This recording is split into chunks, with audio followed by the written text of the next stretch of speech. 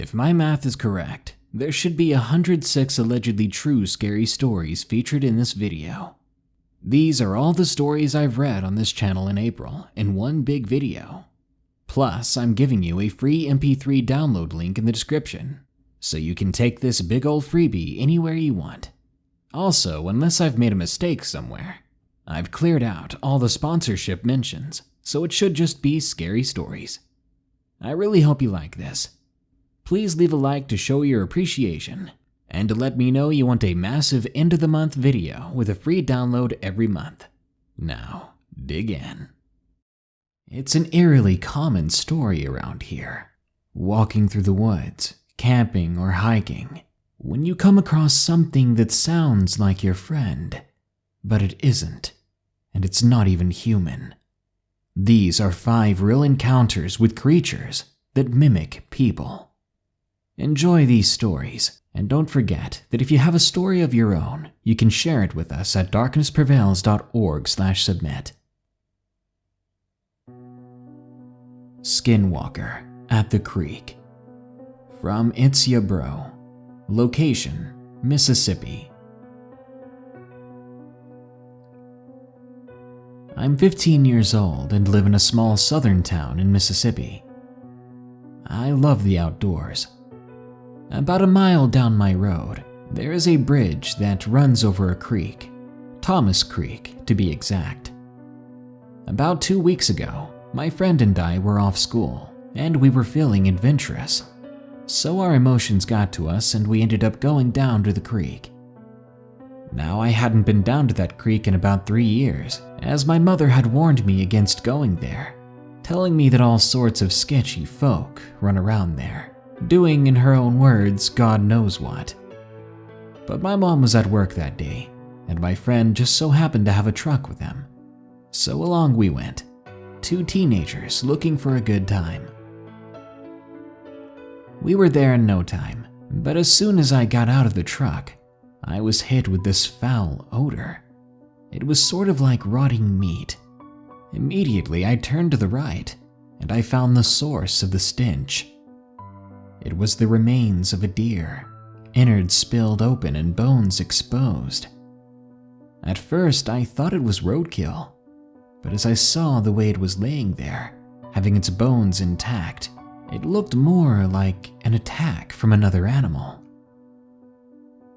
My friend presumed it to be a hunter dumping his prey, but hunters usually don't cut the stomach open and let the deer's innards show.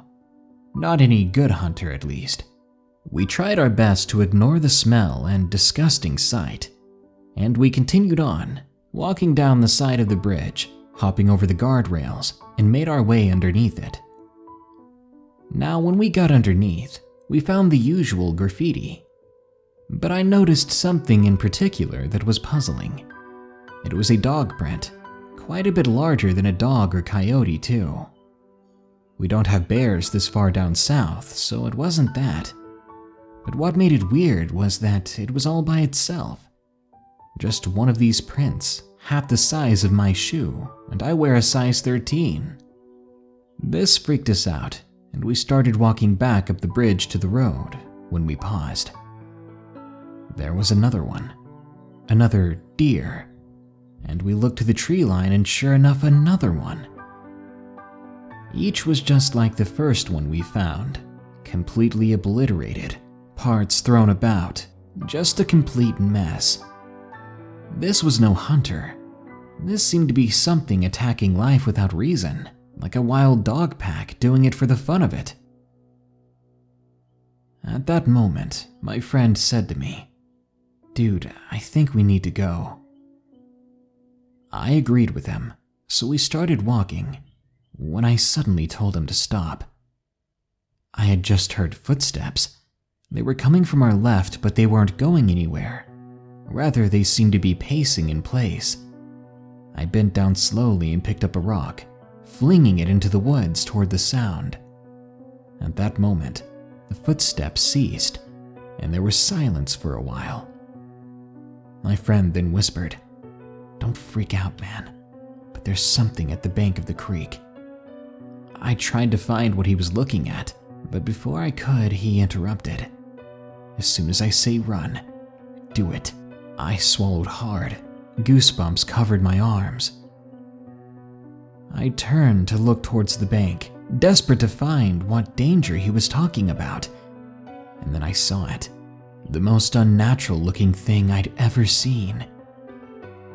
It was almost like a deer, but it was on its back legs. It had long, lanky arms and sharp claw-like fingernails. It was 2 feet taller than my friend and I, and it wore the skull of a deer like a trophy or clothes. Its eyes underneath were jet black, taking up about 25% of its face. Its ribs were exposed, and its torso was unnaturally thin, almost mangled. But its legs, they were more like a goat's. Everything about this creature, it didn't make sense. It was an amalgamation of things in no discernible natural order. I was frozen, almost in tears at that point. And as I was beginning to sweat and panic, I heard that thing speak. Its voice was raspy, and it sounded like it was coming through a megaphone. But I could make out what it said. When I did, I nearly dropped to my knees. Dude, I think we need to go. It was so wrong. It tried and failed to mimic my friend, the way he had said it earlier, but it came out like a mistake. So unnatural. I snapped back to reality, grabbing my friend's collar and pulling him over the guardrail. At that moment, he snapped back too, and we ran to the truck that was only 29 feet away. We hopped inside, but just before I closed the door completely, I heard something. Come back soon. I'm always wanting company. By then, the tears were coming down. I prayed to God that we could get out of there fast enough. Unfortunately, the way we had situated the vehicle, we had to not only turn around but go back over the bridge as well. We told each other that we'd cross the bridge and close our eyes just enough that we could see, but we didn't have to see that thing watching us. That's what we did, and we managed to make it out of there okay. Though I can't say the same for our sanity. Later that night, my dad came home from working offshore. He came to tell me goodnight. I was asleep, and as soon as he opened my door, I woke up screaming. I had a nightmare of that creature coming into my house. When I realized it was just my dad, I felt so relieved. I hugged him, crying. I was a rough kid, but that scared me good. I told my dad everything. I was quickly scolded for disobeying my mother's warnings, but when he saw how distraught I was, he said that he would check it out tomorrow to make me feel better. I told him not to. My dad going out there alone was the last thing I wanted. He told me not to worry, that he would call his friends and they would go together. Tomorrow came and I couldn't sleep the previous night. My dad left with 2 of his friends, but they were back within 15 minutes. They were all pale as ghosts and said never to go back to the creek. I went to my room while my dad and his friends made some calls. I think I heard them talking to the police and even animal control at one point. Not even 20 minutes later, someone in a suit showed up, and my dad escorted them to the creek. After that, they came back to the house and took me down to a police station, I believe. They took my statement on my experience. I was so confused. I just wanted that creature found and taken care of. But apparently my dad and the police found much more than what me and my friend did. They had seen something and even fired at it, but none of their shots seemed to land. This creature supposedly ran off. They searched the area and what they found was shocking to say the least. They found a pile of bones that apparently belonged to animals, some wild, some pets, and some bones that experts believe came from 2 different people, one of which they suspect was from a missing girl from 3 years ago. The creature has not been spotted again, but I believe it to be supernatural. Something like that is not going to be caught, and it's definitely not going to be taken care of. There used to be a skinwalker at our Thomas Creek, terrorizing the wilds there. It's gone now, and to that I say this. To anyone who lives near Hattiesburg, Mississippi, watch out, because you might see it next. This thing is stalking me. From Hazard 999. Location unknown. This happened about 3 months ago. I'm still quite shaken from this experience, so I've only told my closest friends, but even then, I don't think they believe me. I live in an area that's half urban, half suburban. There's a lot of buildings, but still some nice fields and miniature forests around. I live near one of these small forests. I was outside at about 11 p.m. one night. I was on my way home. I was walking past this forest, but since there was a tree there with fruits on them, I decided to go get a quick bite of the tasty fruit. I was pretty confident being in the dark like that, but that night something felt off. At the time, the only light was that coming from the moon. The nearby lamp pole was not working for whatever reason, even though it had been working just the night before. And the lights in the nearby windows in the building that I was close to, they were turned off. It was late, but it wasn't that late for literally everyone to be asleep, so it was a weird situation. While this did confuse me a bit, it wasn't enough to scare me or deter me from getting that fruit. I was 15 years old, maybe a bit overconfident. After I got my snack, I continued walking back home. It was then that I heard a crack coming from behind me. I quickly turned around, but nothing was there. I assumed it may have been a cat or something like that, until I heard it again, this time in front of me.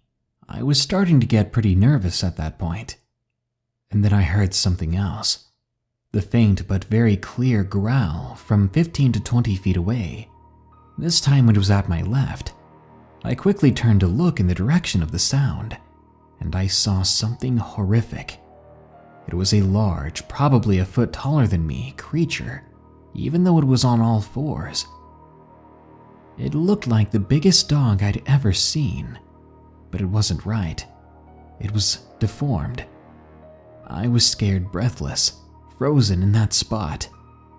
The creature was covered in black, shaggy fur. It had long ears that ended in a curved shape, and its eyes were crimson. And believe it or not, even though it's going to sound crazy, its canines were nearly 4 inches long. Mind you, a tiger's canines reach around 2 to 3 inches tops. This wasn't right. This was impossible. This was terrifying. Remembering how dogs are, I told myself not to run. So I turned slowly, trying my best not to provoke a creature that could snap me like a twig. But the moment I'm not facing it anymore, I hear 5 loud, massive footsteps coming right towards me. I turned in a split second, but it was too late. If that thing had landed a more perfect bite, I wouldn't be here right now, or at the very least I would not have my arm. Luckily, I had turned just in time, causing it to bite me with its front teeth, which were the smallest. The force from the tackle caused me to slam against a tree and then into the nearby ground. I was screaming for help as loud as I could, crying, tasting the salt from my own tears. But nobody answered my desperate cries. The creature was biting at my hand, at my arm, with such force. But I realized quickly that this large creature was not biting me as hard as it could. I don't know why. It hurt bad, but it could have been worse. After looking around in a hurry, I saw a sizable rock to the right of me. I quickly grabbed at it and began to smash the thing in the head. The first try it seemed to be unfazed, The second try, nothing, and the pain was getting worse. On the third try, a piece of the rock broke off. I hit it so hard. But the fourth time, I hit it close to the eye and it let go of me. But in response, it let out a sound that I will not forget. It was a heart-wrenching snarl, almost wolf-like, but deeper, demonic in a sense. My arm was released, but the second it put its head back down, it ran at me. I moved quickly to the side, forcing the thing to collide with the tree. I got up, and I started running. I thought that was it. I thought I was going to make it out of there, finally. But I was wrong. It grabbed my left leg like a person would. Not clawing at me like a dog, not biting at me like an animal. It grabbed me with human-like hands. Before I fell over, I kicked it with my other leg as hard as I could, allowing me to slip out of its grasp. I turned around to see a last glimpse of the thing, and I saw it get up on 2 legs. On 2 legs, it was absolutely enormous. Its back was hunched, with a dense, muscular build. I have a friend that's 6'5", and he would have been a dwarf compared to this thing. But that's what I needed to see, because I sped up and ran faster than I ever did before, even though a warm, moist sensation was pouring from my arm.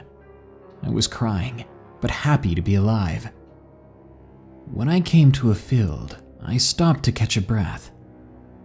It was then that I heard a sound that I will never forget. The creature howled with such a deep voice. The texture of its voice was like a wolf, but more like a wolf that was trying to mimic a human speech. The end result was quite disturbing. What kind of animal knows how to or even tries to mimic a person? As soon as I heard that, I started running again. I made it home, and my mom quickly asked me what happened. I told her that a big stray dog attacked me. She quickly believed me and took me to the hospital, but I didn't dare tell her what actually happened, because even I was left confused. Mostly about what it was, and then after that, why it even let me live. I know that it could have ended me if it wanted to, but I feel like instead, it was playing with me, like a cat does with its fresh prey. I can tell you for certain, I am not going back there ever again, whether the sun is up or down.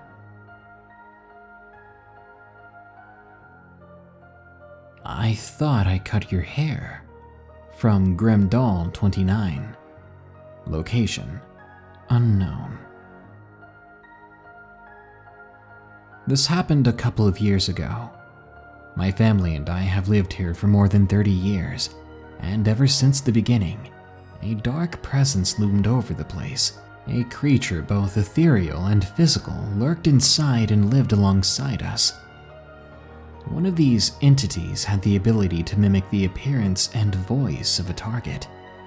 It would take on the complete features of the target that it chose, and it had enough energy to hold that form for us to see it. The form it took on would look completely solid, and not gossamer like a usual apparition. But its favorite target seemed to be my younger sister, who has never seen the entity in her own image. We have all encountered it so far, while she prays not to. After a month of silence and tranquility in our house, that particular entity began to act up again. At the time, my parents, my cousins, and my aunt had seen it, but at that moment I did not yet anyway, but I knew something would happen eventually. At 8 p.m. one night, my sister came knocking on my door holding a pair of scissors. I looked up from the book I was reading and asked, "Dude, what's up?" She laughed at me calling her dude and asked nicely, "Doll, can you cut my hair, please?" I inquired as to why she wanted me to chop off her locks. Mind you, the length of her hair was now past her knees. She told me she was sick of always braiding it in one super long, weird plait. That was all the justification I needed, so I hopped off of my bed and we walked over to the mirror. With only a few minutes, the deed was done, as she only wanted the ends leveled off, and her new length was now 4 inches above her waist. She was excited about her new do, and hurried away with the scissors and pieces of hair. I went back to reading and had no thoughts about the matter again. 2 weeks went by and the house was eerily quiet. Nothing had shown itself to me yet, and it had been so peaceful that I nearly forgot about the whole thing.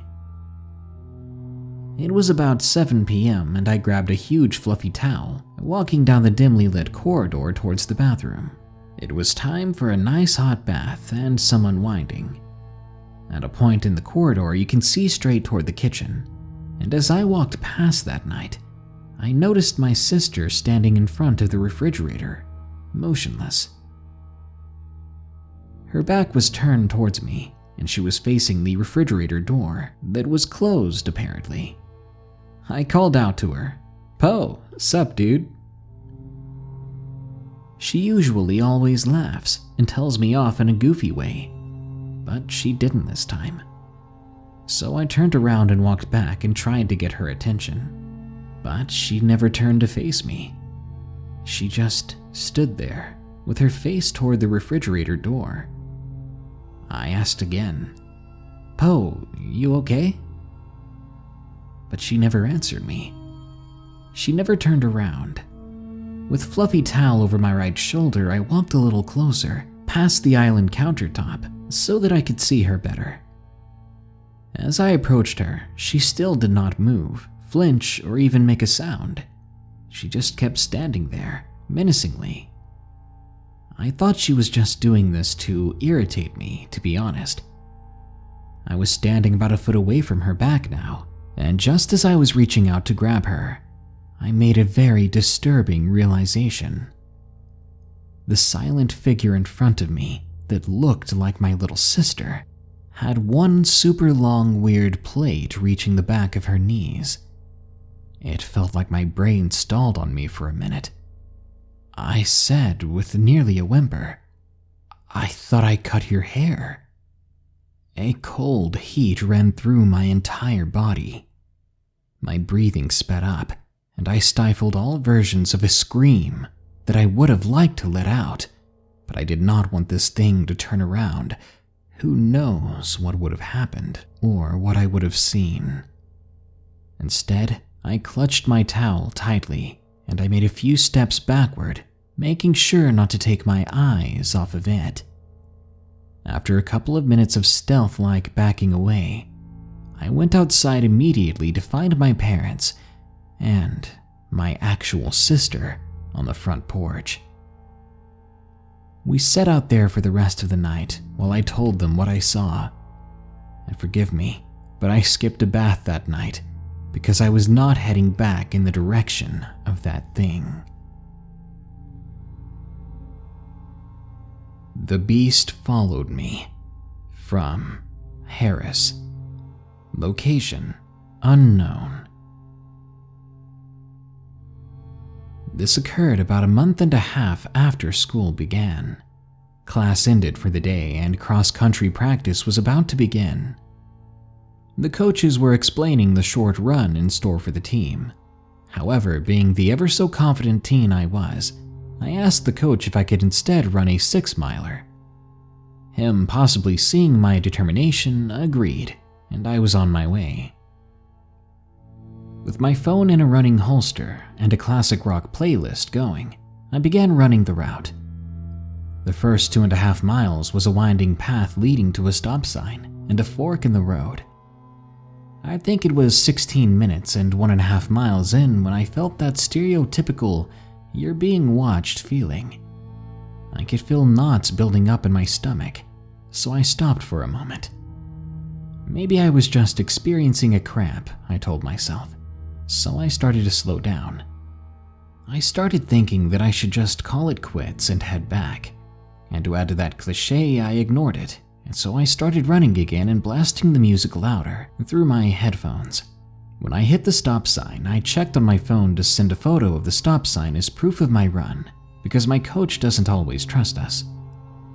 I then realized that my battery was running low, so I turned off the music to conserve its battery, just in case something happened.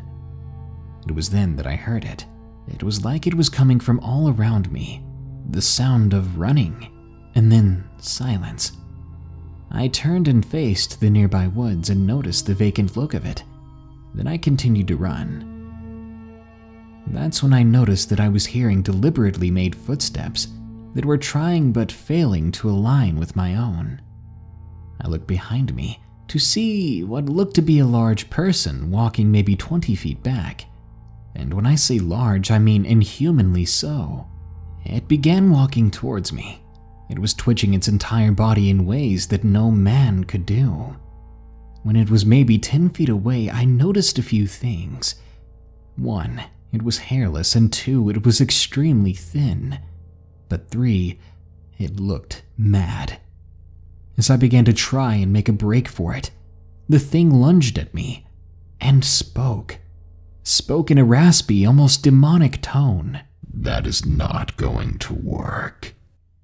I was running backwards, terrified, when it spoke again in an almost perfect mimic of my coach's voice. What's wrong, Harris? Are you scared? How did it know my name? It began to walk further towards me when I heard the sound that I'd never thought I'd be thankful for.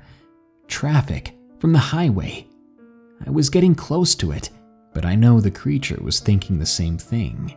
But it was too late. It knew it wouldn't reach me once I ran across the highway, so instead it stopped and it spoke to me one last time. You won't be so lucky next time. My heart was pounding, but soon the creature was gone. I never ran so fast in my life. I ran all the way back to campus in no time. I changed out of my drenched, sweaty clothing, and I took a nice slow shower to try and calm myself down. I thought I was going crazy. I couldn't tell anyone because they definitely wouldn't believe me. I tried to hide my fear for the rest of the day while internally, my heart literally felt like it was going to beat out of my chest. That night, I heard a noise that sounded like someone jumping from a great height onto the pavement below. I curled up in my blanket, praying that it was my roommate playing a prank on me, not that thing that I saw earlier. But when I looked over, my roommate was in bed, fast asleep. I covered myself in my blankets tightly, reminding myself I had just been listening to way too many stories. And as I began believing that, a sing-song voice came from my window. Harris. Harris. You were lucky. You were lucky, boy. Too many stories. Too many. I have no idea how it knew I was thinking about that. It was mocking me. Then suddenly it went quiet just before I heard extremely fast running. Inhumanly fast. But then that was followed by a completely unexpected feeling. Complete and utter relief. It was over. It felt like it was over, and it also felt like nothing would come again. I kept to myself the next few days and decided from then on to always have someone running the same route as me, and that next time I would definitely trust my gut. I felt this was how I was going to get my closure, though, sharing this story that happened only a few months back. Please, if you're reading this or hearing this, know that there are things that defy the natural order, and if you're too naive, it could very well be the end of you. Skinwalker at the Lake. From Mark G. Location unknown. It was the summer of 2018. It was a late night, and my friend Matthew and I had gone down to the lake to swim. Now, I'm a rather large guy for my age, and Matthew, though he's 16, is about 6'2" himself. Not the pair you'd want to try to intimidate on your own. We were swimming for about an hour before I had to use the bathroom. So I took my flashlight and headed toward the community bathrooms. These are always open on the account that the path by the lake was commonly jogged at night. But not that night. It was especially quiet there. Then again, we were here later than usual. After doing my business, I began to head back, but I soon saw something on the path. I assumed it was Matthew, so I called out to him. "Hey Matt, over here, man." I walked closer, but stopped in my tracks when I heard an almost identical voice say, "Hey Matt, over here, man." It sounded like whatever this thing was trying its best to mimic me.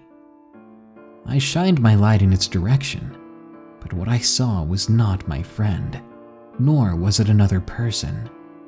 It was a large, bone-thin figure with long arms and an oddly animalistic, misshapen head.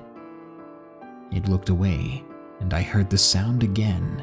"Hey Matt, over here, man."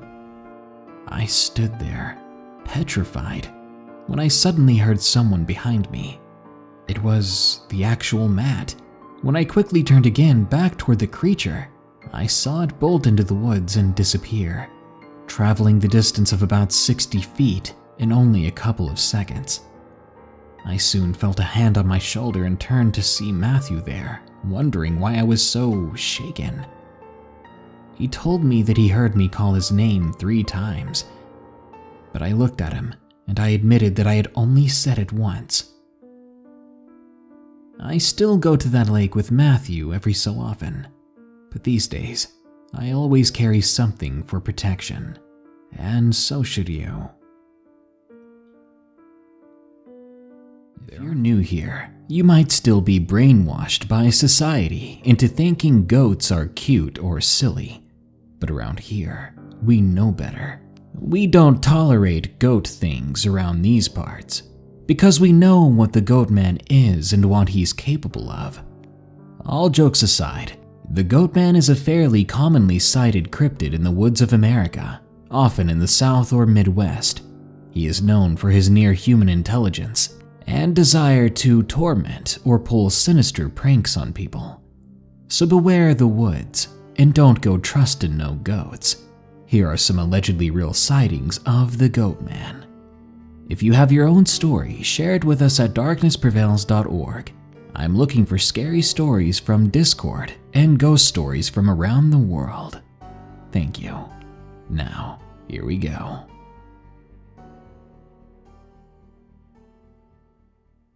Paranormal Goatman. From Dolly B. Location, Missouri.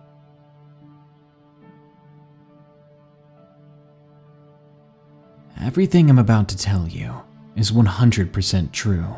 I'm not going to lie about what happened in that nightmare house. I'll tell you today one of my many experiences I've had living in that portal to the underworld. For a bit of context, I live in a 2-story, 3-bedroom house. It is located in a small town in Missouri and was built sometime in the late 1800s. The living room and dining room connect, and the dining room leads to the kitchen. From that kitchen you can see the large furnace that is located in the dining room, our primary heat source.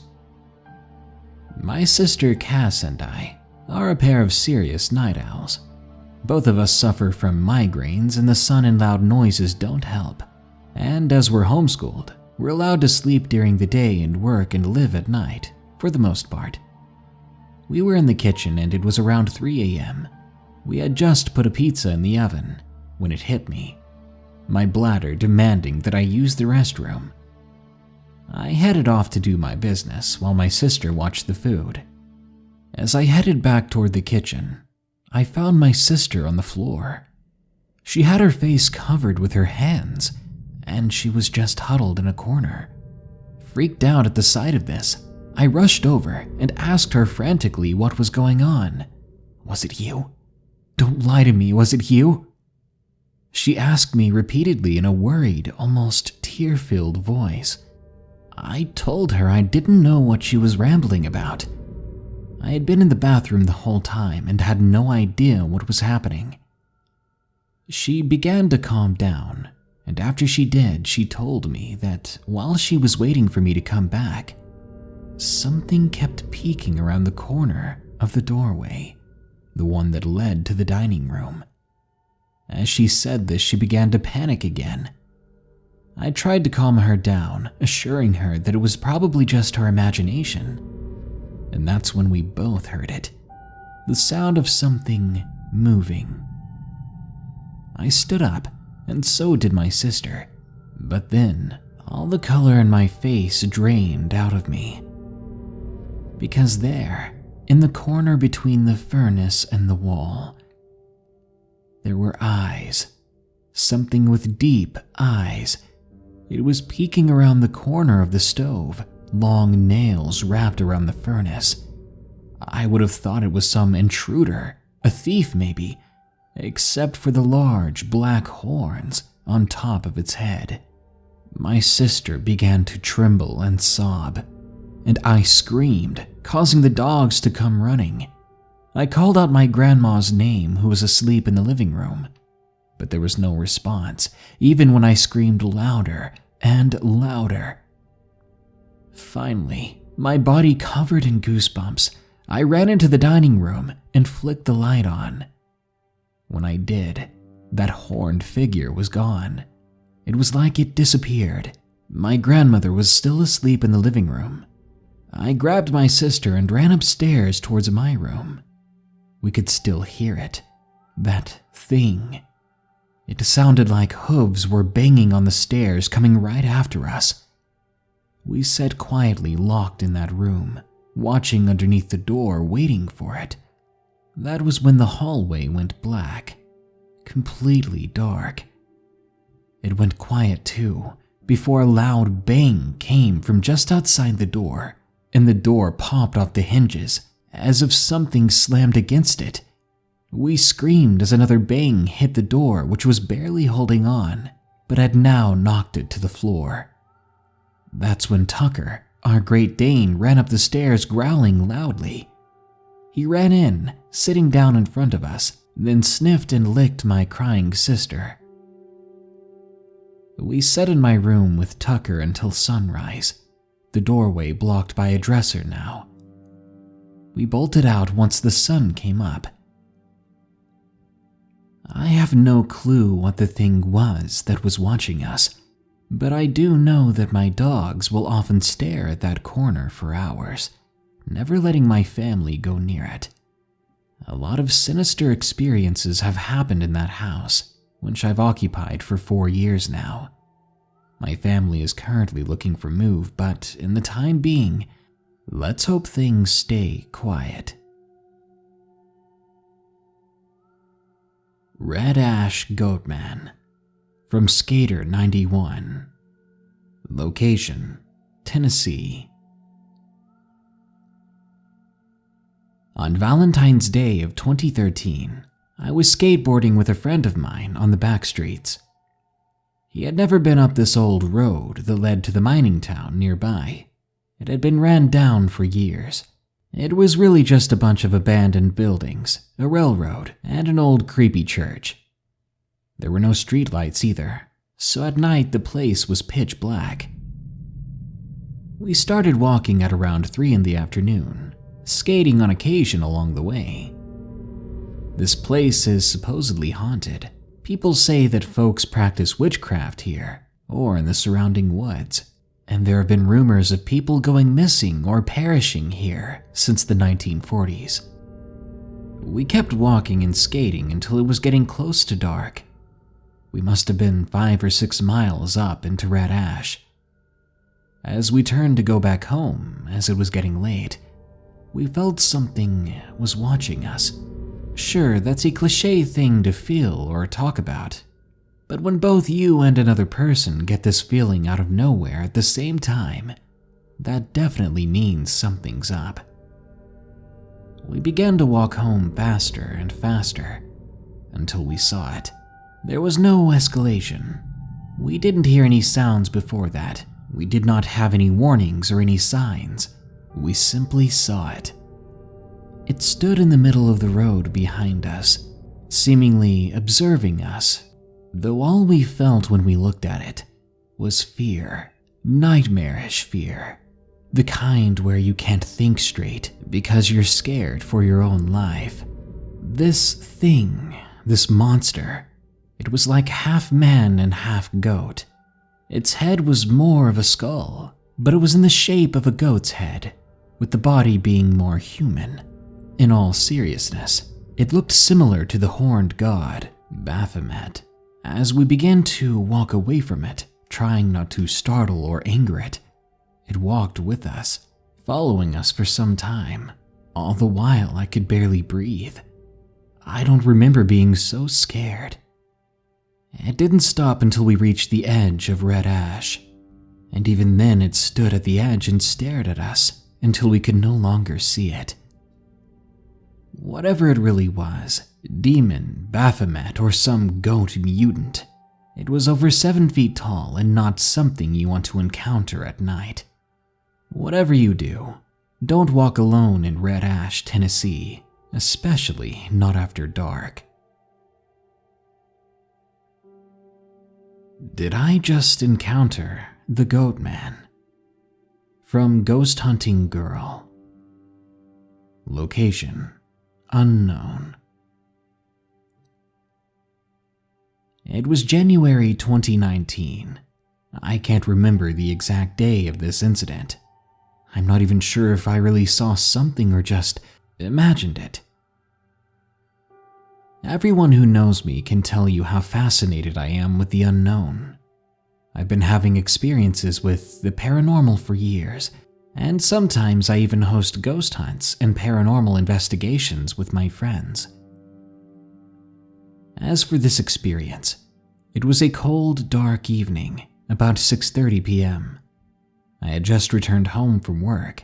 It had been a long, stressful day, and I was trying my best to relax. I was sitting out on the driveway on an old porch swing, having a few cigarettes. I had just lit up my second one when, out of nowhere, I heard this disturbing sound that shook me to the core. The best way I can describe it is the sound of some kind of goat or sheep mixed with metal. It was so deep and loud that I nearly dropped the cigarette into my lap. I tried to pinpoint the sound and realized it must have come from my neighbor's field to the west. The scary part is, he doesn't own any livestock like that. None, in fact. I sat frozen in place for a moment before going back to my own business. I picked up my phone and called my fiancée. Our routine is to talk on the phone every night and smoke after I got home from work. As we were talking, I heard the sound reverberate again. It was louder than before. Closer, I think. It made me jump a little, and I knew right then that I wasn't losing what was left of my mind. That sound was real. This was confirmed to me when my fiancée suddenly asked through the phone, "What was that?" Clearly, it had been loud enough for him to hear over the phone. I described to him what I'd been hearing, and it confused him almost as much as it did me. What really creeped me out, though, is that the next few times I heard it, it would seem further away, then close, then far away again. What on earth was going on? I ignored all the red flags that were going up in my head. Then I went back to our conversation. We ended up discussing work and various duties we had to perform. For the record, my fiancé is a lifeguard, and he talks about it all the time. He began telling me about something he'd been working on, and went on for about 5 minutes. Of course, I began to zone out, not paying much attention to what he said. My eyes drifted toward the fence line separating our property from the neighbors. There, through the trees, I saw something. It was a dark shadow or figure, appearing to be long and slender. Its eyes, if that's what I was seeing, were nearly 7 feet off the ground. They stared intently in my direction, not blinking at all. The creature moved slowly back and forth, as if attempting to get a better view of something. It was then that I knew what it was doing. It was trying to find a way through the fence, trying to find a way into our property. I uttered a few swear words and scooted back on the swing as far as I could. I did not want to be on the same side of the fence as that creature. My fiancé quieted down finally to ask me what was wrong, but I didn't answer. I was too busy watching this creature that had seemingly appeared out of thin air. Something else came out of my mouth, though. I can't remember what, but I do remember blinking spastically. When I stopped, that thing was gone. My fiancé was scared now, and he demanded to know what was wrong with me. I quickly described everything that had just happened. He cussed to himself and tried to persuade me to retreat inside the house. There wasn't a hint of doubt in his voice. I insisted that I wasn't frightened and I wanted to smoke another cigarette, but he continued to plead with me that I needed to get inside now. I could hear his voice trembling, so I listened. I shoved the lighter back in my pocket and I did as he asked. From there, I pretended that it was a perfectly normal night. I didn't bother telling my mom about it, or any of my close friends for that matter. I didn't know who would believe me, or who would call me crazy. I've heard stories about the Goatman many times, so that was my first guess as to what I'd just seen. Luckily for me, I haven't seen it since, but I've still heard the sounds at night. I'm not scared of it, surprisingly. Sometimes I wish I could see the figure again, closer up even, because that morbid side of me needs to see more. Where did it come from? What does it want? Did I really see the Goatman? Creature in the Woods, from Cordia, Atlantis. Before I begin, this is quite true. I've heard the yells with my own ears at night, inside and outside. I still don't know what was yelling in those woods that night, but here's the story. I've lived in the woods my whole life, and needless to say, I've heard things that go bump in the night. Sure, you've got your usual animals, crickets, and the wind, but there's a sound that remains a mystery to me. There would be this yelling at night. I don't think it was a fox yell, which was most common in that area, but it was more akin to a goat. I know, weird. Better yet, sometimes it sounds like it's circling our house. One night I went to take the dogs out to use the restroom. We were in the woods and the dogs were well trained, so they didn't need a leash. After those 10 minutes, I went to call the dogs back inside. Mind you, it was wintertime, cold enough for a jacket, but not cold enough for snow. So usually the dogs would be running around and I'd have to go and wait for them in the cold. As I was waiting for the dogs, I hear this goat-like yell starting in the woods next to the house, and it just kept going. I remember thinking, what is that? While looking around, trying to find where it was coming from, but I could not see a thing. So I called the dogs, who eventually came back, and I was bringing them in when that yelling started to circle the house again. Scared, I brought the dogs in quickly and closed the doors. I counted 1, 2, 3, 4 to make sure all the dogs were back inside. I nearly couldn't count them all because they ran off so fast to hide. They were scared. I even found one of them hiding and cowering under my bed. I stayed up inside that night, listening to something walking around outside, making that goat scream. I have no idea what it is, and I'm terrified that one of these nights soon, I'm going to be outside when it starts getting close to the house, and I'm going to end up seeing it up close. Something followed me through the woods. From Mini 1396. Location, Virginia. This event took place when I was about 13. That was 11 years ago now. I was a girl who moved around a lot with family because my dad was in the military. As for this story, we were living in Virginia, near the historic Triangle area. We lived on an old military base that had a lot of wooded land with a few roads throughout for people to bike on and for the standard military stuff. My family, some friends, and I would bike on these roads quite often. It was very relaxing, and because we traveled in a group, we weren't worried about coyotes or bears or anything like that. We felt quite safe. However, we kids were told very sternly to never go back on those roads without a parent and to never ever split from the group. My best friend at the time and I chalked it up to them being afraid that we would hurt ourselves or be mistaken for prey by hunters. The base often allowed hunters in to help take care of the crazy deer population, or maybe they just wanted to keep us away in case the military was doing their thing back there. As you can imagine, we were quite wrong about their warning. We were on one of our bike rides, about 3 families all together in the group. My best friend and I started lagging behind, and eventually we were at the back of the group. As we rounded a corner, I kid you not, a snake fell from the tree branches above onto my handlebars. I naturally freaked out and wrecked, refusing to get back on my bike. I know, it was the temper tantrum of the century.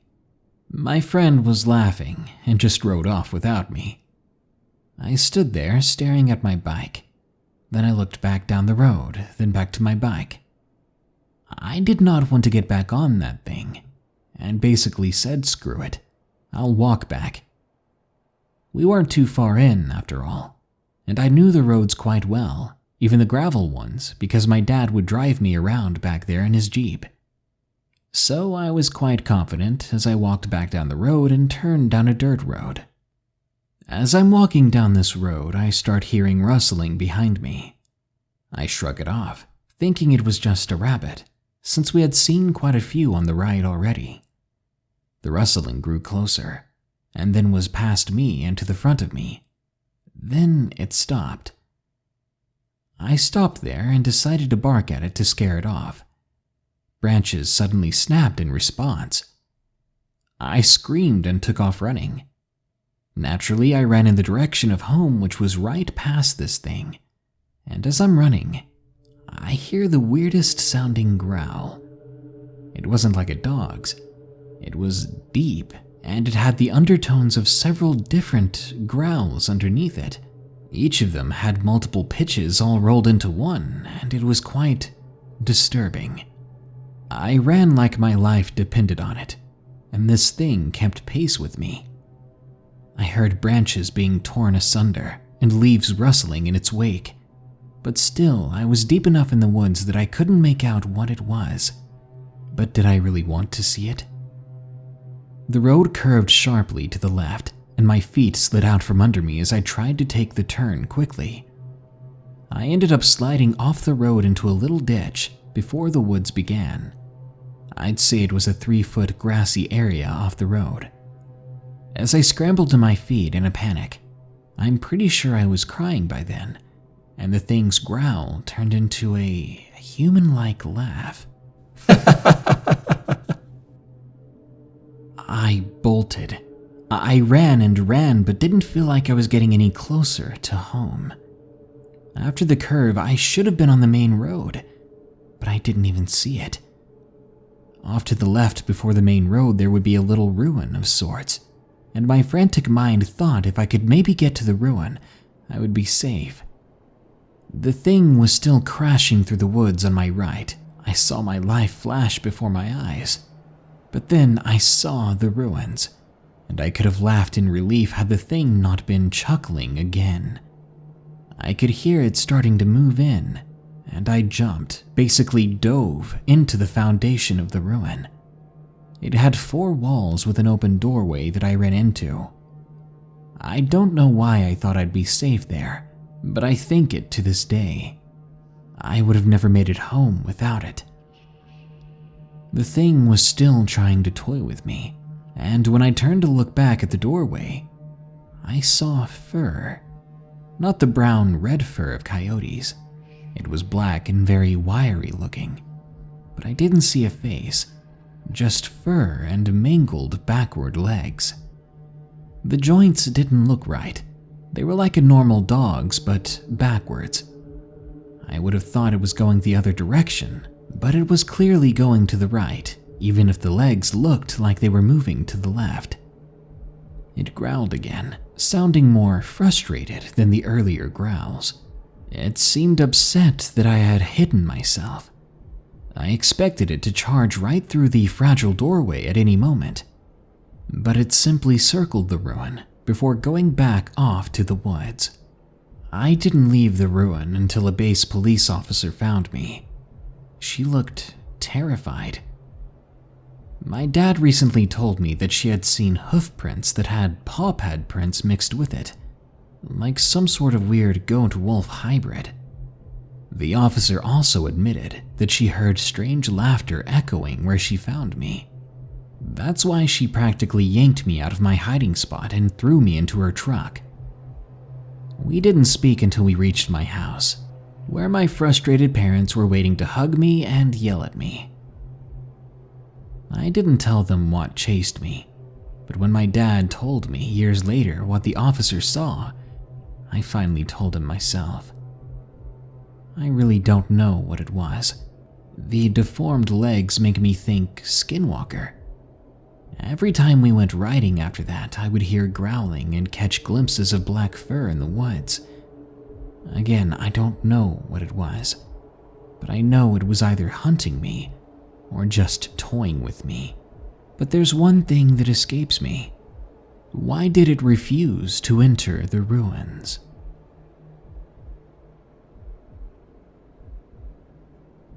The Thing in Kentucky. From Silverwolf 69. Location, Kentucky.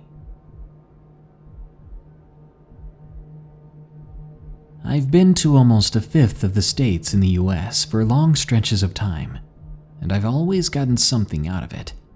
An interesting picture, a weird occasion, odd personal stories, pretty much everything. When I went to Kentucky for a week-long vacation, I expected to maybe have a souvenir. Instead, I got something much more than I bargained for.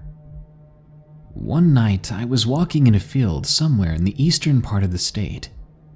I had just listened to a podcast about poison hornets, which are supposedly hornets that were exposed to chemicals in Ohio. Anyway, before I left, they were about to bring up a story from Kentucky, but I turned off the radio before they did. I decided to just walk around aimlessly, passing the time. It was then that I saw something tall and thin walking into a tree line. I followed it and soon saw that there was nothing there.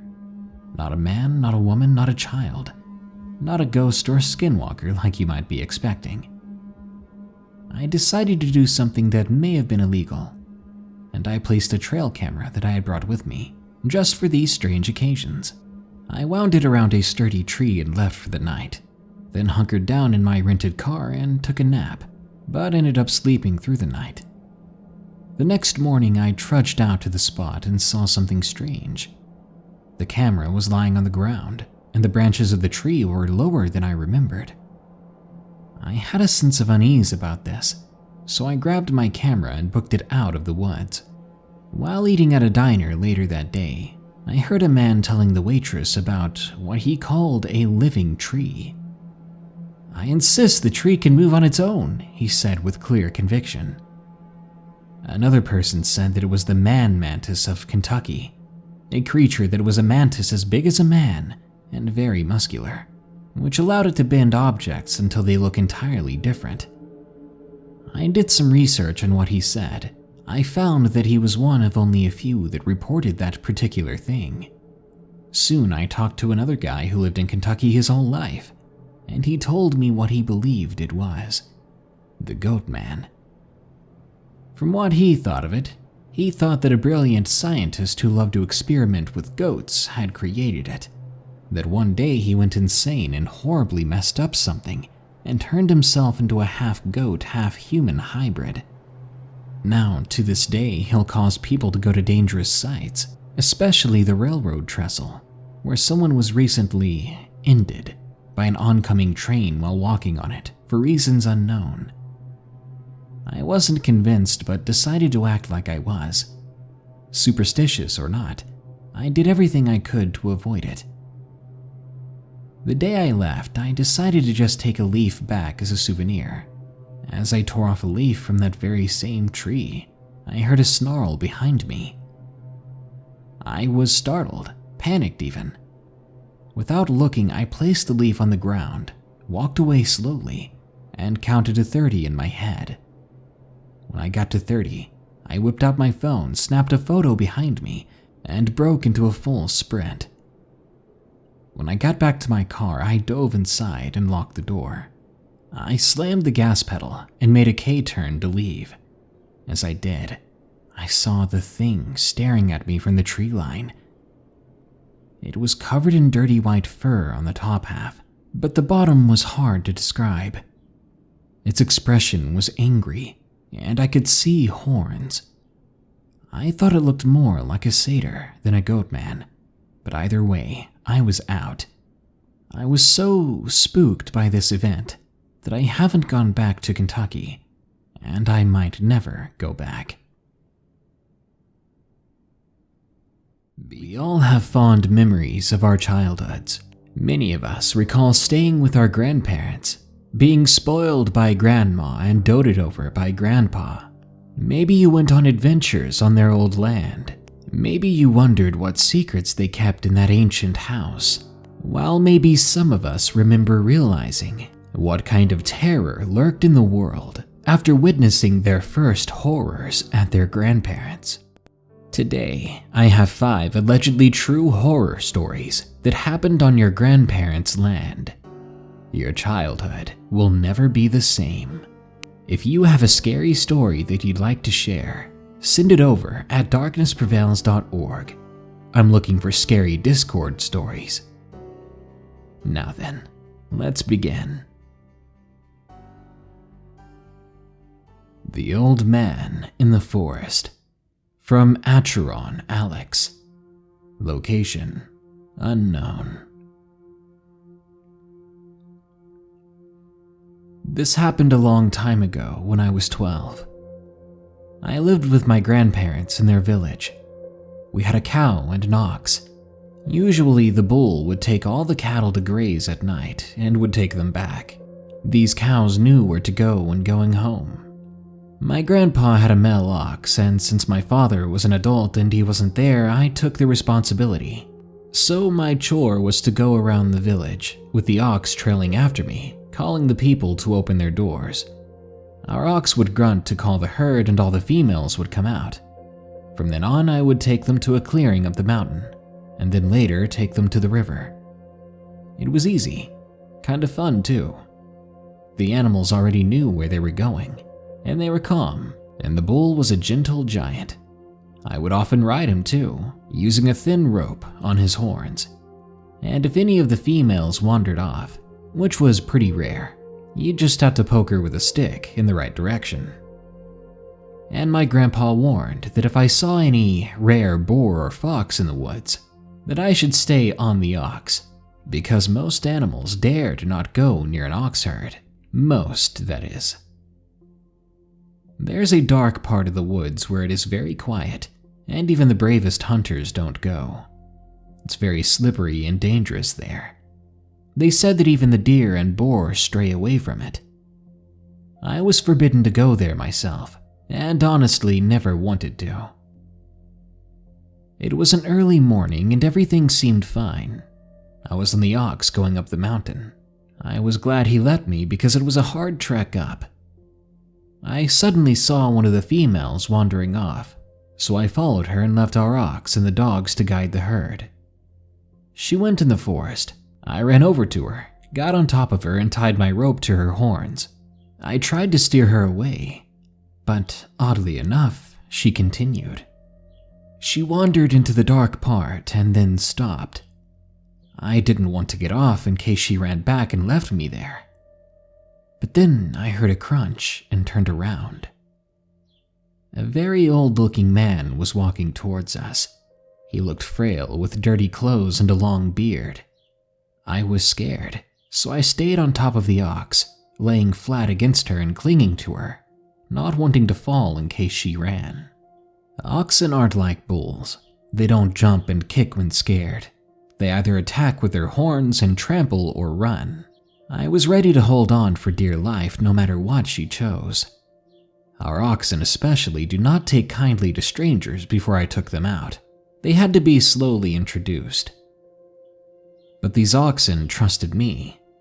I was waiting for the ox to either attack or bolt, but she continued to just stand there. The old stranger came up to us and patted the ox on the head, whispering something in her ear that I didn't understand. Then he looked at me, and I saw then that his eyes were completely white. No pupil, no iris. After a moment or two, he turned around and walked away, disappearing in the trees. Suddenly, the female grunted as if she had just awakened. They do this noise every morning when they wake up. Then she bolted the way we came from. We found the herd soon enough. I quickly got back on the lead ox and yelled water. He knew that command and went down towards the river. There were houses there, and it was closer than home. I ran into one of the houses and tried to explain to the people there. The couple there stayed with me and sent their daughter to call my grandpa. I couldn't sleep for days remembering those solid white eyes. My grandpa did not let me out of the house or out of the garden, and I wasn't allowed near trees for a while. This was because I later learned that they were protecting me from the Lesnik. It is a forest spirit, which is said to take the form of a man, an owl, or a wolf. It absolutely hates people going into his part of the woods and will often kidnap children. I later learned that the ox which took me there had fallen ill very suddenly and perished. It sometimes stays in the trees as an owl looking for the offender, and for years when I went to my grandparents, they would not let me be alone. Not just outside, but inside too. I'm never going into those woods again. Demon outside my home. From Jade Speedster. Location, Virginia.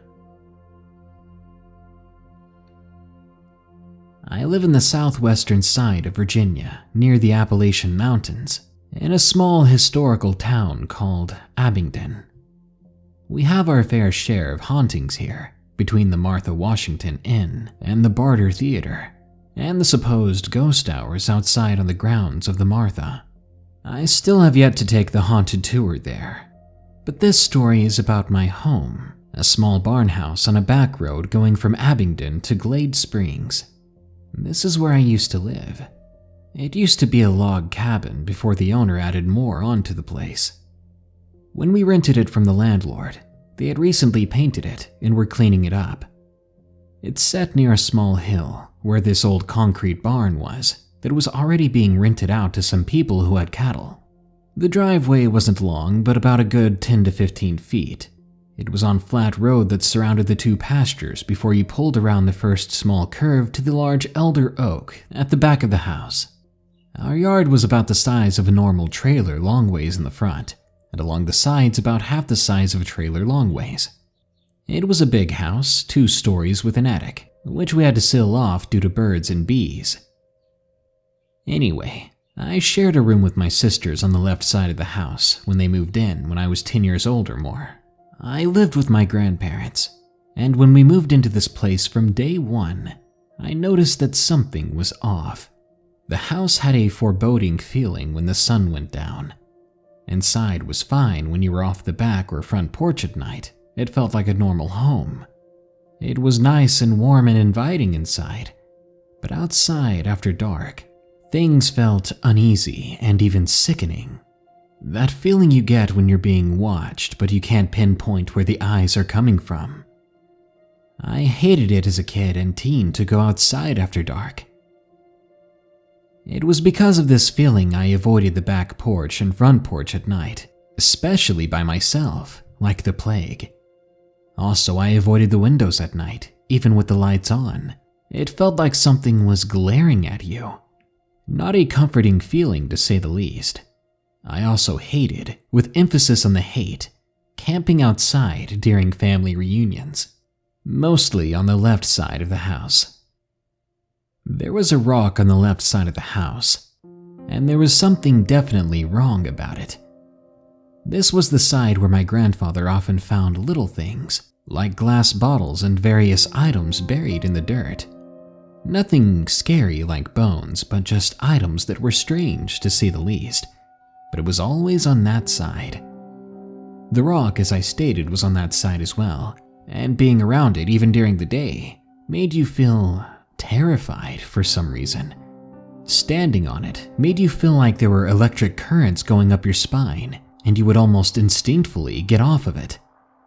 I hated sitting on it alone and often avoided that side of the house altogether.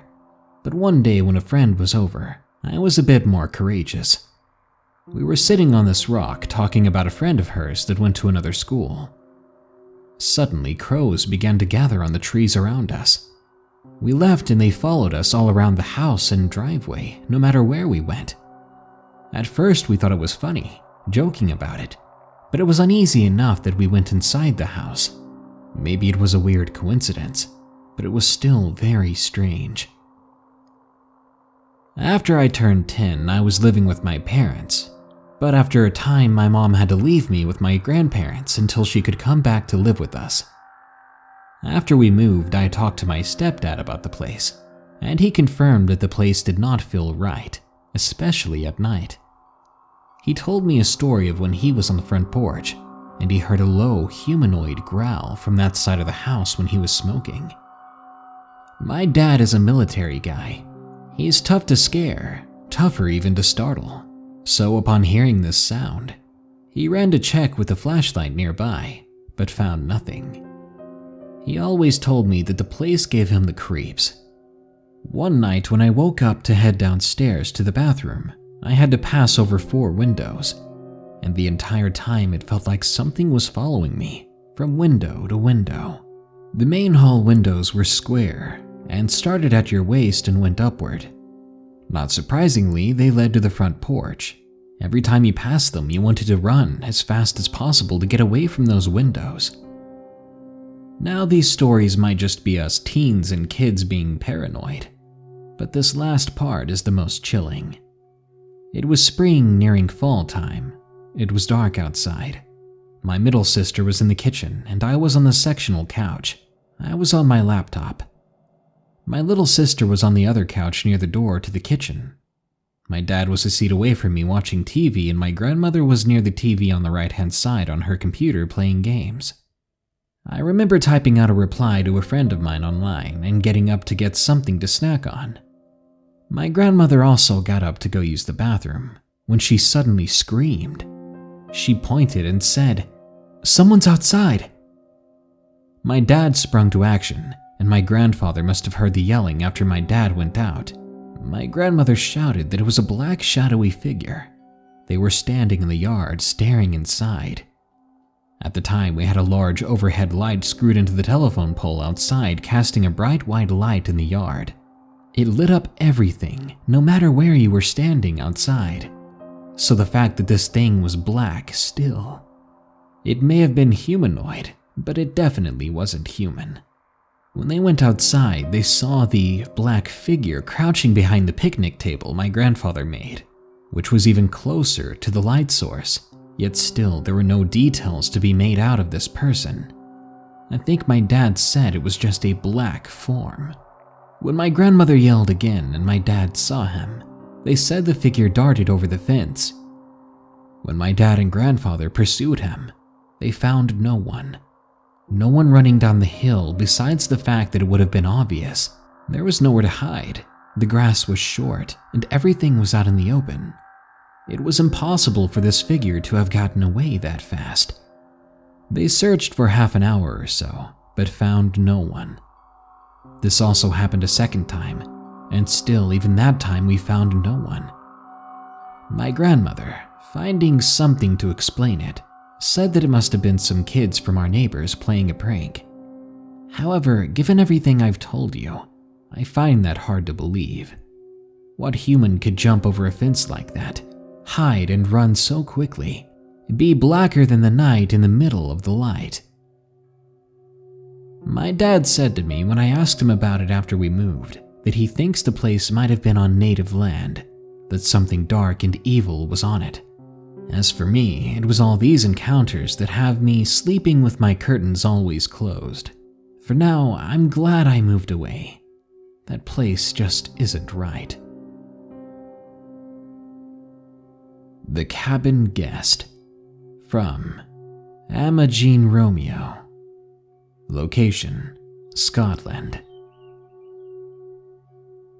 I'm a 20-something girl and the youngest sibling of 4. This story took place 2 summers ago. My brothers and I had gone to stay with our grandparents who lived on a farm a few miles outside of Aberdeen, Scotland. We hadn't seen them in person for over 20 years. We arrived at the farm late in the afternoon.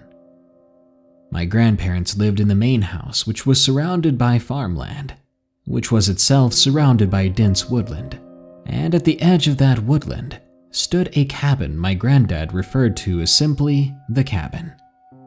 It wasn't really a cabin though, it was a brick building with a living room, small kitchen, and 2 bedrooms. He would often rent it out to some of the workers, but it was currently unoccupied. The main house only had 3 bedrooms, so 2 of us had to stay at the cabin. I actually jumped at the idea. Living in a cabin in the middle of the woods, we could start a fire outside and tell ghost stories. The youngest of my 3 brothers also decided to room in the cabin with me. That night after dinner, my brother Liam and I made our way over to the cabin. The sun was starting to set and Liam was joking around, saying, "What if we run into a monster?" I laughed along with him, stating that if he fell as we ran away from the monster, I would just leave him behind. We soon made it to the cabin. Liam unlocked the door and we walked inside. We bid each other goodnight, then headed to our respective rooms. Mine was on the back of the building, where there was a large uncurtained window providing a spectacular view of the rapidly darkening forest. I pulled some pajamas from my suitcase and got ready for bed. A few minutes later, I crawled in and got cozy, feeling really tired after having sat on a train for 4 hours and then an hour-long car ride to finish it off. It was all catching up to me. I must have fallen asleep as soon as my head hit the pillow, as the next thing I knew I was being awakened by a rhythmic tapping sound, a tapping on the glass. Tap, tap, tap. Then a beat of silence followed by another 3 taps. My sleep-muddled brain took a few moments to process what I had heard. The noise came again. Tap, tap, tap. Now I was properly awake, my eyes wide, wondering where the noise was coming from. The tapping continued. I looked to the window, seeing if I could see the source of the noise. Nothing was there. Tap, tap, tap. I jumped out of the bed and darted to my brother's room. I banged on his door until he let me in. He swung the door open, looking ready to shout at me for waking him up. What's wrong? Are you okay?" I stuttered a reply. Something's outside my window." Liam pushed past me and went to investigate. He went over to the window and peered outside. Tap, tap. A shrill scream echoed from outside and Liam jumped back, falling onto the floor. The cry came a second time and the glass of the window rattled dangerously. Liam jumped to his feet and pushed me back out the room, slamming the door behind us. Even with a thick wooden door between us, we could still hear the screeching thing and the ferocious rattling of the window. Liam grabbed me by my arm and pulled me into the living room, telling me to stay low and quiet. He pulled out his phone and frantically called my granddad. The phone rang about 10 times before Liam threw it on the floor in frustration. The screaming was beginning to quiet down and we no longer could hear the glass shaking. We shared a look and with a nod headed back to my room. We waited until the screaming had finally stopped and with a shaky hand, I turned the door handle and opened the door. Liam followed closely behind. The room was now silent and by some miracle the glass was still intact. I heaved a shaky sigh of relief and I turned back to Liam only to find him staring into the open doorway with a look of abject horror on his face. I followed his eyeline, my own face draining of color soon. There stood a young woman, long blonde hair dangling in knotty tangles over her face. She was dressed in a dark blue dress and her feet were bare, covered in mud. Her hands, that were at first laying limply at her sides, slowly raised and reached out towards me. Her head whipped back, and she cried out, "Give him back." With this, she leapt forward and vanished through the bedroom window. The two of us sat there in absolute shock. What in the world did we just see? Was that actually a ghost? After a few more moments had passed, I slumped to the floor. Liam scooted over to me and pulled me into a hug. I could feel his heart racing a mile a minute, or maybe that was mine. We didn't sleep that night. We camped out in the living room watching TV without really processing what we saw, too afraid of the dark to go back to the main house yet. And lucky for us, we did not see any more of that spirit. When the light came up, we went back to the main house. We ran all the way there and told our parents and brothers what had happened. Of course, our brothers didn't believe us, but my granddad gave us a sad look and told us a story of what happened on that land. 20 years ago, a woman and her unborn baby had been found in the woods. They were no longer alive. Turns out her husband, in a fit of temper, had struck her over the head, and she had perished. He buried her with their unborn child in the woods, next to a cabin he himself had built 3 years prior.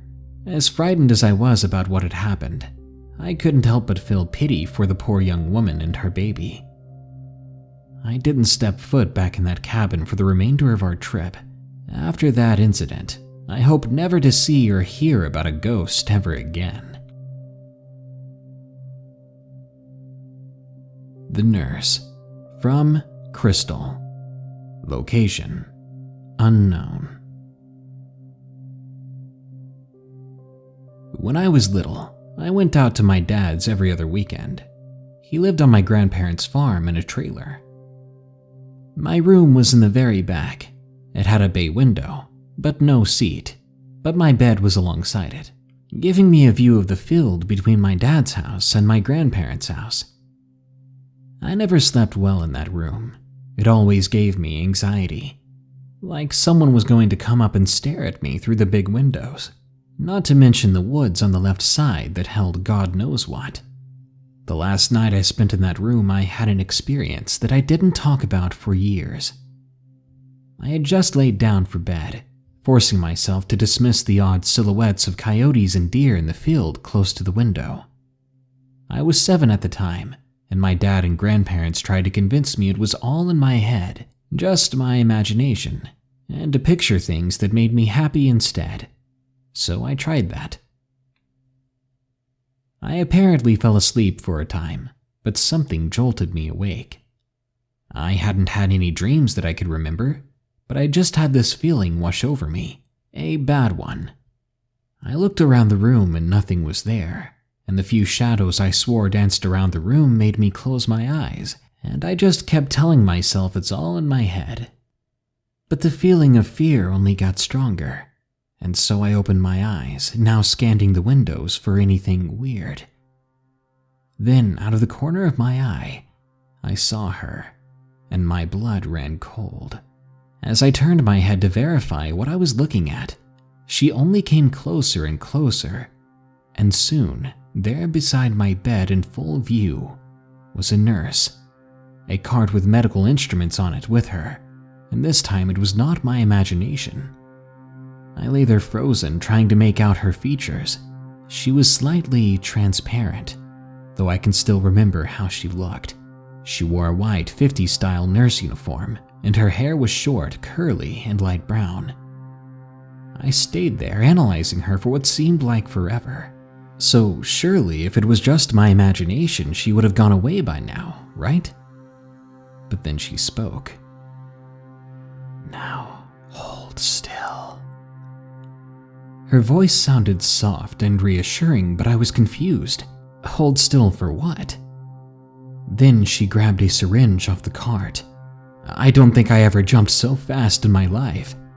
I jolted up, then I ran through the bedroom door.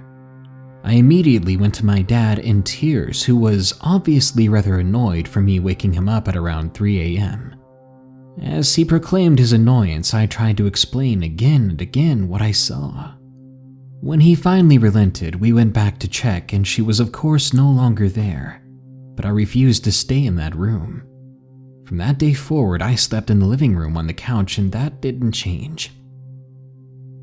Later on, my mom, stepdad, sisters, a couple of cousins, and I were in the dining room sharing our paranormal experiences because why not? I learned a lot that day, to say the least, about things I never spoke of. It was honestly a surprise that when I told them my story of the nurse, my mom looked surprised herself. She explained that an old nursing home owned the entire lot my grandparents' farm was on now, but it had burnt down in the 80s. My aunt said that the lot was filled with trailers, and the place where my dad's trailer was used to be the owner's, who was a nurse back in the day. She passed away nearly on the same spot, too. Talk about creepy. Creepy things from when I was little. From Kindle S. Location: unknown.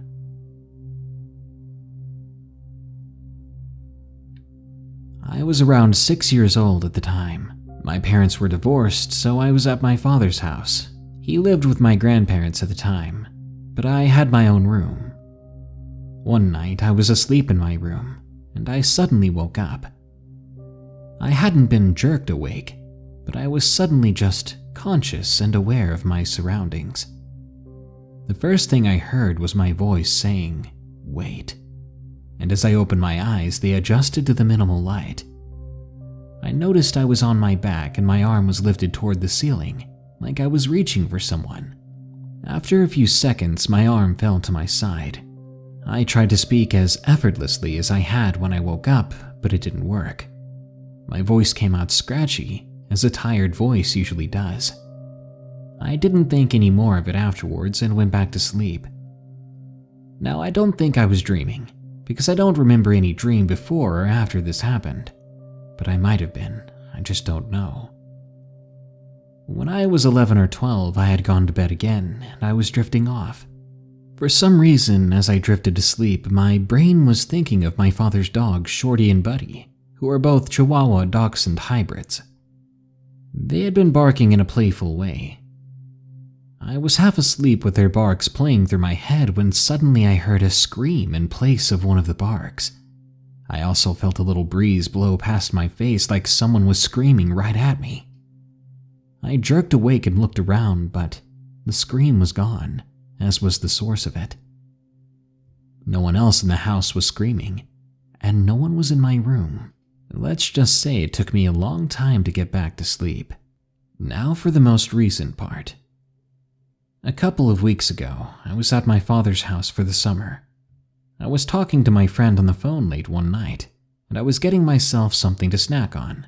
It's a bad habit of mine. I had just closed the refrigerator when my father laughed. I called out to him what he was laughing at, but he did not reply. At the time, I wasn't sure where he was exactly, so I went to check our back porch. He wasn't there. Then I went to his room and he was nowhere to be found. His bathroom was empty too. This really creeped me out, and when I finally found him and told him about it the next day, he thought it was weird too. He doesn't even remember laughing. Some pretty strange things happen there, and it's enough to leave me thinking a little too much when I'm having trouble sleeping. Warning, what you are about to hear you may find disturbing. You've been warned. Discord isn't just memes and awkward role-playing. It's a place to come together, meet new people, and run for your life. Because Discord can easily become a den of the most horrifying strangers, messed up cult-like activity, among other things. So today, let's dive into the purple rabbit hole of Discord and see what horrors we can dig up. These are 10 allegedly true horror stories from Discord. If I were you, I'd change your online status to invisible forever. By the way, if you've got a creepy story of your own, you can share it with us at darknessprevails.org/submit. Skin Suit from Kirashiro 1. Location unknown. I'm a 22-year-old girl who lives alone in a rural town. I spend a lot of my time talking to friends online on Discord. It was during one of these occasions that I met someone via a friend request. It was a username that I did not recognize.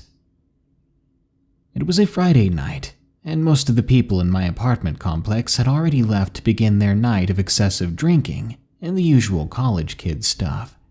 I, however, was curled up on my sofa with a good movie and my phone, which was buzzing almost incessantly from my Discord group's chat, which I called my internet family. That night, my internet mom, let's call her M for short, was telling us about a guy she met who used to stalk her and would generally be creepy. This got the whole group curious and interested, and they all began sharing equally creepy stories of their own. This continued on for about 4 hours until I began to doze off. I woke up at around 12:30 a.m., feeling especially groggy, as I had fallen asleep on the sofa, the least comfortable spot in the house. I got up to fetch a glass of water, then I sat back down and began checking my phone. There was the aforementioned friend request, from a guy who named himself simply Jeff. I accepted the request, thinking that it was one of my exes trying to get back in touch. M had been giving out my Discord to them. I'm not sure why, but maybe they wanted to stay in touch and be friends still. I don't know. Jeff and I spent a few minutes with pleasantries, like, "How are you?" But it doesn't take him long to bring up some very weird stuff. "So, what are you wearing?" he asks. "You know you look beautiful in baby blue." It continued to get a little weird from there, but I shrugged it off, assuming he was drinking. I then decided it might be a good idea to put on some YouTube and distract myself. Why I didn't just block him, I'll never know. Maybe I liked the attention. Maybe I was just tired. About an hour or so passed by, and he's still blowing up my phone. So I caved and opened up our chat. I was not ready to see what he had written me. He said, "Hey, you there? Don't ignore me. Your skin is so soft. I want to wear your skin when I sleep. I see you. Don't ignore me. I know where you live." When I saw that he typed out my actual address next, I was shaken. Chills went down my spine, and then came another message. "I'm outside your window now. I know you have a birthmark on your inner thigh. I'm gonna carve my name into your skin." I was trembling violently at this point. Not to mention I still suffered from panic attacks due to a previous assault, and this had pushed me right over the edge. I was rocking back and forth on the sofa just out of view of the window. This man knew so much already. I was afraid that if I called or texted someone, if I pleaded for help, he would somehow know, and he would be more mad. And then it happened. A sound that solidified the horror I was in. 2 knocks at the window, followed by silence, and then 2 more knocks. After that, someone ran over to the door and began to bang on it, yelling out my name. Kira, I know you're in there. Open the door, sweetie. I don't want to hurt you. I could only scream back a response as I ran into the bathroom, locking myself inside. The banging and screaming of my name continued for what felt like an eternity. In my rapid heart rate and panic, I think I blacked out. When I woke up, I could see the sun shining below the crack of the door. I opened the bathroom door slowly and peered outside. It was morning. Afternoon, actually. When I looked at the clock, it said it was 1:30 p.m. I'd been out for a while. Reluctantly, I walked into the living room. Everything seemed normal. The door wasn't in splinters all over the floor like I thought it would be. I picked up my phone to text my actual mom, and I quickly told her about what happened when I saw one final message from Jay on Discord. A message that read, Kira, I know where you are. You can hide from me as long as you want, but I will find you. You see, I love you, Kira. I would never want to hurt you. I just want to be close to you for always. I just want to make your skin into a suit that I could keep against my skin forever. I know you're hiding in that bathroom, but that's okay. I'll be back. We'll be together soon. I no longer use Discord. I moved back in with my parents shortly after. I don't have a clue who that was. As with most of these types of encounters, there's no way he should have known where I lived, what my name was. How he found me, I will never know. But it's scary to think that if I opened that door, if he would have gotten in, I would have been his trophy. Discord Stalker from David Bitya. Location: the United Kingdom.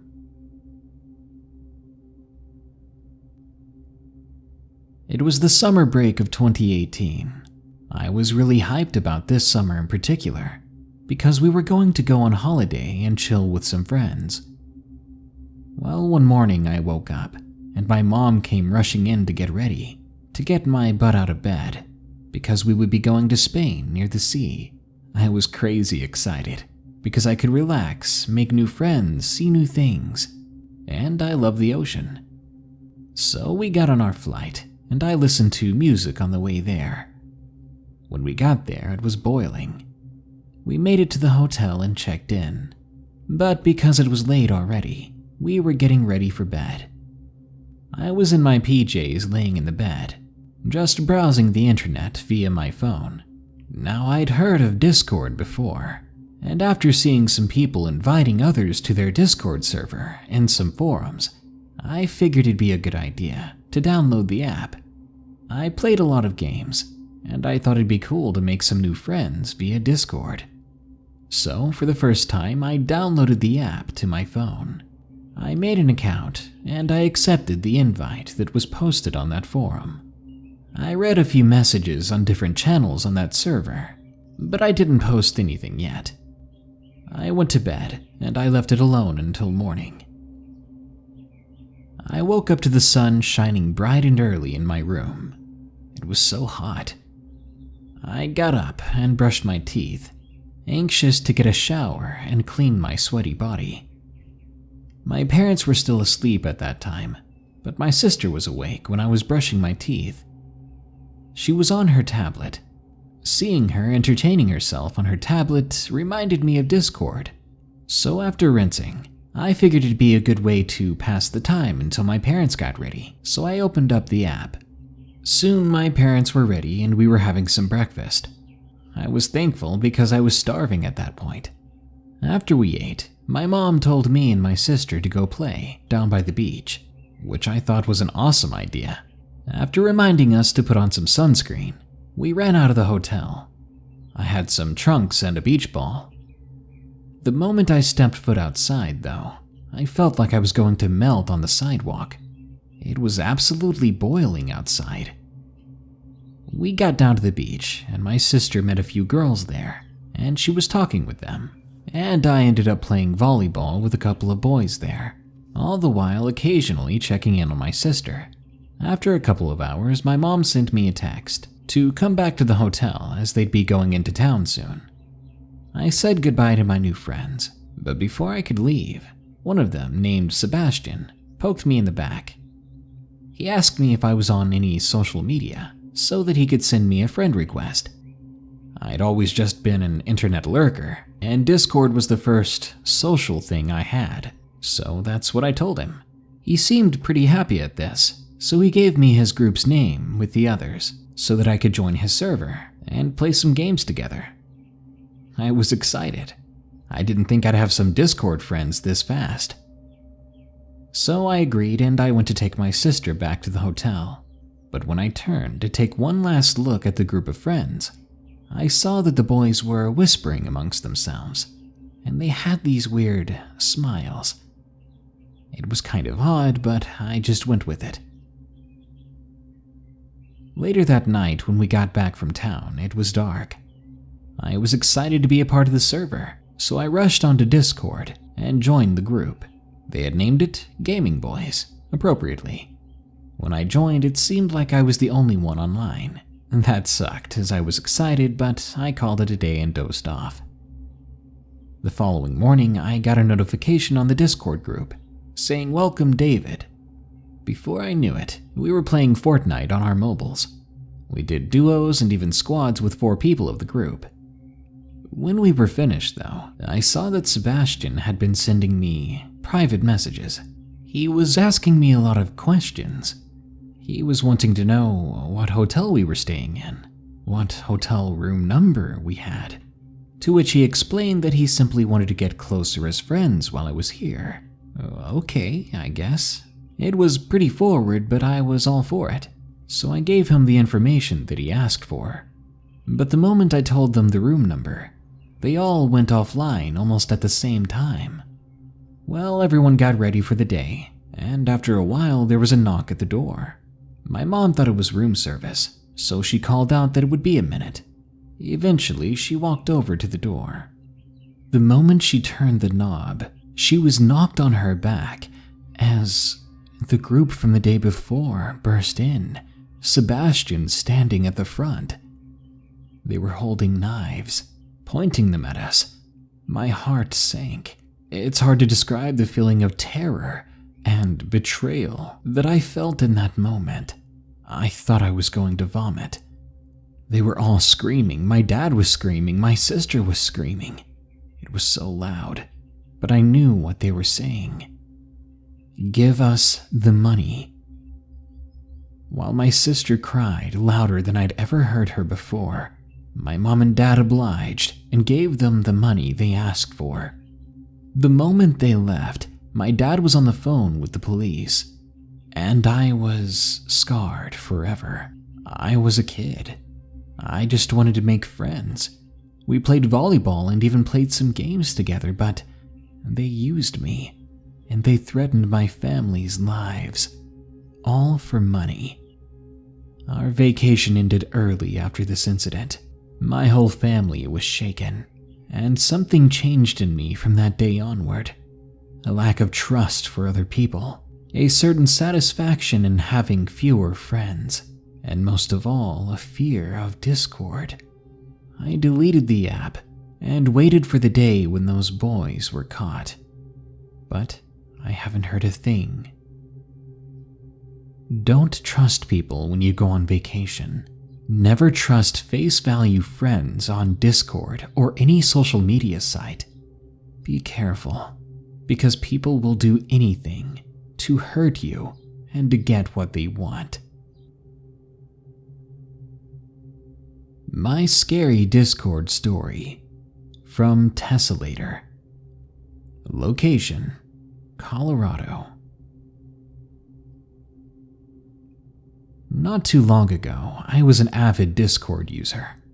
It all began when I used Discord to meet up with people to play games with. It was the easiest way to do it, especially as I was out of touch with my actual friends and family. But as time grew on, I played less games and just chatted more on Discord.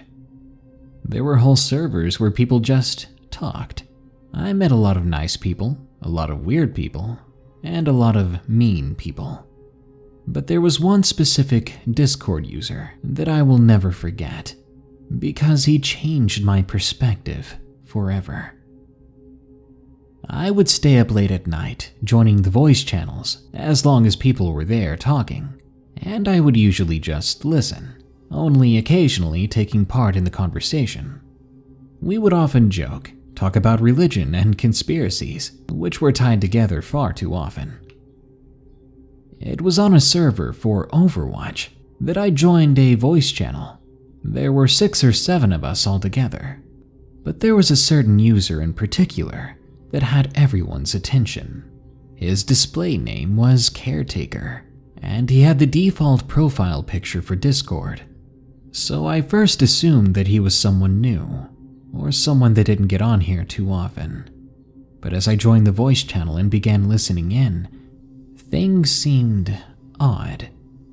At first they were hilarious, because Caretaker was the only one really talking, while the other users would only be laughing or poking fun at what Caretaker was saying or doing. Caretaker didn't say much, but it was what was going on in the background that sounded weird. But I was among everyone else, thinking that it was something innocent, something funny. What we heard sounded like a child crying. We could hear Caretaker himself saying expletives. To me, it sounded like an older brother teasing his younger brother, calling him names, telling him what he's bad at, things like that. But every so often, there was another sound in the background, a sort of smack sound, which would be followed by about a minute of silence, and then more crying. I ended up asking out loud in the voice channel what was going on. I was so curious and confused. One of the other guys said that Caretaker was bullying his brother because he had gotten on his Overwatch account and lowered his rank. I remember cringing at the thought of this. Yeah, that would probably tee me off too. We listened to what we thought was Caretaker and his brother going at it. After an hour or so, Caretaker spoke, and it was the first time I actually heard him close to the microphone. "Be right back. You gotta get some food," he said to us. We could hear him walk away, but he remained in the voice channel with his mic on. For the next 20 or 25 minutes, it was completely silent on his end. His little profile picture didn't even light up, so the rest of us were just talking, discussing our highest ranks in that season, and some particularly juicy plays of the game. After that 20 or 25 minutes, though, Caretaker's icon lit up again, but it was not Caretaker that we heard. "Can you hear me? Can you hear me? Please help me." It was really quiet at first, and because it was so sudden after such a long time of silence, the group spoke up, asking him to talk louder. There was silence again. Then a couple of minutes later, someone spoke once more. "Call the police. Call the cops, please. He's gonna be back soon. Please." And then we all began to laugh. It was some kind of prank, surely. This was just a joke.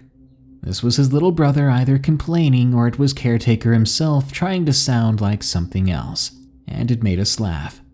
After poking fun of the person who was talking, be it Caretaker or his brother or someone else, there was one last bit of audio before it once again went quiet.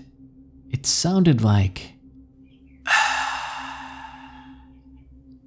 The rest of us began to cut up and laugh again, discussing what we thought was going on.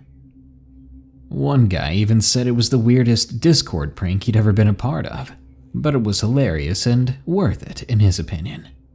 Caretaker eventually said one more thing before suddenly signing out of the voice channel.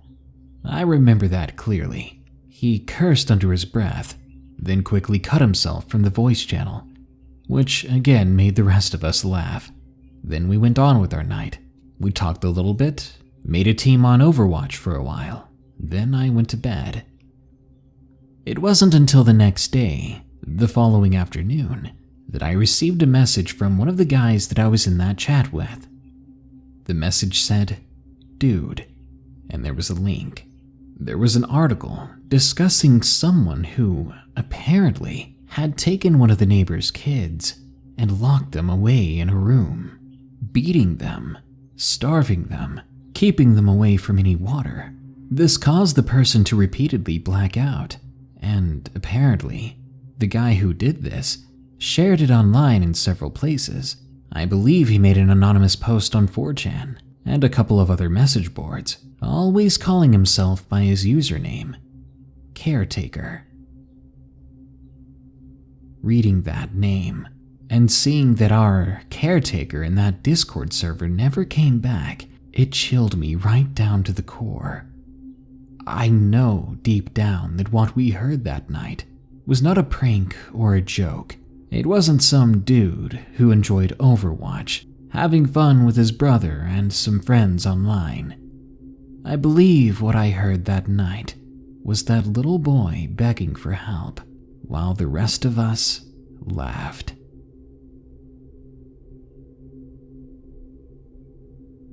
Discord Horror Story from The Terror of Eric. Location unknown. I'll be honest with you. I haven't been the best person throughout my life, and it may have been this experience even that caused me to be a better person, basically scaring me onto the right path. Because when you act like a jerk online, you'll eventually run into someone who will fight back, and it's not always a regular fight. I was a bully on Discord, a troll, someone who liked to join servers and start problems, and it was just for the sake of starting problems. Drama made me laugh, gave me a rush. To see how people are easily angered, it was entertaining to me. But yeah, I know, I was a capital A word.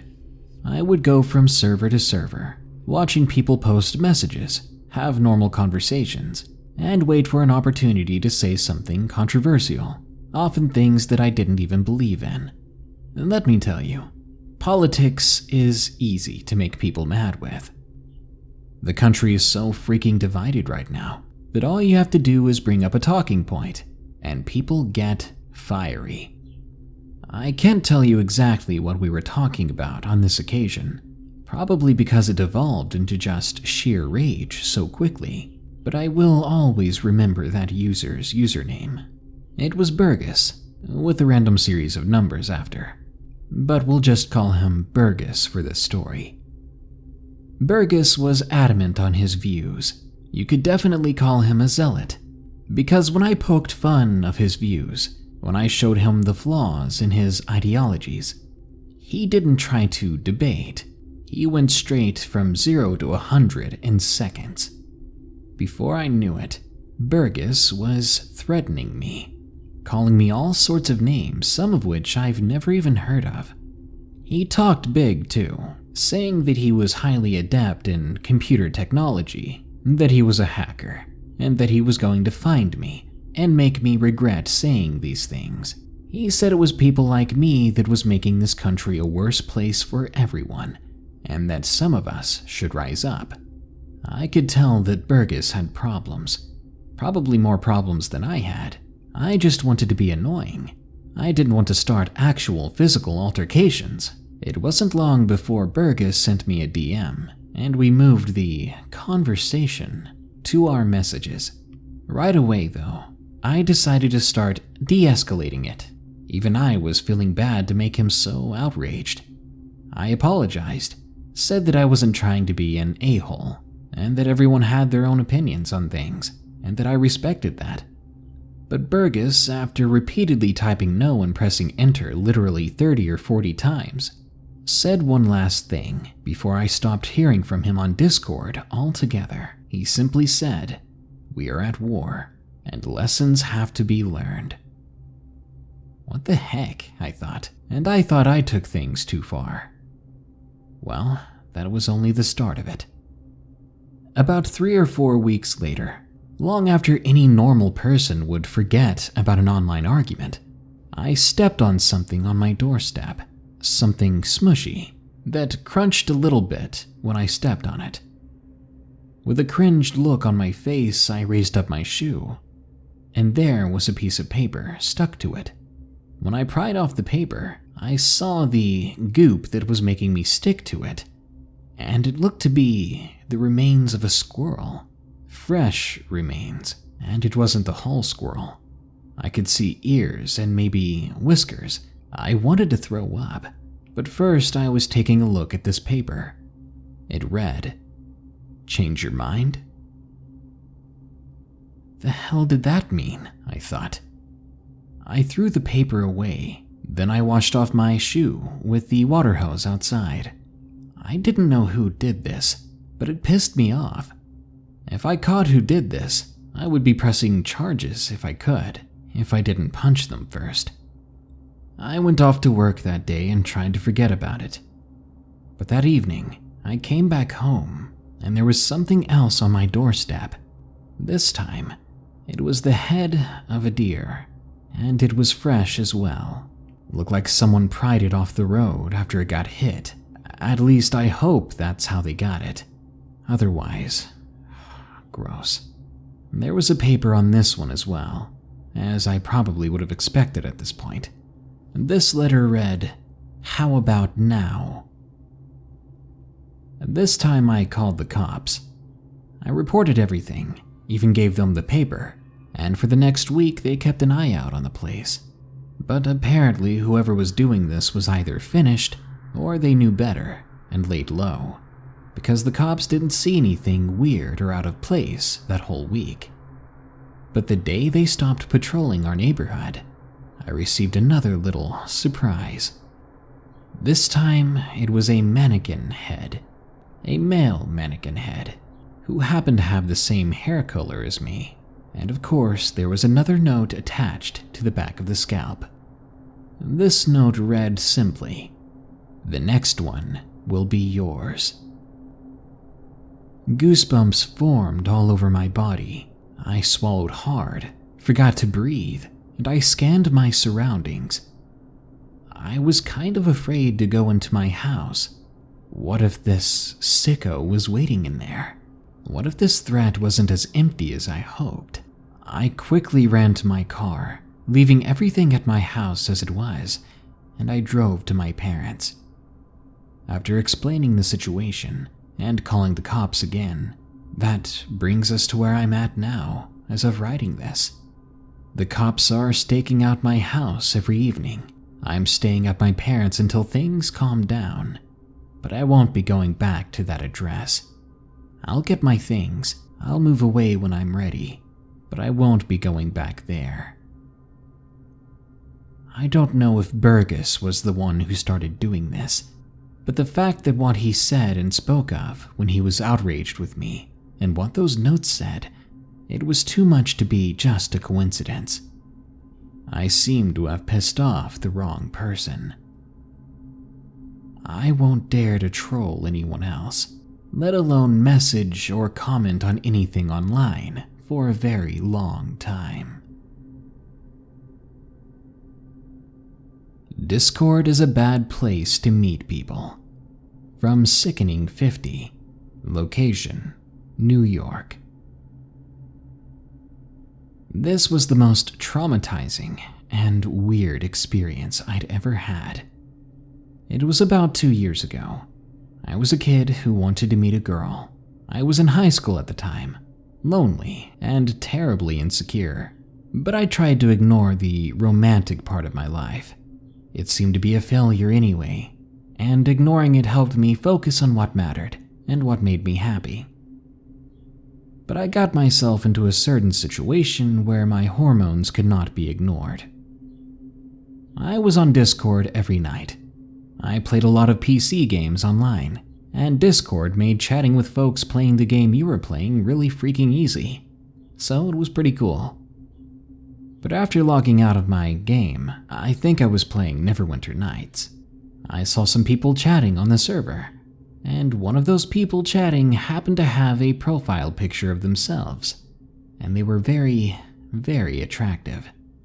The profile picture showed a blue-eyed, blonde-haired girl, and she looked to be my age. Immediately I was stricken and interested, so I started in on the chat, acting a little flirtatious in her direction. Her display name was Cat Grin, which I think was a play on Catherine, but I can't be sure. After about an hour or so, we remained the only two people still taking part in the conversation, so we moved it to the DMs. There I learned that Cat Grin apparently went to the same high school as me, though I didn't recognize her. Then again, the school was absolutely huge, so it was easy to pass up someone, or never see someone in particular. Cat Grin loved the games I played too, and as we flirted and the night went on, I got the information that Cat Grin lived nearby, and Cat Grin seemed very eager to meet me. Being a hormonal teenager, finally getting attention after being so insecure for so long, and having that attention come from a girl who was so cute, I didn't think twice. We set up a day that I could come over, and I counted the minutes until it was time. The next few days passed by quickly. The weekend couldn't come soon enough, and when it did, I was on my bike, riding a few blocks over and going up the steps in an apartment building, excited to see Cat Grin in person, wondering if she'd look even more attractive in person. When I got to her door, double-checked the number to make sure it was right, I texted her. I said that I was here. She quickly responded, which made me think she was just as excited as I was. She told me to go on in, that the door was unlocked, and that she would be in the living room in a moment. As I opened the door, my excitement soon turned to nervousness. Was I really ready for this? If no one answered the door, does that mean that she was the only one home? I had never even kissed a girl. I was starting to panic now. I sat on the couch, twiddling my thumbs, and I stared at the hallway nearby, waiting to see her at any moment. But the person that walked around the corner was not Cat Grin. It wasn't a high school girl at all. But the worst part was that I recognized this person. It was a man, and he was my uncle. When he saw me, we both stood there and stared at each other. It was awkward, silent even. After about 30 seconds of this, I ran out of the apartment just as my uncle reached for me, asking me to stay here, telling me not to tell anyone. But I shut the door already, and I was not listening. What was he planning? What was he going to do if I wasn't his nephew? How often did he do this, and why? I went back home, sat quietly in my room, even as my mom and dad banged on the door wanting to know if I was okay. I eventually answered, simply stating that I was fine, just tired. I never told my parents about what happened. For one, I knew I'd get in trouble for going to a girl's place alone, and for talking to people online and scheduling meetups, because that's how stories like this happen, obviously. I was also terrified of what would happen to our family if I told them about our uncle. Yeah, Uncle brings kids to his apartment. Yeah, Dad, your brother, who's in his 40s, lures kids to his place alone. I couldn't do it, and I still haven't told them. But now I can't help but feel guilty, because what if he's still doing it? And what if my silence led to someone getting hurt? Discord Predator Hunting. From Blazon. Location unknown. It's amazing what you can do online by finding a picture of a cute girl on Google Images, using it as a profile picture, and teasing strangers. A group of friends and I used to do this on various social media platforms and apps.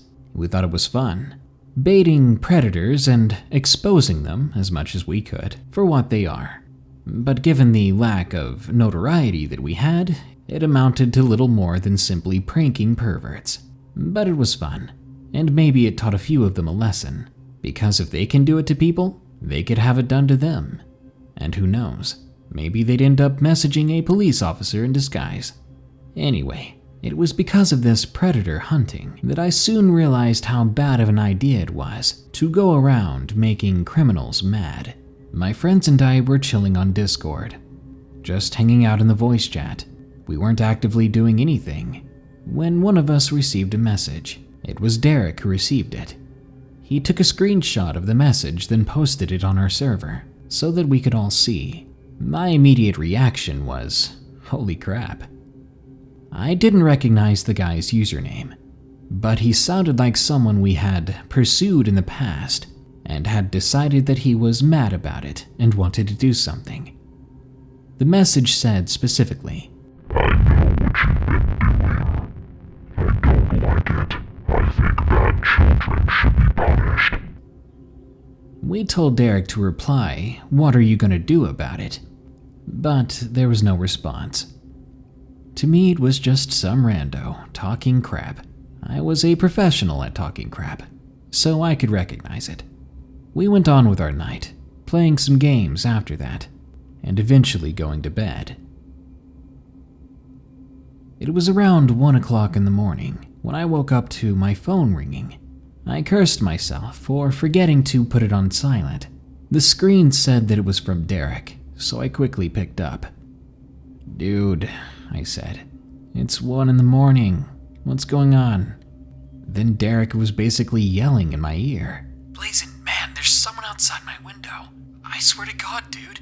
He's been tapping on my glass. He was whispering something. Said if I ran out of my room, he would break the glass and come in at me. He's still here, man. He's standing right there. What do I do? Ha ha, I replied. Very freaking funny, man.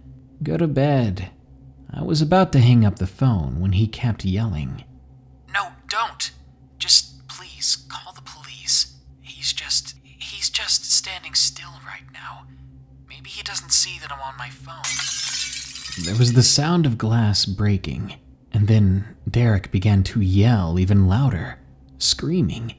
I was wide awake now, while Derek was prone to pranking his friends. This was too much, and it sounded real. I dialed the cops. I gave them Derek's address and the information. I gave them his number too. As I couldn't do anything more than that, we hung up, and I sat there, praying for my friend's life. I remember thinking, this wasn't actually happening, was it? What did we get ourselves into? I stayed up all night, waiting to hear a knock at the door or a phone call from someone on Derek's end, maybe one of his family members, but hopefully him himself, telling me that he was okay, that everything was fine. But the morning came and went. My parents were up, and I told them about the situation when they came into my room. At first, they didn't believe me, but I convinced them. They got on the phone with Derek's parents. Then we were on the way to the hospital. Derek was alive, but he was hurt. When we made it there, Derek was barely awake. He had a lot of cuts on himself that looked like they were from glass. He smiled, gave me a thumbs up, then passed out. His parents told me that some man had broken into his room, had chased him with the glass from his shattered window. I couldn't believe it. Someone had tried to take my friend away from me. But he was okay. He survived, and a few months later, everything was back to normal. That horrifying event was now just a memory. Until one night. We were on Discord. We were doing what we normally did, and we had long ago stopped pranking perverts. It was on that night that Derek received another message. one that caused him to forward it to the police. It was from that same guy on Discord, but this message said, "I won't leave you alive next time." Discord server tutorial. Don't. From Feral T. Location unknown. Let me start by saying that personal information and Discord do not mix. If you're on Discord and you're discussing a meetup, don't do it. Or at least be very, very, very sure that what you're about to do is safe. Take it from me and my experience here. You never know when someone evil is going to crawl out of the woodworks and take advantage of you. That's what happened to me. I was in a Discord group. It was a group of friends who liked sci-fi movies. Well, not just movies, basically anything sci-fi, but we held meetups where we watched movies. This would happen every few months or so.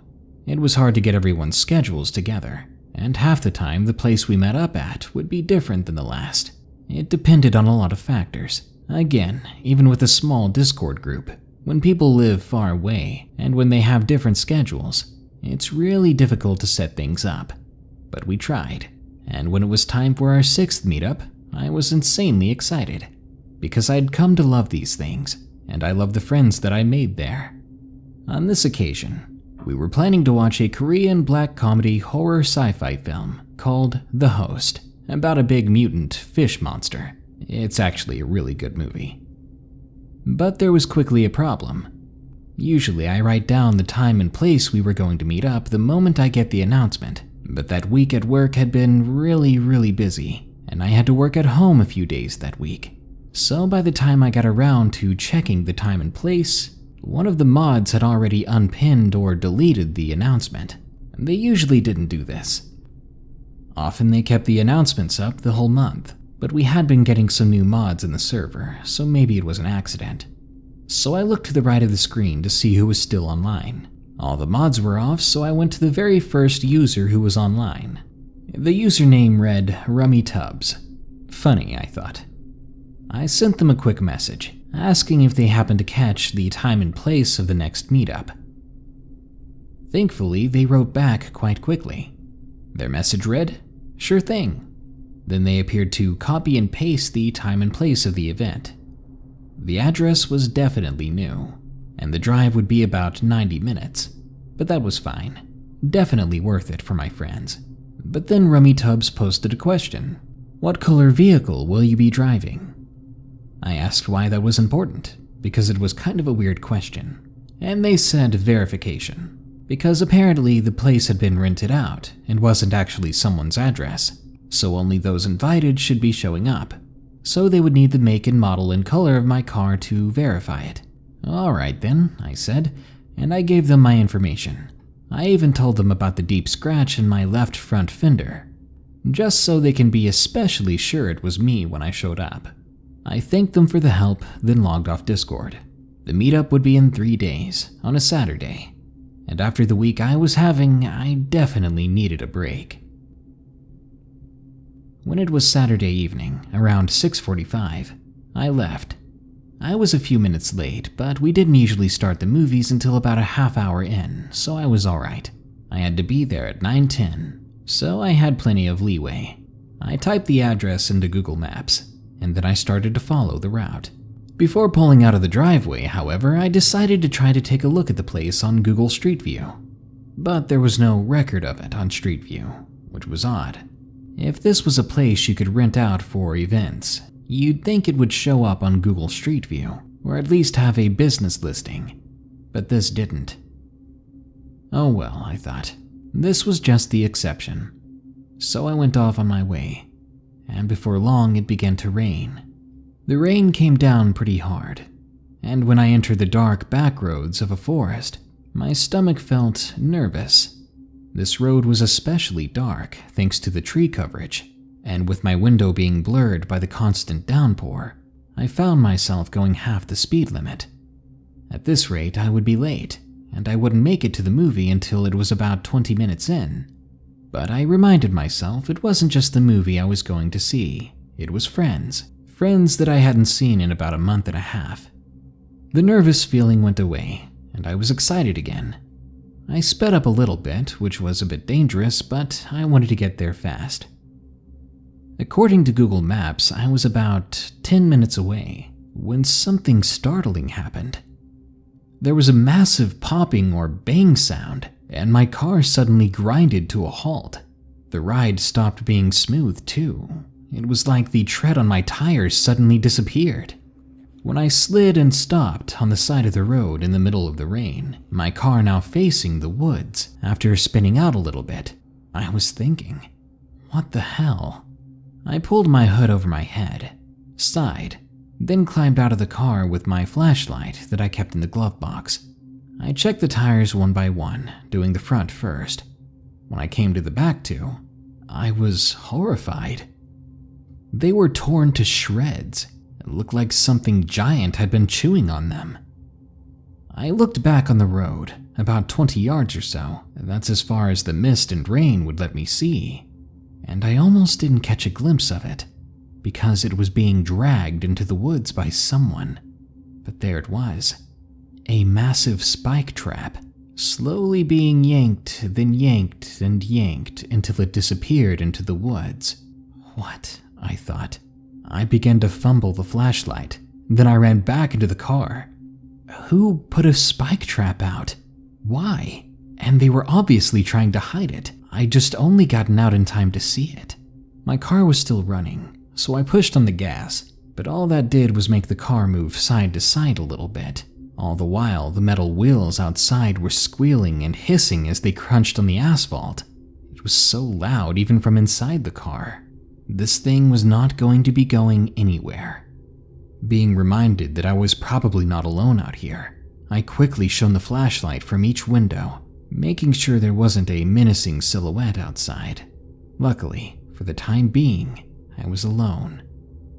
I took that opportunity to panickingly dial 911, but literally the moment an operator picked up, my phone's battery died. Crap. Even if I had kept going, I would have gotten myself lost because I didn't charge my phone. I yanked the glove box back open, and I hurriedly dug around for a spare charging cable. I didn't keep one in my car because usually my battery was charged at home, and it lasted about a day and a half. I was brilliantly unprepared for this situation, as I'm sure anyone would have been. Luckily, I managed to find a very knotted up cable that I could charge my phone with. As I yanked it out and sat back straight in my seat again, trying to unknot the cable, out of my peripheral vision, I was petrified to see that there was someone standing just outside my door. I was too scared to look at them. I knew that at any moment they were going to crash through that window and drag me out screaming. But to my amazement, they simply stood there, in the dark, in the cold, in the pouring rain. They just stood there, inches away from my door. What are you supposed to do in that situation? I stayed still, trying my best to give the impression that I hadn't noticed them yet. But then I heard something horrifying. The sound to the door handle being lifted. Thankfully for me, I had remembered to lock it when I came inside the car, so it didn't open. But now I was sure of it. This person was trying to get me.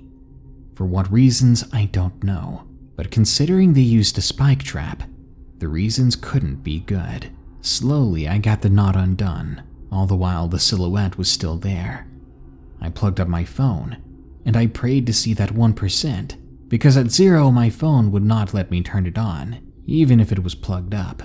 As I was waiting, the silhouette began to walk slowly around my car. Click. He checked the back driver's side door. Click. The back passenger door. Click. The passenger door.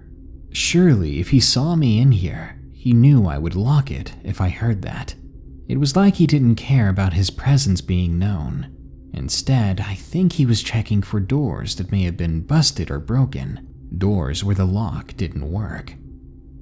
Then I watched the silhouette walk away into the woods, but I knew that he would be back.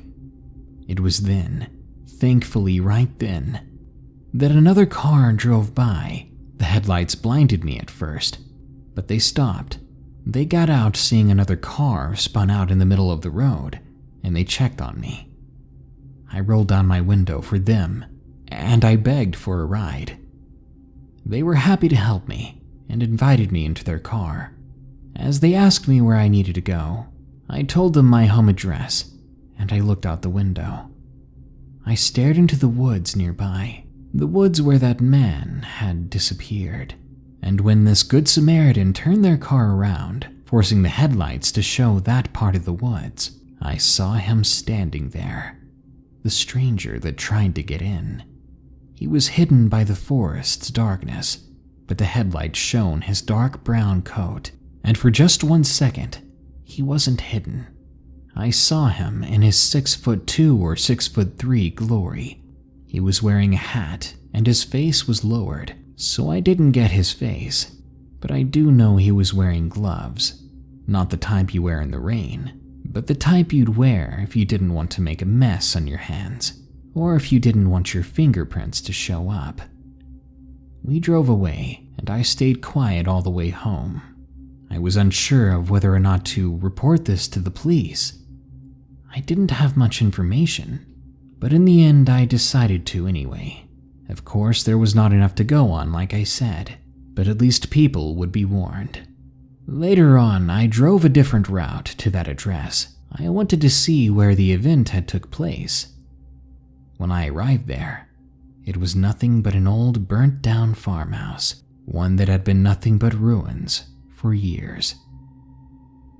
The person on Discord who gave me the fake address, who took the information on my car, he was the one that tried to get into my car. Discord trolling gone wrong. From Sad Hero Miyazaki. Location unknown. I ride the bus home from school with my cousin, after which we go to his house for a couple of hours until my parents get home, then I can go home. But during those couple of hours, we're at his house, where we usually play Battlefield and hang out with some folks on Discord. But my cousin had a nasty habit of trolling people when we were on Discord.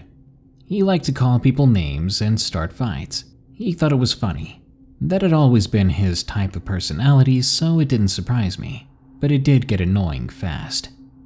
Unluckily for him, he ended up annoying the wrong person.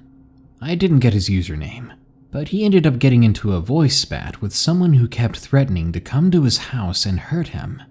Of course, it was Discord, so I don't think there was any way of knowing where we live. But considering I lived literally across the street from my cousin, I didn't want any trouble in our little neighborhood.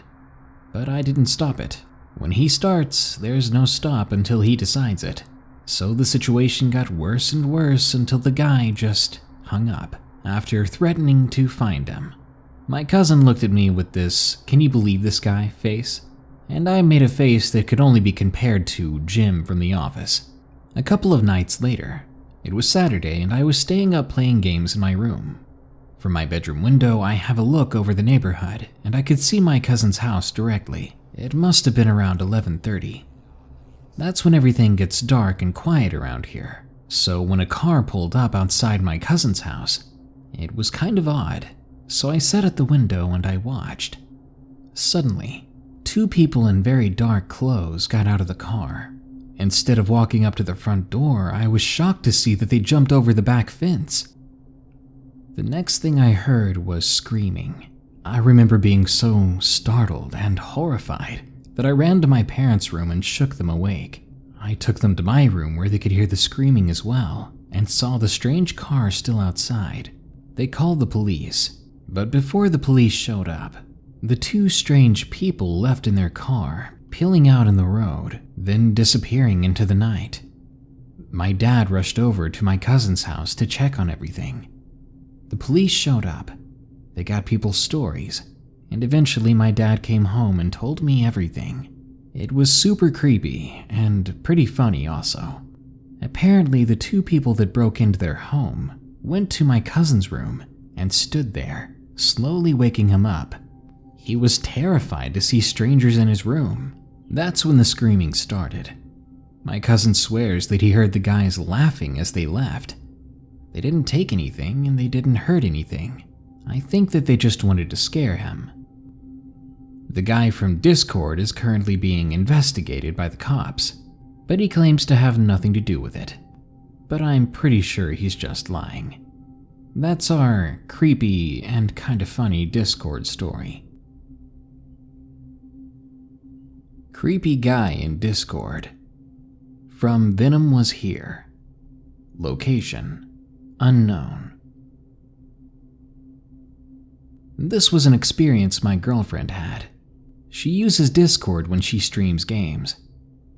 Once when she was streaming, she had a lot of people in her Discord, probably the most she'd ever had at one time. A strange person joined, who started to ask her very personal questions, then started saying things that only she and I knew about. This creeped her out right quick. She went ahead and banned him from the Discord server, and everything seemed fine. But apparently he made a new account later on and joined again, saying in the chat, "Hold on while I friend you on PlayStation." That's when a profile appeared on PlayStation with the same username as that creep. Of course she didn't accept it, but she did somehow get a party invite from him. She joined just to tell him over the mic to leave her alone. He didn't have a mic though, so he added in Discord, "Thank you for joining my party." Then he began talking about what he planned to do after meeting her in real life. She said she wasn't going to let that happen, but he said it didn't matter because it was going to. At that point, a lot of people thought it was a trick or staged, as it was just too weird. That's when he said this before leaving the Discord: "I'll see you soon." I didn't hear all the story until she called me over right after this. She didn't feel safe at the time, so she wanted someone over. Then she told me the story. I stayed with her for a few hours, when suddenly someone pulled up to her house in a vehicle we did not recognize. Two apparently drunk dudes got out, who were kind of short in stature. One started to bang on the door until he got mad and tried to kick it open. She called the police, and before they showed up, the guys left. After this event, she closed down her Discord and was much more strict. I'm glad I was there, and I'm glad those guys weren't in their right minds. Otherwise, they may have been able to get in.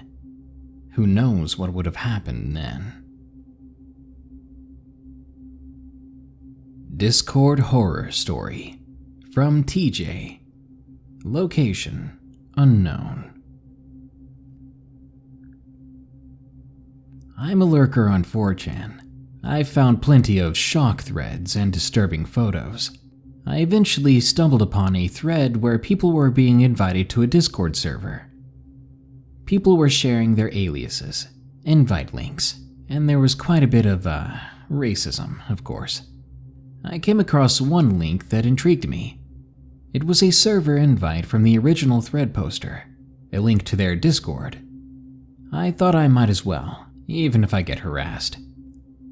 Clicking through, there was a lot of NSFW stuff, a lot of profanity, as you would expect from 4chan users.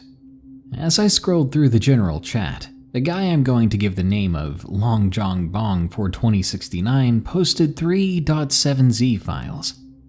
Giving in to my curiosity, I made the mistake of downloading and opening these documents. I was shocked to see what they contained. Images of children, inappropriate photos being taken of them by adults they probably trusted or didn't know. I wanted to vomit after seeing this. I was horrified. I deleted the files, deleted my Discord account, then reset my computer. What is wrong with people? I swear to God, people are the most horrifying thing on this planet.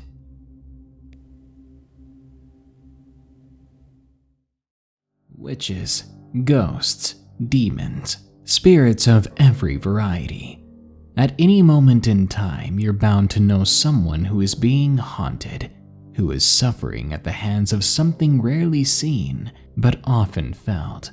If you haven't had your own paranormal experience, there's no doubt that your friends and family have. So today, I've got a biggie-sized episode of scary ghost stories and paranormal encounters. I hope you enjoy. Just don't get too scared. My great friend Swamp Dweller will be joining us today, so be sure to subscribe to this beautiful man and talented voice. Remember, if you have your own scary story to share, you can share it with us at darknessprevails.org. I'm looking for stories about the Momo Challenge, or any other scary story you might have. Something was lying right next to me. From Mikhail. Location unknown. It was about 4 years ago. I was 10 years old at the time. I was still getting used to a new room in a new house. The room was at the corner of the second floor of the house, and nobody had ever slept in that room before, as it had been added on. I used the room to play my computer games, because my computer was in that room too. I remember when I was playing there, while wearing headphones, I could hear my mom shouting my name. So I rushed downstairs to see her, but she looked at me like I was crazy, admitting that she never spoke a word. This happened quite often after moving into that room.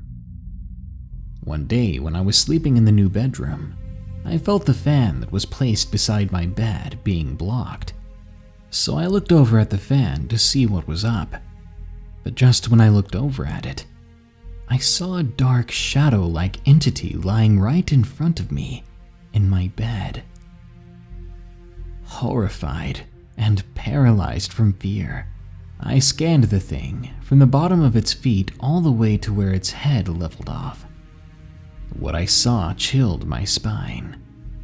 It was just a shadow, but it had a physical form somehow, with very red eyes and large pupils.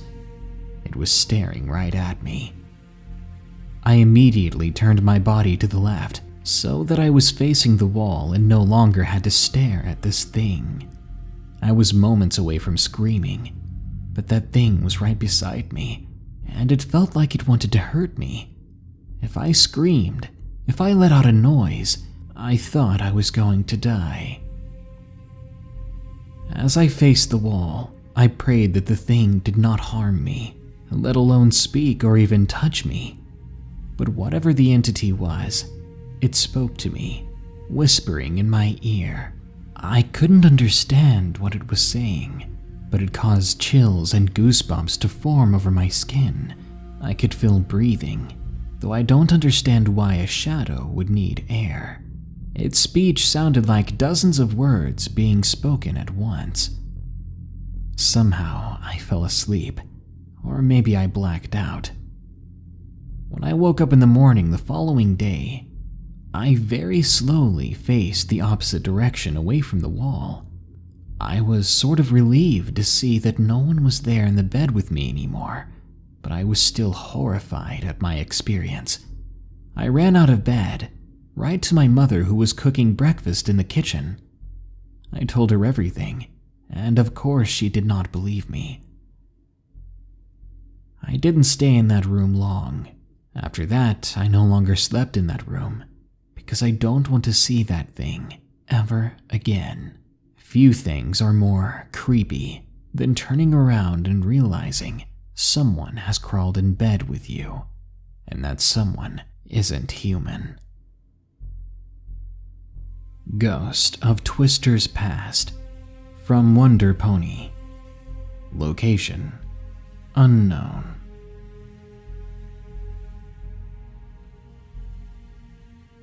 When I was 7 years old, I was very excited to be told that we were moving into a house that had been destroyed by a twister in the early 1950s.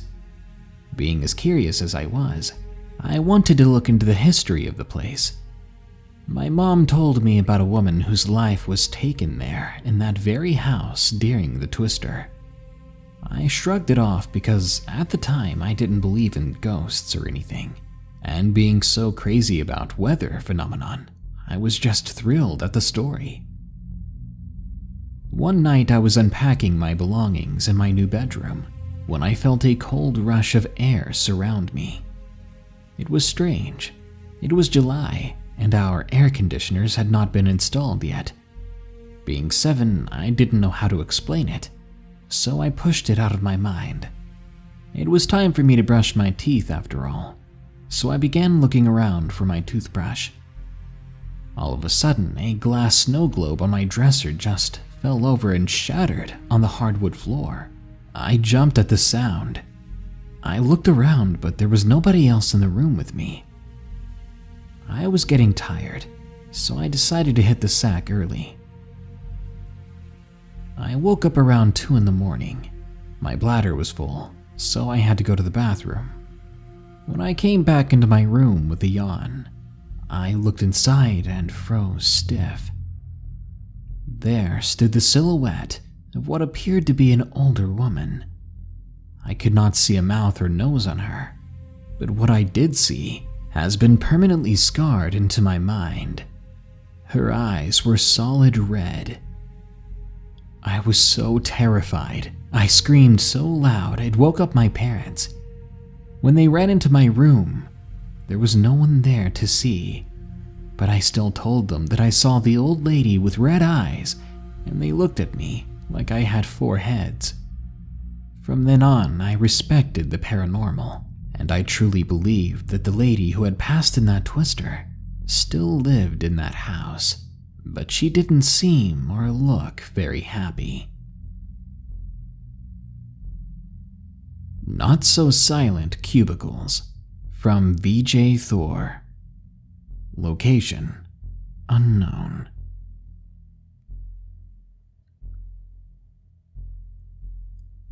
Recently, I had to leave my job of 2 years as I was heading off to college.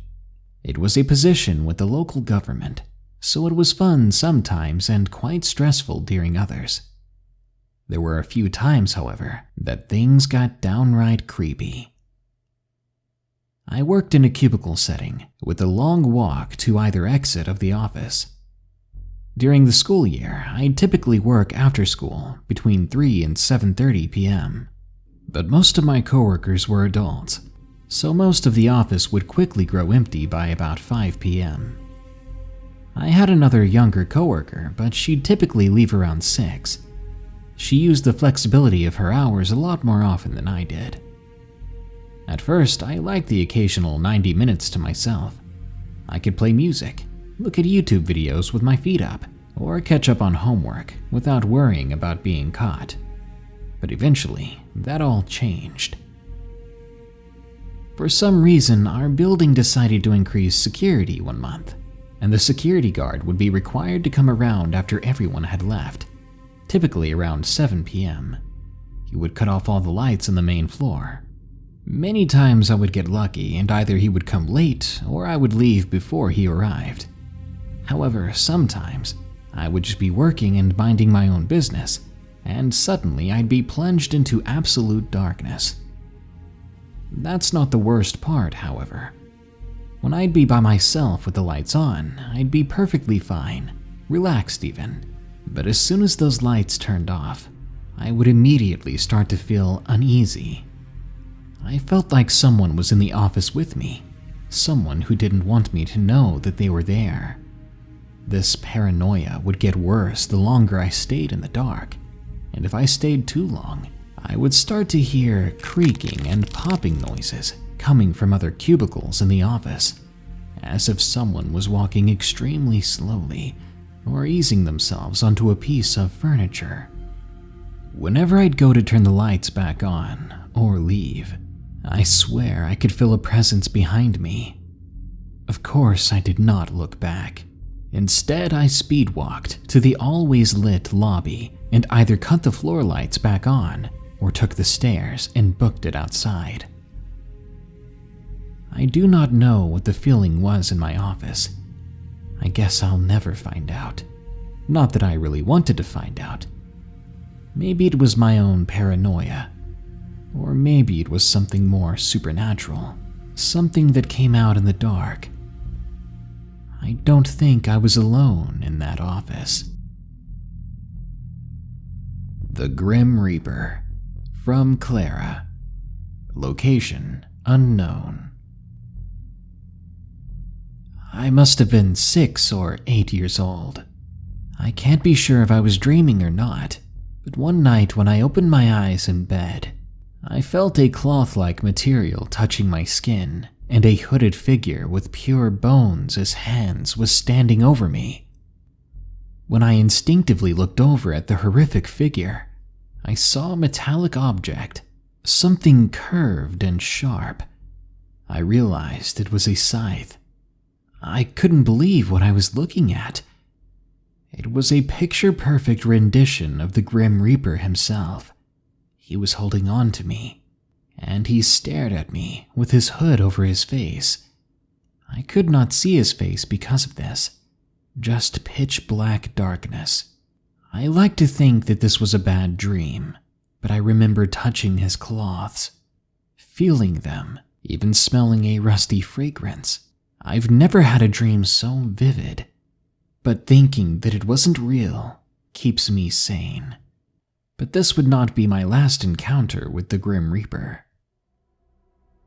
I woke up one night a few years later, but I was not in my room anymore. And once again, despite me hoping it was a dream or a nightmare, it felt more vivid than real life. I saw before me a river of blood flowing down a creek, and at the end of that creek, at the source of the blood, was the Reaper himself. I began to panic. I breathed rapidly, and tears formed in my eyes, but the next thing I knew, I was back in my room. I have no idea why he came to me, but I still wonder what he wanted, and I wonder if he'll be back. I'm 20 years old now, and the thought of seeing him again terrifies me. The Lady in White, from Harrison. Location: Chesapeake Bay. This story is a bit personal to me and my family. You see, my grandfather lives in a small, quiet town near Chesapeake Bay. It was a nice house. He lived with his wife and his old dog, a mutt between a lab and a very puffy dog of some kind. My grandfather always felt that that house was odd. He claimed that it always felt like someone was there. It wasn't long until one night, he got up to see a figure moving through his room. He thought that it was my grandmother, his wife, but when he turned, she was still lying next to him. He followed the figure for a bit, but lost track in that maze of a house of theirs. Now, my father and I didn't believe in ghosts or anything of that sort, so we were a bit skeptical. A few years later, after a flood along the shore, they burnt the old house down and built a new one over the old rubble and added dirt. Also around that time, my grandmother became diagnosed with breast cancer. My family took more and more 2-hour trips down to southern Maryland from Cecil County to see her. We decided to stay up in the guest rooms, my dad in the larger one with a single bed, and my sister and I in the smaller 2-bed area. When we woke up the next morning, my dad seemed off. We didn't ask him why, as we didn't talk a lot of the time we were down there. At breakfast, he asked my grandfather what the person he saw looked like, harkening back to his old, famous ghost story. My grandfather, to the surprise of all of us, laughed. "So you saw her too?"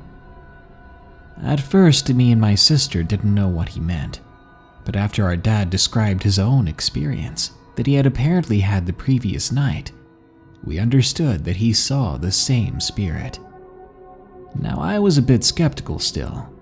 My sister believed my dad, taking everything at face value, but I never did, always noticing the difference between what he says in the moment and how he decides to explain it later. So I took his story with a grain of salt.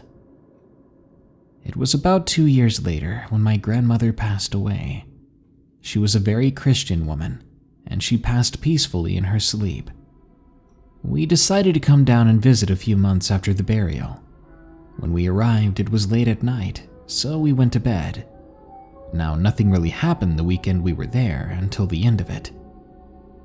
We were getting ready to pack up, getting our things in order while my dad and mom talked with my grandfather. My sister was playing with the dog in the same room, about 10 feet away from the living room that I was in, watching TV. I suddenly heard my parents holler at me, telling me to go up and get the bags. With a sigh, I did as they told me to. I got up, placed the TV remote on top of the old box TV, and I went upstairs, with the staircase being right next to the living room. After getting some of my stuff in hand, I heard them calling my name again, my full name. I remember thinking, what in the world did I do now? When I reached the bottom, I asked them what they were yelling about, because I'd been doing what they told me to. They stared at me for a second, pointing toward the remote, which somehow was now halfway across the room. The back of it smashed completely off, as if it was thrown extremely hard. Turns out when I had went up, something had sent the darn thing flying across the room. Now that I look back, I think about it almost in joy. It was kind of funny. A spirit that my grandfather and dad both saw tried to get me in trouble by throwing a remote. It's interesting how my grandfather, dad, and I have all had experiences with her. They saw her, and she tried to get me in trouble. To this day, their new dog, Tino, another mix, will sit in his torn-up chair, looking around as if he sees someone walking around. Part of me one day hopes to see this spirit, but another part of me might rather leave it alone with that one encounter. The Skeleton Man, from Mike. Location unknown. Whatever it was that I saw one night when I was 10 still haunts my dreams and memories even 36 years later. It was worse than any nightmare I could have imagined at the time. It all started when I awoke to the sound of heavy footsteps coming up the stairs where my bedroom was, which was the first door at the top of the staircase. A sense of trepidation froze me motionless in my bed. All the lights were off, and my room was somehow darker than normal. The darkness was palpable, like a very humid summer day, except it wasn't hot. This only intensified my fear as the footsteps reached just behind my door. I must have blacked out because the next thing that I remembered is that I'm holding onto the front door of my parents' house by the doorknob with something pulling on my feet. At first, I can't see anything but the dark. I was fighting to hold on to that door, kicking to get loose from whatever was grabbing me, pulling me out of the house. I was soon breathless after screaming for fear. Suddenly, there appeared a massive bright light from above the house. To my horror, I saw what had a hold of my feet. It was tall, pale, and white. Its arms were thin and extremely long. The way its skin was, it looked like a skeleton with skin stretched over it as an afterthought. I kicked and fought to get this monstrous thing to let go of me with all my might, but I blacked out again. I woke up at dawn, half in and half out of my own house, still clinging to that door. I didn't tell anyone until now because I was afraid of not being believed. It's very true. It did happen, and I hope it never happens to anyone else. Creepy Times, from Desmond C. Location, Georgia. I was born in a relatively small town in Pennsylvania. I've always preferred urban over rural settings, so when I was about 10 years old, I heard we were going to be moving to Georgia. I was excited at the thought of a new place to live. Unfortunately, I would come to realize that the town we live in now is even smaller, and I would lose some of the happiest years of my life, and I would see and experience some of the creepiest times of my life. As I had mentioned, the new town we moved to was much smaller. Everyone knew each other, and it's actually quite agitating. Eventually, I'd have many run-ins with the law, be arrested, and have times where my life just spiraled out of control, with years of drug use. I'm not sure if it was the drugs that made me experience these things, but I highly doubt it was due to the fact that I have continued smoking. And not that I'm proud of it or anything, but I still do to present day. The first occasions were on walks and listening to music. I would often stand by the entrance of my neighborhood and just chill with some tunes. It was a small neighborhood, and I didn't get along with my mother too well, so I would always try to find an excuse to go outside, to stay away from her. My favorite time to go for walks was at night. I'm more of a night person overall. I never saw anything for months after moving there, but then it slowly started happening. At night, especially between 8 and 11, I would see these entities, these creatures. I thought they were dogs at first. They were only the size of a small deer, but they had black leathery wings and shimmering red eyes. I knew that they were not dogs. They would run across the road, into the woods, and they were unfazed by people's headlights. What did I see? I don't know. I must admit that I am partly of Mexican descent, so I'm very cultural and superstitious. I know it seems a little far-fetched, but I'm thinking that these creatures I saw may have been chupacabra, or perhaps some sort of demon. But I've had another creepy experience that was much worse. One day, my mom had asked me to get her the mosquito repellent from upstairs. I went inside and went upstairs, but when I got to the last 2 steps of the staircase, a deodorant cap came flying in front of my face and hit the wall next to me. It came from the direction of the bathroom, so I decided to look and see if my sister was playing a prank on me. I looked behind the shower curtain and behind the door, but nothing was there. I checked every closet and every room, and no one was in the house except for me. The others were still outside. I remember running out. I didn't go in until everyone else was going inside. I've always felt a strange presence over me, whether it was our pets acting weird or things moving on their own. I want to dismiss these concerns. I've always been interested in the paranormal, but a part of me just wants to know, is there something here with me that doesn't want me here with it? The Mirror, from Bob T. Location: unknown. When my mother was younger, roughly about in her late 20s, her aunt was diagnosed with terminal cancer. The very first thing that started happening to my mom was, as she began to fall asleep, she would start hearing voices that sounded similar to someone tuning a radio. Then there would be a clear voice asking a question. The first voice my mom heard was a voice of a child that my mom instinctively knew was a boy, and he said, "Tell my mommy I'm okay." This really freaked out my mother and forced her to wake up. Then, when she went back to sleep after calming down, it happened again. Only this time the boy said, "Please, help me find my mommy." Again, she woke up terrified, then went back to sleep after a while, but this time she did not hear any voices for the rest of the night. The following day, my sister had a play date at a friend's house. Let's call her Sam. My mom was having a coffee with Sam's mom. My mom was telling her about the dream she had the previous night, and then Sam's mother went quiet. She told my mom that the day of the dream was the 3rd anniversary of her having a stillborn baby. She spent the rest of the day upset and thinking about the child she lost.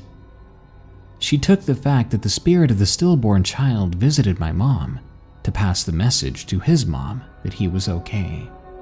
This began a domino effect of interrupted sleep for over a year. The voices and dreams became actual physical happenings while she was awake. For example, one night something tried to pull my mom out of bed. On another night, someone was holding her hand. And one night she felt something nudging her bed, and when she reached down, she felt something breathing, something covered in fur.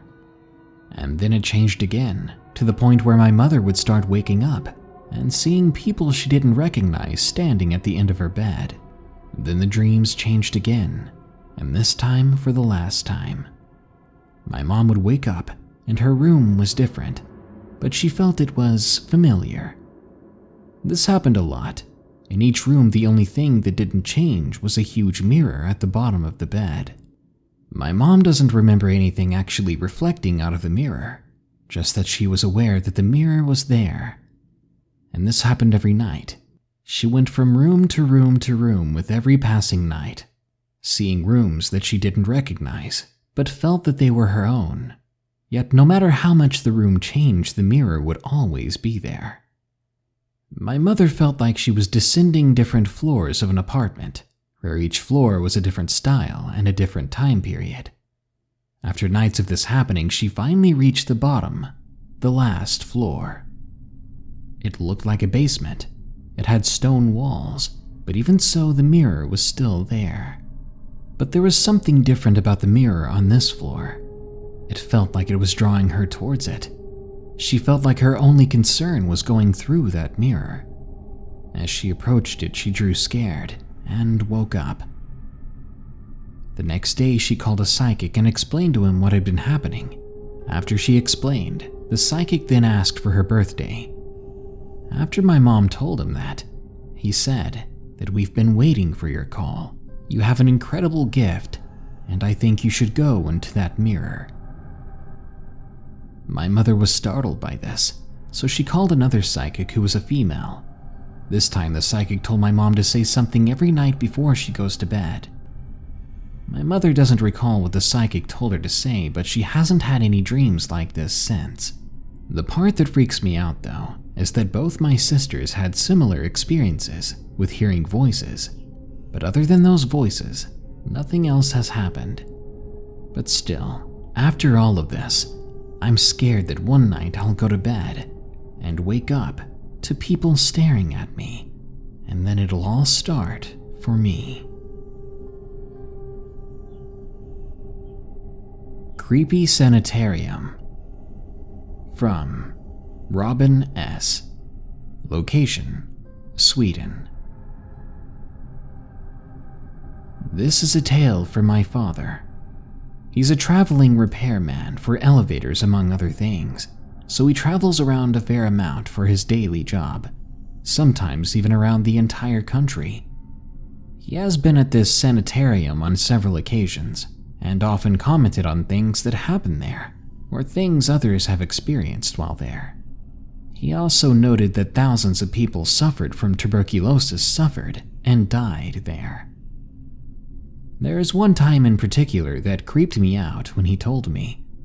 He was there during daytime once with the janitor, as well as with the young daughter of the janitor, to check the place out and to see what needed to be done.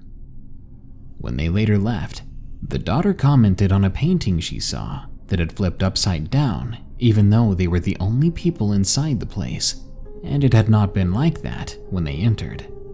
On another occasion, he was there working with a coworker of his, and the elevator was located so that when they were facing it, they had a corridor behind them.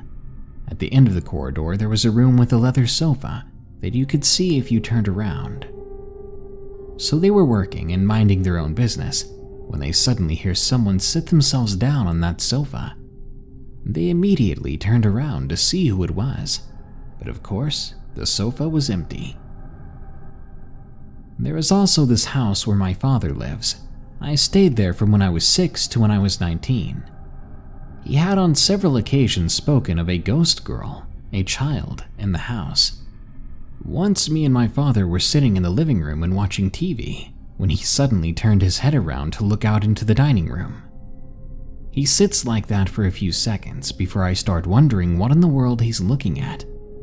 So I turn my head as well, expecting to see one of his cats.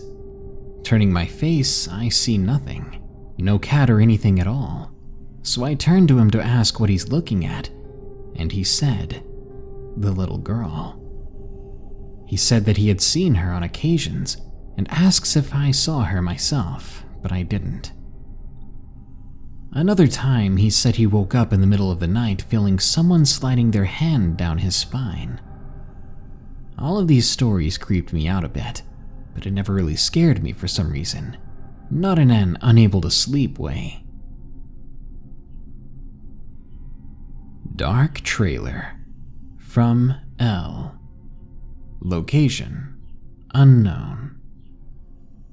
When I was younger, there was a family that lived almost in front of us, just across the way.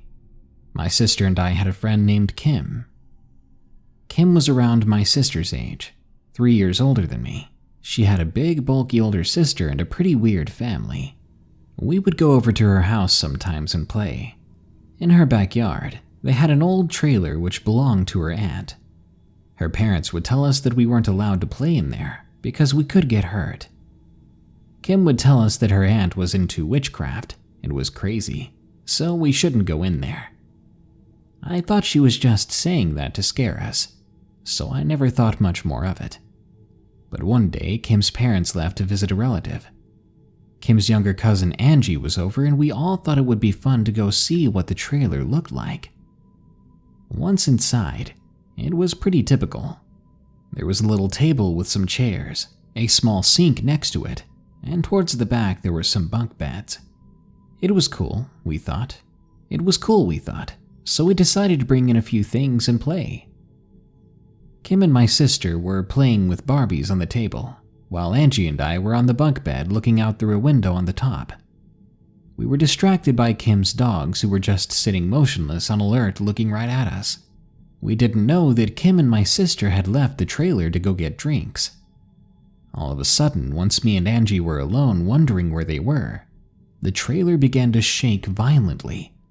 The dogs went hysterical, and we were terrified, confused about what was happening.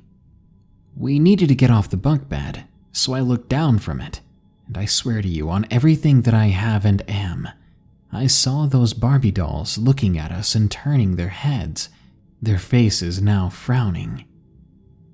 I'd never been more scared in my life. I was screaming now, crying. Kim and my sister ran to us, but the door was stuck. Then her older sister came out, cussing and yelling at us for going inside. The trailer then stopped shaking. She opened the door and got us out. But as we exited, I saw that the Barbies were now laying face down, even though they weren't seconds ago. We were both pale and frozen, so they called their parents. When they got back, they calmed us down, but we got a big talking to about why we should listen to our elders. They tore down the trailer soon after and scrapped it. After that day, we would hear noises in her home, and she would always tell us, "I told you my family is haunted." To this day, I cannot be alone in a room with Barbies. I still get tears in my eyes of how scared I was. I can still feel myself inside that trailer. There are things out there in the darkest corners. The Haunting of Sugar Pine from Isabella D. Location unknown.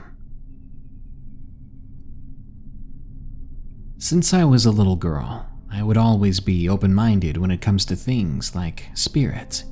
I was told when I got older that I used to talk to these spirits when I was a baby, but I've never actually seen or been around them myself at an age that I could remember.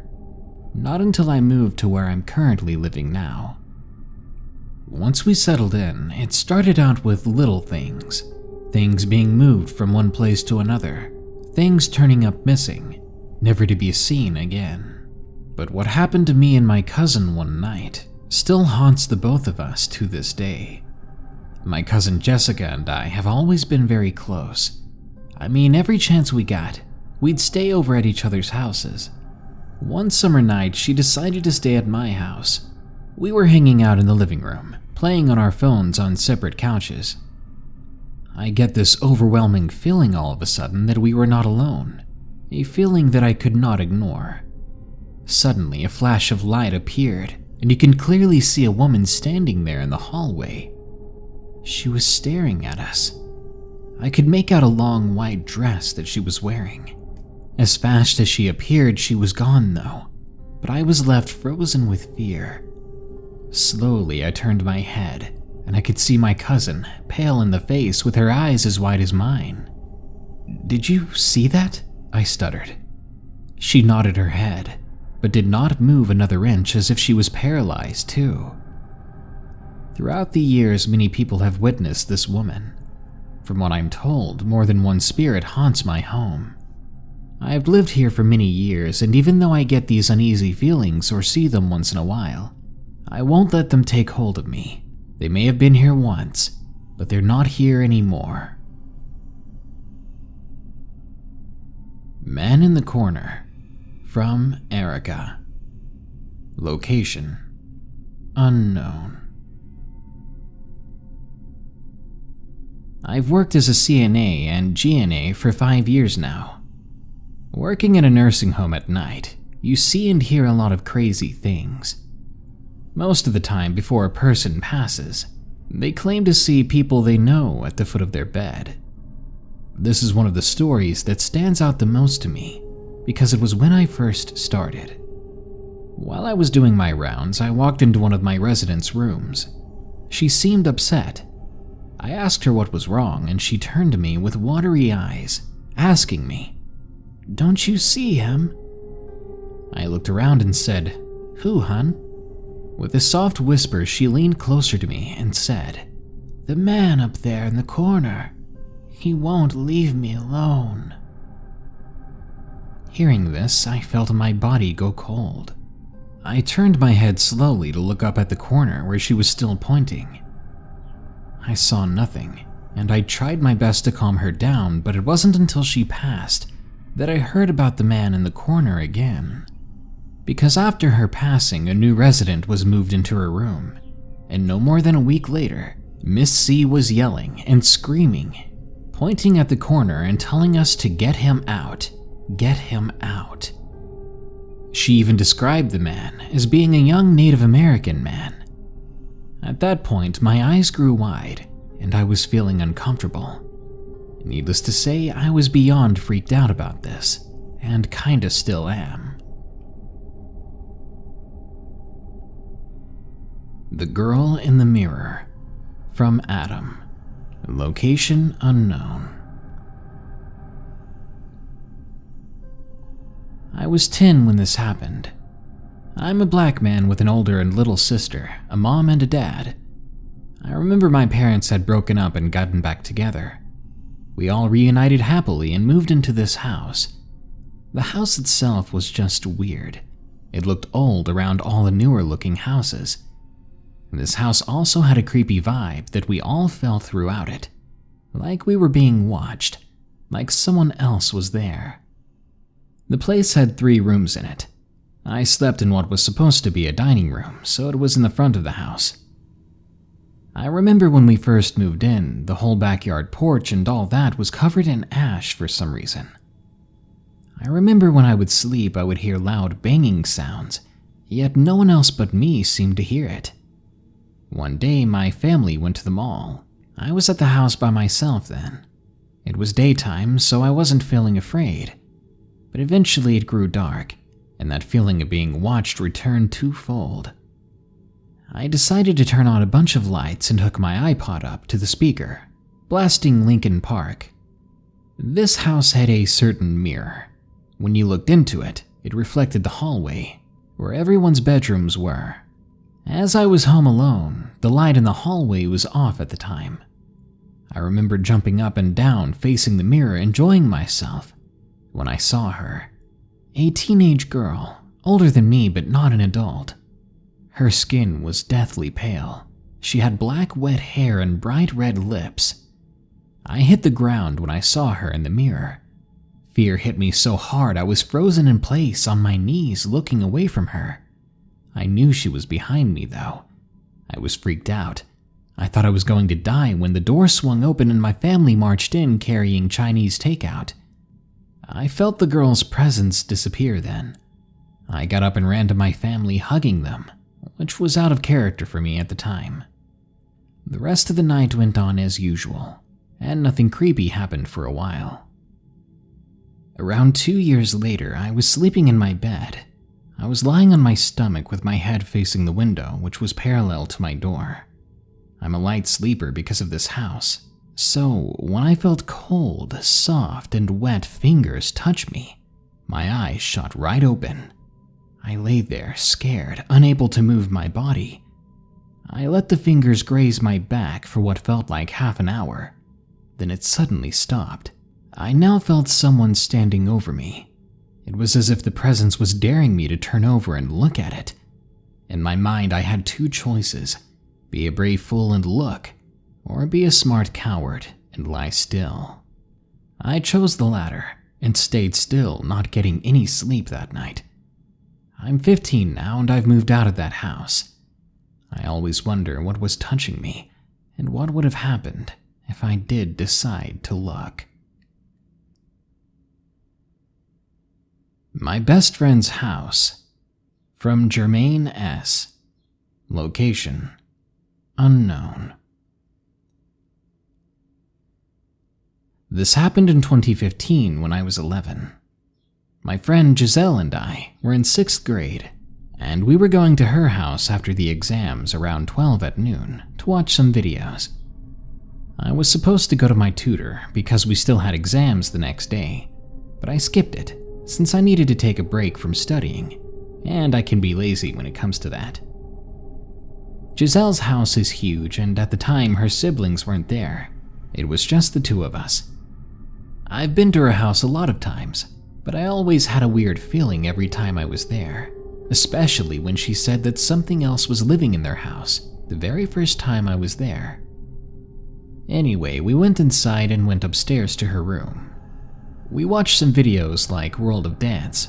We also talked about our other best friend, Nikki, who couldn't come with us because she wasn't allowed to. Time passed and it was already 4 p.m. I had to go home. I told Giselle that I needed to go, and she said okay. We exited her room and still no one else was there. It was really quiet. When I placed my foot on the stairs to head down, I saw a woman from the corner of my eyes. She wore a white dress and had long dark hair. She was standing right there beside me. She didn't have a face, but she was really pale, and her hair seemed wet. My eyes widened when I realized. I turned to my right to look at her, but the woman disappeared, leaving me scared. I shouted to Giselle, who was right behind me, telling her to run. She asked why, what's wrong? I told her once we were out of that house. She believed me, oddly enough, and was shocked that I actually did see it. We kept on talking for a bit until I had to really go. We laughed it off in the end, although uncomfortably. I told my parents about it, and they said that I shouldn't go back to her house. But of course I didn't listen. Giselle was my best friend. Still, we would often hear weird sounds or feel off when we were together, but we would always try to laugh it off. I've seen and felt things like this before, but this was my first time seeing something basically face to face. Hopefully, it was the last time. My little sister's doppelganger. From Dev. Location: unknown. I'm a night owl, to say the least, and usually don't go to bed before 1 or 2 in the morning.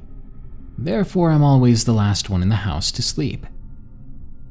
Every night at about midnight or so, I go downstairs to refill my water so I can take my nightly pills. From the top of my house's staircase, there is a clear view of the entire kitchen and dining room. In the middle of our kitchen, we have an isolated countertop that you can't see behind. I had thought that everyone had already gone to bed, because I had just said goodnight to my 13-year-old sister and parents, and heard everyone from their bedrooms say goodnight back. I went into my bedroom, grabbed my water cup, and proceeded to go downstairs, but when I got to the top of the stairs, I paused. My little sister was standing in front of the refrigerator, as still as a statue, just staring straight ahead. Her back was towards the island. My heart completely stopped because I swore to myself that I had heard them say goodnight to me, and I definitely had not heard her get out of bed and go all the way down our creaky stairs. I asked her what she was doing and got no response. I then said, "Seriously, that's not funny. Go to bed." But she only paused, spun around, and hid behind the island. Still freaked out and a bit angry because I thought she was just trying to scare me, I proceeded to walk down the stairs. When I got to the ground floor, I peeked over the island, but she was gone. I dropped my cup and immediately ran upstairs to my sister's room. I opened her door, and she was just laying there listening to music. She looked up, jumped, and said that I scared her. I had a panic attack right there on her bedroom floor. My parents heard and came in and checked on us. They seemed concerned, but I could tell they didn't believe my story. My little sister knew I was telling the truth, though, because I'm typically very good at hiding my emotions. I didn't sleep a wink that night. It pretended to be my mom. From Massina F. Location: unknown. This happened about 18 years ago. My mother and I lived in the basement of my grandparents' place. My dad wasn't around for reasons I'd prefer not to share. My mom was attending college and had a few night classes. She was really young when she had me and wasn't really out of her party phase. So it wasn't uncommon for her to come home crazy late at night, or really early in the morning. I was asleep in my mom's bed when I woke up to see her sitting on the bed, legs crossed and leaning back against the headboard. I went to her, excited to see her. I said, "Hey Mom," and that's when things got weird. She looked at me and said, "I'm not your mother." Confused, I asked who she was then, to which they responded, "I'm a figment of your imagination." I was starting to get a little freaked out. I asked where my mom was, and this thing told me that she was out having dinner and coffee with my dad. The guy my mom had been dating for a while I called Dad. The thing that looked like my mom proceeded to tell me what they were eating, what they were drinking, and all the little details of my mom's date. I was getting freaked out. Our conversation had run dry and she or it did nothing but stare at me. I crawled to the end of the bed and looked out the bedroom door. I thought about running for the stairs at the opposite end of the basement, but at the time I was more scared of the dark than I was of whatever the heck I was talking to. I curled up at the end of the bed and fell back to sleep. I woke up to my mom coming home. I was excited to see her. I pushed my fears out of my head, and I bolted for the front door to greet her. When I got there, I asked her how her dinner and coffee was with Dad, and she looked stunned.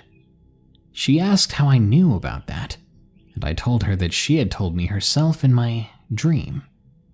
My mom swears up and down to this day that dinner was completely spontaneous, and that she had never planned or mentioned it. I do not know if I was sleepwalking or dreaming or if it was real. I do know that it looked and sounded exactly like my mom. It sounded vivid, and it gives me creeps when I think about it. The following story is narrated by Swamp Dweller and was submitted by Anna H. In 1992, I rented a house in Fredericksburg, Virginia, following several years of living abroad. It was a rather pleasant house, a ranch design, in an older neighborhood. There were many large trees that gave shade in the summer, and a wooded area behind the house, along with friendly neighbors and a genuinely placid calm overall. It was a nice place to live. There was not a hint that this house was haunted by an active, though unhappy ghost. As ghost implies, a frightening specter in my mind. I think I prefer the term spirit. The house haunting was confirmed to be human. The haunting did not begin immediately. Months passed, perhaps a year. It began unannounced. There was no warning of any kind, nor even a hint of warning from the landlord. On what I recall as a very lovely late summer day, at 3 o'clock in the afternoon, our front entry door opened with a bang, and the loud chatter of swinging Venetian blinds. My wife and son were with me in our family room watching television. My daughter was serving in the military and was far off and unexpected. Our heads snapped sharply as we quickly looked at each other's faces, looking for a hint of understanding regarding of what was happening. There was none. Two probabilities came to mind. The first being my daughter home on unexpected leave, with the intent of surprising us. The second was criminal home invasion. After a moment spent gathering my wits, I moved from the family room to the living room. I found our entry door wide open, the blinds which covered its window still swaying side to side. The door, for those prone to detail, opened inward.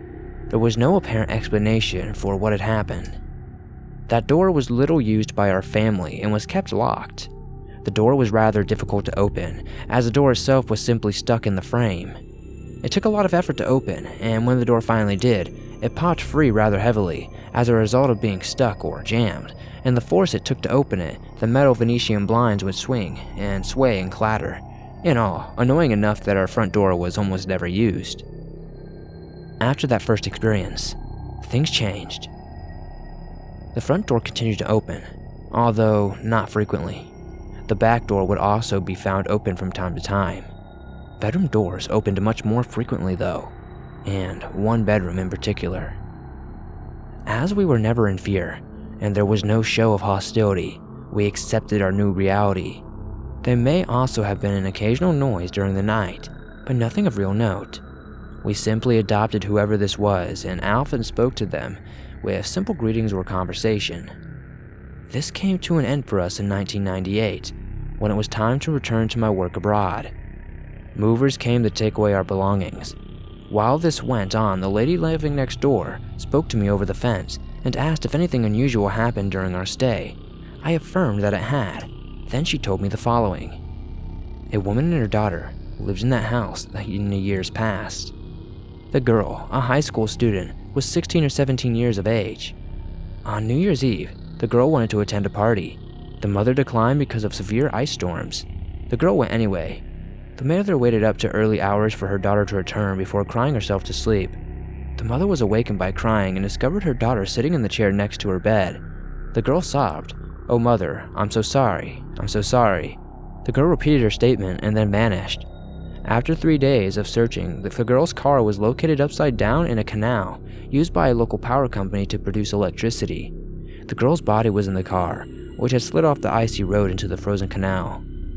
The woman who told me this was the sister of the girl's mother, making her the aunt of the girl. They had lived side by side as neighbors as well as relatives. I recall all of this with great clarity. This is a true and accurate presentation of what I had experienced. Swamp Dweller Story 2, from Anonymous. The summer after I graduated, I spent a month working with a nonprofit that took inner-city high school teenagers aged 15 to 17 backpacking in a national forest for a week at a time. Most of these kids have never been hiking, much less backpacking. I had 2 girls on the second week say that they planned on not sweating because it is gross. I told them good luck on that.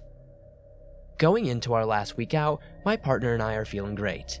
We were getting pretty sick of the food, but we knew what to expect from 20 teenagers at a time, and most of the students were really having a great and enjoyable time. The first day of the last week, my partner accidentally kept the van keys that the guide needed, so we had to go down and meet them and give them back while I stayed with the 20 students. Half an hour later, I get a radio message saying that I need to come to the group to the site immediately. I put my group's student guide in charge and then tell them not to move from that spot for any reason. I ran all the way to the site and find a student laying on the ground next to a small lake. One of the guides puking in the water while trying to talk to the emergency satellite phone, and my partner conducting CPR on the student. While my partner was meeting one of the guides from the other group to exchange the keys, the students decided to go swimming. One of the boys panicked while swimming out to the rock and started drowning. The other students decided to leave without saying anything.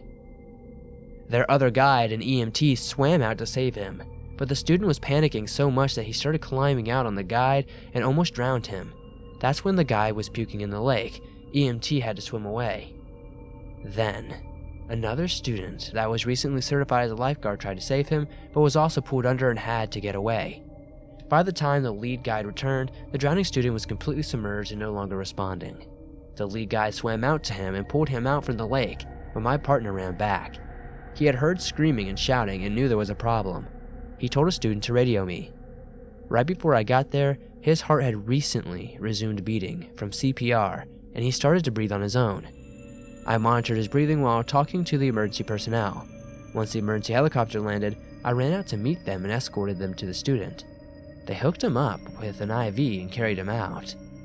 I ran back to my group and escorted them back to the bus pickup location without being able to tell them what had happened. They were understandably upset for having their trip cut very short and having to sit in the same spot for 2 hours. I let them open all the boxes of cookies and whatever other food they wanted to eat and brought them for the whole trip. My team, my other 2 guides, my owner, and myself went back out a week later to recreate the timeline of events for the lawyer's insurance. On the way out of the forest, the owner of the company got 2 flat tires and 3 of us had to stay the night in a random motel, then rent a car out the next day to drive back to the city, since we couldn't all fit in the tow truck. The student survived. He wound up staying in ICU for over a month in medical-induced coma to heal his lungs, but amazingly survived. I never saw him again, and we were not allowed to contact him. I hope he is okay.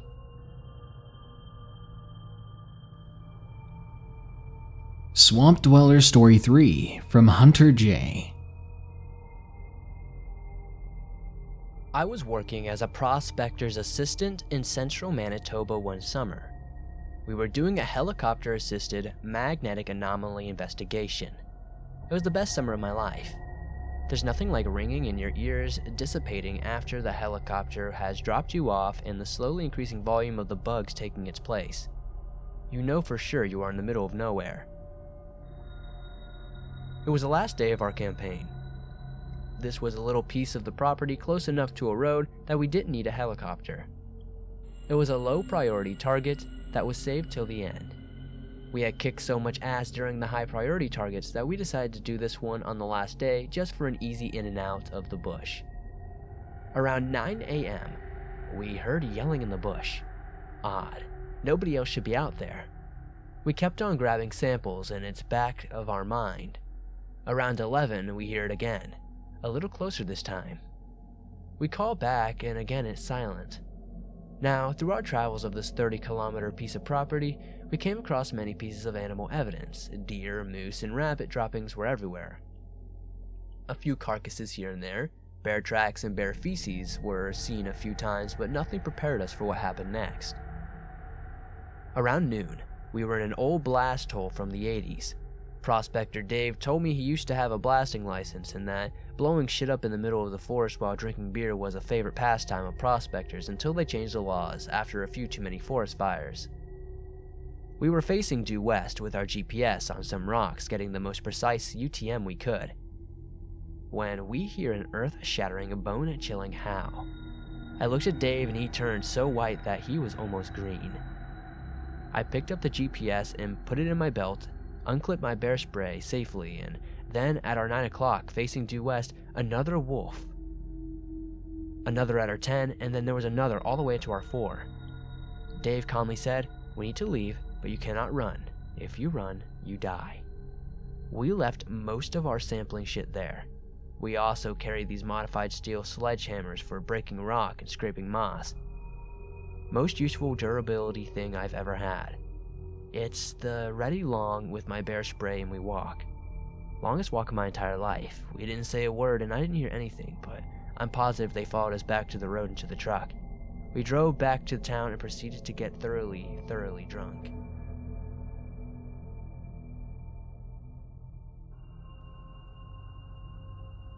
Swamp Dweller Story 4 from Donovan E.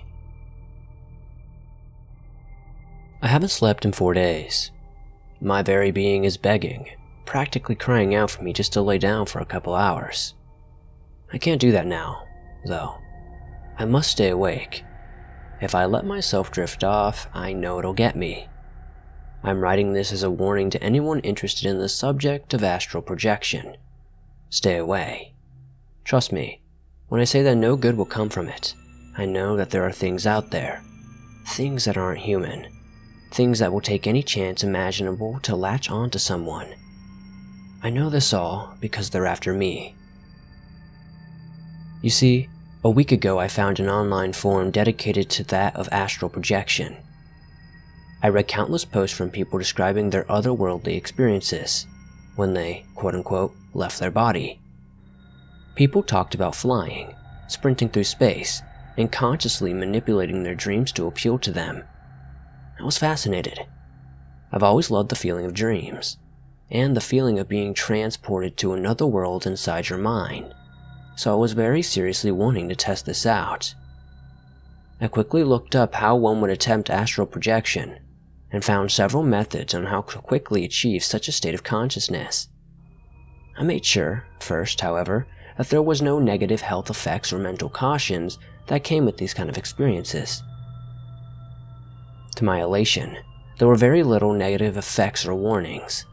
The ones that were listed sounded like BS too, so I decided the next morning I would attempt astral projection. God, I wish I could go back and tell myself to stop. I wish I could tell myself what happened that stupid morning. It seems so long ago now. It almost feels like that morning was a nightmare that my brain dreamt up. I know that's not true. I can still remember exactly how it went, and I know for certain what happened and what followed was anything but a dream. I got home that night and went to sleep without a problem. I had my alarm set for 5:30 that morning, and I woke up extremely tired. All the websites said I needed to be in a drowsy and relaxed state of mind, so I got up, turned on the lights, and laid back down after being woken, attempting to project. I lay there for what felt like hours doing everything that I was told to on these websites. At first, I didn't feel anything, but suddenly I noticed there was an odd feeling developing in my chest. That's the feeling that grew in my chest and the same feeling that I felt spreading everywhere throughout my body. I felt it all through the edges of my toes and fingers. Then suddenly, I felt myself lift off the ground. My eyes were still closed, but I knew that I had elevated and had begun to float. I opened my eyes. I was above my body. Now, this was a very odd and very surreal thing. I can't describe how it was. It was so odd. To be standing there as yourself, while simultaneously seeing yourself laid down motionless. However, this didn't really make me feel any fear in that moment. What freaked me out was the fact that the lights in my room were off. I distinctly remember turning them on, which is why it was so unnerving to see. Something that also added to my immediate levels of uneasiness was the fact that outside my windows, the sky appeared to be pitch black. Not nighttime, but pitch black, like being in a room with no windows and no light at all. That was the sky. I quickly looked around my room to make sure everything else was normal. Despite the lights in the outside sky, everything appeared to be normal. I decided to try and walk around my house a little bit. To further my surprise, every light in my house was off. It was all dark. The sky outside, the rooms, even the house itself just seemed to emanate pure darkness. My exploring of the house was quickly interrupted, however. I was in the middle of looking into my guest room when a door slammed loudly upstairs. Now for the record, I live alone. My house is fairly small, and I almost never have any visitors. There was no way this was just someone who happened to stop by. I stood there shocked, not knowing what to do. None of the sites I read said anything about darkness or doors slamming. I snapped out of it and decided to head back up the stairs to see what had made the noise. I quickly began to check all of the rooms upstairs. I found absolutely nothing. Just as I was about to head downstairs, I realized what the sound was. The door to my room had been slammed shut. I quickly made my way to the end of the hallway and stared at the door that I had almost certainly left open. First the lights and now this. I definitely wasn't alone. I opened the door and hesitantly made my way outside. It was much darker than the last time I had been in there, but the room seemed empty, except for my motionless body that still lay on the bed. I quickly checked under the bed in my closet, but still found nothing. I laughed at myself nervously for being so ridiculously paranoid. This wasn't real after all. I mean, what was there to be scared about? It's not like anything could hurt me in here. I stopped. I looked at my shoulder. Something had dripped on it. Something black. Something that came from the ceiling. I looked up. That was when I first saw it. I don't even know how else to say it was just a thing. Imagine that really odd monster movie. What is it called? Nosferatu. Picture the monster from that movie, with arms as long as his body. Picture him without any clothes. Picture him skinny to the point where his skin is pulled horrifically tight over every bone of his mangled body. Then picture him walking like a spider, while contorting his limbs and whilst having black sludge-like fluid leaking from his mouth. That was what was crawling on my ceiling. I quickly screamed and backed up. I was horrified. I had never seen anything quite as terrifying in my life. The creature dropped onto the floor and looked directly into my eyes. His eyes were empty sockets of pure darkness. I watched in horror as the gray skin around his eyes wrinkled, as his face contorted into a smile that was twice as big as its face. It had millions of tiny needle-like teeth. It continued to smile at me as I lay frozen in fear. It then crawled over to my body. The way it moved seemed so artificial. It moved like it was a claymation figure. My horror was only amplified when I saw it began to drool and spit its strange black fluid all over the right leg of my body. It looked at the now blackened limb and grinned wider. I realized quickly that this had to stop. I had to wake up. I made a quick dive for my body and tried to pull myself into my body. I saw the creature lunge at me, but it just barely missed me. I woke up screaming. I winced in effort as I tried to get out of bed, but realized in horror that I couldn't. I had completely lost the ability to move my right leg.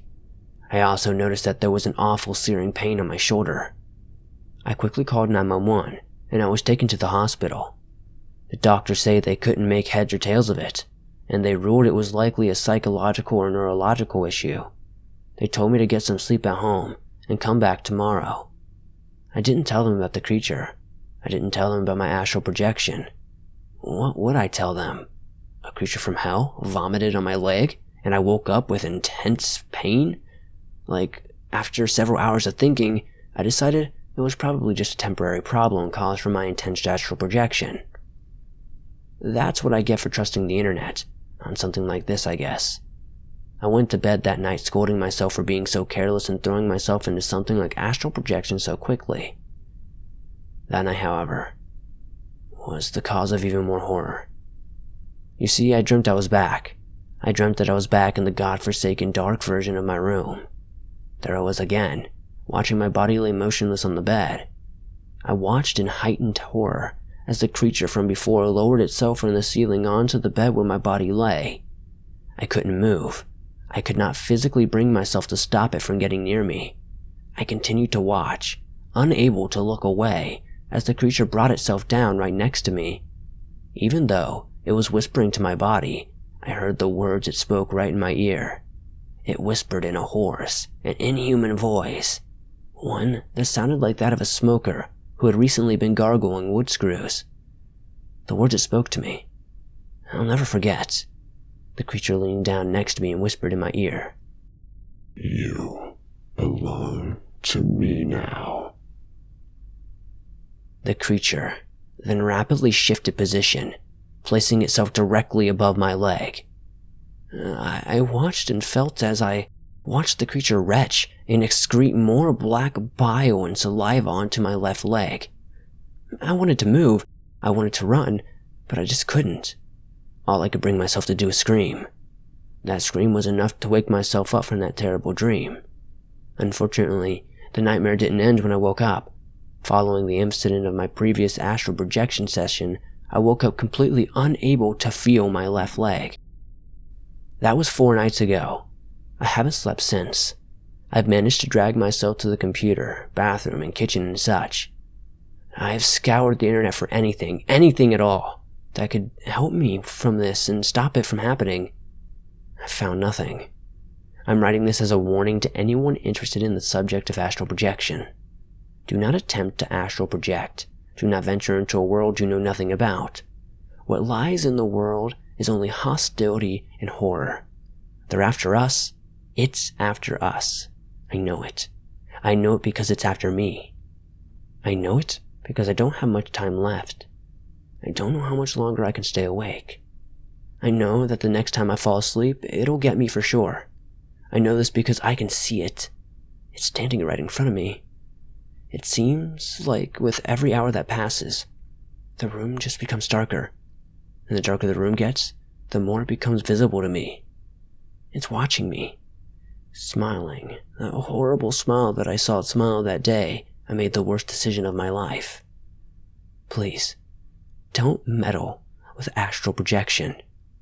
Don't make the same mistake I did. I'll be gone soon, but I'm trying to get this message out to anyone who might take the same choice as me. Please, please, please don't. I'll get you. It's not long before it's gonna get me.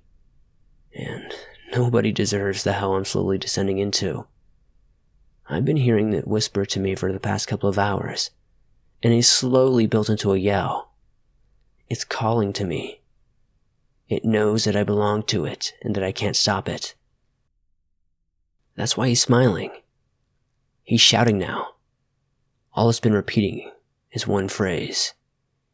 You still belong to me. God help me. And God help anyone who attempts astral projection. I only pray that this thing doesn't find you the way it found me. God, please help me. It's going to take me soon. I just want this to end. All I want is to sleep. Stay away from astral projection.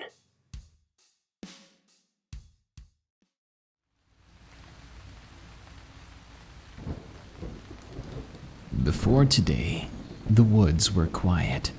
The woods were peaceful, mesmerizing. Before today, these woods were rest, comfort, joy. Today, they are no longer, because something has been following you every step of your weekend hike through the mountains. You've only ever seen it in passing glances, and only for moments. But you do know it's getting closer. With every glance, it is nearer than before. You cower beneath a cold, wet tree amidst the thunderstorm, and you know beyond a shadow of a doubt that its hand is now reaching for you. These are 10 allegedly true scary stories about monsters in the woods. If you have a story of your own you'd like to share, do not go to darknessprevails.org until further notice. Instead, submit and read stories at reddit.com/r/darknessprevails. Thank you. Now, let's get lost in the woods.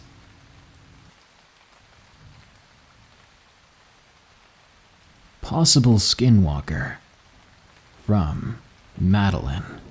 Location, Colorado. My family has lived near the Colorado mountains all my life, so naturally, we save up all our money to rent a cabin in those mountains before it gets too cold to handle. This had become the routine. However, this year, we had rented a different cabin than usual. This one was miles away from anywhere. We arrived in the middle of the day, so everyone was busy unpacking for the night. Feeling bored, I wandered off. No one really worried too much about me. As I mentioned, we had gone to cabins for years, and I hadn't been eaten by a bear yet. As I walked, I approached a tall tree line that I could hardly see into. In front of the trees were a couple of small animal bodies, which I don't recall being disturbed by, But that may have been because I didn't have time to react, as only seconds later, I heard a deep but faint growl coming from the tree line. My father had warned me about what to do if I heard something like this in the wilderness. He said not to make too much noise and to simply back away slowly. Before I had the chance to take a step back, I heard my brother's voice, yet at the same time it wasn't his voice. It sounded as if someone had been tampering with a tape recording, because it sounded layered, distorted. The things the voice said were wrong, like something poorly imitating a human's voice and speech patterns. This is what I heard. Sister, come here. I need help. It was like someone had just learned a foreign language. Being immature for my age, I still knew something was wrong, and I began to back away just as my father had taught me to. The voice huffed like it was frustrated with me, and it became more deep, more twisted, more disturbing. It called out again. Please, I need help. It hurts. It still sounded like someone poorly acting, or someone who did not understand emotions properly. It was more angry sounding than afraid or hurt. I knew I should have listened to my father, but I was beginning to panic, and I could not take it anymore.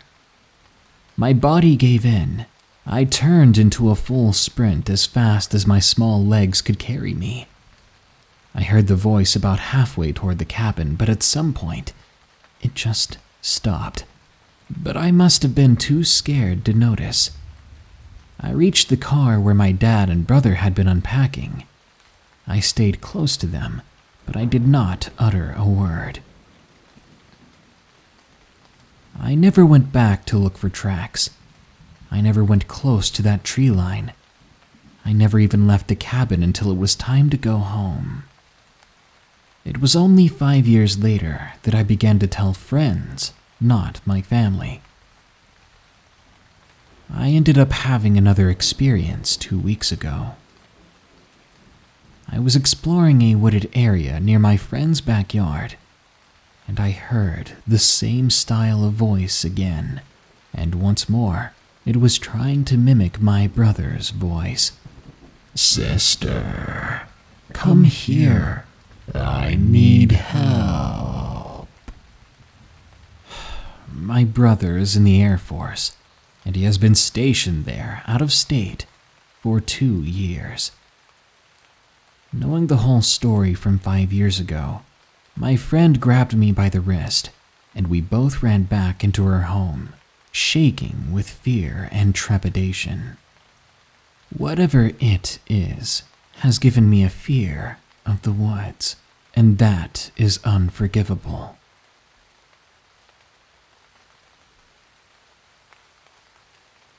Colossal Thing in the Woods, from Noah L. Location unknown. I live far out in the country, where you have to drive about 45 minutes in any direction to get to a town. Unless you're going for liquor, there's gonna be a drive. So basically, there's nothing but trees around here, except for a small lake. I've always loved walking around these woods. It's calming.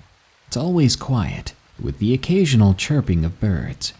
It was the middle of summer of 2017, and I was 15 at the time. Walking around the woods as I usually did, things felt weird that day, and I felt a certain stillness in the air. From the get-go, the birds seemed to have been absent. There was no sound save for a light wind. I ignored it. This was nothing to be scared of, I thought, and certainly nothing would scare me out of my own woods. Keep in mind, it was 9:30 p.m. The sun was finishing its descent. I would be out there until about 11:30 p.m. My parents were always okay with this because they'd grown up out here too, and they knew these woods better than I. My father even hunted the land, and I often went with him, and he trusted me. As the night went on, I heard a loud crunch from behind me, and instinctively I jumped, turning around. When I looked, I saw nothing there. I suspected it to be a deer or coyote, as it was common to see them wandering around here, but they never bothered me. I kept walking, but something again didn't feel right. I knew that I was being watched, and not by the typical critters. I felt paranoid. I felt panicky. What I felt had its eyes on me could not be human, and it left me feeling sick, as if it was sinister. I decided it was time to walk back to my house, for fear of something terrible happening. 20 minutes later, I'm back home. I went to bed as usual, but I ended up waking up in the middle of the night. I looked at my clock. It was 3 a.m. Exhausted, I got up, looking outside the window at the trees surrounding my house. I scanned the woods, but saw something.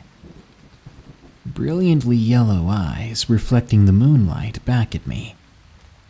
It wouldn't have been so bad if those eyes weren't 7 feet off the ground. Because initially, I assumed it was a deer or coyote, but now I knew better. This was not something even remotely close to human or animal. Perhaps it was something between, or something far off. I stared at them, unable to move, until the eyes blinked and left. I stayed up that night, afraid that something was going to approach my window.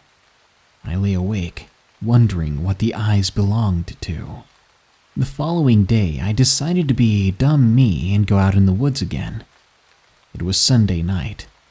I was out the same time I had been before, around 9:30 to 11. Every so often, I heard footsteps behind me. Not the normal light footsteps that you could only occasionally hear if you focused. These were huge, loud, obvious. I instantly thought of the thing I saw last night. I turned around to head back home, but I soon heard another crunch, and I turned again to see what it was. Though I had come out here to look for clues of what this creature may have been, I was not expecting to turn and see it right in front of me. Its head was like a wolf's. Its legs were that of a deer, with human-like hands, with claws at the end. Its arms were lanky and hung nearly to the ground. Its body was fuzzy, dirty, and matted. Its yellow eyes seemed to glow, and its teeth were razor-sharp, ready to tear through meat. Every tooth was as big as a wolf's canine, it appeared. I screamed, unable to hold back from doing so. I tried to calm myself and back away slowly, but all I ended up doing was tremble violently. I did not want to piss this thing off with any sudden movements, but I ended up tripping over something and fell onto my back. The creature growled loudly. This too was not normal. It sounded like the clicking and mashing of bones instead of a growl or voice. I scrambled back onto my feet and ran, but I heard it behind me. It was so close to me that I could feel hot breath on the back of my neck. It growled as it chased me, sending that disturbing noise echoing throughout the forest. I suddenly felt a sharp pain on the back of my neck and I screamed in agony. But I kept running. I knew if I slowed down or stopped, I would not make it through this. I made it to the tree line, and I could see my house. And it was just then that everything went silent again. The sound of the creature following me was gone. I walked slowly back into my house and told my parents. It was well past 11 p.m. by then. But as soon as they saw me, they freaked out and rushed me to the hospital. There was a gash in my neck on the back, leading down to the top of my back, that required about 18 stitches. I haven't gone back in those woods again, and my parents won't let me out of fear. Even so, I can still feel that thing's eyes on me every time I wake up in the night. I know that if I look out toward the woods through my window, I'll see those sinister, glowing yellow eyes. It follows. From Stars. Location, Florida. I thought that it would be a normal night like any other, but I was very much wrong. I was in my grandparents' house all the way down in Florida. I was sitting on the couch texting my boyfriend. I was around 15 at the time, and I was one of those people that was not willing to believe much, and I could be pretty dang stubborn, to be honest. Anyway, I had been texting my boyfriend for hours, talking about things like movies, games, recent events, until I suddenly noticed that everyone else had gone to bed. Well, I thought to myself, looking around the dark house, I should probably get some sleep too. I glanced out the window for a second, thinking nothing in particular at the time, until I realized there was something wrong. Something had caught my attention, or someone, because there was definitely something in the yard. To make it worse, my grandparents lived deep into the woods, so there should not be any visitors this late. I shook my head, the thought crossing my mind that I may be hallucinating and tired, that shaking my head and rubbing my eyes might fix it. I looked back out the window after doing so, but they or it was still there. The same crooked stance, the same disproportionate body, same everything. It was then that I was beginning to feel disturbed. I grabbed my phone from next to me, trying to keep my eyes on the window, my eyes on that thing. "Hey, I think I may be seeing things," I texted my boyfriend. His response came shortly after. "Why?" I told him what I was seeing, even looked up to make sure it was still in the same spot, and it was. There's something in my yard. It's tall and dark, and I don't know what it is. Probably just a deer. You'll be fine. He didn't think I was being truthful. I set my phone down and went into the kitchen, just to look out the window again, and to be greeted by the same creature. It was startling, making me scream. I fell into the floor in a panic, crossing my arms over my head, and began to hyperventilate. What I saw could not be real, could it? That's when I heard a door open. I forced myself to the floor even more, stiffening every last muscle in my body. "Honey, what are you doing in the floor?" I looked up to see my great-grandmother, who had awakened from my scream earlier. I saw... My voice was shaking. "You saw what?" There's something in the yard. It was tall, dark, and crooked." My grandmother gave me a puzzled look. She came over to look out the window herself. "Darling, there's nothing there." "Please, you have to believe me," I pleaded. "Oh, I believe you. I know exactly what you're talking about, dear." She stared out the window as she spoke. "Kids used to go missing up by the lakeside over here. We used to see something like that all the time, but it never really bothered us. Your grandmother, Kathy, was the first one to see it, and when she got my attention, what a sight it was. Horrifying, I'll tell you what, but from then on it happened so often that we named it." "Is it safe?" I asked, still in shock and sniffling a bit. Her answer chilled me to the core, and it was the last we spoke of it. She said, "As long as you don't get it to follow you, You'll be fine.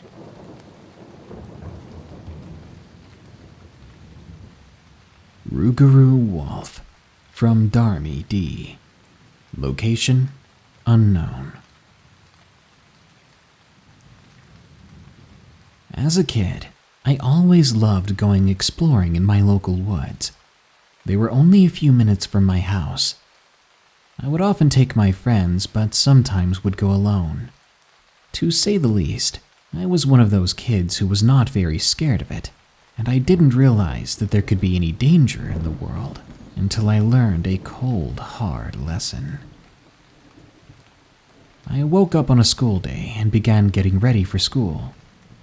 To my surprise, my mom came into my room telling me how school was canceled for the day. Apparently, the teachers were on strike. This surprised me, but I wasn't complaining.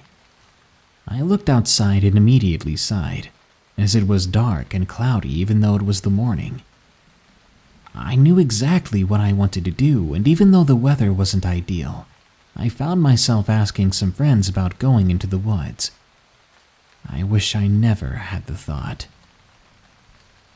Eventually, me and two close friends, Aaron and Adam, met up to head to the woods. I remember feeling surprised that Adam was coming, as he was known for being boring, and he had even been compared to a boring rat. Aaron was also known as Perksy, wasn't the smartest of kids, and never really thought things through. Around 11 a.m., we made it to the start of the forest. I could already feel the excitement building in my stomach, as we had all day to do whatever we wanted out there. We set out, playing and cutting up. We threw and jumped on sticks, climbed on trees, and played the normal games. Before long, my phone began to ring, and my mom was telling us to come back. It was getting late, and she said the weather was going to get worse. But we couldn't just do that. We had wandered so far and for so long that we did not know how to get back. Perksy immediately began to freak out, but I was still as excited as ever, realizing that it would be an adventure, finding our way out, all on our own. And that meant we would be in these woods a little bit longer. This feeling soon left me, though, when we heard the deafening sound of thunder. By this time, my phone had died, and Perksy and Adam didn't even bring theirs. That's when panic began to set in, and even I, as excitable as I was worried. We carried on, walking for what felt like hours. I was so shocked as I had been in these woods so much before, yet I didn't have a clue of where to go, of how to escape. We were sure police would be looking for us, but how long would it take? Eventually, nighttime was upon us, and we were all huddled by a tree together, freezing, shaking, and terrified. We all sat still for so long, until Perksy's head shot up. There was something in the distance glaring at us, he said. He saw eyes. He pointed Adam and I in the direction, and we saw it too. We sat there even more scared than before. As I felt this was my fault, I shouted at the creature to try to scare it away. But this was not a good idea. The thing that looked like a wolf suddenly rose up from the darkness. Then it screamed. I'd never felt so horrified. The three of us jumped up and replied with our own screams, running for our lives. I had never seen anything like it before, and I honestly thought we were going to get eaten. I remember hearing the thing's gargling sounds coming from its mouth, and the weird loud noises it made, which I can only describe as roars. I ran until my body would not let me go. I ran until I felt sick, and noticed that Adam was with me. The creature hadn't followed us, but Perksy was nowhere to be seen. I wanted to desperately call out for my friend, but I hate to say that I was too terrified to utter a word. Adam turned white and fainted right next to me. I wasn't sure if it was the fear or exhaustion, but maybe it was both. I lay there with him, waiting for something to happen. A shiver ran down my spine when I heard something that will haunt me for the rest of my life. It was either a howl or a little boy's scream, but maybe it was both. After that, I blacked out too. The next time I opened my eyes, the sun was up, and there were people standing over me. Adam was still asleep. It was the police who took us back to our houses. We were fed and given water. They began to question us later concerning Perksy's whereabouts, but we had no idea. We could barely talk, and I only managed to mention what we saw. I remember my mom's face when she heard the description. I immediately started to cry. What awful things could have happened to my friend? After this incident, Adam and I didn't talk much, and my family moved away a month later. By this point, Perksy had been found alive, but he recalls having no memory of what had happened after we ran away. But he does hate me and Adam now. He says we left him, and I do feel so bad. I miss them both. I miss the fun that we had. I miss our friendship and when everything used to be normal. But that's long gone. I had to take therapy for a few years. But no matter what they tell me I saw, I know better. The thing that chased us was between human and animal, and it was unlike anything you've ever seen. But they try to tell me it was some coyote or wolf, and that the trauma from the event has caused me to make a boogeyman out of it. But my memories are quite clear. Be cautious in the wilderness. Even if you don't go alone, you might come out alone, or not at all.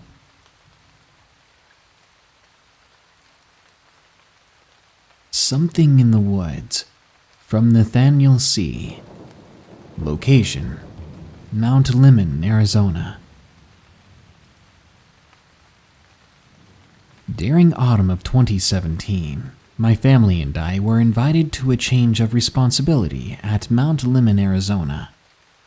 As we waited there for the rest of the people to arrive, I began exploring the mountain woods. I started going downhill to a path when I heard someone talking. I looked to my left and saw a person who asked me, "Are you lost?" I shook my head, but then he told me that I should go back to my family because it wasn't safe. I ignored him and told him I'd be fine, then continued along the path. As I went deeper into the woods, it became harder to walk. The path had been made for snow sports, and I guessed that when the snow left, it was harder to walk in. I continued going down until I saw something strange. It was covered in white and looked massive. It stood about 20 yards away from me. I quietly began to walk towards it to get a closer look. I watched it the entire time I went down, getting closer. Whatever it was, I could see it breathing, its chest and body heaving slowly up and down. But literally, the moment the tree passed over my vision and my view of the creature returned, it was gone. How something that big disappeared so quietly and so quickly? It was impossible. It didn't make sense. After a while of standing there in disbelief, I decided to go back. I had been gone about 30 minutes upon returning, but as I came back into view of the ceremony area, I saw that my family and a lot of other people had disbanded into the woods and began calling my name. I went up to them, to which they embraced me and scolded me. I didn't know what was going on. My mother told me not to run off like that. I asked for an explanation, and she told me that I had been gone for 4 or 5 hours. There was no way that was possible. I had literally just left. I have no idea what happened that day on Mount Lemmon, but I can say that it has terrified me and made me wonder where the time went. I wonder, does it have anything to do with that giant white creature? Or is it all just a terrifying coincidence?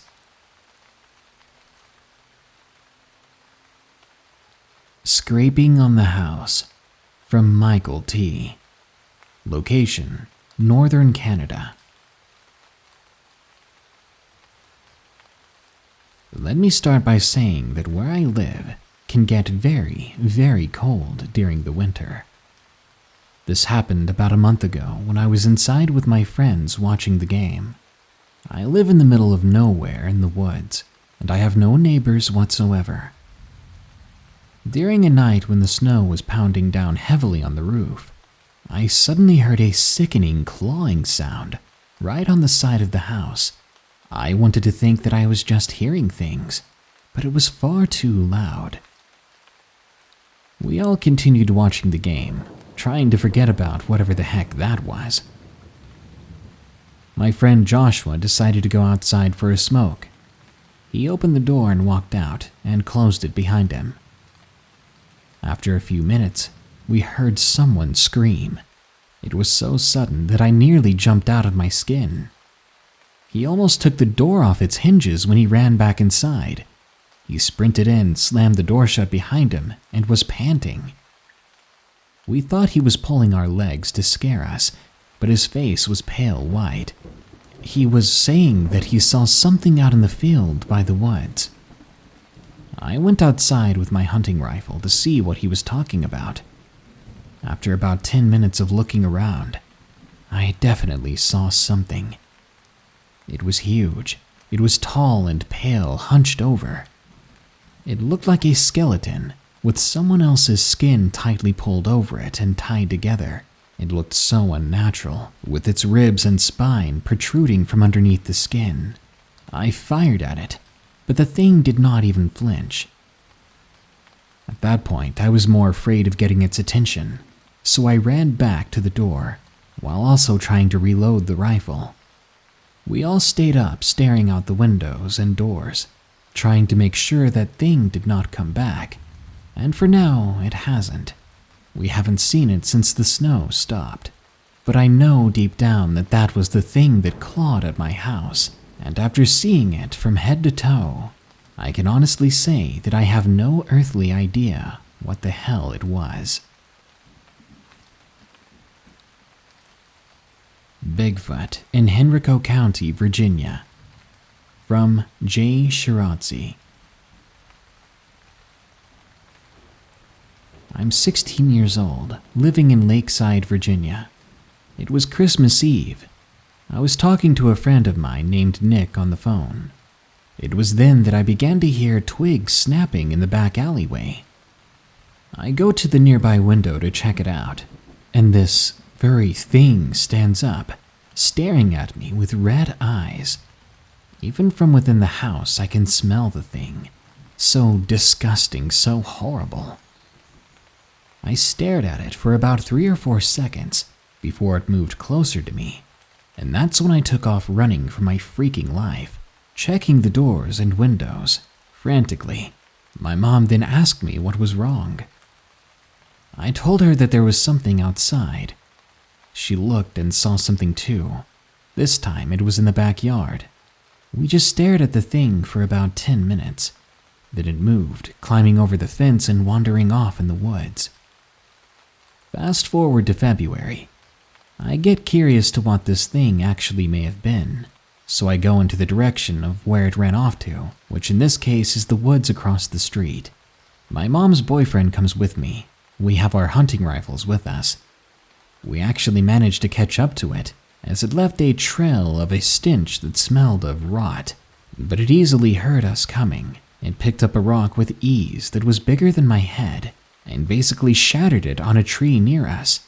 It was an obvious warning, and we took it, running as fast as we could. I haven't seen it since, but I know it's out there. I know if I encounter it in just the wrong way, it could be dangerous. It Let Me Go, from Drago. Location, unknown. This happened about 2 years ago when I visited my home country. There are many forests where I'm from, and wolves or other animals are common, so it didn't bother me if I heard the occasional howl or shot from a hunter. I've heard of werewolves and other beasts from European folklore, but as much as the stories give me the chills, I never really believed in them. The day before we had to go, I had just enjoyed one of my grandma's meals as we were staying on her farm. It was about 10 p.m., and I was going through my phone watching some videos when I decided it was time to go to bed. As I lay there on my bed, I looked up and saw that it was a full moon outside. My gaze froze on the moon as if I was in a trance.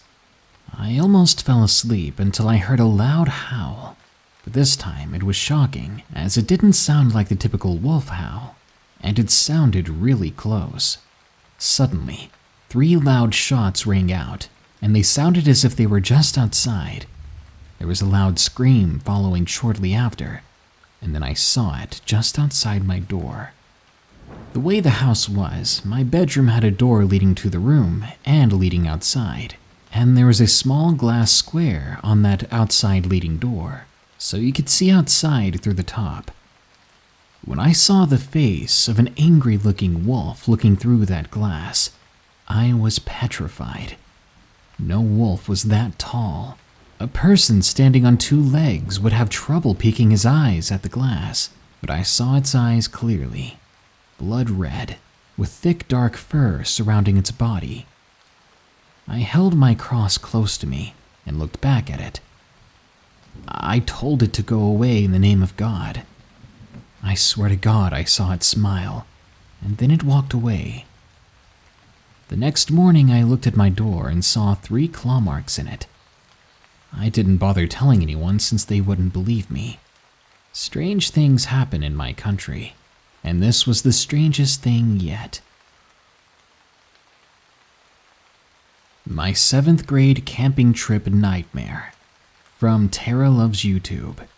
Location: unknown. Last year I was in 7th grade. We took a camping trip for a few days. The moment we began setting up tents and getting into our hiking teams, something felt eerie to me. Then again, I hadn't gone camping all that often, so I pushed it aside. The day went on with us hiking a few hikes, and when we got back from our hikes, we began a fire, rife with marshmallows and scary stories. After we all went to our tents, I was on my phone for a little bit, before trying to get some sleep. After about 15 minutes, I opened my eyes and saw shadows on the tent wall. But I figured it was the fire outside making things look exaggerated. After that, I fell asleep. The following day was the same as the last, hiking day and night. Just like the night before as well, I could not go to sleep quickly. After 15 minutes of trying, I opened my eyes again, but I saw the same type of shadows. This time, though, they were cast by the moon because the fire was out. I closed my eyes for 5 minutes, then opened them again to see the figure now crouching outside my tent. It started to circle it until it stopped in front of the tent zipper. I was terrified. I closed my eyes again and tried to fall asleep. When everything went quiet, I finally did. In the morning, I was standing outside the tent waiting for my friend to get out, and when I looked down at the ground, I saw footprints that were not human. I didn't say anything to my friends or classmates, and later that day we went on a 3.5-mile hike. We were separated into 3 groups, a group of fast hikers being the first group, a group of average speed hikers for the second, and a group of the slowest folks being the last. We were a little more than halfway done with the hike when we stopped at a little stream to cool down and look at. I was sitting on a fallen tree when I looked into the forest. I saw behind one of those trees a tall, dark figure. I thought that I was hallucinating because of dehydration from running out of water or from being tired. I looked away, then looked back, and it was gone. On the way down, about a quarter of the way, I saw the same thing, but closer to the trail. I was now convinced that what I was seeing was real, and I felt terrified the entire way back down. The night was fine and the next day was normal. and I didn't tell anyone from my school about this. We have another camping trip coming up, and I'm not sure I want to go if I'm going to run into something like that. The Creature on My Family's Cabin, from Shadow Shogun 15. This story happened about 3 years ago at my family's cabin in Michigan. We were having a family reunion during Christmas break. My brother and I were talking and drinking around the fire until, crack, something broke that sounded like a tree. "The heck was that?" I asked, giving my brother a confused look. He shrugged. "You boys and I should go take a look," my dad said, grabbing his rifle. "Dad, why would you need your rifle?" my brother asked, but he got no response. We walked outside into the snowy night. Then we walked around the back of the cabin where the sound had come from. We didn't see anything yet, but we did hear something. A strange howl-scream noise, and then my brother practically screamed. "What in God's name is that?" That's when we saw it step out of the woods. A tall, pale creature with a skull-like head and red fluids dripping from its mouth. None of us said anything. We were frozen in fear. It stared with its deep, hollow eyes. That's when we heard the boom of my father's rifle. That snapped us out of our trance and sent the creature running away. We did as well, running back to the cabin. We said nothing to our family members, and after some time we tried to get some sleep, but I was too creeped out by the window next to me. I thought that at any moment that thing would come back and stare at me all night. God, that was a creepy experience. Dip your toes in the water. Just don't expect them to still be there when you pull your foot back out. We're going on a fishing trip today, so grab the tackle box, get your favorite fishing pole, and just to be extra safe, maybe you should rent a full steel set of enchanted armor to ward off the ghosts, ghouls, and creeps that seem to love to bother people when they're just trying to enjoy the water and get a good catch. Enjoy these allegedly true fishing scary stories, and be sure to share your stories with us to possibly have them narrated. Just go to darknessprevailsofficial.discussion.community. Don't worry, that long-winded URL will be fixed soon. Now, let's head down to the water. Mist on the Lake, from Scared as Heck 123. Location, Broken Bow, Oklahoma. This happened when I was about 17. Some friends and I had decided to take a trip to Broken Bow Lake that is located near Oklahoma. It was only a few years ago, and I can remember everything like it was yesterday. It was the summer, and me and 6 other friends had planned to stay for 3 nights. We planned on camping, fishing, hiking, everything that's fun to do outdoors. We arrived at our usual spot. The coals from our previous trips here were still there in the fire pits. We began to unpack our trucks, setting up our tents next to each other, which was an excuse for me and the guys to get to the girls easier. There were 2 other guys besides me. They were Aiden and James. We'd all brought along our girlfriends, Macy, Mia, and Alice respectively. We had unpacked our gear. Relieved that that was done, I decided to take a walk down to the water's edge. I put my feet in the water. It was perfect, the most relaxing filling water. I called back up to everyone, saying that it felt perfect for a swim. Within the space of 30 seconds, we were all in the water, having a great time. After about an hour of swimming, I had an uneasy feeling, because I swear I felt something smooth brush against my leg. I screamed at that moment for everyone to get out of the water. By the time I was on shore, everyone else was there and confused, wondering what had happened. That's when Aiden let out a shriek, went under the water again, then came back up holding what appeared to be a catfish. He had pranked us, making fun of me, saying that all I felt was just a catfish. I blushed with embarrassment. After that, everyone got out of the water, drying off on the hot rocks next to the lake. We then got a fire going. It may have been hot, but what was camping without a fire? The night went smoothly until about midnight. I made a passing glance toward the lake, but I did a double take and stared when I saw a humanoid shape sitting on the edge of the lake, hunched over. I quickly said to everyone in a loud whisper, "Guys, look over there." Immediately they looked, but by the time they did, the figure was gone, and they were starting to think that I was crazy.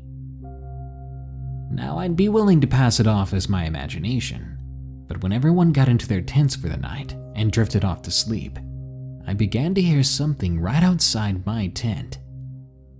I thought it was James or Aiden or one of the girls, until I heard whatever it was beginning to sob. It was not one of my friends. I did not recognize this voice at all. I got out of my blanket slowly. I took a big breath in. Then I cried at the top of my lungs for everyone to wake up.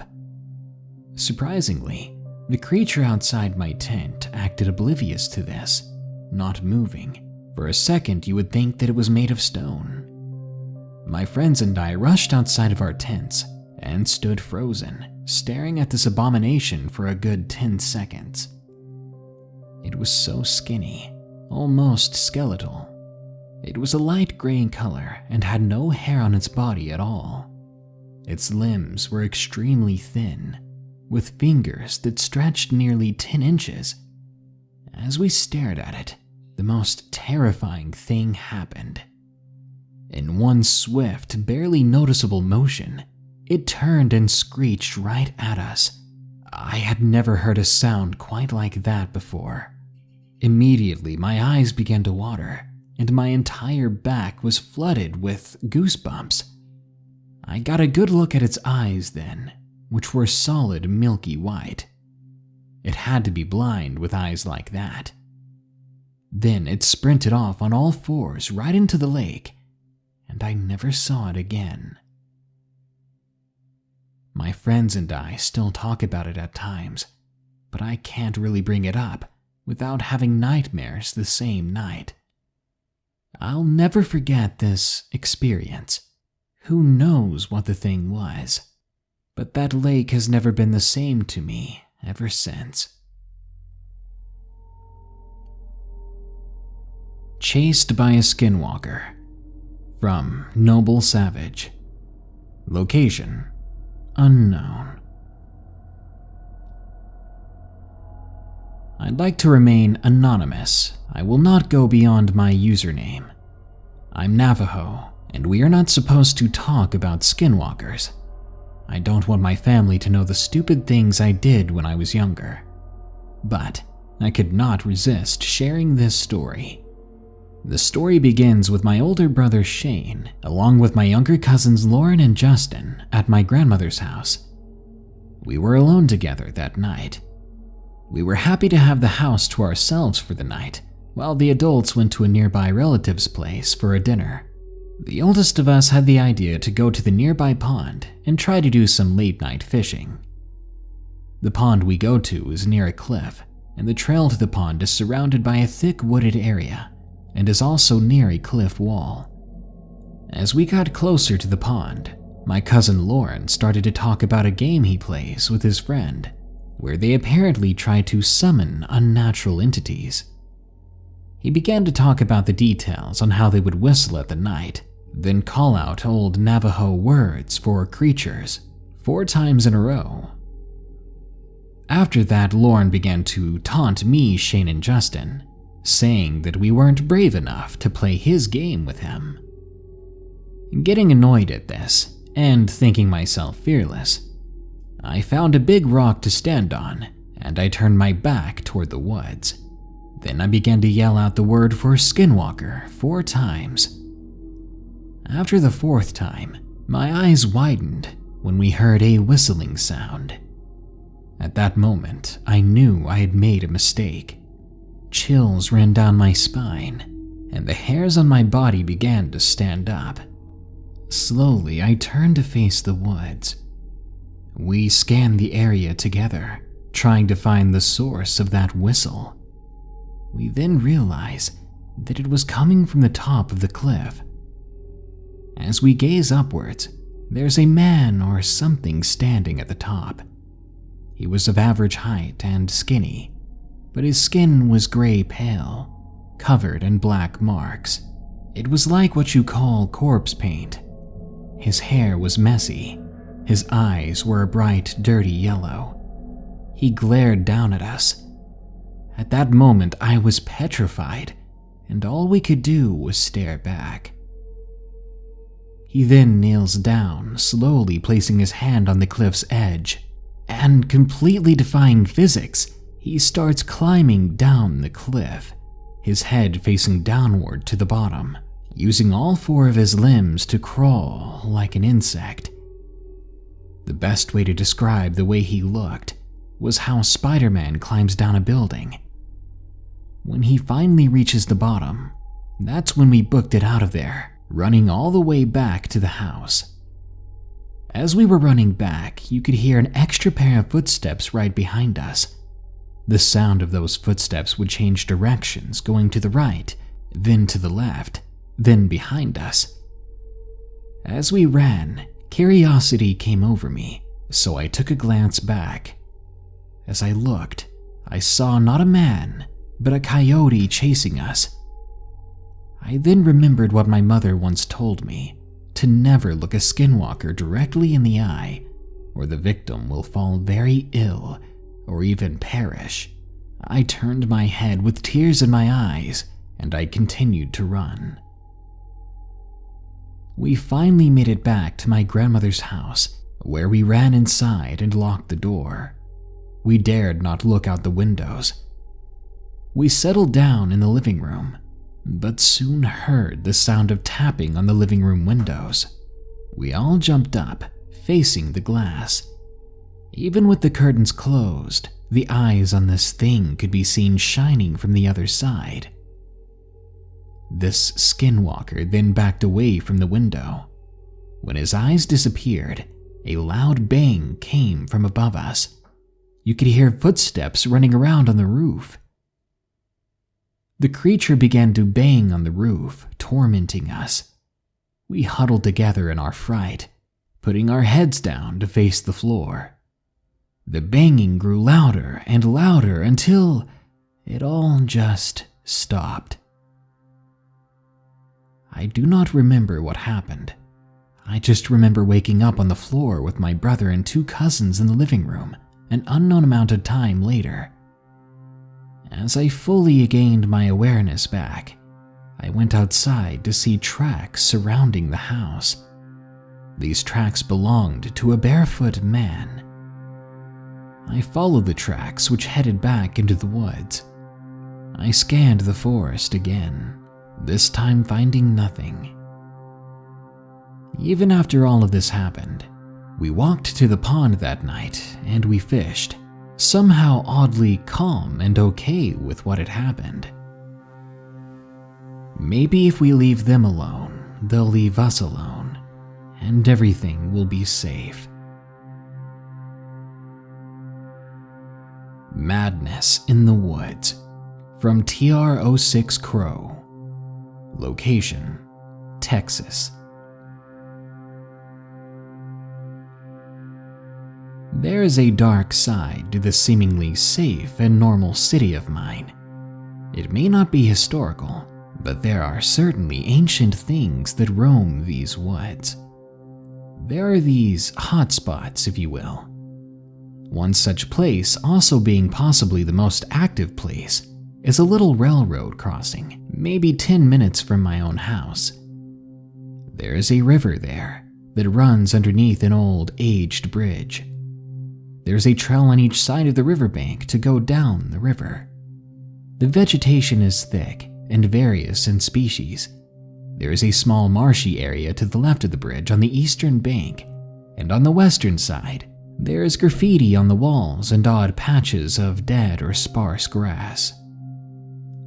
This first event was on my friend's birthday in 2011. His name is Rick.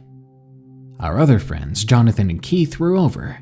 We had finished eating at Cece's Pizza for dinner, and we all wanted to head back home to work some of it off. But instead, we decided to go explore the tracks and possibly do some fishing. About halfway down these tracks to the bridge, we spotted a medium-sized black dog sitting at the eastern trailhead. He watched us as we walked. We assumed that it belonged to someone who was down here fishing or swimming.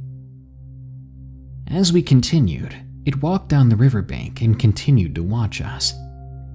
We approached the riverbank down the steep trail and realized that there wasn't anyone else there. We also noticed that the dog was gone. We wondered which way it went, thinking maybe something had happened. We saw tracks headed south through the marshy area and into some rather thick and tall vegetation, like elephant ears, buffalo grass, vines, and trees. Jonathan and I followed them rather swiftly, while Rick and Keith took their time behind us.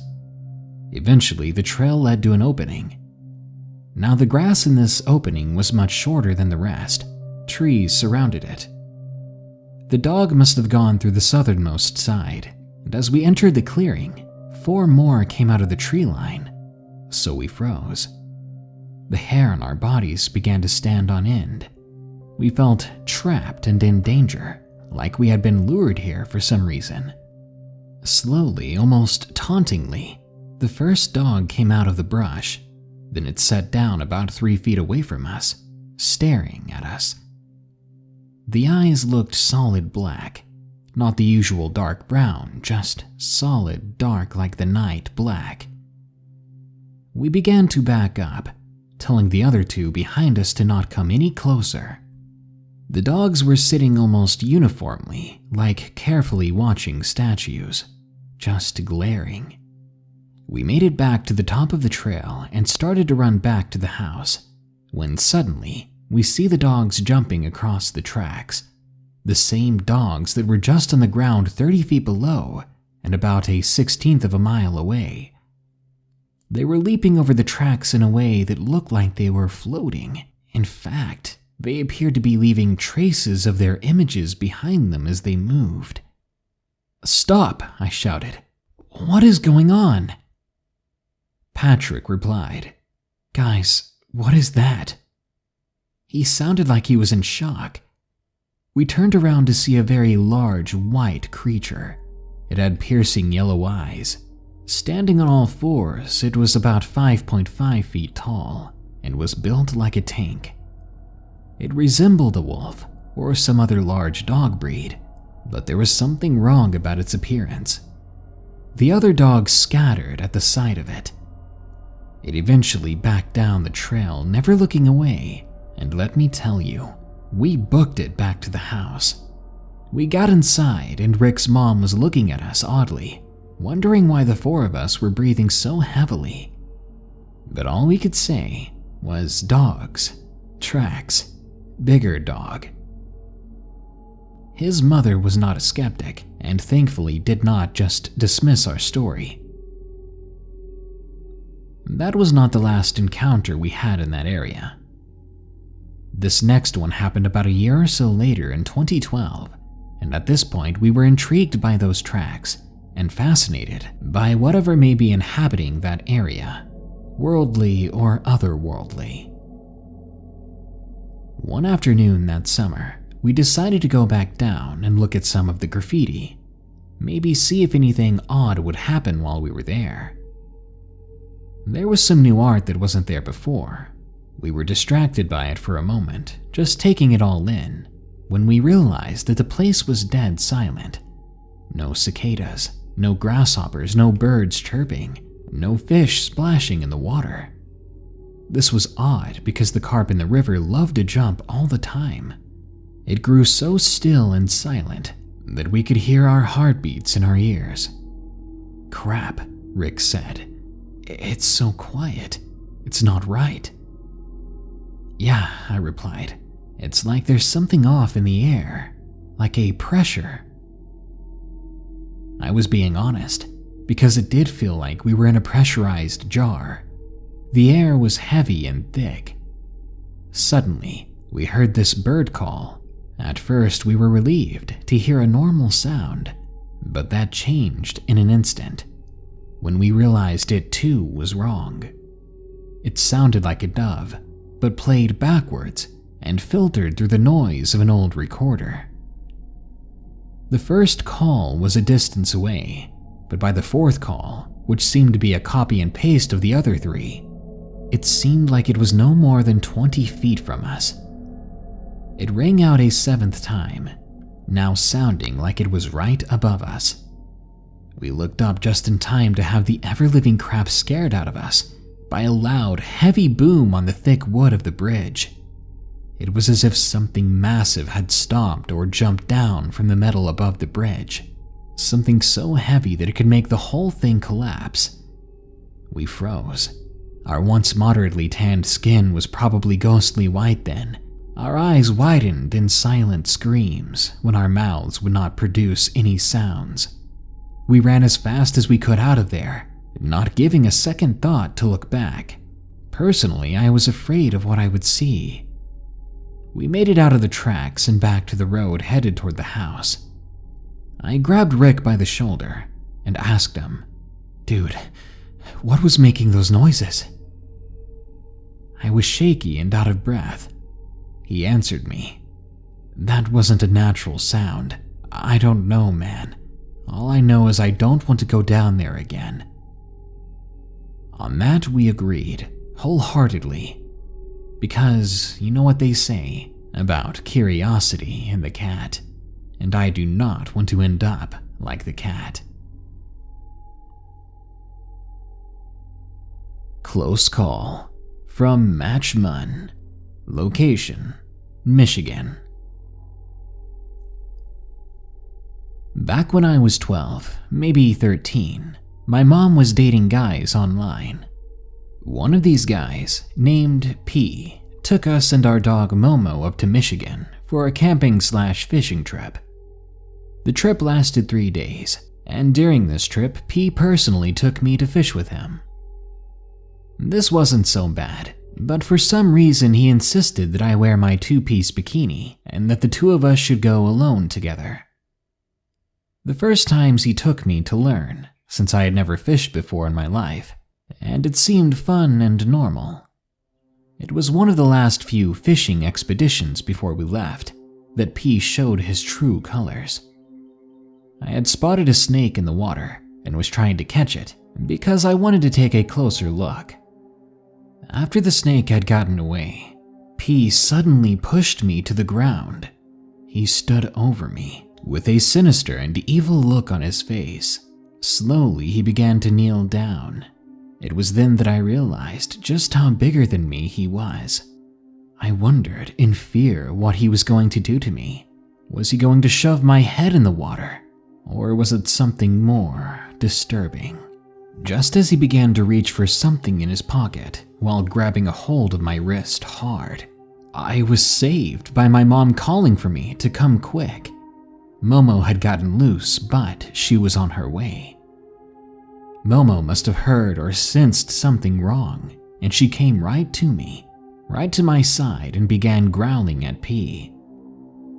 She didn't leave my side until my mom made it there. And later on, my mom said that she was feeling sick, so we left earlier than we thought we would. We packed up, headed for home, and never heard from P again. After going through health class in high school, I'm grateful that at the time I didn't end up hurt or worse. P was a creep, and what he was reaching for in his pocket, I'm scared to know. It's Silver Glare from Green Lamp 1267. Location unknown. When I think back to what happened when I was a kid, it makes me insanely uncomfortable. Like if I go into the water, something will come out, and take my life from me. I'm not sure what I saw that day, but I'm hoping it's gone forever. Not likely, but I'm hoping. It was April 7th of 2007 when me and my dad and uncle set out to Green Lake. It was the afternoon when my uncle got his first bite of the day. It was a nice fat silver-gray fish like a trout. He released it back in the water and went to pull out some more bait, not realizing until it was too late that his last bait can was empty after his last catch. When my dad went to get his fishing pole, he saw something in the water. It was a long black snake-like silhouette, but this silhouette was nearly 20 feet long and 3 feet thick. He was flabbergasted looking at it, and before he told us what he was looking at, he picked up his fishing pole, put the last of the bait on the hook, and released it next to this strange creature. Thanks to the murky water, it was too difficult to really make out what it was, but it did seem to be coming closer to the bait. Then slowly, part of it rose out of the water. It was more white now, a long-looking worm-like thing. That's when he finally told us to check it out. I saw it then for myself, its bright silver color. All of a sudden, there was a big splash that made it impossible to see the creature for a moment. Then when everything was calm again, there was a terrifying yet interesting-looking monster fish or creature. Its long snake body was out of the water, while its head was diving back under. Its body was covered in scales, and its belly was similar to a snake's. But at the top of it, there was a fin covering its back, and there were small tentacles on its side. It looked like it had very small rows of teeth on its belly too, or maybe it was something else, but it was terrifying and unnatural. I was sweating like I was in an oven staring at it, and I was scared for my life. Something in me was screaming to jump out of the boat and to swim to the shore fast, but with that thing in the water, I couldn't bring myself to do it. Then my uncle nervously said to head to the dock, slowly. My dad listened. He started the boat's engine and headed toward the dock. The creature's tail finally swept out of the water and quickly back in. We all got a good glimpse of it. It was like an elongated version of a normal fish's tail fin, yet with more of those weird tentacles on the sides. We couldn't make it back to the dock fast enough, in my opinion. Once we were there, we packed up and got in the car. I couldn't stop staring at the water though, afraid that that thing would come out again, but luckily it did not. To this day, I still wonder what's lurking down in the depths of Green Lake. Good news. My website is working now, and I've transferred everyone's accounts over. To get started on the new site, go to darkstories.org, click Login, click Forgot Password to create a new password, then check your email. Thanks so much for everyone's patience. I think this new site is much better and was worth the wait. That's darkstories.org, guys, and I can't wait to hear your stories. And if you've submitted a story in the past, don't worry. Your story will be posted to the new site and credited to the pen name you gave. It might take a couple of weeks to get them all there, but I'm working on it. Now, on to the show. A hellhound is exactly what it sounds like, a demon in the form of a dog or wolf. But it is often described as being much more horrifying than that. Often they're seen with red eyes. Sometimes they are gigantic in comparison to normal dogs, and other times they may even appear with horns. Hellhounds come in all shapes and sizes to make your nightmare the ultimate terror. Enjoy these allegedly real encounters with hellhounds, and beware those red eyes. It tormented us. From Dangerous Web. Location unknown.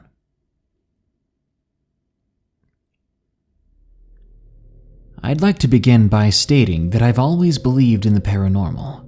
This happened when I was 14. During that time, I was living in an apartment with my older half-sister and older half-brother, along with my little brother and my mother. I'd also like to note that in this apartment, my mom had this family picture of all 4 of us kids and her. She also had separate pictures of each of us near the kitchen along a windowsill. This is important later on. My younger brother and I came back from school one day to find the house empty. I forget what happened, but for some reason my brother and I got into a fight at some point. Getting angry at one point, I went to my room and closed the door, trying to avoid my brother in the other room. I started to watch a movie, which I clearly remember being The Blind Side, when suddenly my brother comes barging into my room. He was half out of breath and looked as if he had seen a ghost. He told me while trying to catch his breath that he had seen a dog in the bathroom. Judging by his look and noticing how he never laughed or smiled, I could tell he wasn't joking around this time. He seemed extremely serious. I told him to come in, then I closed and locked the door to my room. I then, for one reason or another, grabbed 2 of my Bibles from under my bed that I kept safe in my shoebox. I gave him the older one, while I held the newer one that I recently got from my mother. We hid in my bed under the blankets, completely terrified and shaken, while grasping the Bibles close to our chests. We waited for what seemed like only a few seconds, when the locked door to my bedroom slammed open so hard it shook the entire house. My brother and I are completely terrified at that point. I suddenly began to pray in my mind, telling God to protect us. What follows after is complete silence. We waited for what seemed like forever, too scared to even lift the covers off of our heads. I was afraid that if I lifted the covers, it would be right there looking at us. Then my brother said after a few minutes of waiting that we should get up and to see if it was still there. We finally did so, and we found ourselves back to back with the Bibles held out in front of us. The first thing we did was go to the bathroom to check for anything. We looked inside, and it was clear. We then scanned the whole house to find it completely empty and quiet. We sat in the kitchen to process what had happened. I started asking my brother some questions about whatever he saw. I asked him what the dog looked like. He said it was huge, standing as tall as the kitchen counter, and its legs were all bent wrong, as if they were broken. He said that it was standing halfway behind the door, and it was facing the shower, which means the opposite to where my brother was standing. He said that it was slowly turning to face him, and as it did so, he could hear its bones and joints cracking. It was so bizarre sounding. I asked him if it was transparent, like a ghost, or if it was physically there, but he said that it was very much real. He couldn't see through it or anything like that. He explained that the ears looked almost like horns, and the mouth was drooling intensely. And worst of all, he said, its eyes were red. I was in complete shock when I heard this. Then I began denying his story in my head. I wanted to know whether he was lying or not. This was the most far-off story I'd ever heard. If he was lying, he would have laughed when he told me about it. That's always how he had been. He could never keep up with his lies because he found them hilarious.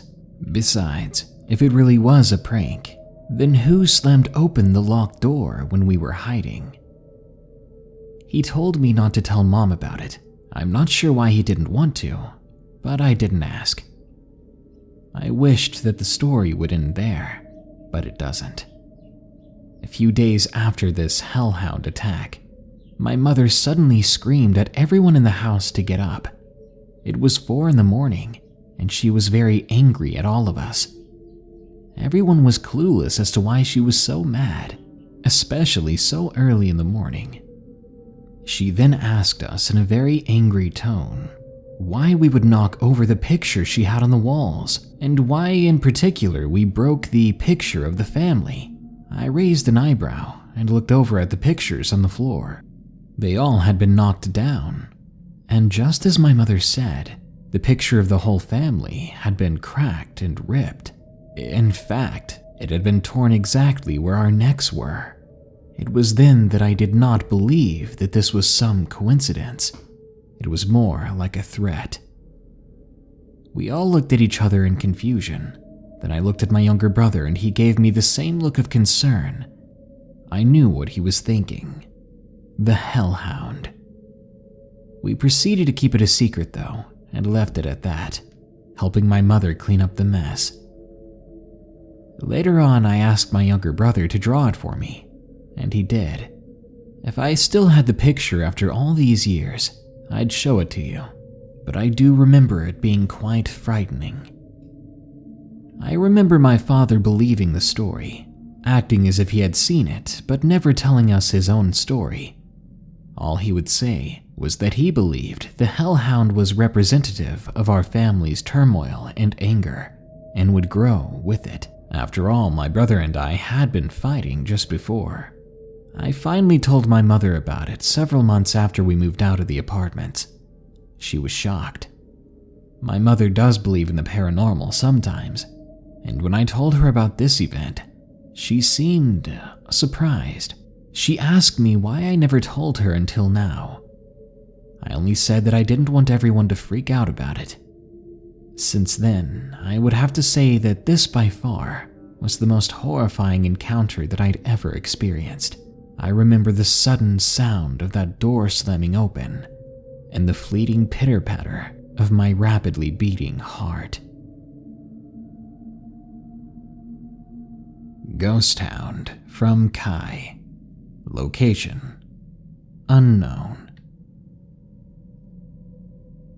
It was a long time ago, so my memory of this event is not super clear, but I remember being quite frightened after something strange happened in my very own backyard.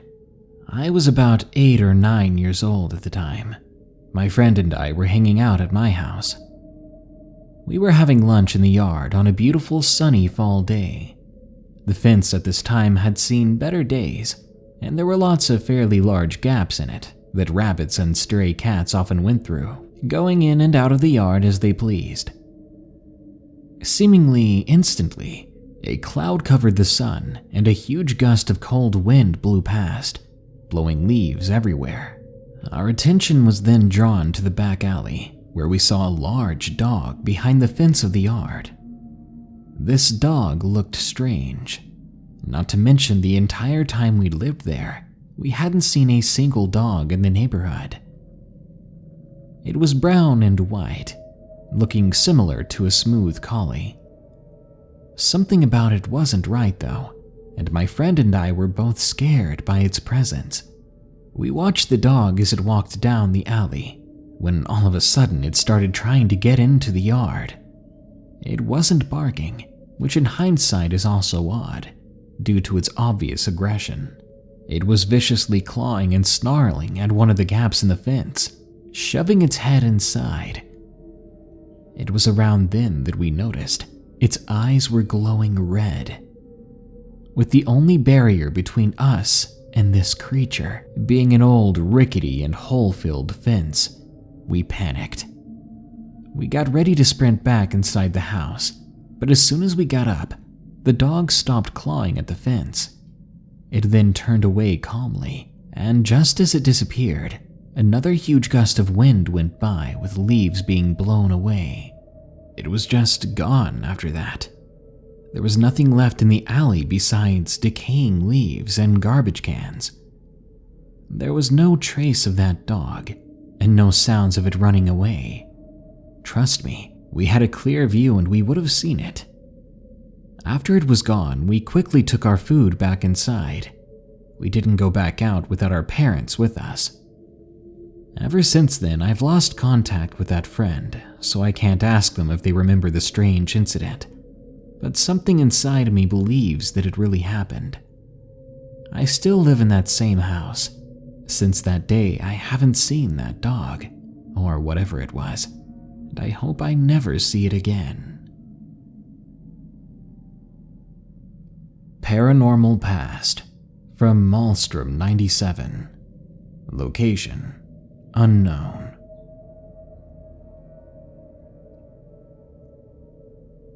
When I was 4 years old, I often had a habit of waking up past around 3 in the morning to go get a snack. One night the house was filled with a still, cold air, which had me, my grandmother, and my mother on edge. They were often the ones that would help me get a snack when I woke up. On that particular night, it was my grandmother. When she felt the air outside her bedroom, she began to walk faster than normal. As a child, I could not keep up with her. Before you get into the kitchen, the basement stairs are right at its entrance. When I made it to the kitchen myself, I look over to the entrance of the basement, which is open, and in the darkness there, I see these glowing red eyes that are attached to the largest dog I'd ever seen, one that was baring its teeth at me. Then it began to run towards me, causing me to let out a blood-curdling scream. My grandma ran over to get me, looked toward the entrance of the basement, but did not see a thing. Fast forward to when I was 10 years old. I was lying on my bed with my dog, when suddenly I felt someone else was in the room with me. I could not see or hear them, but I could feel the wind rushing by my face as if it was walking past me. At this point in time, I already learned that fear gives these entities power, so I slowed my breathing, when out of nowhere I fell into a deep sleep. My mother told me what happened next. According to her, the dog began to whine and ran out of my room, and not long after, she heard something growling inside my bedroom. Panicking, she began running towards me, when suddenly there was a large crash which shook the walls. She burst through the door to find me freaking out and gasping for air. Whatever it was had attacked me, and from then on out, I knew that it wanted me dead. When I was 14, my grandfather was being tortured by doctors and slowly passing away in a depressed state. I laid down in my grandparents' bed due to feeling uneasy in my room. I had the air conditioner full blast and a fan pointed at me. I woke up paralyzed, and I suddenly heard a door creaking open. Something was standing just next to me. I couldn't move or scream, and I could not open my eyes. The air grew still and heated up like when you preheat the oven slowly, getting hotter and hotter.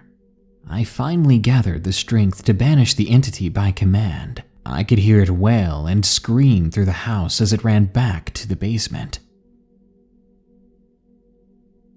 These are my stories of my encounter with the Hellhound that seemed to haunt that house. It was violent and evil, and if I stayed there any longer, I might not be alive today.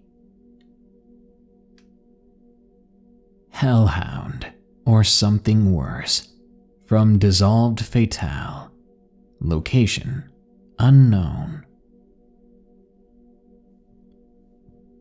Sometimes when I can't sleep, or I need a quiet place to think in the city, cemeteries offer a very good spot. Yeah, it sounds creepy, but for me it's rather peaceful. I respect the dead and only go there to sit down and close my eyes, listening to the nearby wind chimes or walk around during the day and think about what kind of lives those who passed lived. It is oddly peaceful and sort of therapeutic. This particular experience, however, was a different story entirely. It was late. I was sitting on my usual bench, enjoying the stillness of the night, hoping that I'd get to a point where I could head back home and finally fall asleep. The wind chimes suddenly started to sing their eerily calm song. I closed my eyes to take it in, until I realized there was no breeze to have caused this to happen. That's when I felt it. It was before I even heard it. A sheer panic crawling up my spine. A threat that I perceived. You know the feeling. And then I heard them. Loud, heavy chains dropping to the ground. They sounded like they weighed about 100 pounds, far surpassing the chimes in volume. I couldn't tell which direction they were coming from, but by that time I was standing and moving toward my vehicle without a second thought.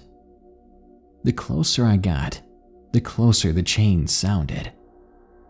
At that point, I was running, looking around in a panic to see what was coming, but there was nothing. Just as I got back in my truck, I heard one solid, threatening bark. It was unlike any bark you'd ever hear from a normal dog, and better yet, it came from right behind me. I turned to look, but still I could not see a thing, but I know it was there. I swear I could almost hear it pacing around me. I've read stories about hellhounds before. Unfortunately, I can't tell you for sure that that's what it was, but I can warn you to be careful of what may or may not be lurking around you or in your local graveyard at night. Just because you don't see it doesn't mean it does not exist. The Barn, from Tony. Location unknown.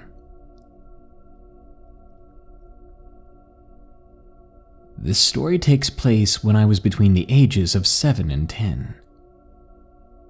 When I was a kid, I used to go to my cousin's house, who lived about 7 miles away from me, almost every weekend. He had a larger yard, and there was generally more things to do there, so we'd often just stay at his place. There was a large cornfield surrounding most of the area extending past his yard, with a few tiny trees his father had planted. A little over halfway from his house to the cornfield, there was a hill that dropped off going down to the cornfield, and on top of that hill was a large red barn with a basement. The barn itself looked older than the house by a long shot, but I'm not entirely sure if one was built before the other. We were kids back then, so we quite commonly spent a lot of time outdoors, because being inside never felt right when you had such a big yard to play in. At the time, my friend had a black dog with green eyes. I don't remember his name, but I do remember quite fondly that we would always play with that dog when we were outside. Now, the dog was an outside dog, meaning they mostly kept it outside during the spring and summertime. But the thing to remember here is the dog was always tied up outside, and its doghouse was inside the red barn. Well, fast forward a little while, and the dog had passed away right inside of his doghouse in the barn. There wasn't much to be thought of it, however. It was upsetting as we basically lost a good friend. When we would go outside, we would usually either end up playing in the cornfield or inside the barn. And one day after all this, something unusual took place, and to this day I can still remember the moment I realized that the world was not as it seemed. Inside the basement of the barn, there was always one room that was very dark because of the way it was positioned in the barn. It had an old dresser in the room, and that's about it. One day we ended up staying outside a bit later than usual. We just so happened to be playing in the barn. At some point we made our way into the basement exploring as usual when we came across that dark room. As we approached, we both took notice of a dim light in the room. It was green and hard to make out what it was. But then another green object appeared almost perfectly to the left of the first one. It was in that moment that we both realized we were staring at a pair of eyes. We both looked at each other in confusion instead of fear. That's being young, I guess. But then we began to hear a sound, a growl that sounded exactly like a rabid dog. It began to emerge from the dark part of the room, and within seconds, we were both running out of that barn, right back toward the house, and never once looked back. We got inside and locked the door, and we were in complete shock. After we had gathered ourselves, we began to talk and ponder over what we had just witnessed. We then realized a couple of weeks before this, his dog had passed away in that barn, and it had green eyes as well. But then, why would it growl at us and chase us out of the barn. We still joke about the experience every so often, but it usually ends on a more sour note, because we both know it's true and will never forget that fear. The Hellhound Encounter, from Zelenia Siren Song. Location unknown. I was 20 when I first saw the scariest thing ever. Being a Wiccan, I haven't come across many things that scared me. I'm terrified of the ocean, but I'm not afraid of anything paranormal. This time was different. I was staying with a friend of mine since my boyfriend and I had broken up recently. This friend was named Sean.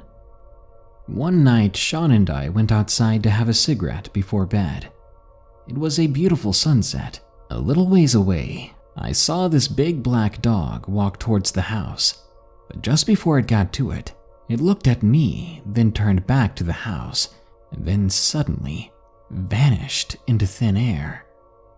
I flicked my half-smoked cigarette and quickly walked back inside, grabbing Sean's arm and pulling him in with me. Then I locked the door. "What was that about?" Sean asked, before noticing my paler than normal face. All I could say was the first thing that had come to mind: Hellhound. Skip ahead a few months, when I was driving home from work with my then boyfriend, Shane. We got to the house right around sunset, when suddenly, sitting in the gravel lot across the street from the house, there was another large black dog. I could see its reddish-orange eyes staring at the truck, at me in particular. I gasped and ducked down, my pale face going paler again. Shane looked at me, then into the rearview mirror, and his eyes grew wide, realizing why I was afraid. He knew the story of my first sighting of the Hellhound, and now he had no reason to disbelieve it. He got out of the car to walk over to the dog. When he got back, he told me this: "As soon as I got to the center of the street, the thing just disappeared, just vanished into thin air," he said. To this day, I've never seen it again, and I'm still not sure what they wanted with me. Warning: some viewers may find these stories disturbing. If you are faint of heart, you've been notified. Babysitting for strangers can be dangerous and downright eerie. Imagine visiting a house you've never been to, for people you've never met, and staying there, usually at night, for hours. On the other hand, babysitters are creepy. You're left alone with them for hours at night while your parents are gone. Who knows what they could do, what they're capable of? In honor of the creepy aspects of babysitting, here are some allegedly true scary stories about babysitters and babysitting jobs. If you have a story of your own, you can share it with us at darkstories.org. I'd really like to hear your creepiest TikTok tales for an upcoming video. Now then, it's time to get going. Your appointment to babysit is now. Babysitting my cousin, from Amelia and Jean. Location unknown. I was 9 years old at the time. I guess my parents thought I was plenty old enough to babysit my cousin while her parents and mine were out mini-golfing. I did all the usual things, played a few games with Jane, had her go to bed at a proper time. She was surprisingly obedient to me, which made everything quite easy. After a few hours of staying up past my own bedtime and watching TV, I heard a sudden noise upstairs. It was a loud clunk, like a rock or something fell to the ground. It went quiet again, so I ignored it. Some more time passed and I heard the same noise, but it was louder than before. This time I paused the TV and walked upstairs to check. As I reached her door, something stopped me from opening it. I stood there for only a moment trying to process the new sound. It was the sound of glass shattering beyond the door. Multiple thoughts flooded through my mind, like, did she break something? And hundreds of other possibilities, until I realized what it had to have been. The big sliding glass door to the balcony in her room. I stood there frozen, knowing my cousin was in danger. Finally, I worked up enough courage to open the door. Sure enough, the glass door had been shattered. The only person I found inside was my little cousin huddled up in the corner. She surely had been woken by the noise, so I took her by the hand and headed downstairs with her. We locked ourselves inside my aunt and uncle's room. My cousin didn't have any big dogs or animals that could have done that in the house. We were alone. For some reason, my little 9-year-old brain didn't think to call the police at the time, or even either set of our parents.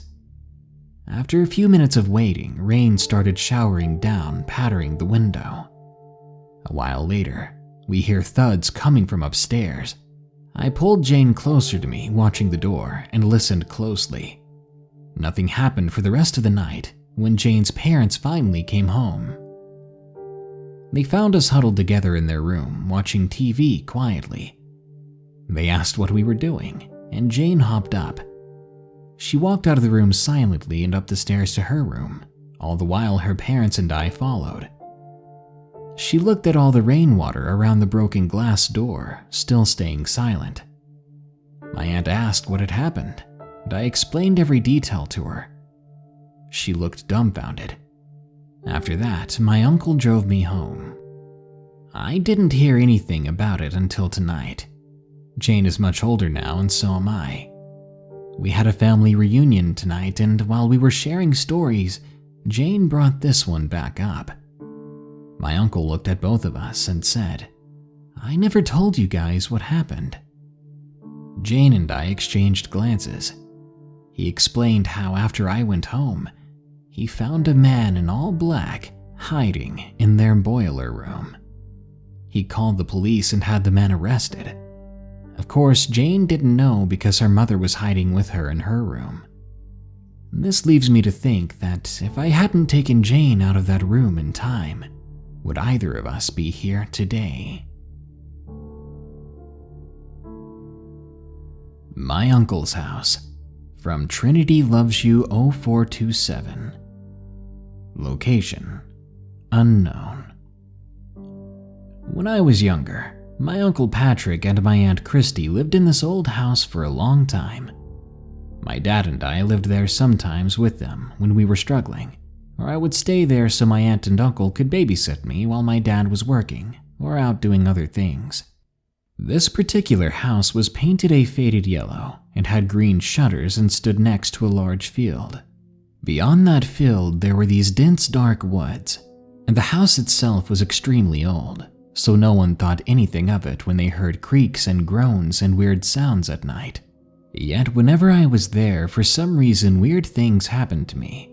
Weird unexplainable things that I can never make sense of. It all started one night when I was around 7 or 8 years old, and my Uncle Patrick and Aunt Christy were babysitting me. My dad was out having fun at a party, which was normal for him. Well, I was sleeping in the playroom on the floor next to the vent to stay warm. It was the winter, and right above my head was a window. For some reason, I don't remember why, but I developed this urge to look out the window. I knew it was a bad idea, but I did it anyway. Outside the window, I could see a large oak tree, and as I looked closer, I could make out what appeared to be an old man sitting there. I couldn't believe what I was seeing. I mean, why would an old man just be sitting in my uncle's tree when it was freezing outside? I was terrified but unable to look away. I remembered what he looked like as if it was yesterday. The old man was skinny and he was wearing these old torn up robes that hung off of his body. His skin was this weird gray color, and he had an abnormally long, crooked nose. The scariest part about him, though, were his eyes, which reflected red. This made me think that this was no normal man I was looking at. After I'd gotten a good look at him, I hurried up and laid down and covered my head, hoping that he hadn't seen me. I thought about going to tell my aunt and uncle, but then thought to myself that they would not believe me, and in addition, I was too scared to do anything myself. I was scared to move even, scared to make a sound. What if he did see me? What if he was outside the window right now, waiting for me to move, waiting for me to try to look at him again? I decided to stay where I was for the rest of the night, but that's not the last time weird things happened to me there. I would always hear footsteps, always wake up to seeing shadows standing in a corner watching me. One night even, I had a box fan thrown at me while I was sleeping. I didn't know if it was the old man or another entity, but I do know that it scared me bad. Eventually, Uncle Patrick and Aunt Christy moved out of there and got a new place. The other day, my bigger sister took me back to that house, and it's been completely remodeled now. But I'll never forget that house, or the night that I saw the old man with the glowing red eyes. Babysitting, from Riley. Location unknown. I had just turned 16, and I was babysitting for multiple people around town.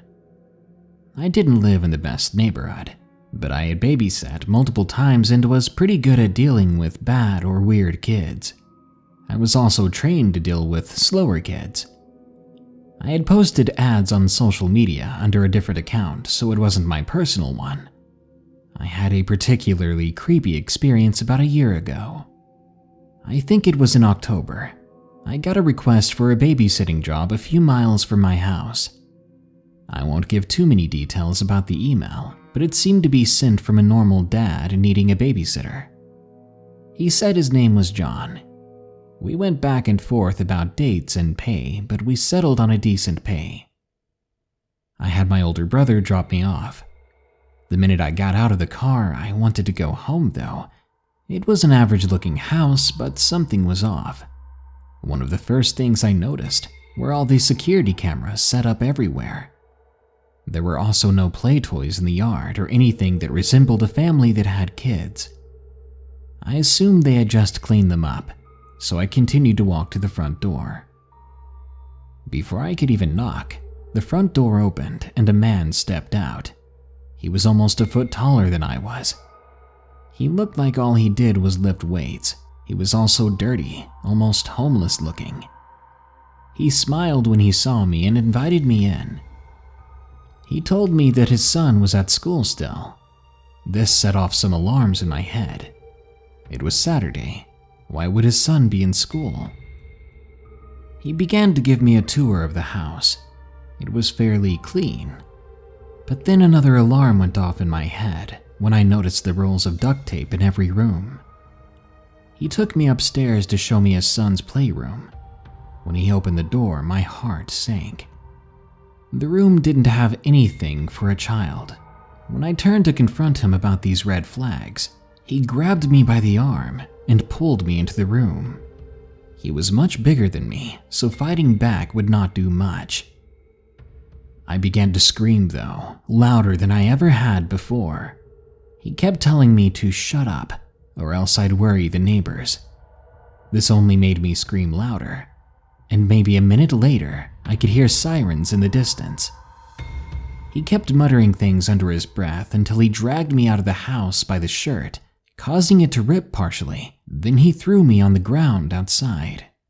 I ran toward the sound of the sirens and saw that my older brother was still in the car outside. Turns out he had called the police after he'd seen the man carrying a crowbar, which he had suspiciously yet obviously been hiding behind his back. How did I not see that? The police stormed the house and arrested the man. From then on, I've been too scared to babysit for anyone. Dog foster disaster, from Branna's cat. Location: unknown. This happened to me recently. It was about 2 weeks ago when I found an ad online for someone who needed a foster home for 2 dogs. I have 3 dogs of my own, and I've babysat dogs for people in the past, free of charge, just because I love dogs. I don't want to see them go to the pound just because someone is in between places to live. All I ask is that the owners buy the food. I contacted this man and right away something seemed off, but I assumed he was just nervous about finding a stable place for his dogs to go to. Over the phone he seemed anxious and unsure. I did everything I could to reassure him that I had the experience he wanted and that he did not need to worry. But instead of agreeing to meet him at my place, I gave him my parents' address. Something told me not to give him my own address. He showed up about 2 hours later than he said he would. My dad was home and grilled me about what the man was doing there. I told him that I was thinking about babysitting his 2 dogs. He went inside the house muttering something under his breath. When I first met the man, I approached his car with one of my own dogs on a leash. He rolled down his window and one of the dogs started barking aggressively. He said that the dogs need a buffer in between them to meet each other. Weird, but not unheard of. I took Blackie to the side of the yard. That's my dog. When the man stepped out of his car, he was stick thin, with messy dark curly hair that looked unkempt and standing on end. His teeth looked like they could eat an apple through a picket fence. I escorted him into the backyard, but with one eye on him. He handed me the leash of one of his 2 dogs. I noticed then that both of his dogs had choke collars on instead of regular collars. This bothered me, but I ignored it.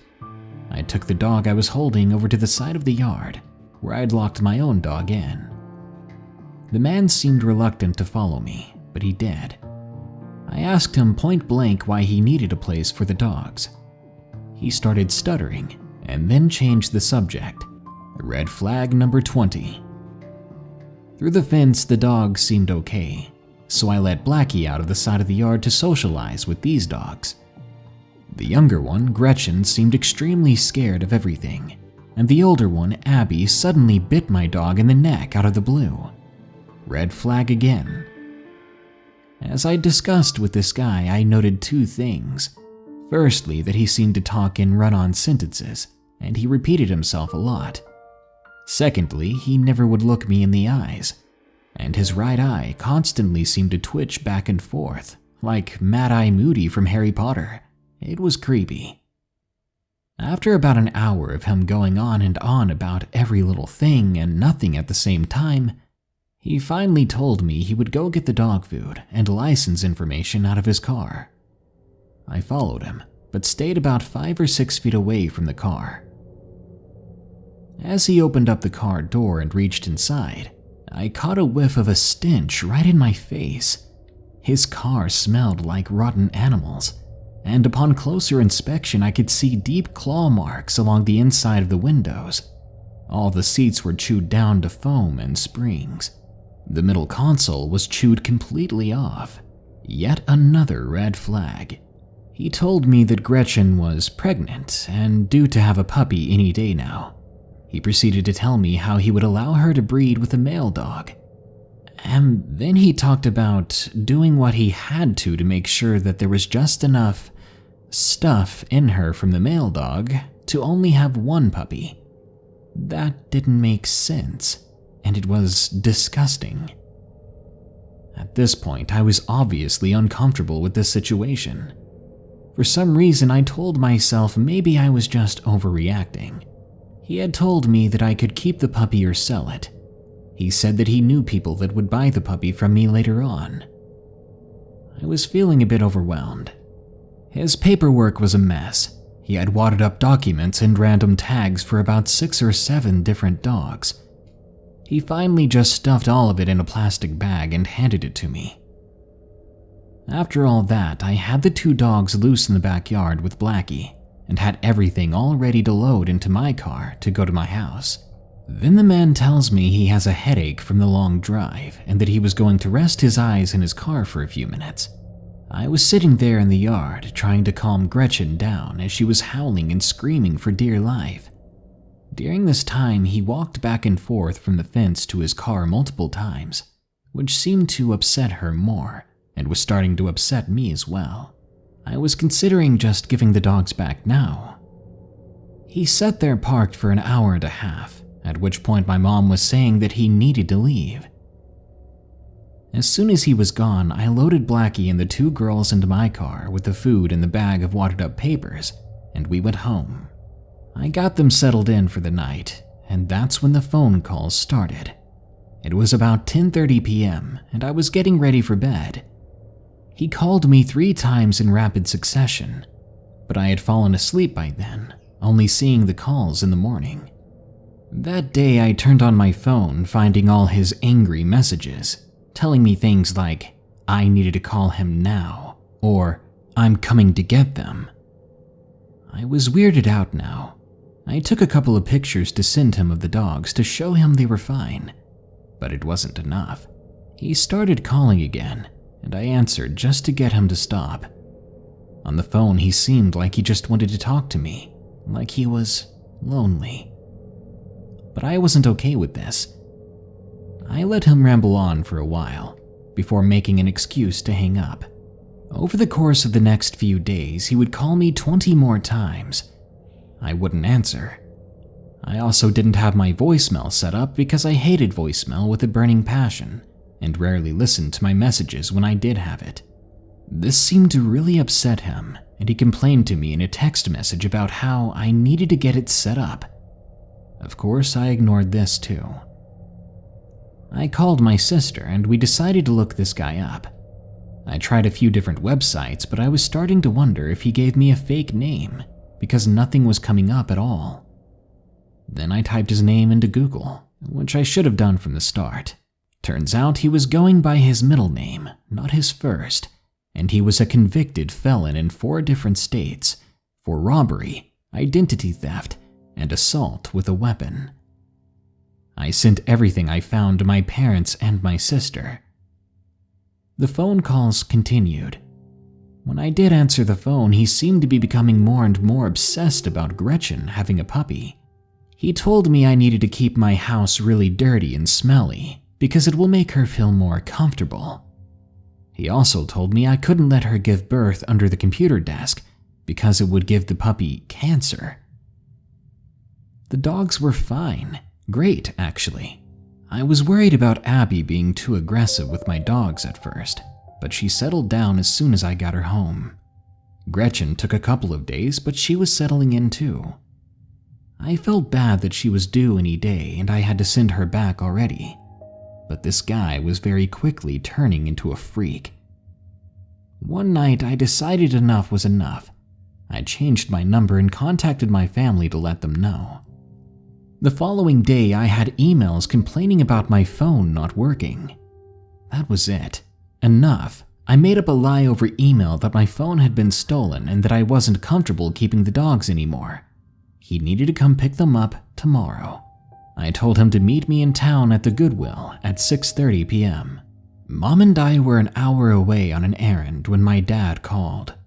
He said that the guy showed up at their house.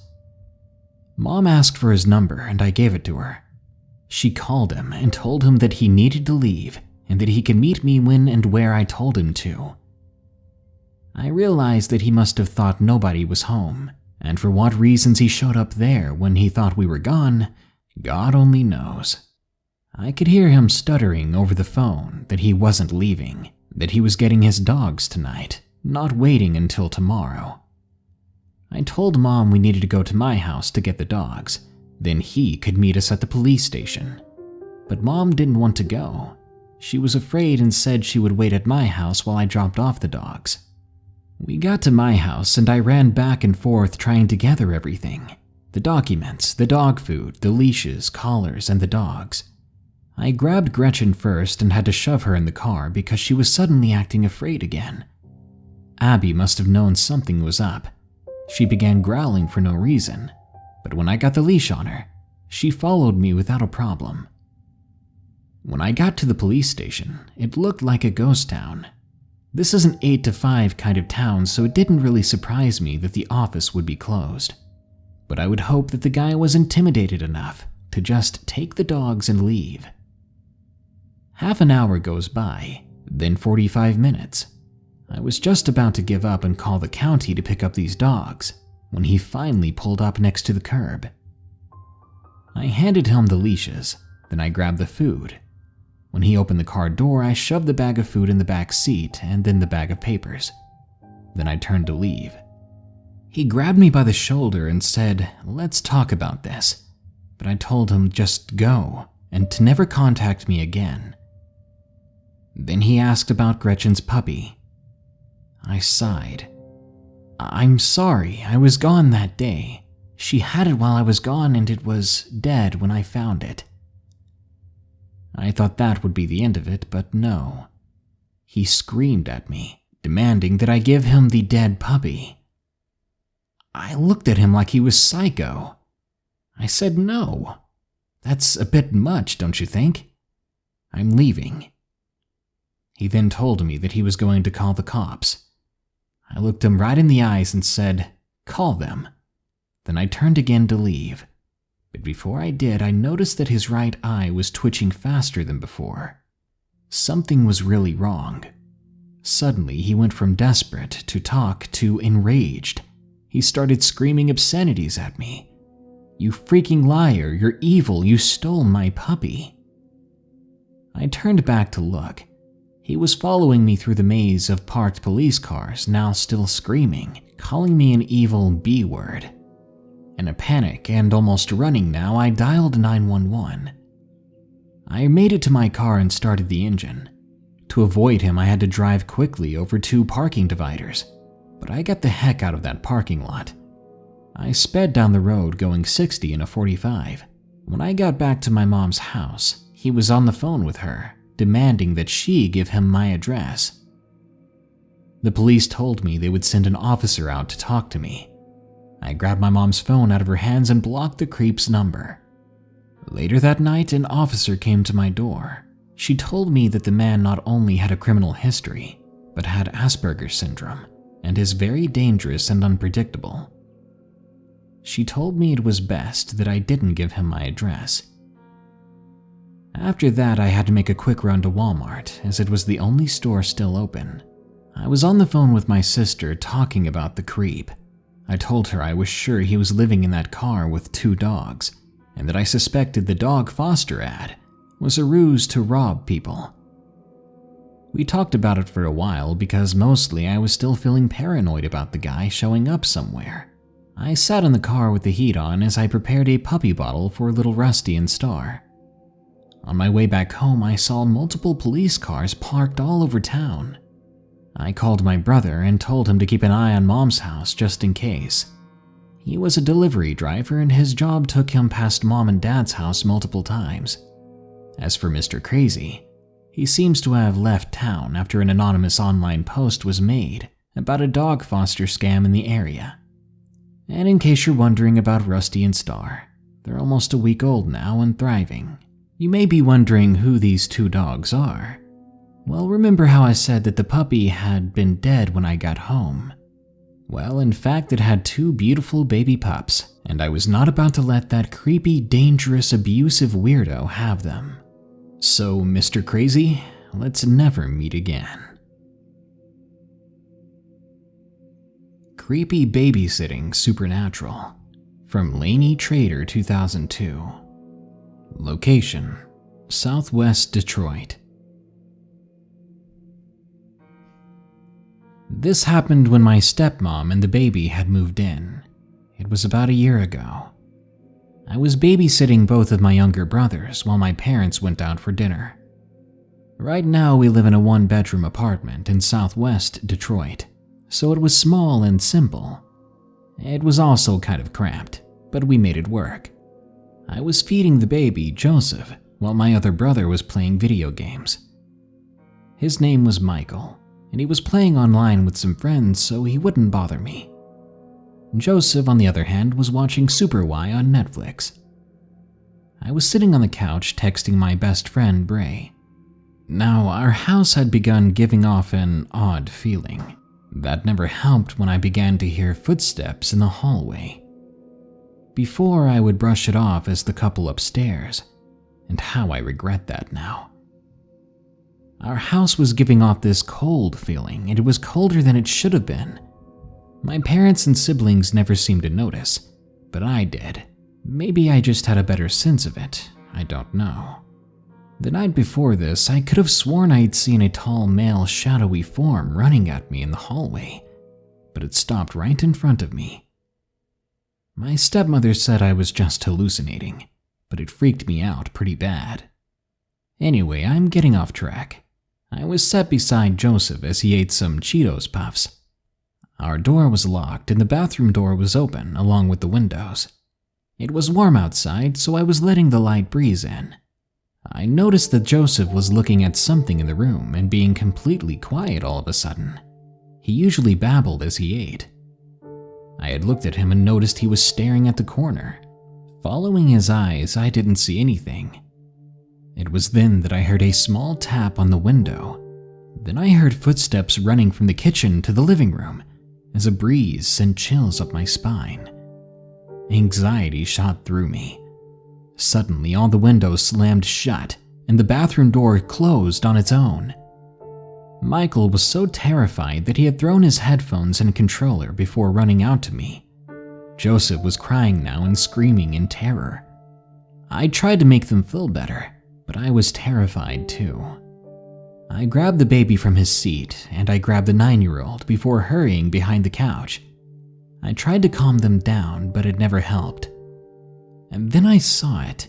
It was a kitchen knife slowly wriggling itself underneath the door. It eventually made it through, and then it was tossed at me, blade first. I only barely evaded it before I screamed and ran outside. I stayed outside until my parents got back. After we were able to go back inside, I still felt the breathing on my neck and the eerie presence around me. I still often see that shadowy figure, and it makes me have a panic attack. I'm going to a therapist now, and they say it's just my anxiety, but I know it's more than that. You clock in just when the remaining crew leaves. You're alone. Through the glass, you see nothing but pitch black darkness. Working at night has always been eerie, but ever since the strange noises started up at midnight like clockwork, you've been horrified to do your own job. This is what working on the night shift is like. Prepare yourself for some allegedly true scary graveyard shift stories and try your best to survive the night. If you have a story of your own, you can share it with us at darkstories.org to possibly have it narrated. Woman at the Door, from Phantom 87. Location unknown. Years ago, I worked for a Marriott hotel as a night auditor. To give you some background on the layout, this hotel was near a major highway with the front entrance near the front desk, from which you could exit the back door in not even 20 feet. In contrast, the sides of the hotel stretched over 100 feet to long, narrow hallways leading to exits and automatically locking doors. At this job, the pay was fine, and at times it was somewhat peaceful there, despite random irate guest phone calls. One particularly slow night during the winter, when we had 10 rooms filled out of 150, I had to perform my walk of the property internally. We do this to deliver receipts and to make sure people are in bed. I'm not saying that guests aren't allowed to stay up, but normally after 3 in the morning, no guests really are. As per my normal routine, I lock the automatic doors with a hidden switch on our desk. Then I manually lock the front doors near the desk as a 2-tier safety system. I do not unlock them until 6:30, which is before breakfast starts. To lose some time, I normally sat in the back office room, watching videos from 2 to 6:30. On this night, I was watching a video on my phone when I heard the automatic doors open, which was immediately cause for concern because I had already locked them. I thought I was hearing things, to be honest. Then, out of the corner of my eye, I saw what appeared to be a person's head literally leaning through the manually locked door, which is thick and heavy. Thinking to myself that I must be seeing things, I ignored it and continued to watch my phone, thinking it was the lack of sleep or my mind playing tricks on me. Not even 3 minutes later, out of the corner of my eye again, I see a woman, but she appears to be floating in the air. She completely passes through the doors, wearing this long crimson dress, red heels, and she has blonde hair up in swirls in a very old fashion. In utter disbelief, I jumped up and ran to the front desk, calling out to see who was there. I was standing in the lobby now, but getting no answers. I called out, "Hello?" I was hoping that it was a guest and I would hear a response, but there was no such luck. I walked the entire property again just to make sure I was not crazy. Maybe I had missed someone who was awake, but again there was nothing. Needless to say, I ended my shift and was creeped out to continue working there. Sometime later, I got a different job, and I never returned to working in the hotel industry. Thinking back on this event, I believe that I saw something unnatural, something that was intelligent enough to want to be seen, but only just barely. Strange happening at work. From Gold Star Tank Expert. Location: unknown. I work as a night supervisor at a busy gas station in a large city. The city has a low crime rate, thankfully, and most of our customers are quite friendly. But as any retail employee can tell you, that doesn't mean it's the safest place to work. I'm 5'9" and on the stocky side. I know my fair share of self-defense and always carry a pocket knife. I live in a centuries-old church. That's another story in and of itself. I'd like to believe that thanks to its ominous atmosphere, I don't scare easily. But what happened that night at work still haunts me, as I can't find any logical explanations for it. It was a normal closing shift the majority of the night. My station closes at 11 p.m. and due to the store policy, another coworker and I had just locked up for the night and were busy doing the final cleaning jobs. My coworker had finished his half of the job and soon moved over to our kitchen.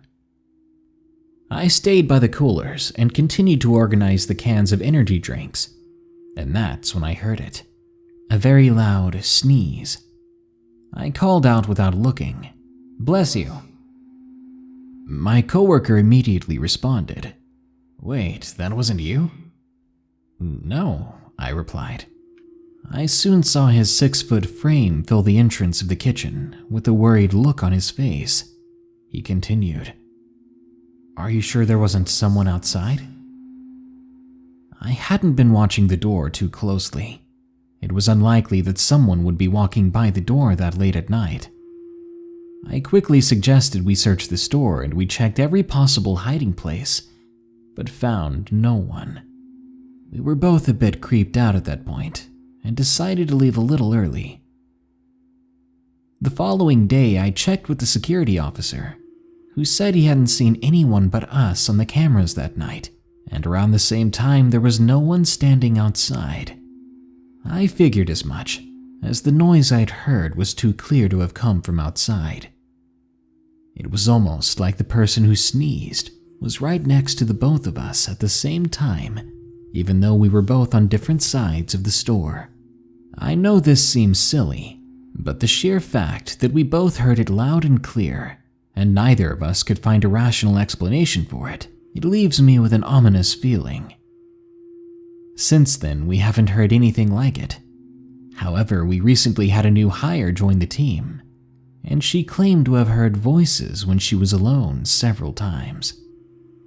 I'm hoping this does not become a common occurrence. If it does, I'll probably have more stories to share. The Sobbing Child, from JC. Location unknown. It was a dark, rainy night. I had just gotten off work and was relieved to be able to go home finally. I worked the night shift, so I would finish work at about 3 a.m. I was on my way home in my car when my car suddenly made this loud sound and came to a screeching halt. I cursed and got out of the car to inspect what was wrong. It was then that I saw from the corner of my eye what appeared to be a little girl, maybe 6 or 7 years old. She looked to be dressed in an old-fashioned gown, which was very strange, especially in the middle of the night on the road. I assumed the worst. I felt bad and went up to her quickly, asking her where her parents were. She just continued to cry and sob. I'm a compassionate person, and this broke my heart seeing it. So I knelt down to ask her some questions, when she suddenly vanished like a mist in the air, here 1 second and gone the next. Chills flooded my body all over. I ran back to the car and prayed as I turned the key in the ignition. It started without a problem, and I raced home. My drives home have not been the same ever since. The Nurse Who Never Went Home, from I'm Not the Ghost. Location, Virginia. I worked at a nursing home about 6 months ago. At the time, I'd only had my nurse aide certification for about 4 months, so I was fairly new. On that particular day, I was assigned to my normal 3 p.m. to 11 p.m. shift. I finished my work as I normally would, and when 11 p.m. came around, I patiently waited for the night shift aide to show up. But she never did. And that meant I had to stay and work for the night, which would be my first time doing it. The hallways were only illuminated by the light of the nursing station. I quickly made a round to make sure my residents were in bed as they should have been. Once I finished my round, I sat behind the nurse's station and began to chart. The charge nurse had stepped away from my unit for her break, so I was back there all by myself. The place seemed much more intense after dark, but considering I would often stay until 11 anyways, I should have noticed that before. Maybe that night was different. I had been focusing on my charting when suddenly I heard a door slam from down the hallway. I jumped to my feet, rushing down the hallway. I thought that one of my residents had shut their door, and in this facility all doors had to remain open so that we could monitor fall risk residents. However, when I went into the hallway, I didn't find any doors shut, but I did find a door open that was not supposed to be open, specifically room 204A. The door to this room had been shut days ago so that our maintenance crew could fix the busted toilet. I stepped into the room to notice that both windows were open as well, and for some reason, the sink in the bathroom was on. I quickly shut off the water, shut the windows, turned off the light, and locked the door. I was pretty shaken at this point. I did another quick round and returned back to the nursing station. At this point, it was only a little past 1 a.m. I had started my charting again.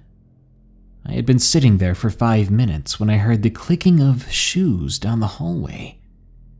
I got up and looked down the hall, expecting to see one of the dementia residents, but that's not what I saw. In the middle of the hallway stood a tall, blonde young woman with bright red lipstick on. She wore a set of the blue nurse aide scrubs that all the employees wore. But then I noticed something odd. There seemed to be a soft glow around her body, and she was slightly transparent. I looked closer at her face and saw that her cheeks were tear-stained. I began to step closer toward this apparition. When I did, I could see crimson stains on her uniform. I remember standing frozen in fear then. I decided the best thing to do was to run back to the nurse's station, then call my charge nurse back to the unit. But before I could turn around and run down the hallway, this thing ran at me, making an awful screaming noise. I screamed too, running back to the nurse's station, and quickly calling the other unit, asking for the charge nurse to come back. I looked down the hallway and that thing had slowly begun to fade away, as if it was being erased from existence. When the charge nurse came back, she looked slightly annoyed with me, asking why I was acting so frantic. I told her about what I'd seen, and suddenly her face held a look of realization, but then she went back to normal, telling me that I was just acting ridiculous and that I needed to get back to work. I finished out my shift without any more disturbances from whatever that was, thank God. Later that week, I had been talking to the other aides. I had told them about my experience that night. Apparently, many years ago, this was a standard hospital, and one night a nurse assistant was working the night shift. She had gone to check in on one of the violent patients. He had saved the fork from his dinner that evening and stashed it under his pillow. When she entered the room to check on him, he ended her life violently using that very fork. He had been there from the local jail, and this was his attempt to escape. The aide told me that the nurse assistant was admitted to that very hall, where she died days later. I never again saw that apparition, and I quit a few months after that. I do not know if I believe this story, but I do know that I've seen something. I work at a different nursing home now, but I absolutely refuse to work the night shift, for obvious reasons.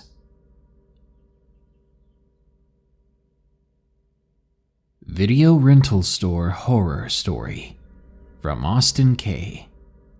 Location unknown. I'm a 23-year-old guy who just recently started his first job. You might be wondering why I got my first job at 23.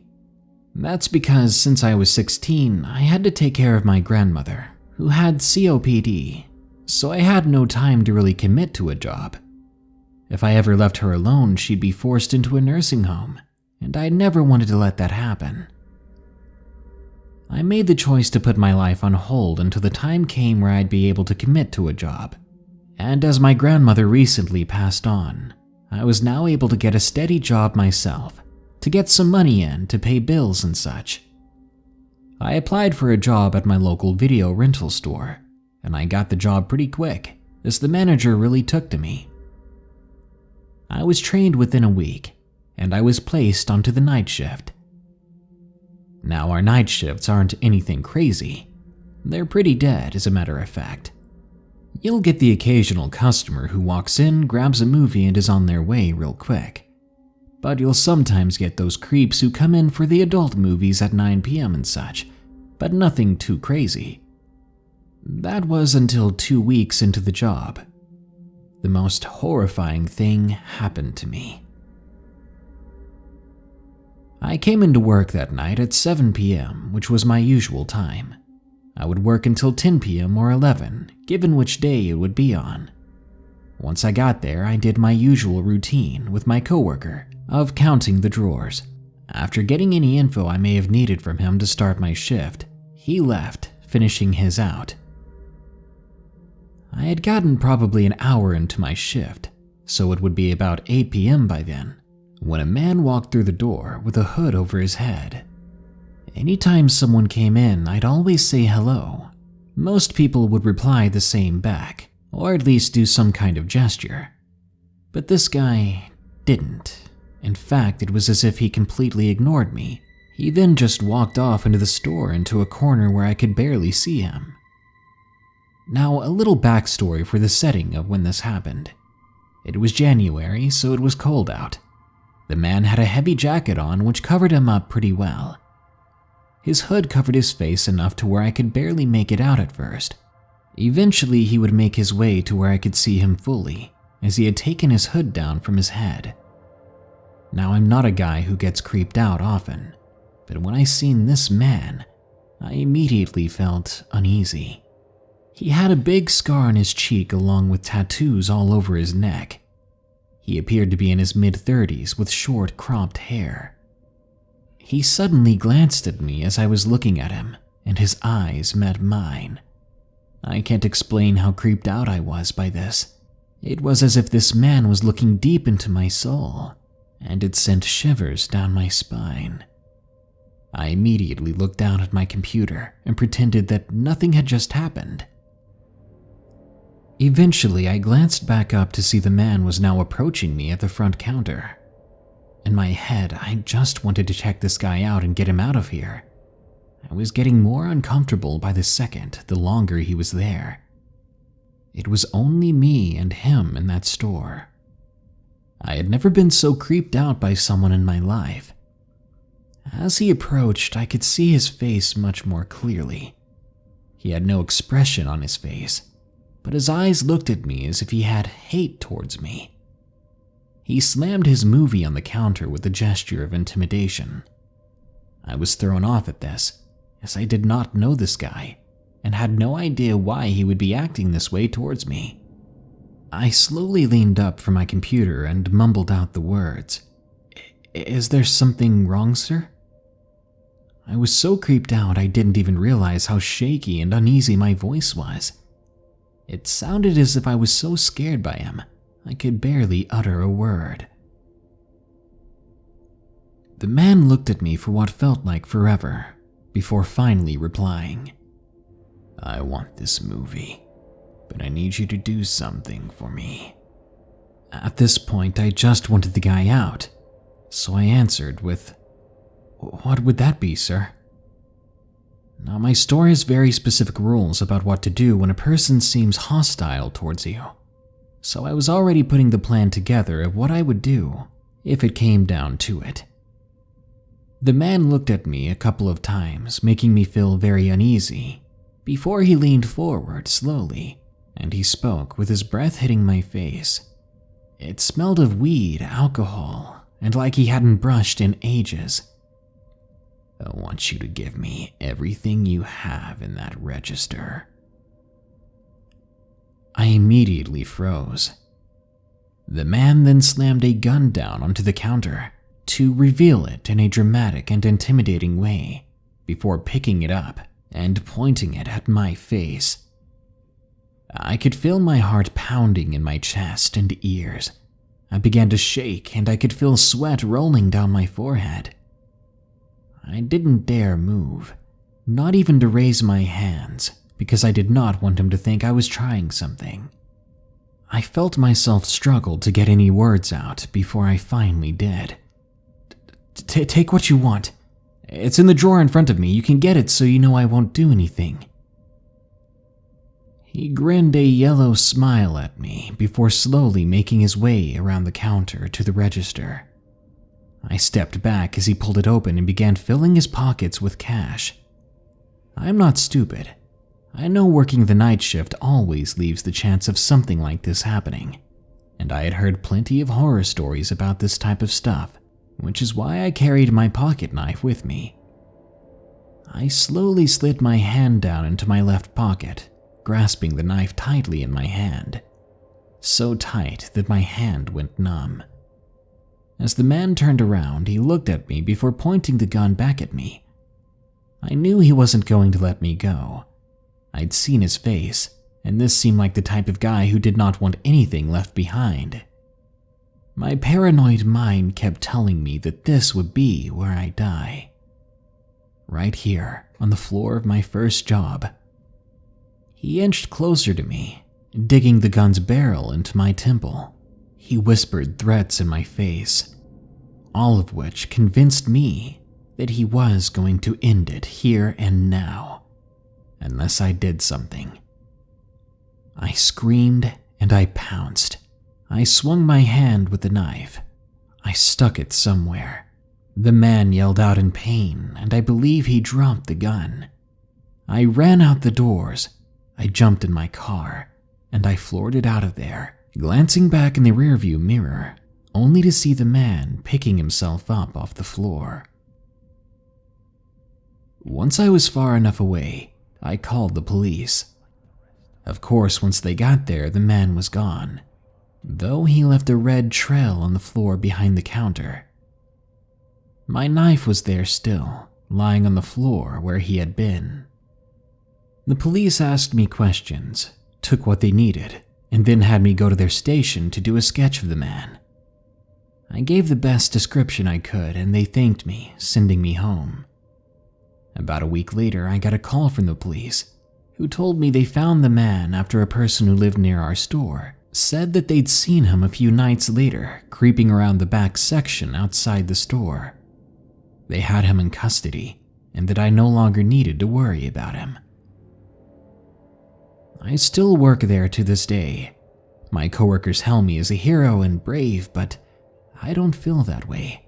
That event had me scared, shaky, sweaty, and having nightmares for a while. I always kept thinking to myself what reasons he would have to come back. Why would he be sneaking around the outside of the store when he knew he could get caught? But I think I know why. He was coming back for me.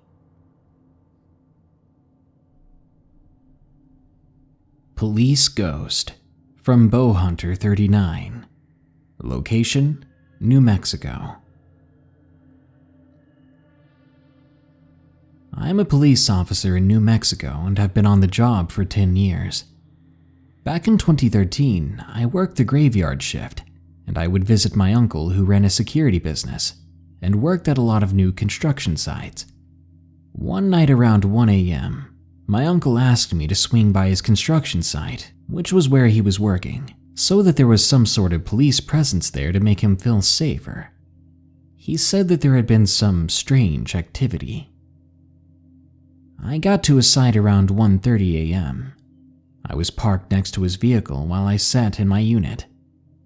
We talked for about an hour when we started hearing noises coming from one of the apartments that had just started being built. I exited my patrol car and investigated, but found nothing out of the ordinary. We sat and talked for 10 minutes or so, when not more than 10 feet in front of us, a small mist began to form and take shape.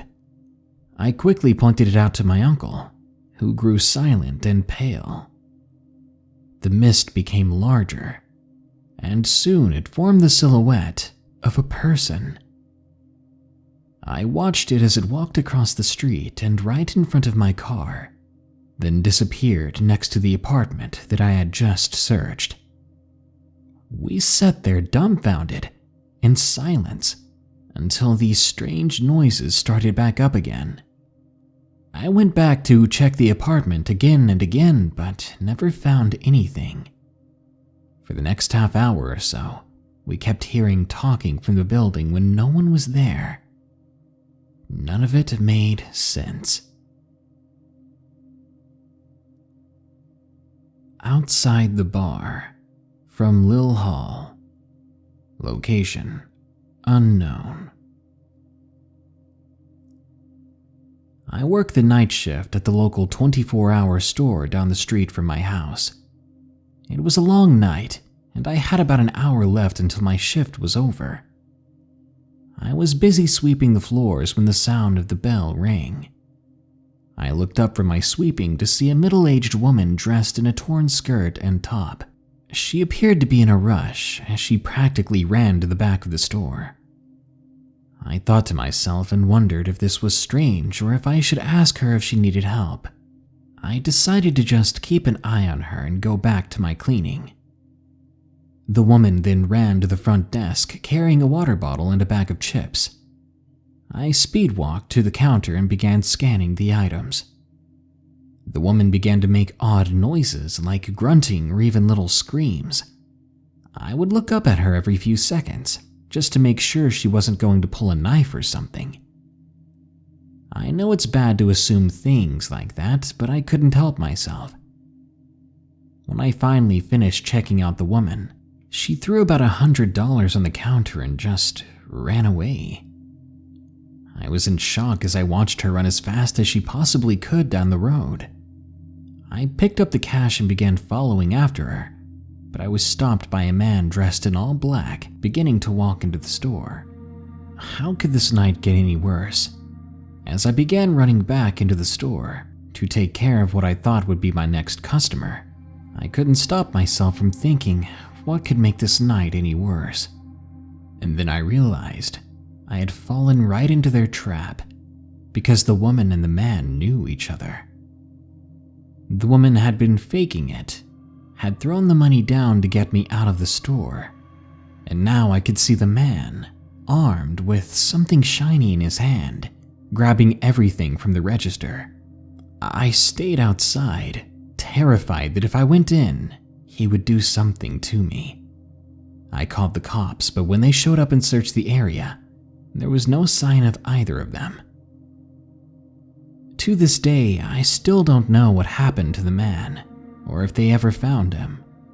All I know is that I'll never work the night shift again. TikTok is an insanely popular app, allowing people to embarrass themselves or just have fun by recording and sharing short video clips and music videos. While you won't find me there, there's certainly a lot of cringe and laughs to be had from what is posted there, but there's also plenty of opportunities for the worst kind of people to take advantage of you and others. That's just the sinister nature of social media. So, here are some allegedly true TikTok horror stories. If you have a scary story of your own to share, tell us your story over at darkstories.org, and I may read it in a future video. Or head on over to the website to help us put together a video on creepy trail cam pictures with scary backstories. Now, TikTok.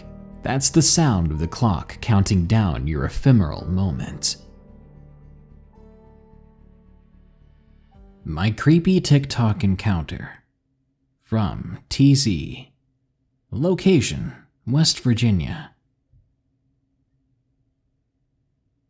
Some friends on TikTok and I decided to get on Omegle together, talking about TikTok-related things and our interests. After about an hour of chatting, I met a girl with the name Skylar. We had a lot of interests in common. We then decided to move the conversation to TikTok DMs. We continued our conversation. Eventually, she asked where I lived and in what city. Turns out she was only about 2 hours away from my hometown in West Virginia. Now fast forward a few months later. We were dating by then. I had seen her face and we had exchanged plenty of pics. We planned to meet halfway and get a hotel room. I was 20 at the time and still lived with my parents as I could not afford to live on campus. But nevertheless, the day came and she said she couldn't drive halfway as her car wouldn't start, and she couldn't get a hold of anybody to come fix it.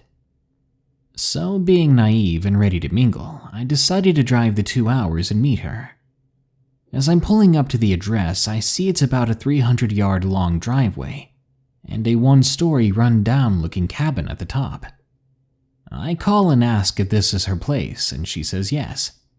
I'm about to be completely up her driveway when I see that there's more than one car there. In fact, there are 3. I didn't find this too strange, as most people here have more than one car. I get out and I knock on the door, and there she was. Skylar, the girl of my dreams. I hug her and walk in, and she says she'll be right back. She says her room is in the basement. I tried to hold myself back and wait, but I really wanted to talk to her, so I walked down to the basement. Just before I knocked on the door, I could hear whispering on the other side. There were men in there with her. They were talking about what to do with the guy upstairs. I immediately booked it up the steps. They must have heard me in my panic, because I heard the basement door open, and rapid footsteps were now following me. I get in my car and proceeded to reverse the heck out of there. I look in my rear view and see 5 huge guys chasing after me, one of which had a baseball bat. I floored it all the way to the police station and told them the address, stating in my stutter that I think that I was almost kidnapped. They sent a couple of officers out there, and when they came back, they said that the guys hadn't left and that they had been apprehended. Apparently, the girl was going to push me down the steps at some point, while the others quote-unquote bagged me. If I hadn't been curious and flustered with emotions, I would not be here today to tell this story. There's something wrong with me. From NG. Location, Maryland. I think there might be something wrong with me. Maybe it's the onset or beginnings of schizophrenia. Maybe it's something else. But I can tell you that it all started when I was browsing TikTok. After getting home from school, I would plant myself on the couch, browsing TikTok on my phone and waiting for my mom to get home with my little brother. This was my usual day. Come home, keep myself entertained, then eat some dinner with my family late in the evening. I remember it being a Thursday. It was raining outside and I was especially cozy that afternoon, as I loved the rain, and I didn't have any homework for a change. It could have been a relaxing evening. I opened up TikTok and began swiping through the newest videos from the people I was following. I watched some guys do some parkour to Smooth Criminal. I watched a teenage girl interrupt class for a meme joke. And soon I was on a pretty cool video of a guy bungee jumping from a particularly high up bridge. That kind of stuff always made me anxious to watch, but in an exciting way, you know? I quickly rearranged myself on the couch to be more comfortable, and then I focused on the video. The blonde-haired man in his early 30s jumped as someone filmed him on the bridge. His body raced toward the ground at an alarming speed, and my body froze. My hand rushed to cover my mouth and I stifled a scream. The man hit the ground full force after the bungee cord snapped. The man was motionless, outlined in red upon the rocky surface. Tears swelled up in my eyes. I wiped away the tears and rubbed my eyes, looking back at the screen only to see that the man was bouncing just fine after the now successful jump. What just happened? I just saw the man fall to a very sudden death. That happened. I remembered it perfectly, every little gruesome detail. I immediately locked my phone and tossed it onto the coffee table. I was no longer in a decent mood, and I was thoroughly freaked out. Nothing similar to this would happen until 2 weeks later, and then it began to escalate, becoming more and more frequent. The next time it happened, I was lying in bed with Netflix playing some anime in the background on my TV. I was on TikTok again on my phone. I was browsing the recommended videos, trying to find some new people I could follow, because I'd been going through my new videos too quickly. I stumbled upon what I thought would be a cool video. There were some kids mixing up chemicals in a 2-liter Coke bottle. They looked happy about it, like they had done this before, and I knew it was going to be gold, especially as it had over 100,000 likes at the time. They mixed a clear liquid into the bottle, which already had a light blue and transparent fluid inside. It began to bubble up slowly. Another kid, a teenage girl, came over and happily placed some powdery substance into the bottle. The moment the powder landed on top of the liquid, there was a bright orange flash. Then the screen was nothing but gray. An explosion, smoke. Eventually it cleared, showing the same girl lifeless on the floor. At first I thought that was the video, an elaborate prank on the viewers.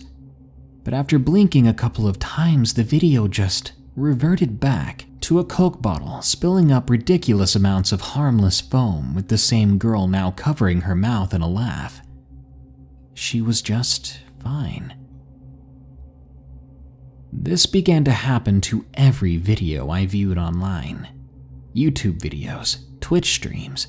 It even began to expand into podcasts that I would listen to, in which I would hear the commentators say things that did not make sense and were overtly violent out of nowhere.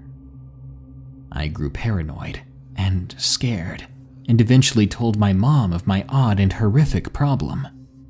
She and I both knew that my great-grandma had schizophrenia, so she immediately took me to a doctor for an evaluation.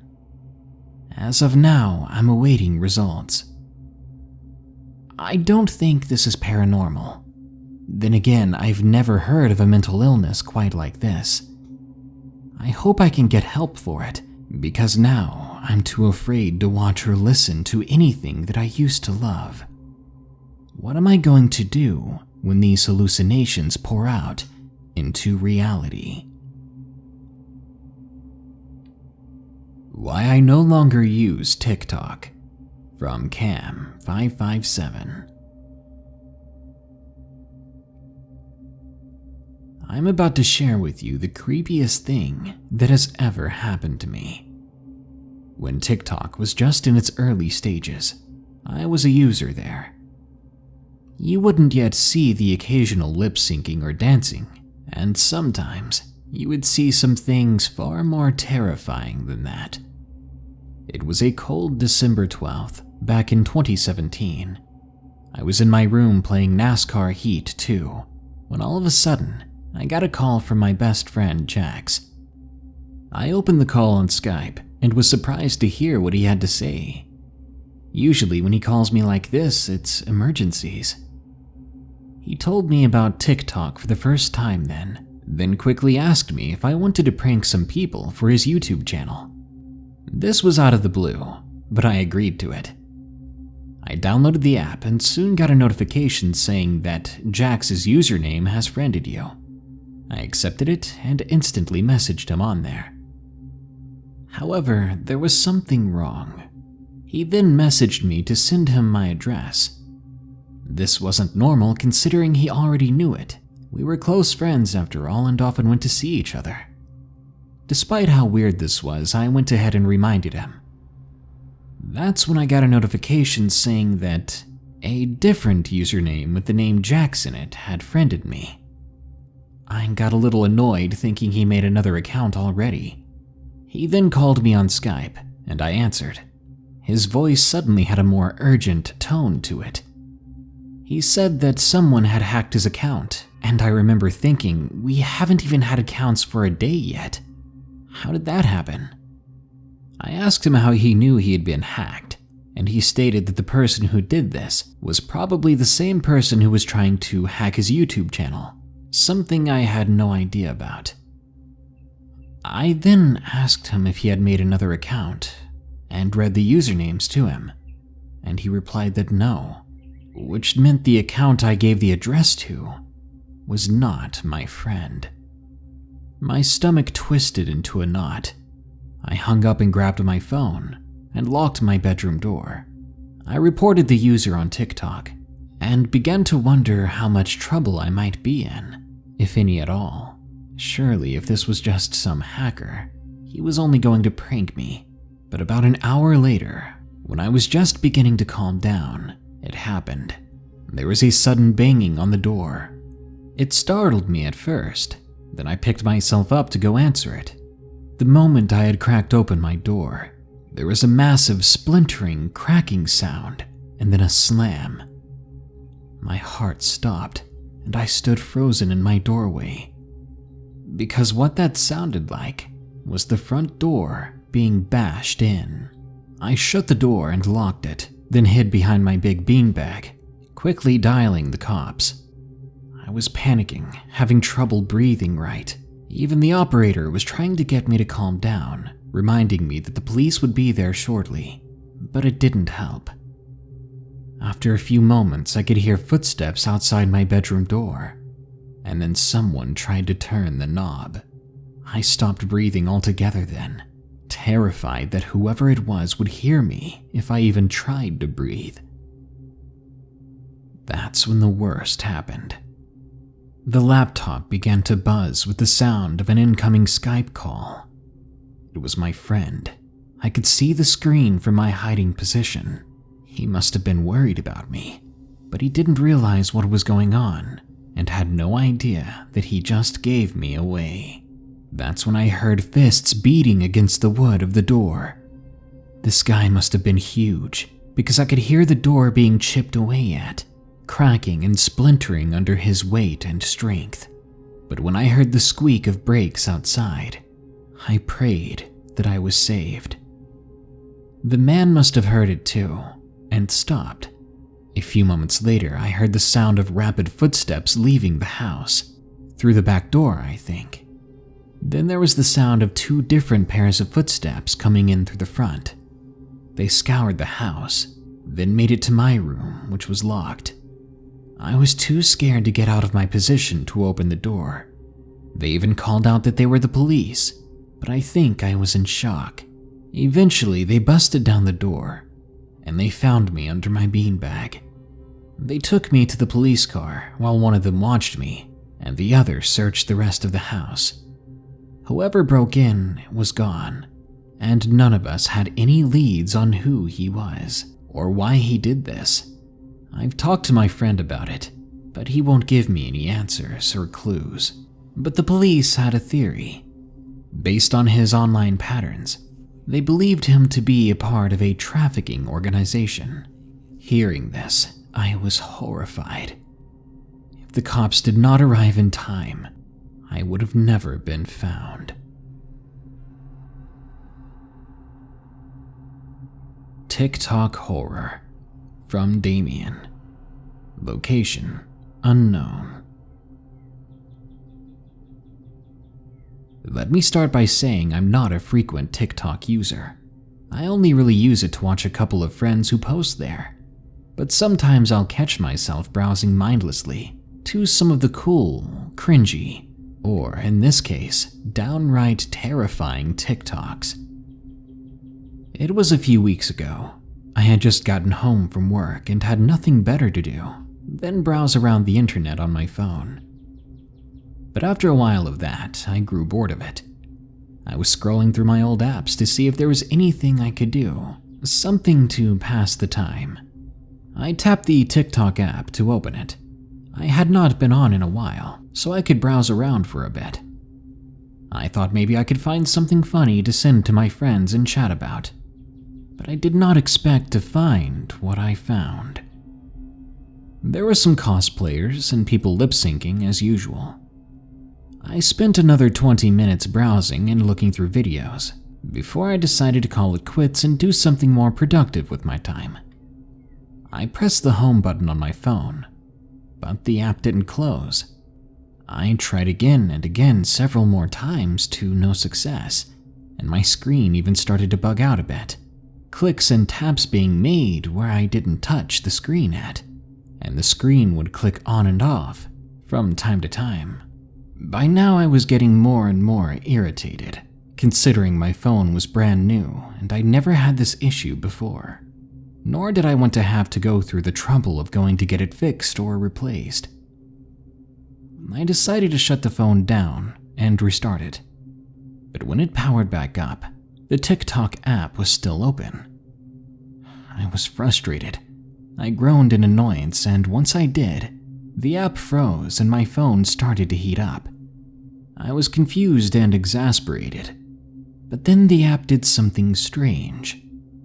It began to swipe through videos on TikTok by itself. It wasn't until I stopped it to see what was being swiped through that I gasped in horror. My heart felt like it sank into my stomach. The videos I was looking at weren't your usual TikToks. These were awful videos. No guy in a snapback singing in the camera. This was more terrifying.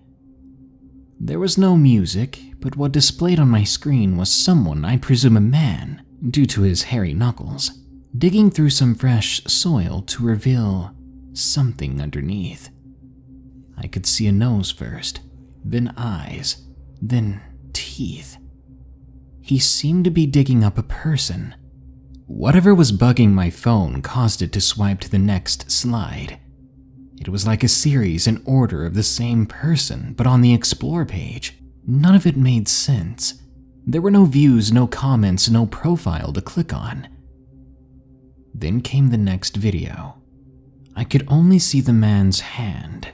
He seemed to be pulling dirt off of this woman who was buried, revealing her ghostly white face, obviously in the early stages of decomposition. Slide after slide, he removed more dirt, exposing her now to the camera. The only sounds on these videos was of him grunting frantically and him breathing heavily, almost as if he was in a hurry or panicking. The next slide, he was in a different area. He seemed to be inside of a house, and the camera seemed to be propped up on something. I could see him more fully now. He had suspenders on and dirty jeans and a woman's top on. He was wearing an odd sack on his head with 2 eye holes and a belt around his neck. He was pulling something up the stairs from the basement, which I could only assume was the woman he had dug up in the previous slides. The next slide was a different camera angle. It fully displayed the filthy living room, which I could only assume belonged to him. I saw rats scurry across the floor. There were flies all over. I could only imagine the ungodly smell. I was trying to convince myself that this was fake. Maybe it was some sort of artistic film set, or something else. Maybe the woman he was dragging into the living room wasn't really dead, but she was so pale and discolored. I couldn't help but nearly retch at the thought of it. The following slide, another angle displayed a big wooden cross leaning against the wall where a TV should have been. He lifted the lifeless body and held her to it. I had enough, though. I couldn't sit and watch this further. I didn't know why it was being displayed to me, but I didn't want to keep watching to find out what he was about to do. While I had no idea why I could not close the app, why the slides were switching themselves, I let go of my phone and put it face down. I hurried downstairs to where my dad was. He's a cop, and I felt like he would know better than I. I got him to look at my phone, and he gave me a puzzled look. When he picked it up, the app was closed. In fact, TikTok was not even on my phone anymore, as if whoever had control of my phone had uninstalled it. My mind was so muddled and frantic. I tried to explain to him what I saw, but my dad thought I was going nuts, said I was working too much, said that I needed to take a nap and stop overthinking. I felt helpless, but all I could really do was go back upstairs to my room with my now normal phone. My phone didn't glitch out again after that, and nothing seemed unusual. I did check my photo gallery though, and I found something that I wish I wouldn't have. There was a video that I did not recall saving to the device. I hesitantly clicked on it because the thumbnail was all black. But I had a need inside, a need to know what it was. You know how curiosity can be. I wish I never saw it. It was the man from the TikTok videos. He wasn't wearing anything now except for the sack on his head and the belt around his neck. He was bowing in front of that big wooden cross, which was now on fire, with the woman's silhouette nailed to it. He was chanting over and over something along the lines of, "Devour her, consume her." I felt sick, and I know I should have gone down and immediately shown my father. But I knew it would just get deleted again. Freaking out, almost dropping the phone, I deleted the video completely. I regret it now. I should have gone to the police or did something more, but I was too scared. I've seen enough scary movies to know that entangling yourself in something like this can put you at risk too, and I just didn't want to be any part of it. I hope you understand that I just wanted it to be over. Nothing else has happened since. I don't know what virus or hack I got. but I pray that it never happens to you or me. Not again. Describing something terrifying that you've seen as almost human has got to be one of the creepiest ways to describe anything. The figure in the trees appeared almost human. The creature in the dark corner of my room was almost human. When something is similar to us, but not us, we enter Uncanny Valley. So, prepare to run for your life. These are 5 allegedly real encounters with humanoid creatures. If you have a story of your own, share it with us at darkstories.org, or stop on by and help us put together new videos like trail cam photos with unsettling stories. Now, let's look into a distorted mirror.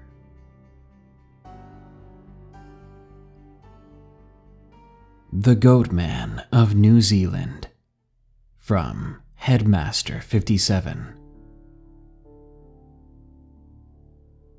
A few years ago, my mom and I were driving to our house from my grandparents' place.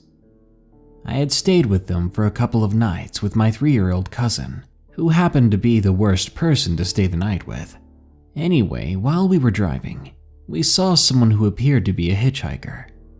My mother doesn't normally pick up hitchhikers, and after this night, she never did again. This hitchhiker was wearing an oversized coat that covered his whole body and legs. His hair looked matted and dirty, like he was homeless. He smelled of garbage and mud. My mother asked the man where he was heading to. Instead of answering, he snorted instead. A little farther down the road, my mother tried to ask him again, but when she turned around in her seat, she slammed on the brakes. I turned as well, having been in the front seat next to her. Somehow, the man was gone. He was no longer in the car, leaving behind mud in the floor. We had never heard him open the door again. We hadn't heard a sound of him leaving. So how he exited that car while we were driving, without us ever knowing, I have no idea. But what I do know is that when I looked down at the muddy footprints in the floor, I did not see the impression of boots or shoes or feet. I saw hooves. My mother and I looked at each other with pure confusion. I would later learn about the local legend. It goes a little something like this. The Goatman may appear on the side of the road. If you help him out by giving him a ride, he'll get you safely down the road, past the stretch of road you were meant to have an accident on. Some say that even just seeing him on the side of the road is enough to avoid an accident that would have been your final moments. He warns people of impending doom and misfortune, while some say he may be the cause. In this case, I think whatever we saw that night protected us. I hate to imagine what may have become of us if we kept driving and never stopped.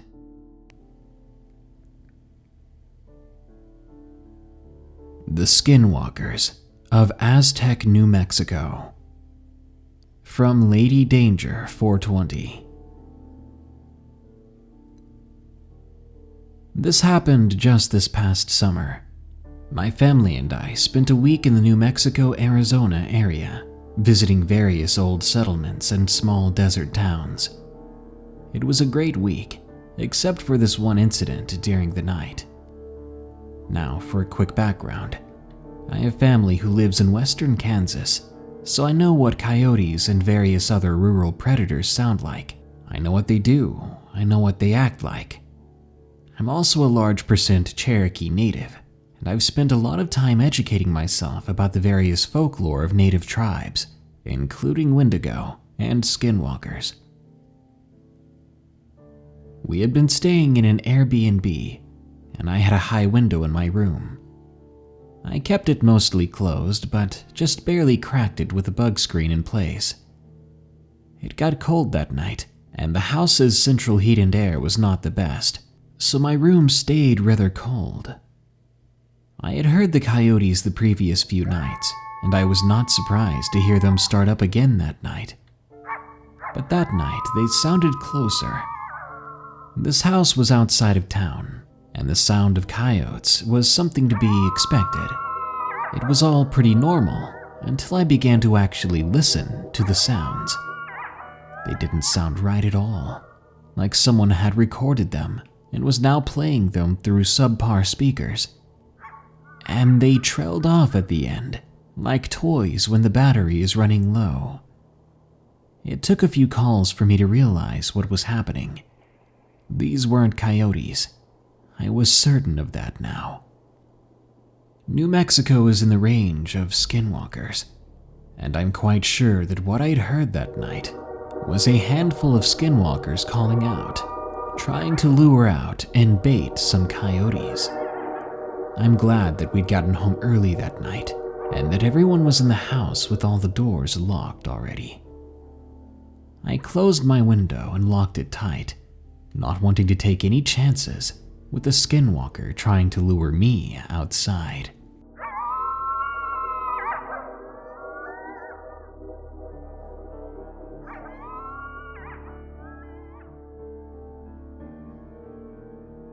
Redeye Demon. From Creamy Salmon. Location, Iowa. This took place at my grandmother's house in the country. I was with my friend Kelly. We were around 10 and 11 years old, and we were staying in my grandma's spare bedroom, which had a big window in it. It wasn't very tall, but it was definitely quite wide. It had one of those curtains that you pull a rope and it closes sideways. This window gave us a view outside, where my grandma grew apple, pear, and plum trees. These trees are about 15 feet from the window, and we had a perfect view of them. There weren't too many of those trees, maybe 20 at the time. It was about 3 a.m., I believe. It was pretty late for us, but we were enjoying spring break. My grandparents are also big Christians, so this house is holy, I suppose, as they had it regularly blessed. Kelly and I were having a blast, staying up late when we weren't supposed to, gossiping, playing games, until suddenly Kelly's face went pale, and she began to stare out the window. Worried, I nudged her a bit. "Hey, Kelly, what's wrong?" She didn't answer until another 2 minutes passed. Then she finally just mumbled, "Look." I looked outside the window. I couldn't believe what I was seeing. There were these two huge and red eyes. They were looking in at us from the trees. The trees being 10 to 15 feet tall confused us. If the eyes were up there, was it crouched on the tree? Or was it on the ground and tall? Most of all, what was it? We stared at this thing for 10 minutes when I realized that I could just shut the curtains. I looked back at the thing, which was still staring unblinkingly, giving me the most overwhelming sense of fear and dread I'd ever felt. Gathering my courage, inch by inch I moved closer to the rope.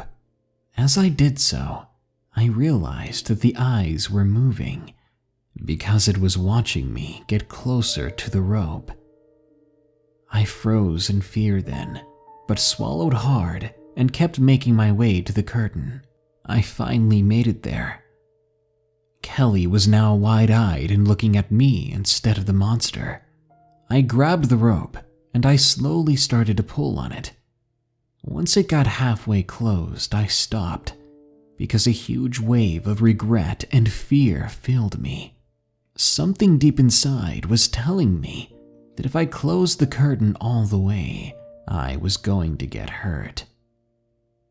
I swallowed again, ignoring the feeling, and quickly shut it all the way.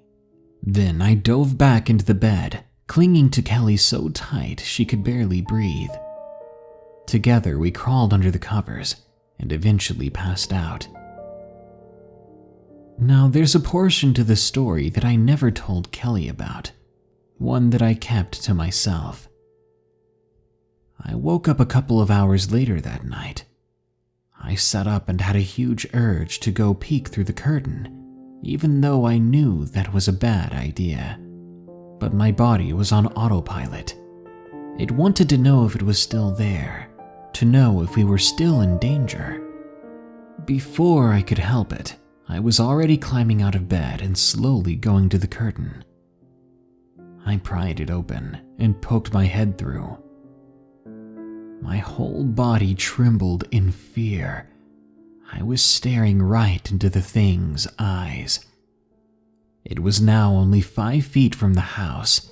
It was hunched over, and it was extremely tall.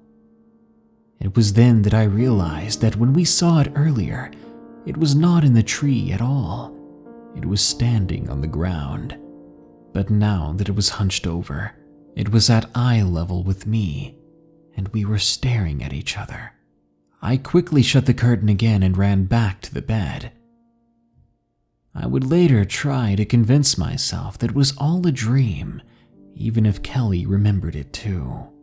That dread and fear, it was all real, and I want to know what the thing was. That insanely tall, scarily skinny, human-like thing with big, round, red eyes. Alien in the Woods. From It's Little D. Location, Oregon. I'm an average-sized 5'6" girl. I'm studying to be an anthropologist and have been a member of search and rescue for quite some time now. From my teens to today, I'm 26 now. I'm an avid hiker and backpacker. I was raised on a farm rearing sheep, horses, and cattle. In a nutshell, I'm not squeamish. I have a good head on my shoulders, and I know how to take care of myself. Most importantly, I don't have any family history of craziness. The reason I say this is to just make sure you know that I'm neither a maniac nor a phobia-driven person. A couple of years ago, before I got married and moved states, I went hiking alone with my dog in Jefferson Park, Oregon. Mount Jefferson is a huge mountain, and I've done many search and rescue cases out there. I was confident and prepared for the night ahead. It was early summer and rather cool out. There was no rain in the forecast. All I needed was my 24-pack that had plenty of food, survival gear, and overnight things.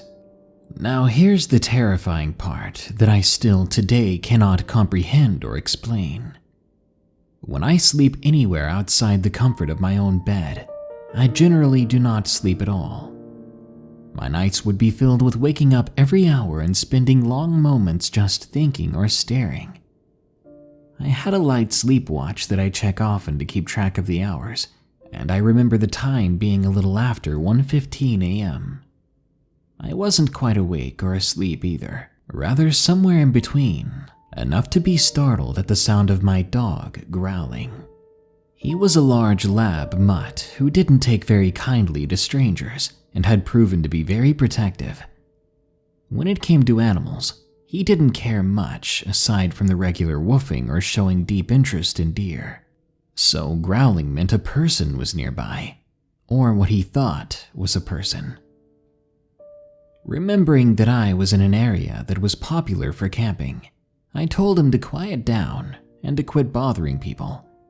But I grabbed hold of my knife just in case and began to listen more intently. Never in my life have I ever seen this dog not listen to a command. I mentioned before that he was protective. Once a man tried to steal my bag when we were walking in the park, and Don leapt right out at him, grabbing onto his arm, but released the moment I told him to. But at this moment, he was going absolutely berserk, growling and whining nonstop. Suddenly, I mean very suddenly, Don froze, then went rigid against my leg. He was horrified. I grabbed my flashlight and set up, beginning to feel creeped out myself. I was ready to either blind someone breaking into the tent or to stab randomly, hoping I hit them. What happened next was even worse. There was this calling noise, like a mix between a grunt and moan.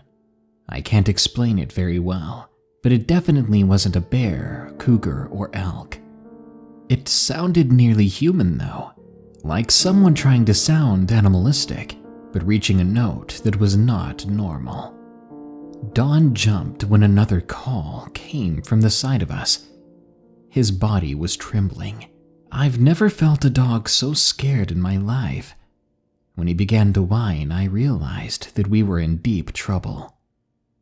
Looking back now, I'm guessing this was a dumb idea, but at the moment, leaving the tent was the greatest idea ever. Making the loudest noise in the world, I unzipped the tent and we began to scramble towards some bushes that seemed to be away from the weird calls. Again, checking my watch over and over, we sat there for about 20 minutes before...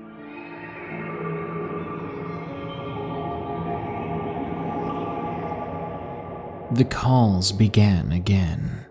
They began small, almost like chirping, or when a dog barks in their sleep as they're twitching. I don't know, it's hard to explain. Dawn, fully rigid and protective now, started growling in random directions. I'm guessing wherever these things were. We could hear bodies moving around the foliage, scraping against trees, crunching over the needles. The crap hit the fan when Dawn decided to attack whatever they were, leaving me huddled in the bush with a flashlight and a knife. I turned the light on, abandoning all camouflage, and screamed for him to come back. Fear is a dumb thing that makes you rather stupid sometimes. I left the bushes and went in the direction Dawn went, until I suddenly fell down a slope and into some tree roots. I slammed my weight into my flashlight and lost the light for a moment as it was face down in the dirt. But when I raised it back up again, I caught a glimpse of something almost translucent jogging past me. I can't name too many features, but I know I saw long legs and arms. I would have said it was a clothesless human being, but the skin was not normal. It was purplish with a green sheen in the light. Again, I only saw a flash of it before I instinctively began screaming and running back to the bushes. Meanwhile, Dawn was wrestling something and making a heck of a racket a ways away. I was too terrified to go help him now. I felt so useless. The calls were sounding again too, more like screams and groans.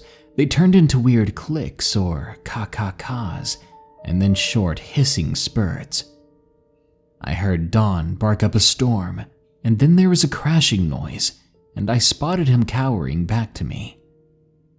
Miraculously, he only had a few scrapes on his snout. We were about an hour away from my car, so we just huddled under the bushes until about 3 a.m. That's when we dared to go back into the tent. I think I was so scared that I began crying at some point. I ended up curling around Dawn with my knife at the ready. Before dawn, I packed everything up. Then we made a mad dash down the mountain to my car. When we made it, I called my mother and told her we were coming back early and that I would explain everything later. On our drive down, I stopped at the ranger station, but the doors were locked and nobody was there. Not willing to hang around, I headed home and told my mom and sisters about my story. Later on, I would talk to the rangers, trying not to sound absolutely insane. They said that they would just look into it. A few days later, they reported that they didn't find anything, but what appeared to be a scuffle between my dog and whatever attacked him. There was dried blood there, but I never thought to ask them to analyze it or dig a little deeper. They believed it was from a coon or coyote, or even something larger. At first, they were more concerned it was a group of people playing a prank, and that my dog may have tore up one of them. But there were no boot prints, pieces of clothing, or anything like that left behind. Now I know it all sounds absolutely insane. There are times that I even question my own memory. But I was smart enough to write everything down the day after it happened. I've had to get some therapy too, just trying to put all this aside, and I've since gotten back into hiking and camping in Southern California with my husband and our new dog, as Dawn has since passed. In my mind, I want to say what we saw that night was an alien, but everything about it gives me the creeps, so I try not to think of it too much. That's my story, and I'm ashamed to know that when things go down, I cry a little and run for cover. My first story. From C. Birch 92. Location: North Carolina. My parents divorced when I was about 6. I was in the 2nd grade at the time, and it was a pretty messy breakup, with my mom and I leaving the house I grew up in to move away. We bounced between a few crappy rental properties until we ended up in the place she still lives in today. This house was amazing. It was built in 1942 and had the typical southern old money look. All red bricks on the outside with hand-formed yellow brick accents, 2 porches, 3 garages, and it was out in the country. We had a few neighbors, but they were all old folks for the most part, except for the Mexican family that lived on the hill behind us, which we ended up getting pretty close to. I was in the 3rd grade by the time we moved in here, and had made a good friend whose name was Hunter. Hunter would come over on the weekends almost every week, where he would stay up in my room almost all night, playing chess and card games. Shortly before we had moved into the house, one of my mom's friends, a Navajo hoop dancer, had convinced her that we should let a shaman friend bless the house. Despite our family being Catholic, my mom had always kind of been a black sheep and was very accepting and curious of other people's religions and spiritual views, so she accepted. The shaman came and blessed the house, hanging up these blessed feathers above all the doors, and told us that they were to keep the bad energies out, and that by no means should we ever remove them. If they ever became damaged or worn out, we were supposed to call him to get them replaced. Not long after this, my mom started seeing a Cherokee Indian. At first he seemed cool, but would later turn out the guy was bad on drugs and was an alcoholic. One night in one of his drunken rages, he made comments about allowing other tribes in the house, despite my mom and I technically being Taino ourselves. He then yanked all the feathers down. Big mistake apparently, because his actions would cause us grief for the next 10 years. About 6 months after that, it was summer break and Hunter was over for a visit. It was about midnight if I had to guess the time. It wasn't quite a full moon, but it was enough where you could see the light illuminating things outside. We had these crappy plastic blinds in the house at the time. I loved to keep them open and let the outside show in, even at night, which drove my mother crazy. Anyway, it was our bedtime. My window and blinds were open as usual, and Hunter and I were sitting on my bed in the dark, just talking. About what, I can't really remember. It was then, quite suddenly, we caught a glimpse of movement out of the corner of our eyes. Naturally, I turned to face the window, practically jamming my face into the screen, with Hunter doing the same. As we peered out into the dark, we saw this thing slinking across the neighbor's yard. In their yard, leading up the hill to their house, which was at the very top, there was a big, tall, old pine tree next to the gravel road. At first, we stared at this massive-looking dog. It kind of looked like a German shepherd, then more like a lanky coyote or an emaciated wolf. The more our eyes adjusted to what we were looking at, the more eerie it was. It made its way about halfway across their yard on all fours, as a normal dog would do. Then, as if it grew tired of the facade, stood up and sauntered across their yard to the pine tree on 2 legs, like a person. Once it reached the tree, it put one paw or hand up on the tree and looked up the tree's length before looking around as if it was making sure that no one was watching. Then it slid up the tree effortlessly, like it was being pulled on wires or gravitating. We sat there in silence, speechless at what we had just witnessed. Hunter and I were both intellectual kids, and we spent the remainder of the night discussing what it was. A mountain lion? A bear that was sick? None of our theories added up. The following day, things in the area were silent. Remember, we lived out in the country, so there would usually be the sounds of cattle and birds and dogs. But today, there was none of that, as if every living thing around was too scared to speak. We staked out the neighbor's house as it was Sunday, and we knew that they would be leaving for church, and we wanted to investigate that tree. As soon as they left, we booked it up the hill. When we got to the tree, we found a bone at the bottom. What it was from, we had no idea, though now looking back at it, I remember as an adult it seemed to resemble the usual dog bone you'd buy at the grocery store, only with meat and decaying stuff still on it. There was also some hair and claw marks on the tree, which we assumed was from the creature we saw. To this day I kick myself for having not picked up those hairs for samples. We quickly returned home to tell my mom. My mom and I have been close my whole life, so I knew she'd believe me. She did seem skeptical at first, as every parent would be, but I did sense an air of belief in her response. We begged her to come look at the bone and claw marks and hair, but she declined, saying she didn't want to scare the neighbors. Now I feel this was a diversion to keep us from fixating on the event more.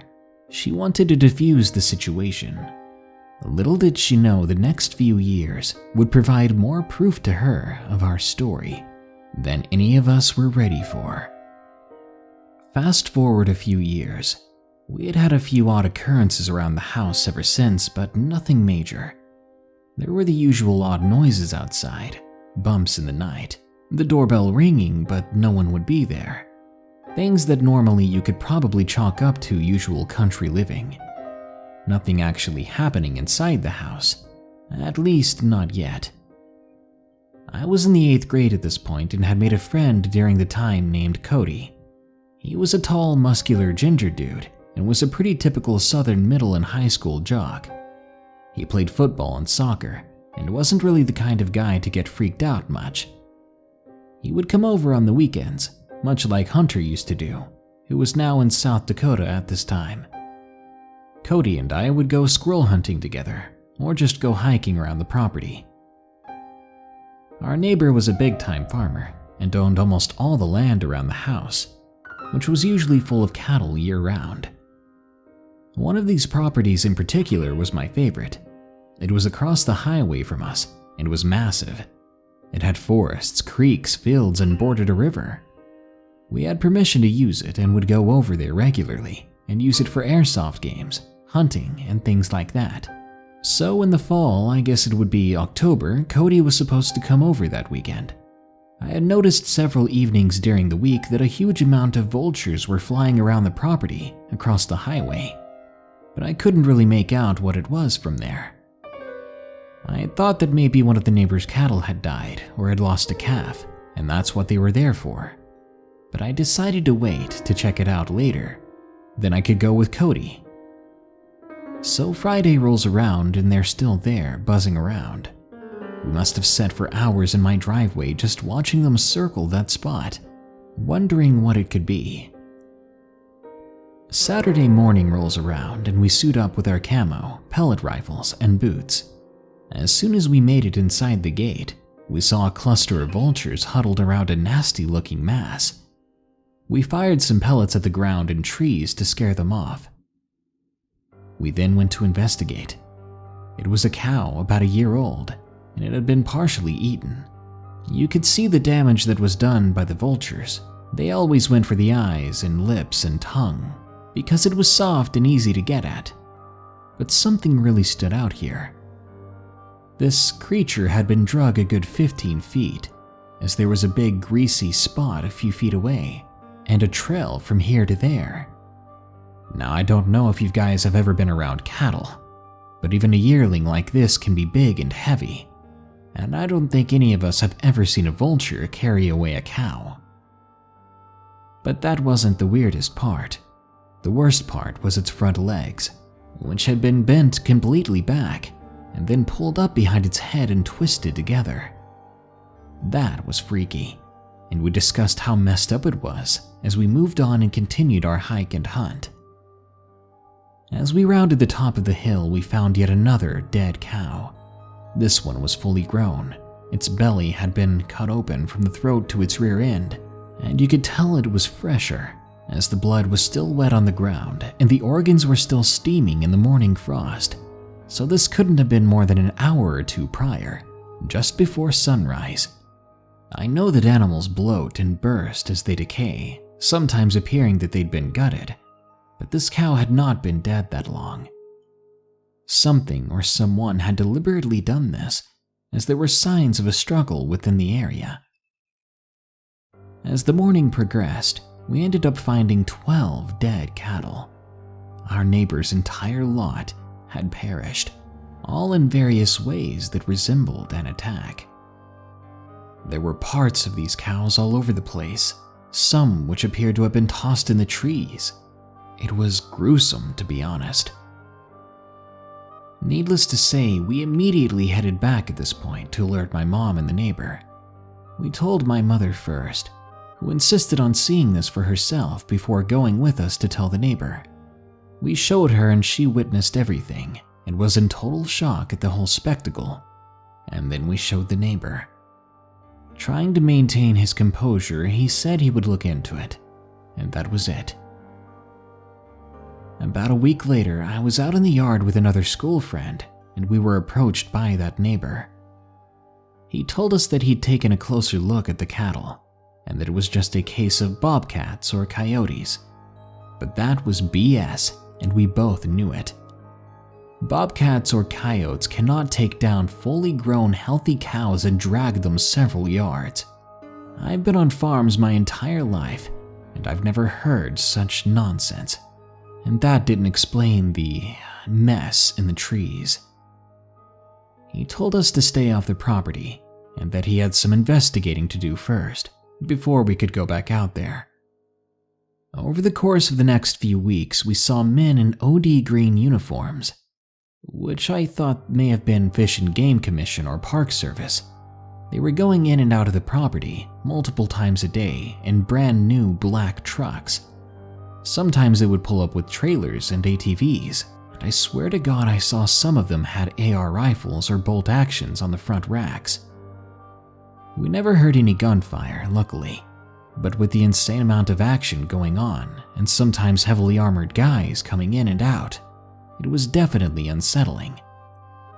What they were doing out there and what they may have been hunting, I wish I knew. You drive by them on occasion. You see them in the distance, cold and still. You avoid them for some reason that you cannot explain. We all do. Abandoned buildings are haunting grave markers of what was once alive and bustling. We turn them into haunted houses from our gossip, into stone and brick boogeymen with our speculation.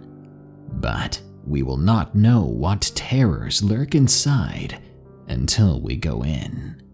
So join me as we explore 5 abandoned buildings and allegedly true horror stories from within them.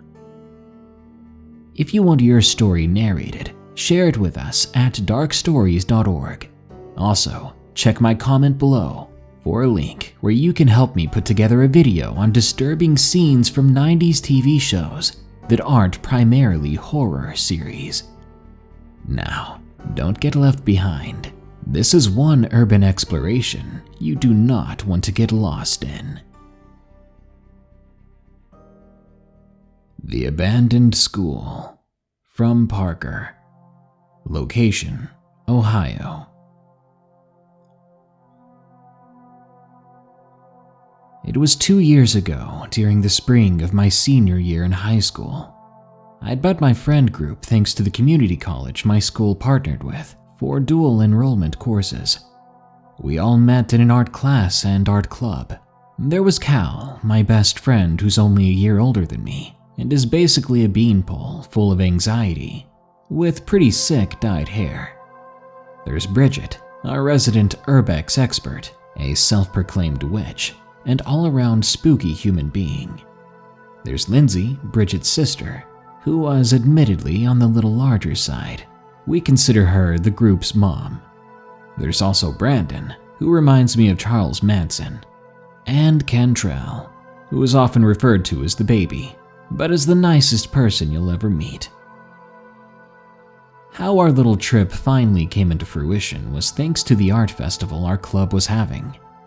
We were hanging out during the setup, and everybody was talking about how there's nothing to do in Southeast Ohio, which is pretty true.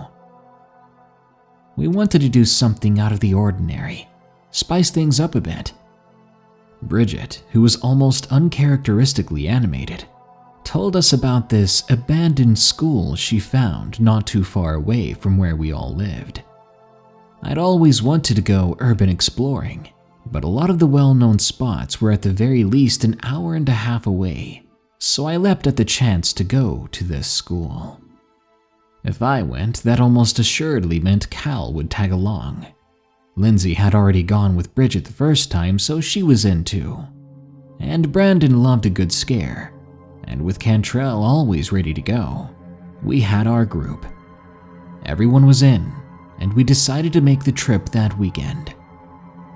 We had to take 2 cars since our friend group was a little too large to take anywhere without a mystery machine. We met up at Bridget and Lindsay's house early that morning in order to coordinate. Going through a quick checklist to make sure we all had black clothes, bandanas to cover our faces in case of asbestos, flashlights, and a few emergency supplies such as pocket knives and first aid kits, we then split off into 2 cars and began the journey. As I didn't have any idea where I was going, and they didn't give me any GPS coordinates, I stayed as close to the other car as possible. We must have traveled only 30 minutes before we reached the place, which was absolutely desolate. It appeared to be a coal mining town. As the coal mining had been the thing that kept the business in the area booming, when the mine shut down, so did the town. Once we reached the school, I laughed. It was right next to a graveyard. However, the graveyard was small, and it had a parking space that was across from the school. Bridget parked there, and I parked next to her. We did notice a couple of other cars parked in the distance, but we made nothing of it, since it was just off a main stretch of road into the town. We climbed out of our cars, ensuring again that we all had our equipment, and began to make a game plan for entering the school. There wasn't really a direct path to the entrance, as there were these large metal shipping boxes and broken pieces of wood clustered around the doorway. The door itself was also lying on the ground outside, as if it had been ripped off. The door being open was inviting enough for us. We were able to climb through the various pieces of wood, managing to shuffle some of them out of the way just to make the path that much easier to traverse. Upon stepping into the school, it felt like we were in a different dimension. Bridget and Lindsay were the first to enter since they were the most familiar and were going to give us the grand tour. I insisted on staying in the middle, squeezing the life out of Cal's hand as we followed the sisters in, with the other 3 in close quarters behind us.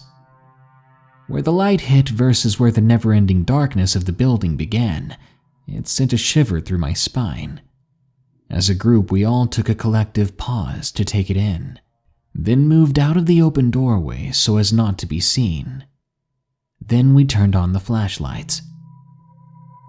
The building itself was an old elementary school. It had been shut down sometime during the recession and was in relatively good condition, all things considered. Bridget led us up the stairs, softly saying, "Be careful.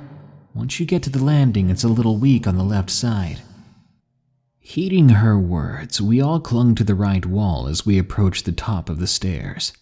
Momentarily, I released my grip from Cal's hand, and we began our way into the hallway of the second floor of the school.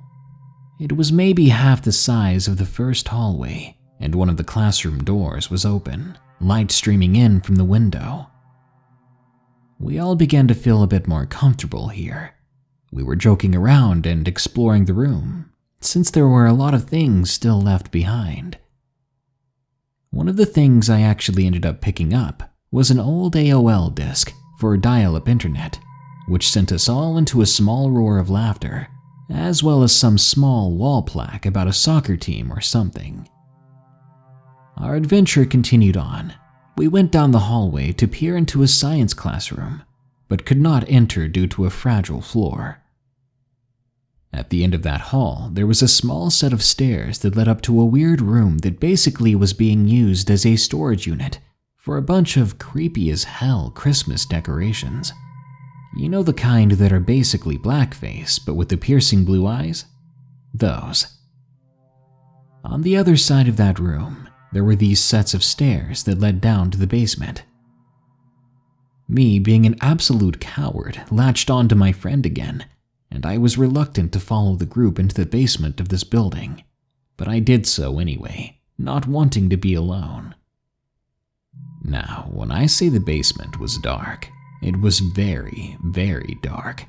The power on our flashlights was weak in comparison to the piercing darkness, and we only found them truly useful to see within 3 feet of us.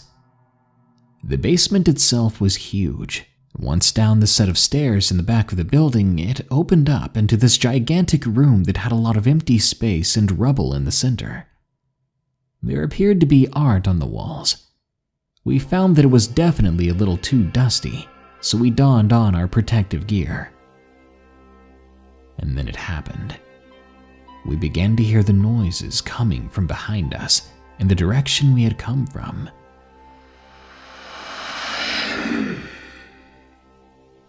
The next 5 minutes of my life I remember in horrific, vivid technicolor. "Did you guys hear that?" Lindsay mumbled under her breath, shining her light in the direction of the sound. My head snapped too. Lindsay pointed her flashlight while the others shushed each other, trying to get a better listen. It was someone behind us. Then it sounded like footsteps, the rubble making some crunching sounds. Our group had managed to make it to the opposite end of the room before we heard the footsteps behind us, so it must have been a good 100 feet away from us, which meant we could not see them with our terrible quality flashlights. The air became thick and heavy as we all considered what we should do, as we continued to hear the footsteps in the rubble draw closer. Someone, I'm not sure who, with a quivering but firm voice said, "We need to go, guys." And so we all bolted. On the side of the room that we were on, there was another door that led into a hallway that we managed to see was coated with holes. Bullet holes. In fact, the glass on the windows and the wood in the doors were covered in these holes. And then we saw these red stains in the wall. Stains that we could only assume were blood. I don't know, I couldn't really tell. We were all running and I was in a panic. We ran up the set of stairs that led us back into the main hallway from which we entered. We shoved an old teacher's desk that sat in the hallway down the stairs. Just as we escaped, we heard something toss that desk to the side as someone began to dive and tear through the metal boxes and various piles of wood to come after us. I bit down on my bandana, attempting to keep absolutely silent. I could hear them speak. "Where are you?" I then watched the figure walk off into the nearby graveyard. Bridget saw it too, saying that she watched the man walk through the graveyard, checking the headstones and checking in the trees that sat there, before vanishing in the distance.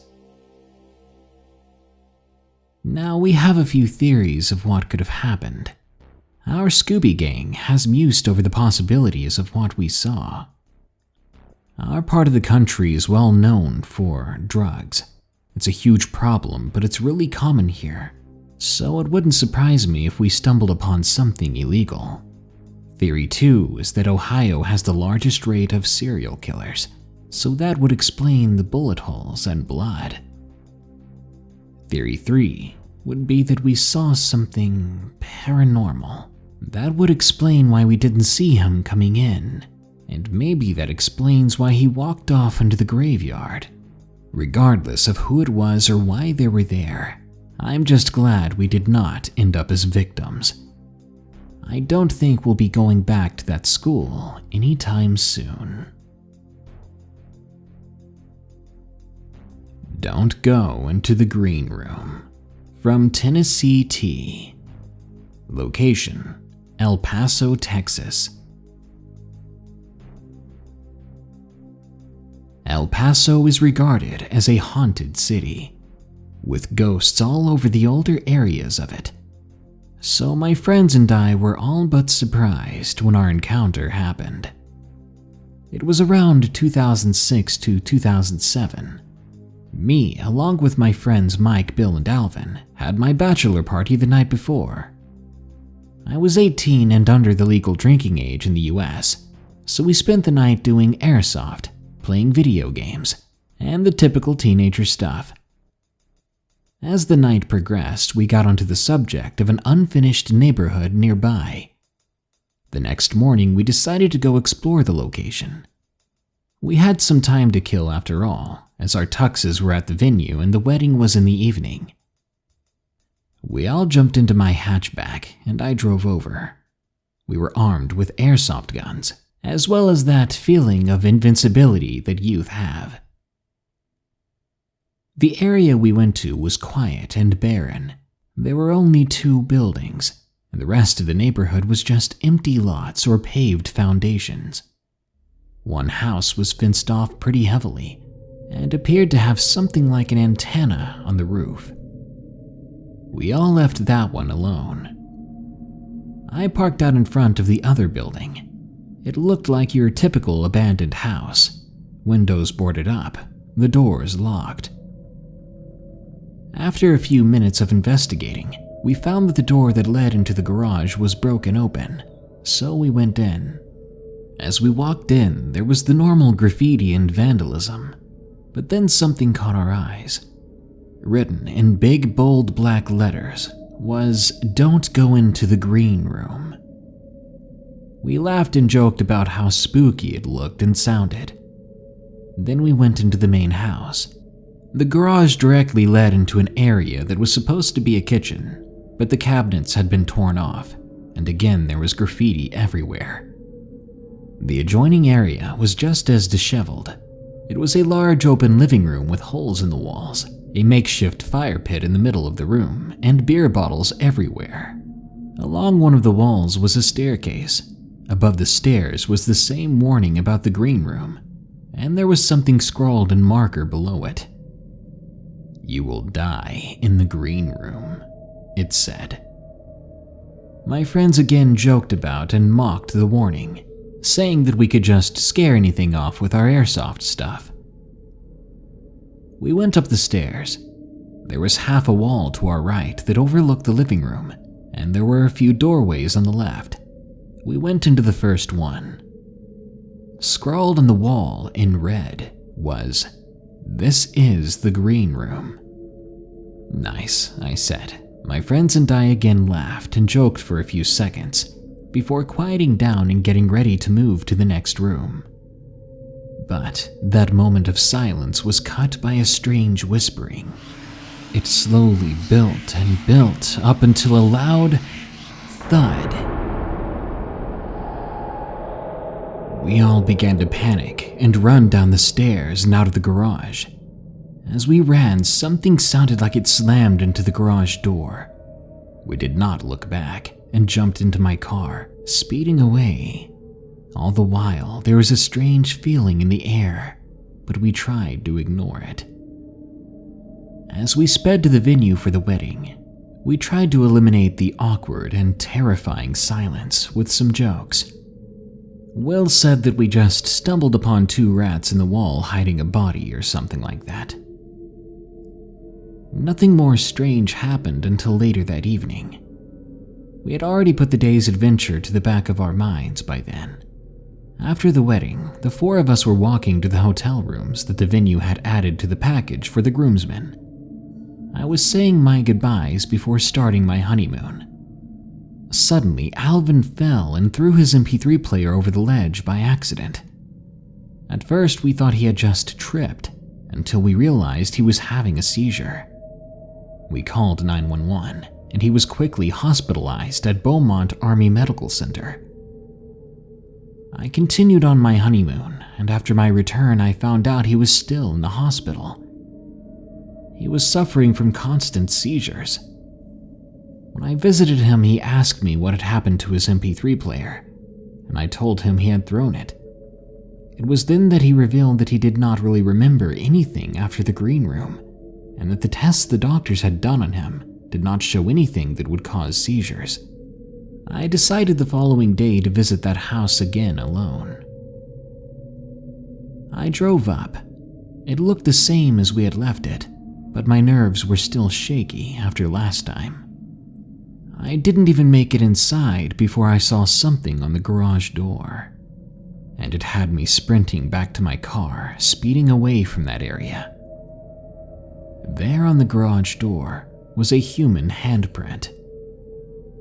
It descended out about an inch from the aluminum panel, as if trying to grasp something. I was beginning to believe that something had followed us, that something had attached itself to Alvin. Luckily, on a happier note, after about 2 weeks in the hospital, the seizures finally stopped, and Alvin was released with a clean bill of health. The doctors still don't know why it happened. If I had any advice to give, it would be to not ignore warnings, even if they're scrawled in graffiti. Skinwalker of Lee Acres, from Tommy. Location: Farmington, New Mexico.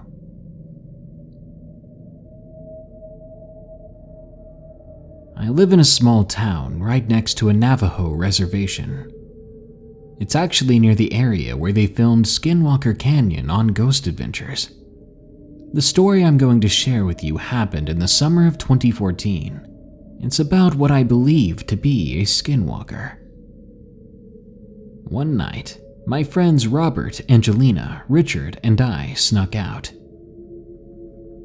All four of us left to our other friend's house at about 2 a.m. It was a normal night, and the insects were louder than ever, crickets chirping and shooting stars in the sky. We went to our friend's window, where our friends Ryan and Laurel met us. Then we left, trekking back to our own neighborhood. Angelina, being quite the girly girl, needed internet, so we stopped outside one of the other friends' houses for Wi-Fi.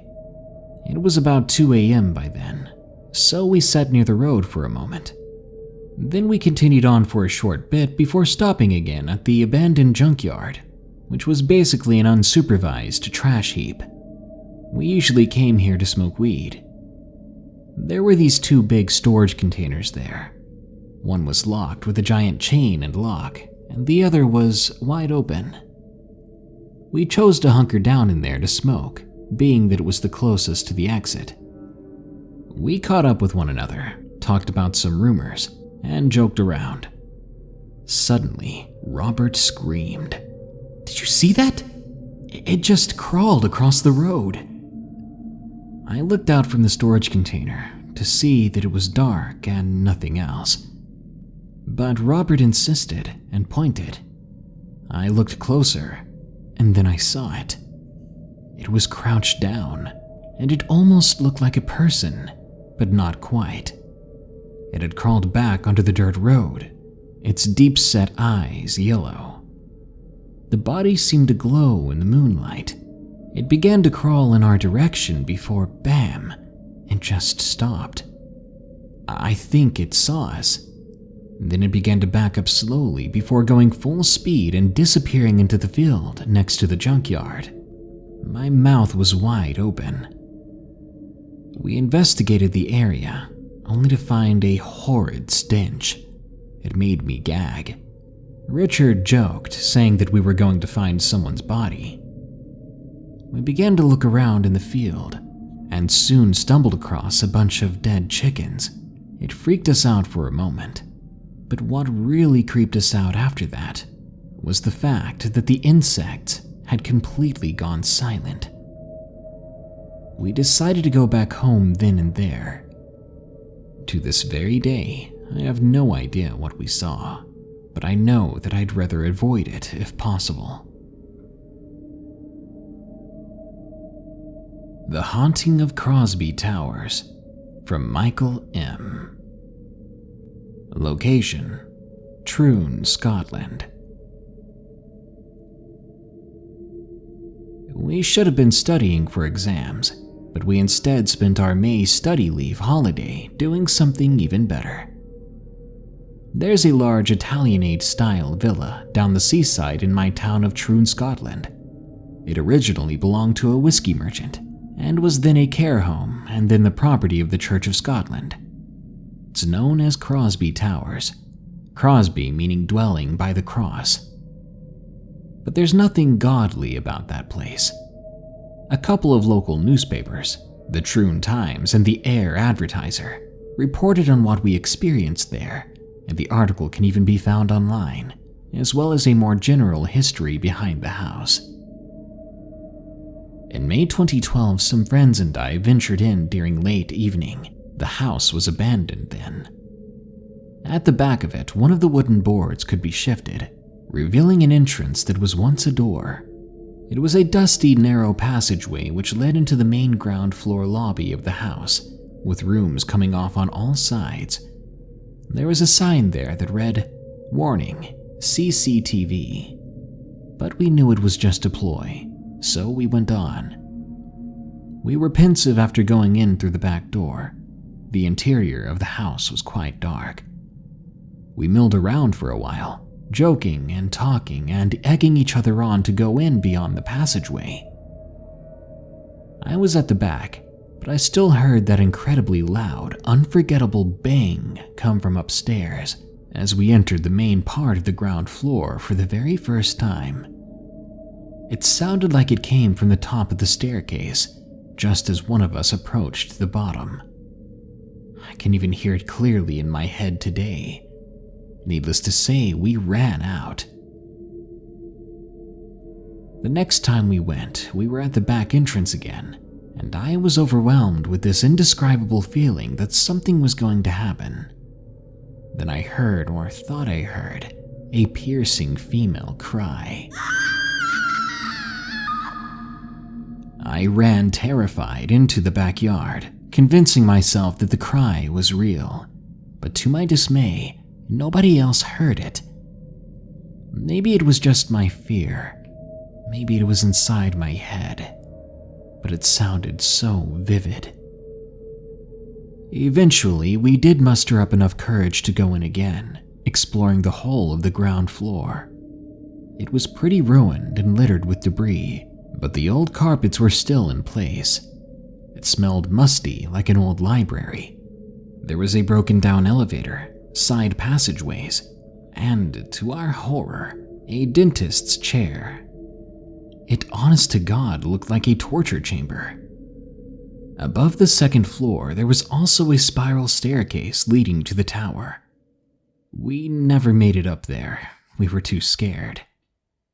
We joked what our feelings would be if we reached the tower only to hear unexplained noises down below.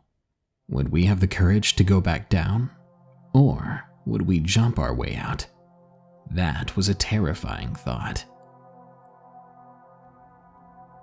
A year later, as we were walking along the seafront road that passes Crosby Towers, there were noises coming from the house like taps on a window or wall. This was a calm spring evening, so it wasn't wind. We turned and looked at each other. Then we turned back to the house and the taps resumed, almost like it was trying to get our attention. We repeated this process to make sure, and the same thing happened. It was definitely creepy. That building was renovated around 2015 and is now a block of apartments.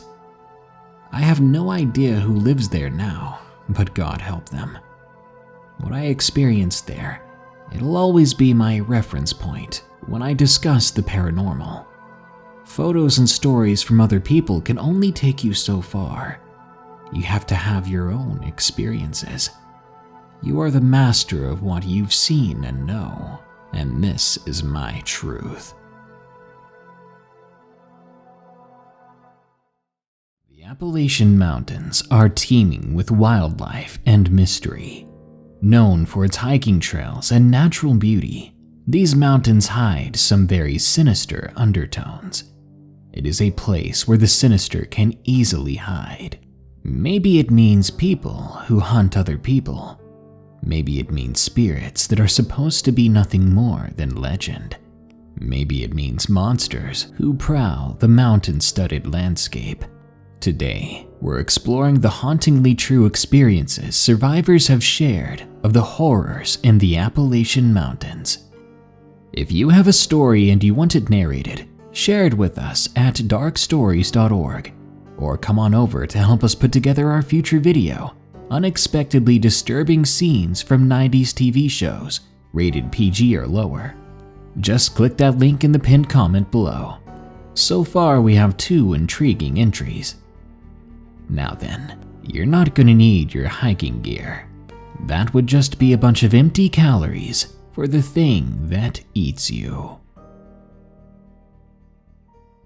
My brother is my hero. From Paul. Before my brother saved me, he wasn't such an active person, but I enjoyed nothing more than him chatting and giving me life advice. Just a little bit about him. He was a Marine, a big shot finance guy, drank a lot of whiskey, and a general tough guy. I wouldn't want to fight him, even though he had to use a cane towards the end. I can always tell if I should date a boy based on how much fear is in their eyes while I gleefully introduce them to my brother. Only one has made the cut so far. The others usually end up making some excuse as to why they don't want to come to my family outings with me. But based on that look, I always knew.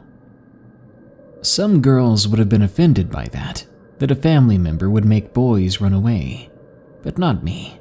I always knew he could just tell. My brother could just tell when people had the best interests in mind or not.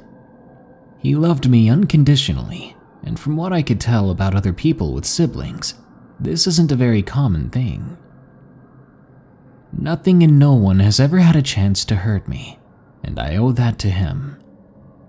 He has recently passed on, but I know I should tell this story in his honor. He and I used to love to go camping and hiking together. I would do anything with him considering he was 10 years my elder, and I felt that he had a lot to show me. One time we decided to do a semi-large part of the Appalachian Trail, nearest our New York home at the time.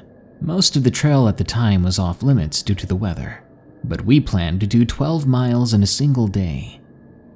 It was great for 12-year-old me that he allowed me to go with him, even though he knew it would take a much longer time. I was overjoyed. We talked, we laughed. I laid out all my problems in the open, and he, without hesitation or really trying to think about it, sorted them out and put everything into a different and more convenient perspective. Everything was going great on this trip, until I felt his hand on my back tugging on my pack.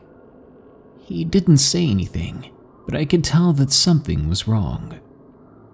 He usually wouldn't do something like that without saying anything. When I looked at him, I saw him looking off into the distance. I followed his gaze over to what he was looking at. I then whispered, "Is that what I think it is?" He whispered back, "No." The dark figure heard us and turned. My brother then said, "Don't run, just get behind me." I only got a glance of it. It wasn't until I approached it that I knew what I saw wasn't what I thought it was. My brother was 6'4", and I knew something bad was about to go down when he unstrapped his large hunting knife from behind him, then stood in what I can only describe as a boxing-style stance. The creature approached us. My first thought of it being a bear was entirely wrong. It wasn't even something I'd ever seen on TV. It wasn't something I'd ever heard of. It wasn't something I would even think could exist. It stood over my brother, and I got a good look of its face. It had massive teeth, soulless, dead eyes. Its shoulders were far too broad, and it seemed to be intent on hurting us. My brother never broke eye contact, and his head began tilting higher and higher as this thing came closer. He was screaming at it, trying to scare it away, to no effect. He knew he had to play aggressive, and it took me a second to realize that he was actually yelling at me. Instructions. He was telling me that when he swings his knife, I had better run the other way and get in the truck. He said that his keys were in his pocket, and that I needed to reach for them. When I get there, I was to hold the horn down until he came. Finally, he said to not look back. I didn't question it for a second, but it did hit me quite hard. He was cursing at me, and I'd never heard him say words like that before. But I obeyed him. I reached into his pocket and got the keys. Then I was ready to run.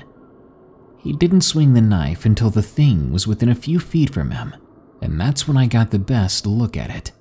It was a hulking creature, more than twice the size of my brother in every way, width, height, weight. Its muscles were rippling across its body. I almost began to cry, but I swallowed it down. Suddenly, I saw my brother pull back the knife and begin to launch himself at it. I turned and ran. Behind me, I heard angry screams and cursing and growling. But the only thing I can really remember was my brother screaming with more ferocity than I knew he was capable of. I did just as he told me. I ran to the truck. I screamed for help all the way there. I honked the horn the moment I got inside. It caught the attention of a few different families, and they in turn got the rangers to come check out the situation. Later on, I was at the hospital crying my eyes out. They told me my brother and I needed to give a statement, and they brought me to his room. He was an absolute mess. IV tubes everywhere, red fluid on the floor, scrapes and deep gashes all over his body, and one eye, I couldn't tell if it was gone or just really badly bruised. They asked us what happened. I haven't said a word to anyone at that moment, not even to my parents. I see my brother smile at me and he kind of just winks, and he mutters the word, "bear." From what I've been told, there was a mess at the scene when they found him. He was hobbling toward the rangers when he saw them at a slow pace. There was no sign of that creature, but I can tell you now with all truth and honesty I have, it wasn't a bear. Whatever it was, it's still in the Appalachian Mountains, and if it wasn't for my brother, I would be dead. My brother is my hero. The Thing, from Psychotic Wisdom.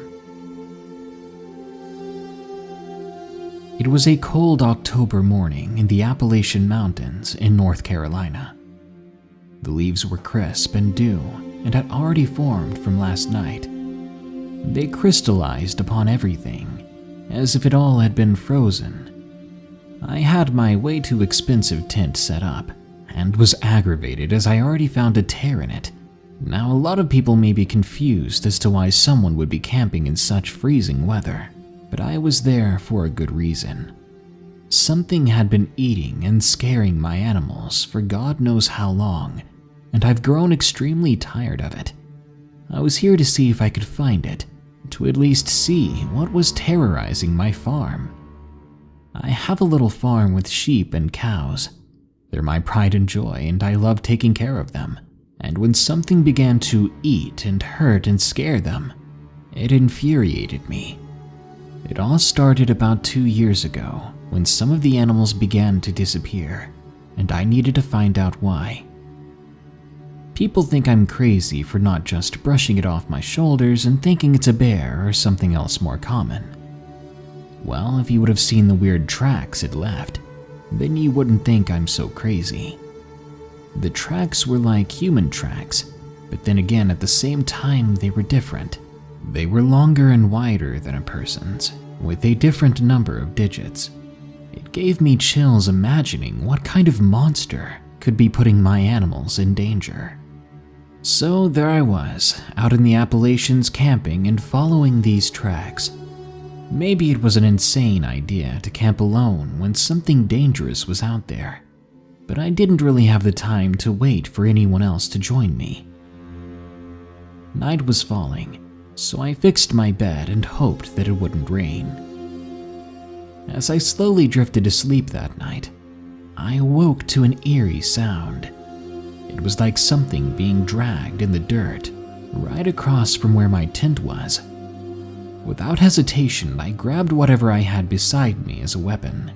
I clutched it hard into my hands until my knuckles turned white. With the fading light from the embers in my campfire, I could see the shadow being cast across my tent, which meant it was much closer than I thought. It was a very tall, bony shadow. It was quite slender. My adrenaline was kicking in big time. I could feel my heart pounding in my chest. Slowly, trying my best not to give myself away, I began to peek through the small rip in the tent. Immediately, a terrible stench hit me. It was like rot. The smell you're ambushed with if you left the meat in your fridge to rot for weeks and then finally opened the door. It was so horrid, I could barely hold back a gag. I may be crazy, but I was not crazy enough to get out of my tent and check out whatever that thing was. Quietly, I laid back down and I waited for the creature to pass. Once it did, and once the smell finally left, I went to sleep.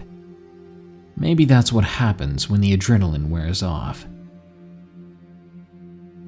The following day, I woke up hoping that whatever that thing was gone still.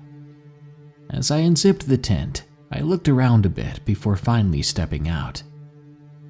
That thing had definitely been dragging something. Dirt was drug up from the weight of the object, and there was red fluid in the dirt, a reminder of what I heard last night. And then I saw a piece of wool and realized that thing had probably taken another of my sheep. As the anger built up inside, I reminded myself that I would find this thing and put a stop to it. I began to follow the dragging trail. The red fluid stopped at a large cave dug into the ground. It was lined with old brown pine straw. I wanted to go in, but I knew that would be a bad idea, especially if that's what the creature called its home. I turned around and began to walk back to my tent. I realized I should come back with something I can protect myself better with, as I'd stupidly left everything at the tent. As I'm walking back, everything's more quiet than it was before. The birds have stopped singing, and the wind had even died down. It reminded me to be cautious. As they say, when it all goes quiet, there is a predator around. I slowed my walking down because whatever it was, I did not want it to hear me. As I continue to walk, I hear a twig crack nearby, and I know for sure that that wasn't me. I slow down and slouch, hoping whatever it was doesn't see me. My heart is practically beating out of my chest at this point. I begin to stand up again, but as soon as I'm all the way up, the creature from last night is standing right in front of me. I've never felt such fear or surprise. I'm frozen there. I'm completely defenseless, looking at something otherworldly. Let me describe it to you as best I can. It's almost human, but not quite. Its skin is a deep gray, like it's lifeless. It's a few feet taller than I am, and I'm nearly 6 feet tall, and its teeth were sharp like daggers. Its hands hang low down to what appear to be knees. It's something straight from a nightmare, and it was only a few feet away from me. I stand completely still, trying not to even breathe. The smell is too awful, though. I'm having trouble keeping my breakfast down. I grab a stick nearby me, and I stare back at the creature. But then everything becomes blurry, then black. When I wake up, I feel like I've been drugged. Maybe it's my mind playing tricks on me. But then I look around. I realize I'm nowhere near my campsite. And if I had to guess, to my horror, I was in that thing's little hole. The one that I was trying to avoid. There were bones everywhere as far as I could see. They were scattered across the floor and lined the walls. I didn't see the creature itself anywhere, and I prayed that it was either gone or much deeper in the cave. As I began to stand up, I suddenly fall. I feel weak, and I have no idea how long I've been out. I begin to hit my legs, pinch them, trying to get the feeling and blood going, so I could leave this godforsaken hole. I was never prepared for something like this. I was panicking big time. Fear of the dark, fear of claustrophobia, fear of that thing being anywhere at any point in time. It had obviously dragged me in here, so it would certainly be back for me. That's when I began to hear the gurgling sound coming from deeper in the cave. My legs are still asleep, but they're getting closer. I'm desperate to stand up now, but I continue to fall every time I try. Closer and closer the sounds come, and I have no way to escape, no way to get further away from them. Then the gurgling sounds stop right behind me. I know it's there. I know it's looking at me, watching me try to escape in futility. I turn and face it, and I'm horrified to see it smiling like it's a person. Then something happened that I still have trouble believing was real. It pointed at me and spoke. Like me. I remember thinking, what does that mean? It could tell that I was obviously afraid of it, and that's something you never want from a predator. It reaches out and grabs me by my ankle before I could yank away. My reaction times are terrible, probably because my legs are asleep. I can't even kick or struggle away from it. Then it stops, turns, lunges at my arm and sinks its teeth into me. It hurts like hell. Somehow, I'm able to pick myself up. I yank myself away from it, and I begin to run out of that cave. When I turn to look, it's running deeper into the cave instead of coming after me. Is it done with me? I run straight out of there. I check my arm, but it apparently didn't break skin. But how in the world had it hurt so much? I continue on, back to my tent to grab my phone. I knew no one would believe me, but I didn't expect them to. What matters now is that I needed help. I find my phone and dial 911. I speak to the operator and tell them where I'm at. I try to keep myself awake, but I'm still feeling wrong and woozy. I pass out again, only to wake up in the hospital now to a nurse asking me if I'm okay. For a second there, I forgot everything that happened, but as waking up usually does, it all came rushing back into my mind. My eyes widened and my arm began to hurt. I was told that they brought me in with apparent hydration problems, that I passed out from dehydration. Maybe I was in that cave longer than I thought. As I lay there, waiting for when I could be released, I couldn't get that thing's words out of my head. Like me, it had said. What did it mean? Was it simply intelligent enough to know that it looked human? Or was it a warning of something else to come? I'm horrified by it, and to this day I have trouble sleeping thinking about it. I keep an eye out on my animals still, but for some reason, the attacks have stopped, and I haven't seen the creature since. Still, I wish I had never stepped out into those woods.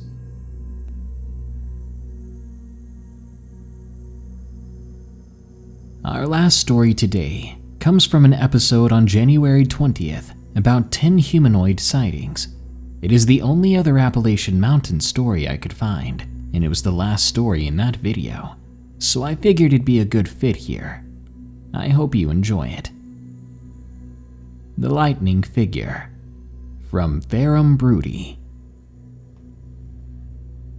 I was 13 years old, and I took a ride with my grandmother down to the cove off the backside of Wythe County outside of Scrooge's, where the Walmart and theater are at now.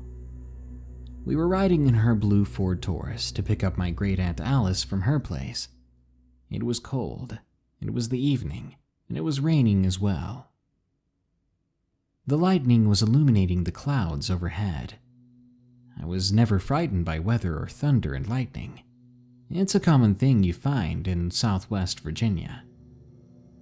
We had pulled into the family farmland after pulling off the back road. The path to the farm was dirt and gravel and muddy as well. It sat back on the hollow of two peaks behind it. As we pulled up, my grandmother turned off the car and waited with me inside for Aunt Alice to come out.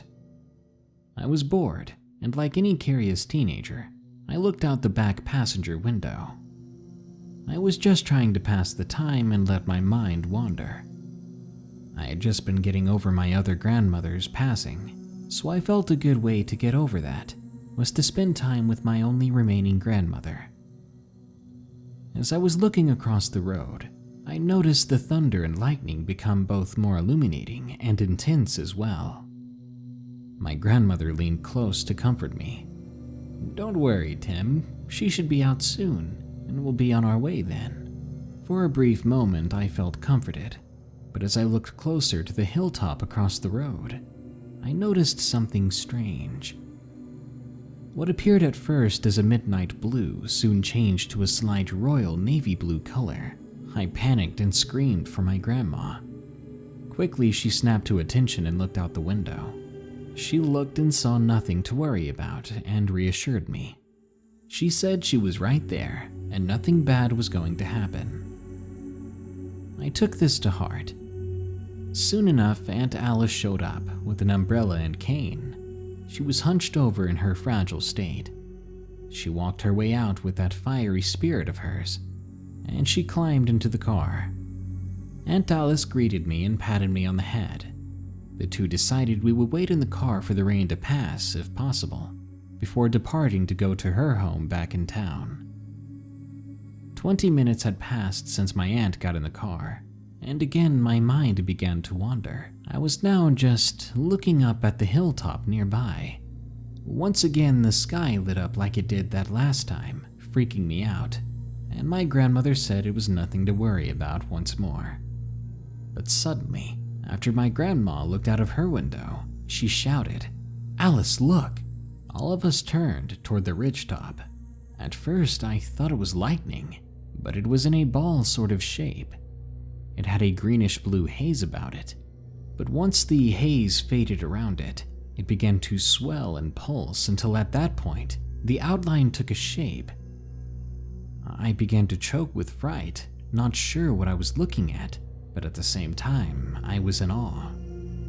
All my great aunt and my grandmother could do was pause and glance at each other, then look back up to the ridge. The figure walked in a pace almost tense, anxious, yet determined. It startled me. Lightning is energy. It doesn't take form like a person, and it doesn't have intelligence. I saw my Aunt Alice grab her Bible and the two prayed, and I joined them. From that point, the figure vanished. My aunt and grandma both decided with this tense moment gone, it was time we left. As she started the car and pulled out, we went down the hill and toward the gate. I quickly got out to open it, then close it after the car pulled through.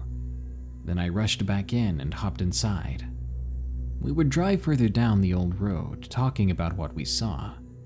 Little did we know that it wasn't over. My Aunt Alice alerted us again.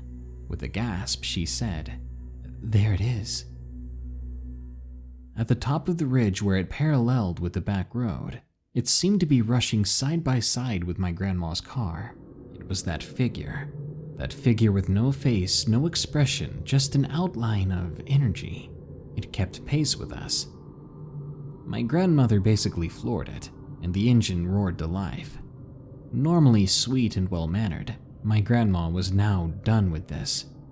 The car picked up speed, and we screeched to a halt, seeing a tree fall over in front of us. The figure was behind us on the ridge now, but it was catching up fast. I saw my grandmother grab tightly on the wheel and close her eyes before screaming, "Just leave us alone!" After that, there was nothing. The thunder, the rain, the tree in front of us in the road, and us in the blue Ford Taurus, everything went calm again, and the figure was gone. A driver happened along the scene and helped us move the tree. Afterwards, we got back in and went home. That night, I don't think any of us were getting any rest. My parents would later make it back after spending some time at my mom's high school reunion. My grandmother and aunt would explain the story to them, but they were too tired to care. It had been a long night, I guess. I haven't been back up that cove in a long time, not even after both my grandma and my great aunt passed away. Yet at the same time, I make sure when going down a back road, I know what the weather's going to be, and I'm always mindful of my surroundings. Some things in life are meant to be left alone and not pursued. This was one of those things. You went camping alone. A storm rolled in that you were not expecting. But what really has you unsettled is the faint silhouette standing just outside your tent. It's been there for the past hour. You've been too afraid to move, almost too afraid to breathe. These are allegedly true scary camping stories. To have your stories narrated, share them with us at darkstories.org. The Man on the Mountain, from Huck Finn. Location: Washington.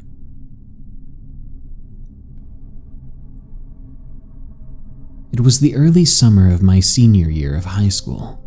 I had just turned 17 and my girlfriend Julie and I had planned a camping trip with some of our friends to celebrate. We were going to be spending the night on Silver Star Mountain, a short drive of where we all lived.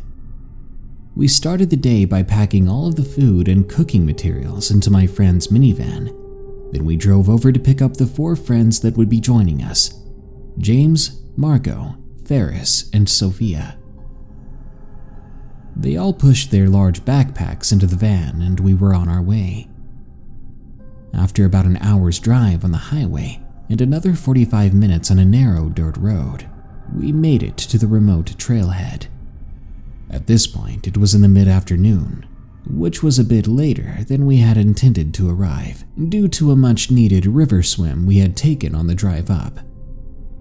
We quickly started our ascent, and soon realized this hike was going to be much harder than we anticipated.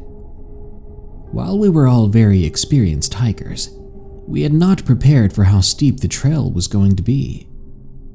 No matter, we pushed on, and after 2 hours of straight uphill climb, we came to a juncture on the trail that was not on the map. After a bit of deliberation, it was decided that I would run up one of the trails and attempt to decipher if it was the right path. I dropped my pack and started to jog up the trail, watching my friends slowly disappear behind me. After a few minutes, I came to the conclusion that this trail was the wrong way. It was a dead end. I had stopped in a small clearing with tall bushes looming above me. I was catching my breath when I noticed that a spot in the grass had been flattened, likely by a large deer or a goat. Just then, I heard a rustling to my right. It was in the foliage. I could tell that a reasonably large animal was running off into the woods. After that, I was left in utter and unnatural silence. It was time to get going back to my friends. I ran down the trail, putting the unusual experience out of my mind. We all picked up our bags when I made it back and resumed our hike, eventually making it to the top of the mountain around 6 p.m. For an avid hiker, I can say I've seen some extremely beautiful views, but the top of this mountain was the most impressive. It had a 360-degree view of the horizon all around us, with forest stretching as far as the eye could see. The place where we were setting up camp was on the peak of the mountains, surrounded by sheer rocky drop-offs. Since we saw the sun slowly creeping towards the horizon, we put up our tents and hammocks. After a period of time, we were able to build a fire in the stinging cold wind. We ate dinner, and then James, Sophia, Ferris, and Marco went off to smoke a joint on the cliff edge. Jolie and I had decided to stay sober the whole trip. We wanted to fully experience everything here. The sun finally set, allowing us to see the most beautiful sunset of my life. James, Sophia, Ferris, and Marco crawled into their hammocks, which were about 100 feet from the tent that Jolie and I were sharing. After a while of shivering in the cold, I drifted off to sleep with my girlfriend in my arms. I woke up in the middle of the night. I grabbed my phone and looked at it to see that it was 3 a.m. I nestled back into my sleeping bag and closed my eyes when I realized why I had woken up. There was a faint cry in the distance, a woman's cry, but I soon realized that it sounded more like a man's whimpering somewhere just outside the tent.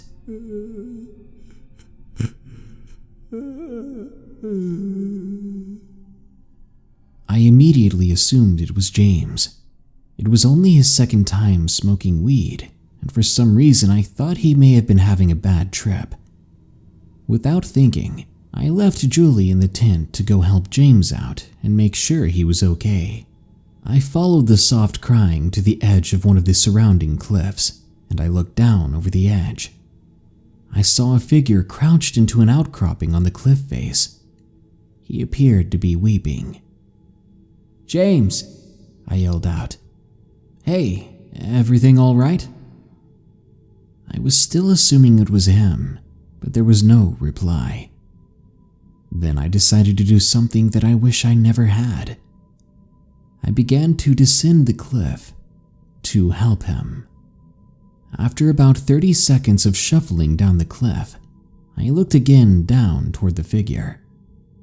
I noticed that James was not wearing his clothes. How did I not notice that before? I continued to crawl down towards him when he slowly looked up towards me. I was filled with a thickening dread that sunk into the core of my being when I noticed this was not James. Instead, it was some strange, skinny man curled into a ball. Tears were flowing down his face, and there was a large rock being held in his hands. I watched in horror as he raised the rock with his right hand and quickly brought it down onto his left hand, smashing his fingers. He then let out a deeply pained groan. But he continued to do it, over and over, destroying his hand. He then lifted up what remained of his appendage, as if to show me what he had done. I had already frozen up, completely terrified of the man 10 feet in front of me. He took a short, crouched step towards me, still holding what remained of his hand. I began to climb back up the cliff in a panic, kicking rocks and dirt down behind me. Another painful groan was released from the man's mouth. I looked back to see the man, who was now uninterested in me, continuing to smash his hand to bits. With that, I reached the top of the cliff and yelled for everyone to wake up. I ran towards where everyone was and told them that there was some crazy man on the mountain with us and that we needed to leave. They must have seen the look in my eye, because they knew I was not joking. We all began to quickly pack our things when we all began to hear the animalistic screams of pain, followed by the sounds of rocks tumbling down the mountain. With that, we grabbed our bags and ran down the trail, leaving our hammocks and tent behind. No one spoke on the hike down, and every so often, we could hear his cries in the distance. As we descended down the steep trail, after an hour, we could no longer hear the cries, but still, none of us spoke. Eventually, we got to our van and discovered the left rear window had been completely shattered, with bits of glass hanging off. We quickly piled into the car and drove off, where I recounted to all of them what had happened on the cliff. Despite how disturbed we all were, we all felt lucky to be alive, and eventually started making some jokes about how ridiculous it all was. Once we had cell phone service, I called the police and told them what had happened. To my surprise, they took the case very seriously.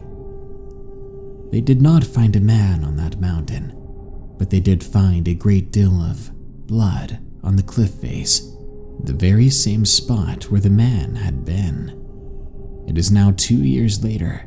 We all are planning on camping up on the mountain again to prove that we can do it. Despite the excitement that is going along with it, I can't help but feel that this is a very bad idea.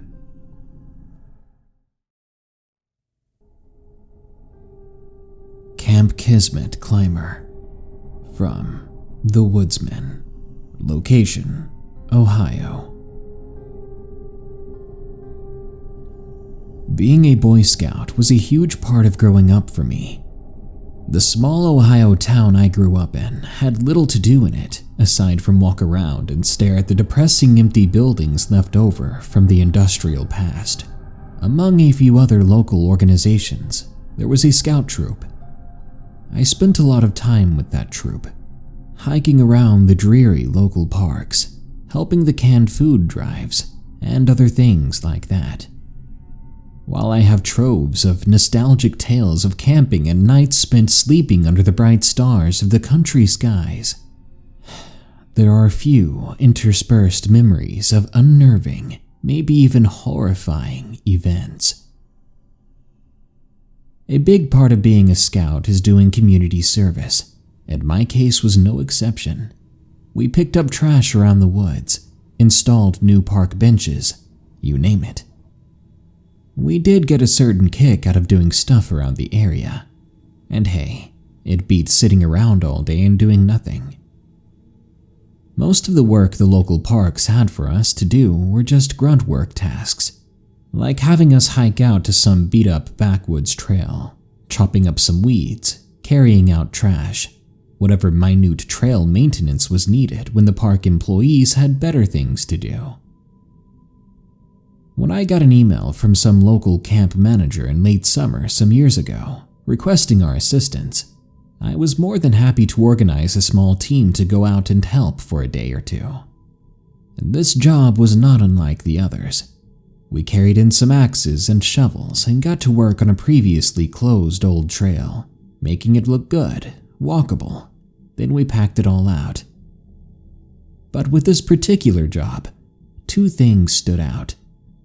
One was that none of us had ever been to or even heard of the park. This was odd, as we had been basically everywhere in the region. Second was that they had asked us to hike nearly 7 miles in, a fairly long distance, especially with tools. Thankfully, they had offered us some lodging, so we would be camping out, provided we could bring a few blankets and the like. No problem. Might as well make a fun time out of it, I thought. I emailed a reply to the manager who'd reached out, and I said we'd be there with a group of 5 and some tools. A week passed by uneventfully like usual. Soon the time came when I was to load up my truck with a shovel and axe, pick up a friend, and drive out to nowhere. We didn't have a huge number of participants in our troop at this point, so it was often up to the members to transport themselves or friends to whatever event they were headed to. Anyway, I picked up my friend Lincoln and we set out toward the park. We met up with the one adult who could spare the time to play the role of chaperone. We didn't really need someone to be there for that, but as per policy, we had to. We grabbed our packs and tools and set down the dilapidated gravel trail toward the camp office. 50 yards or so into the tree line, we found ourselves passing under a tall gate formed by several cut and grounded telephone pylons, from which hung a beat-up, rotting sign that bore hand-carved letters spelling out Camp Kismet. When we made it to the camp office, we had thought we were in the wrong place. The small building was ramshackle and nearly falling apart. Glancing into a window revealed an even worse interior, with scattered boxes of files and papers surrounding a heavily disorganized metal desk, lit by a small, dim lamp. We were about to turn around when one of our party noticed a small note on the backside of the building.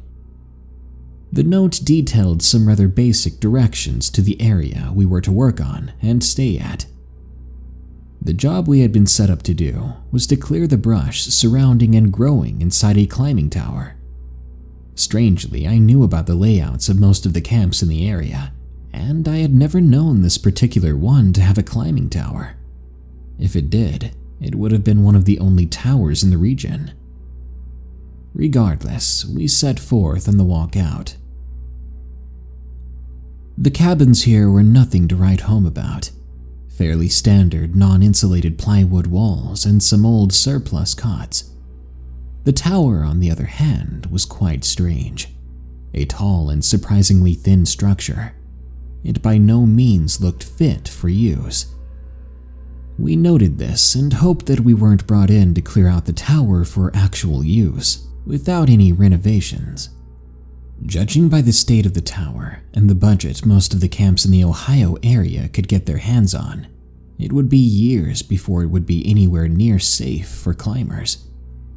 Nevertheless, we settled down for the first night, cooked some canned soup on the dented stove in one of the cabins, and laid down on the stained plastic mattresses that rested upon the squeaky old cots. We were up early the next morning. Breakfast of some bacon and a couple of cans of beans were on the stove by 6. Still not awake, I stepped out onto the somewhat shabby front deck to drink some coffee. I sat down on a nearby plastic lawn chair and exhaled deeply. It was to be a long pair of days in the decaying camp, and if we were to make any progress on this mess of a climbing tower, it would take some hard work. Calling back inside to let someone know my intentions, I laced up my boots and began sombering toward the tower. The path there was down another unkempt gravel path that took a wide L shape toward the tower. I was rubbing my eyes as I walked, still not all the way up. Turning the corner and coming into view of the tower in the near distance, I was instantly awake. Because ahead, 3/4 of the way up the structure, was a roughly human-sized shape. It had short limbs like a child's, and was not making fast time up the side. There was, to my slight relief, a rope attached to the person's waist, but upon further examination, no belayer was manning the ropes below. In a state of somewhat disbelief, I turned to retrieve some binoculars from my bag. Optics in hand, I faced the tower and raised the binoculars, only to see no such being upon the looming wooden structure any longer. Shocked, I replaced the binoculars and began back toward the cabin. I set my mind to be vigilante over the day's work to try and make light of my morning vision. Back at our camp, I organized the now awake crew into 2 teams. 3 who would work on clearing the brush on the exterior of the tower about 500 feet away, leaving me and another scout who we called Knight to work on the inside. Shovels, axes, saws, and rakes at the ready, we made our way down to the tower. As we rounded the bend, I half expected to see another figure on the tower, but fortunately, I did not. We arrived at the base of the structure, and each of us set about to our respective tasks. Making my way inside, Knight and I were met with a sight of extremely thick brush growth. Just to get in the tower, we had to work it with an axe and saw. Once inside, we discovered that brush was not the only thing at the base of the tower. A large metal filing cabinet and a long metal trunk stood against the wooden walls. The cabinet read permission slips in bold red letters, and the trunk had helmets sharpied on top. Unsurprisingly, we opened both. The helmet's trunk was empty, but the filing cabinet was not. Inside lay 3 folders, each dated a year between 1996 and 1998, containing permission forms from some past generation of campers. At the back of the drawer, stuck against one of the metal sides, was a yellowing piece of notebook paper. Picking it up, a small piece flaked off and fell to the ground. I began to read aloud, with Knight following over my shoulder. Tom, we gotta get on this. The kid's parents are suing. They want to put us away and say we did it, that we're responsible for him. Our only way out is to say he didn't have his papers and got on without us knowing. Find that kid's form and get rid of it. If they do, pinning his death on us will be a cakewalk. Johnson. Knight and I looked at each other in shock. Our moment of realization was cut short, with a creak from the top of the tower, and a wispy, nearly inaudible voice. They told us the ropes would keep us safe. We looked up in a near panicked state.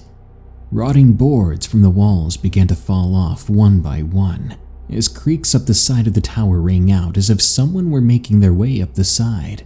The boards crashed into the ground with crunches and clumps. The sounds of creaking from the wooden structure became deafening, until the horrible sounds were all brought to an end by the most grim of all, the sound of a heavy object falling through the air, thudding into the ground alongside the crunch of bones, concluding with the soft sound of rope piling up as it fell back down to earth. We hurried out of the tower, thinking someone to be injured, but found no one. Still shocked, we ran toward the group, desperate for an escape from the grim scene we had just witnessed. We found the crew on their way back towards us. I wheezed out an expletive, and the crew asked what was wrong with us. Knight burst out. What do you mean, what's wrong? He turned and waved his arm toward the structure. Look, the tower is falling apart. The crew had a stunned and confused look on their faces. I turned around and swore aloud as I saw that the tower had no missing boards, no creaking beams, and no fallen climber. After spitting out the explanation, we returned to the cabin and packed our bags. Not one of us in the whole team had not experienced something strange like this, and we had come to trust each other. When we finished, we began moving out. On the walk back, all of us jumped at our own shadows, especially Night. We loaded our vehicles with haste and sped off. I haven't heard from anyone involved there since, aside from one email from the same person who sent me the first, oddly thanking us for our help, which we never finished. I've never been back to the area, and I don't think I ever will be. That crunching sound was enough to keep me far away from that camp forever.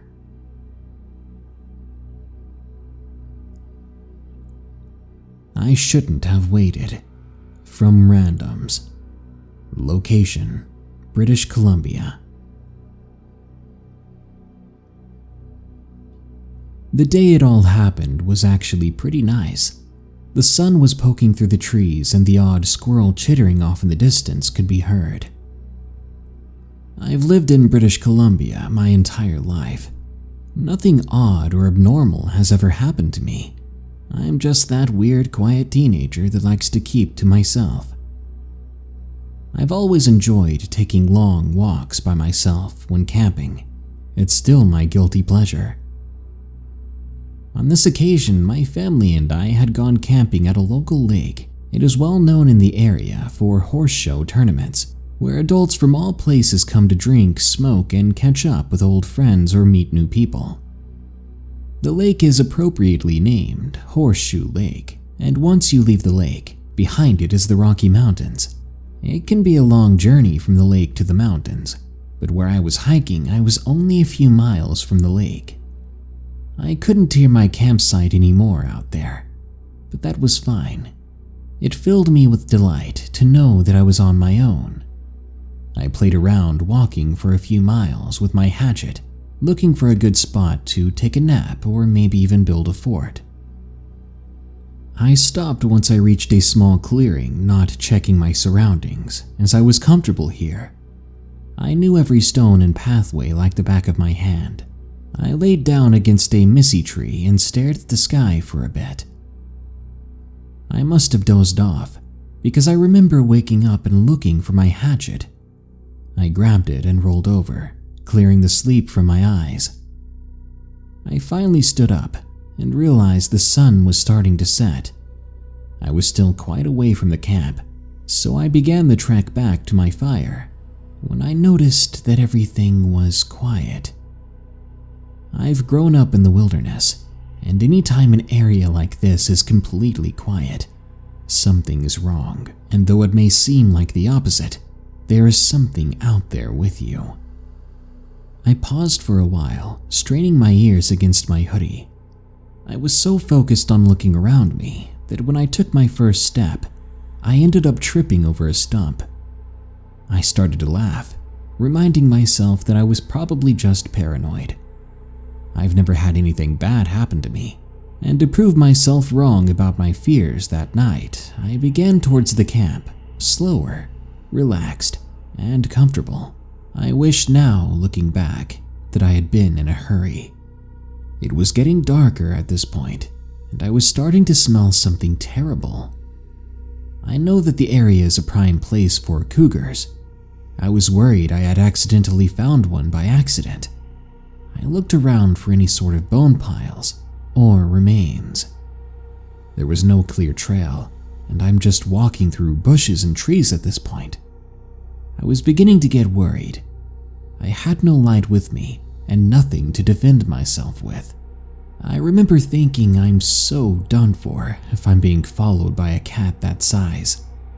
I stop again, and I can feel that I'm being watched. I can't shake the feeling, so stupidly I turn around and just stare at the trees, crossing my fingers and hoping that there's nothing there. I keep walking, but I felt like if I stopped looking, something would grab me from the darkness. Finally, I found a mark on a tree that I made with my hatchet on the way there. I was close to camp, and I could hear people talking in the distance. I started to run until I heard the sound of the thing that was following me. My paranoia was confirmed. All this time, I had every reason not to hesitate, to run, but I didn't listen. No matter how fast I tried to get back to the campsite, everything seemed slow. I started hearing sticks breaking in the distance. I didn't care. I ran as fast as I could. Finally, I made it past the last hatchet mark and burst into the campsite. I sat down by the campfire, trying and failing to make myself feel safe. It couldn't have been a bear. They don't sound like that. And I don't think it was a bobcat or cougar. I do not know what was in that forest, but I'm lucky that I woke up when I did. A minute later, and I would have never awakened at all. The Creature in the Woods, from Will. I live in the UK, just up north near the border of Scotland. I was in a Boy Scout group at the time because my parents wanted me to be more active. But I was used to being in the woods. My dad and my granddad would take me and my brothers out there regularly. We went on a 7-day camping trip further up north. The campsite was small and no other group or person was in it. Me and my friend Ollie were in a tent together, and we had just finished setting up our tents at about 6 p.m. when the sky grew dark. We ate our dinner, then started a campfire to roast some marshmallows. At about 8:30 to 9 p.m., we were all a bit tired, so we decided to just lay around the fire and stargaze. As there wasn't any light pollution near us, we could see loads of stars. It was at this time that I saw it. I was chatting with Ollie when he suddenly stopped and said to me, "Hey, what is that?" He pointed towards the sky in between a few stars. There was a glowing red object, shaped almost like a bullet, flying quite fast in a zigzag movement. One of our leaders was a member of the RAF for 6 years, so he knew that no ordinary human craft could move that way. Bizarre, but cool. We eventually went to sleep after that event. Ollie had been trying to scare me after that, saying they're going to eat our brains, so I was even more paranoid. Later that night, I woke up at 2 a.m. There was a light rain pattering off the tent, but there was another sound behind it. A small grunting sound coming from the forest to the left. My heart was pounding in my chest, and I was shaking, almost in tears. I heard the creature slowly wandering past the tents.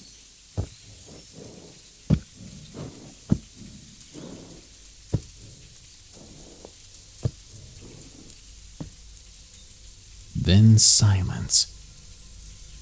I eventually fell back to sleep somehow, albeit a terrified sleep. The next morning, I faked sickness to go home, which worked. When the rest of the group returned home too, Ollie went on about how he heard something the third night I was gone. Something he said sounded like grunting. I told him that that was actually the reason I left. We never spoke about it since that day. Ollie and I still talk sometimes through Discord, but he and I have never brought up the topic again. I still wonder what the strange UFO in the sky was, what the unexplainable noises outside my tent were. I wonder if those two things are connected. I'm keeping a secret. From Anonymous G-Ray. I'm 25 and live in Michigan. 5 years ago, I went camping alone near Lake Michigan. It was my first time doing so, as I usually brought someone or at least my dog when I went camping. My camping spot was about a 9-mile hike in. It was a very secluded area.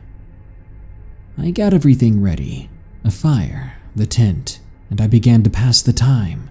reading a book, going for another hike around the area, etc., until I finally came back around nightfall.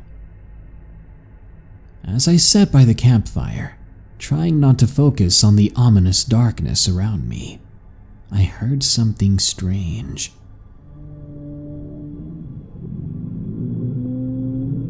It was a really low grunt, and I assumed that it was a deer, a rather large one at that. It was time for bed, so I got into my tent and made sure that my rifle was next to me. I slept a few hours, but I was awakened from a nightmare to a more disturbing sound.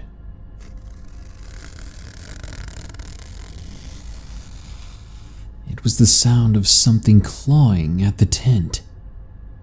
I wish it was a coyote like I originally thought. I unzipped my tent and began to try to scare it away, but what I saw instead of a dog-like form was a thin gray creature, a being half as thin as me, but twice as tall, disappearing into the darkness of the forest. After a few minutes of just standing there, I ran out of the woods and made the entire hike back that night to get to my car and leave. Camping, from Seth W. It was a July night, warm with a chill breeze. I was staying at my friend Aiden's house for his birthday. Our friends Miles and Jason were joining us. We decided to have a faux campout by putting up a tent in the backyard. We could stay up all night and not disturb the family. We could get pretty loud after all. Earlier in the day, when I first showed up, Aiden told me that his chickens had been coming up missing. So when we were in the tent that night, I remembered him telling me that, and it kind of set me on edge. I started to visualize what could have been doing that to his chickens. But I wanted to have a fun time, not a scary one, so I put it to the back of my mind, and I began to hang out with the guys. Later that night, Aiden's little brother joined us out in the tent. Soon the fire was dying down. We had to use our flashlights or our phones to see. But the feeling of fear and paranoia was welling up again, and I couldn't tell the other guys because they would just think I was a coward. What I could not play off, though, were the noises I began to hear outside the tent.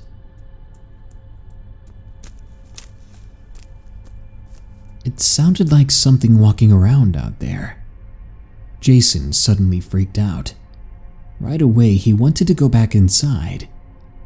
Eventually, he did, but we made sure to take Aiden's little brother with him just in case. It was 11 p.m. by then, and things were getting more and more disturbing. It was only Aiden, Miles, and me. We had finally distracted ourselves, and we were having fun again, until something slammed into the tent. We were all nervous and frightened by then. I was trying to tell myself it was nothing unnatural. By 11:30, things kept happening. The footsteps continued, like something was running through the nearby field. I was getting tired of it, and I thought to myself that I'm not going to be this thing's victim or food. I told the others that we needed to go inside, but they insisted that they wanted to go outside and walk around. Were they crazy? Too scared to go alone out there, I had no choice but to go with them. We left the tent huddled and shaking together. We made our way over to the chicken coops, and what we saw there still haunts me to this day. There was a tall figure, all black, with long claws. We screamed and ran back as fast as we could to the house. The rest of that night I did not sleep. I was ready for that thing to try to come inside the house, or to appear at one of the windows, but it didn't, and I never saw it again. Too close for comfort, from Bilbo, 1776. When I was 15, my parents sent me to a boarding school.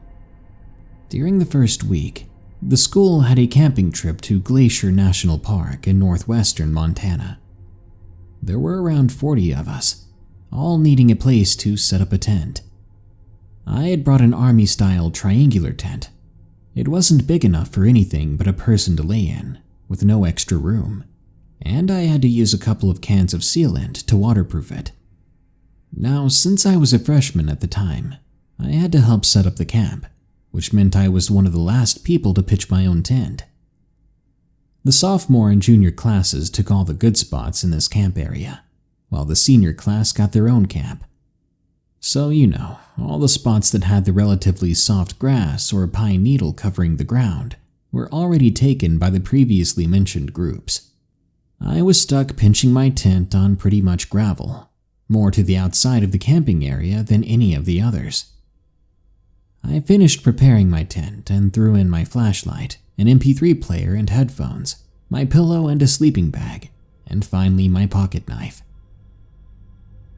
The first night was normal for a school camping trip. The school deans and the principal checked over all the tents to make sure they were secure. After that, we all helped start a fire and got ready for an evening meal. Following that, there was cleanup, making sure all the food was sealed in bear-proof containers, as well as anyone's deodorants and soaps that they had brought. The next 2 days were fun, receiving a couple of assignments from the science teacher and the history teacher. Then we explored the park some. We actually saw quite a few bears. Then again, we were a couple of months away from their hibernation period. They were looking for food like crazy, but we didn't have any close calls. I had grown up around forests and was comfortable with all these wild creatures. On the third night, everything was going as usual. I was going to bed, and since we had such an exhausting day of exploring, I fell asleep pretty fast. I woke up at around 1:30 that night. I wasn't sure why. I was immediately on full alert for whatever reason. I never do that. I always wake up groggy and it takes me about 20 minutes to get out of bed. This time, however, something had me on edge. I listened, straining my ears to try and hear if something had a noise to make, the same something that woke me up. There was nothing though, save for a very low wind. Almost no rustling in the forest, no crickets chirping. As I said before, I grew up exploring the forest, and I also loved walking on well-lit nights. I held my breath trying to hear anything at all. I finally heard it. It seemed to be coming from right outside the tent walls. A hard and heavy breathing.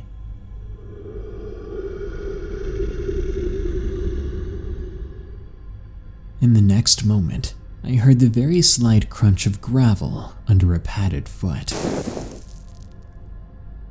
Whatever it was then stopped, sniffing the air only a few feet in front of my tent. I decided, like the idiot of a teenager I was, to try to move. I had brought my cloth sleeping bag, thank goodness, rather than the newer polyester-lined one that I would have made much more noise in. Now, even with how small the tent was, it did have a small mosquito-netted window. I slowly undid the light flap material that was over it. Then I looked out. Less than 10 feet from my tent was what appeared to be a grizzly bear. It wasn't moving much, just turning its head side to side, smelling the air. It seemed to be looking for a particular scent that it had to narrow down before it could move on.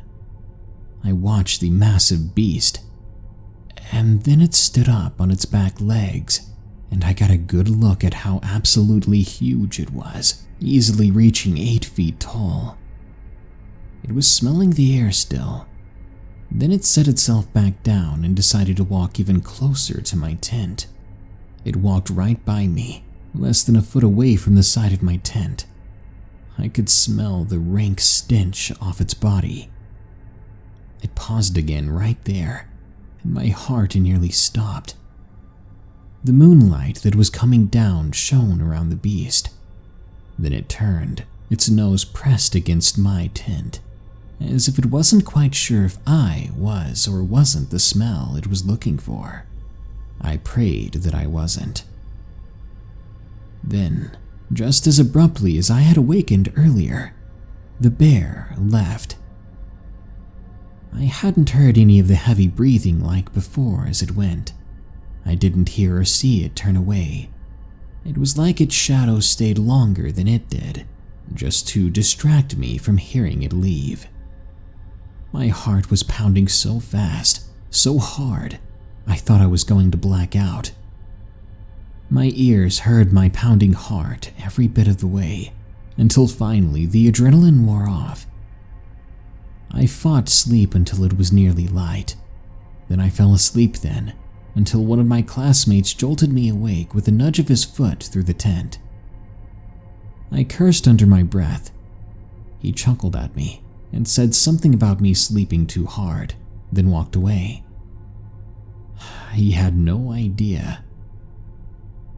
The final 2 nights were uneventful, but I still had trouble sleeping, worrying that the bear would be back, this time knowing that what he had been looking for was me. This man from Alley. I was 24. My boyfriend and I had decided to go camping together. We spent the day canoeing, fishing, and doing a lot of other fun things, but I couldn't help but notice that my boyfriend was acting a little strange. He seemed worried, but I never asked why. At about 12:30 a.m., we were finally going to bed in our tent. We got into our pajamas and double sleeping bag, then shut our eyes. The tent was really cold and humid, and the wind outside was all too loud, so I couldn't really fall asleep. After an hour or two, I decided to finally turn around, to face my boyfriend and to change my position to something more comfortable. But I was horrified, paralyzed, when instead of my boyfriend's face, I saw the face of something else. It was a person's head with a blank face. Instead of the usual features of a man's face, there was just flat skin and flesh, like some sort of human egg. I jumped up and nearly screamed, but as my boyfriend woke up and began to wonder why I was acting like that, I looked down at the sleeping bag, and the face was gone.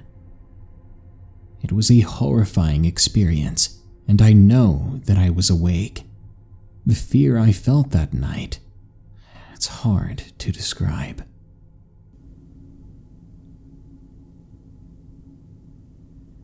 A ghostly visit while at a school camp. From Anonymous. This happened when I was camping with other 4th years of my secondary vocational education. I have to say that ever since I was a small child, I had a fondness for and awareness of ghosts and spirits. I was very interested in the paranormal. I think it was a passion given to me by my mother. Anyway, on to the story. All 4th years went camping, and the students from my class got to sleep outside in tents. On the last night, we all decided to sleep outside the tents. As the night went on, the teachers went to bed, and everyone started to feel uneasy, like a collective feeling of dread amongst all of us. Right before we all decided to go to bed as well, I got a familiar chill up my spine, a feeling I had always believed would come to me whenever spirits were around. But this one was different. There was something wrong. Around 8 a.m., a group of classmates who I knew believed in ghosts came towards me, their eyes widened in shock. I'd never seen any of them so pale. Rob, one of them, told me what he saw the night before. He said that night, he saw a soldier in what appeared to be an early 1900s uniform, walking around the campsite, occasionally stopping to stare at the kids on the ground. He said he was so horrified that he couldn't move, and when he saw the figure of the soldier just wisp away in the wind, he nearly blacked out. Even after we left that camping ground, I continued to feel that dreaded icy cold. I was afraid that at any moment, something would reveal itself to me, something that attached itself to me at that campsite. Even today, I sometimes feel an odd and random chilling cold creep up my spine, like an echo that's only there to remind me of the horrors of that campsite. I never want to go back. Bathroom Ghosts from Anonymous. I used to go camping in the Catskills with my father. After a weekend of fun, we took down the tent and packed up the car. But before we left, I felt the urge to use the restroom. Although I was young at the time, I didn't want to relieve myself outside in public, even if we were at a wooded campsite. It was midday, and I knew there were other people nearby. My father dropped me off at the campground facilities. Then he went to wait in the car. I asked him to come with me, but he refused. I went to the bathroom and headed over to the only urinal. The bathroom had 2 stalls, a sink, and a urinal, and I was the only one in there at the time. I had this thing about lowering my head and always checking the stalls in public bathrooms, and I didn't see any other people. I was about to let loose when I heard this whispering sound. It was coming from the last stall. Although no one was in it, there was this whispering in some language that I did not understand. I got to the point where I was too scared, so I held it in and I left. I have no idea what I heard in there, or what it may have been from. But if it meant avoiding it, I was glad to be tortured all the way home from a full bladder. Consider this last story a little bonus story. I read this tale October 10th of 2018 to a very small reception, so odds are most of you may have never heard it before. In that case, enjoy. This is what happens when you wear headphones in the woods. From Matilda J. Call me weird or accuse me of defeating the purpose, but whenever I go hiking or camping, I bring a pair of Sony headphones and my smartphone to watch my favorite YouTube channels and maybe some Netflix or Hulu. Sure, I've nearly walked into a tree a few times, but when you work 12 hours a day, 4 days a week, it can be difficult to find all the time you need to catch up on the videos you enjoy, while also finishing errands and getting outside. The thing is, though, I haven't gone outside wearing headphones for the past year now, and I don't think I ever will again, because something happened to me that was so traumatizing, I nearly never went back in the woods at all. It was July 7th of 2017. I had planned to camp out that day as I had Fridays, Saturdays, and Sundays off. It was supposed to be simple and fun. Leave Friday evening, enjoy a Saturday in the woods alone, and come home Sunday so I could get enough sleep for another 12-hour shift on Monday. By 4:30 p.m. that day, I had everything packed, and all my errands had been run for the weekend. It was time to get outdoors and catch up on an overflowing subscription feed near a crackling campfire. Up in those mountains, things are always quiet. I live very close to a highway in the city, so you can imagine how much of a respite it is for me to relax in a place where you can actually hear your ears ringing. I hiked for half an hour before reaching my pre-planned campground, a small clearing surrounded by tall conifers. There was shade and plenty of moist leaves on the ground, and to me that was perfection. I began to pull the bag off of my back and unroll the tent. As I was setting up my nylon shelter, I suddenly froze. I felt something, a strange sensation on the back of my neck. It felt like breathing. counting down in my head, 3, 2, 1. I then turned around. All I saw around me was forest, empty, silent forest. I sighed and rubbed the newly formed goosebumps on the back of my neck. I then turned back toward the unfinished tent.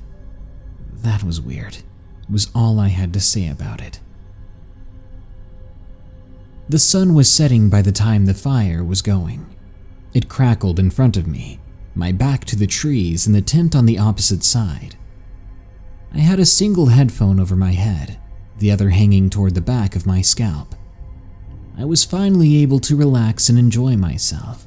I pulled up my subscription feed on the YouTube app, then I kicked off my nighttime bug repellent fueled binge. First up was Dude Perfect. I can't remember the precise video it was, but I do remember just letting it play for a while. I was soon distracted from my sub feed and ended up watching overdramatic bottle flip videos. That's YouTube for you. But that piece didn't last long. I must have been watching videos for about 40 minutes when I found myself petrified, motionless, frozen to my sitting position. I was supposed to be alone in these woods. I hadn't invited anyone out here, nor had I told anyone that I was going camping this weekend. So, when I felt it, I felt like my heart was going to evaporate.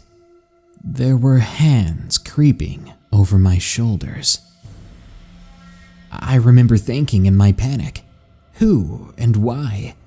I remember thinking how much I regretted pointing my back toward the woods. Whoever these hands belonged to, they were icy cold.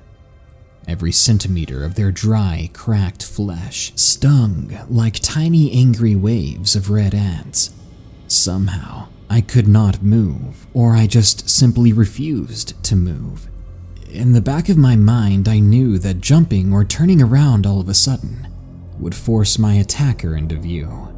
And at that moment, I did not want to see who or what those hands belonged to. They creeped over my shoulders until they were coming down toward my chest. By then, I could see pale white skin and yellow chipped fingernails. They scraped over the outside of my plaid shirt. Nothing had ever felt so gentle, yet so treacherous at the same time. Its movement along my shivering body left a trail of goose flesh. Seconds later, there was a new sensation on the back of my neck, a sensation that was terrifyingly similar to breathing, except these breaths were cold and dry. What must have been 20 seconds spanned eons. Every palpitation of my heart felt like a battering ram against my trembling ribcage. What was I supposed to do? What would a person do in that situation when they missed the opportunity to jump away? When they allowed themselves to be encompassed by an unseen entity in the middle of miles upon miles of wilderness? Shaking violently now, I began to flex my arms. I lifted them slowly, my target the headphones on my head. I will remove them, I thought, and then ask my invader what they wanted from me. My heart pounded somehow harder now, only a few more inches, and then my hands would meet my headphones. The sound of the video playing on my smartphone had now been drowned out by the red noise of blood rushing through my veins. My hands finally met my headphones. I reminded myself I just had to yank them off. Another countdown. 3, 2, 1. I tugged the plastic arch from my head and jumped over the campfire in one spry motion. Turning toward my previous resting place, I breathed in hard. Where I was once sitting only remained struggling shadows lapping at the light of the flickering campfire, and beyond that, trees swayed only just barely in the light wind. What? I breathed out loud. Was it a dream? My mind raced to capture an excuse, but I could find none. After the denial, I found anger as I berated myself, wearing headphones in the woods assuming I was completely safe. If I hadn't been deafened by these headphones, I would have at least heard the assailant enter my camp. But what assailant? Whoever they were gone now, leaving me flustered and considering the idea of just abandoning my weekend plans.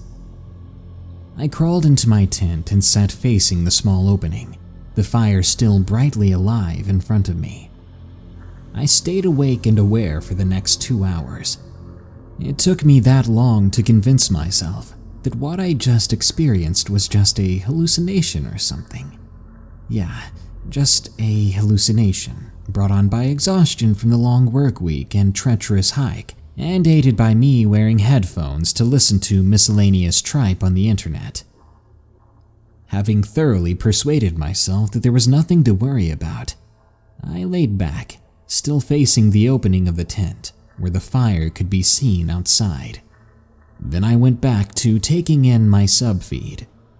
Shane Dawson began to pour in through my headphones. I was warm, comfortable, and entertained. It was only a matter of minutes before I fell asleep.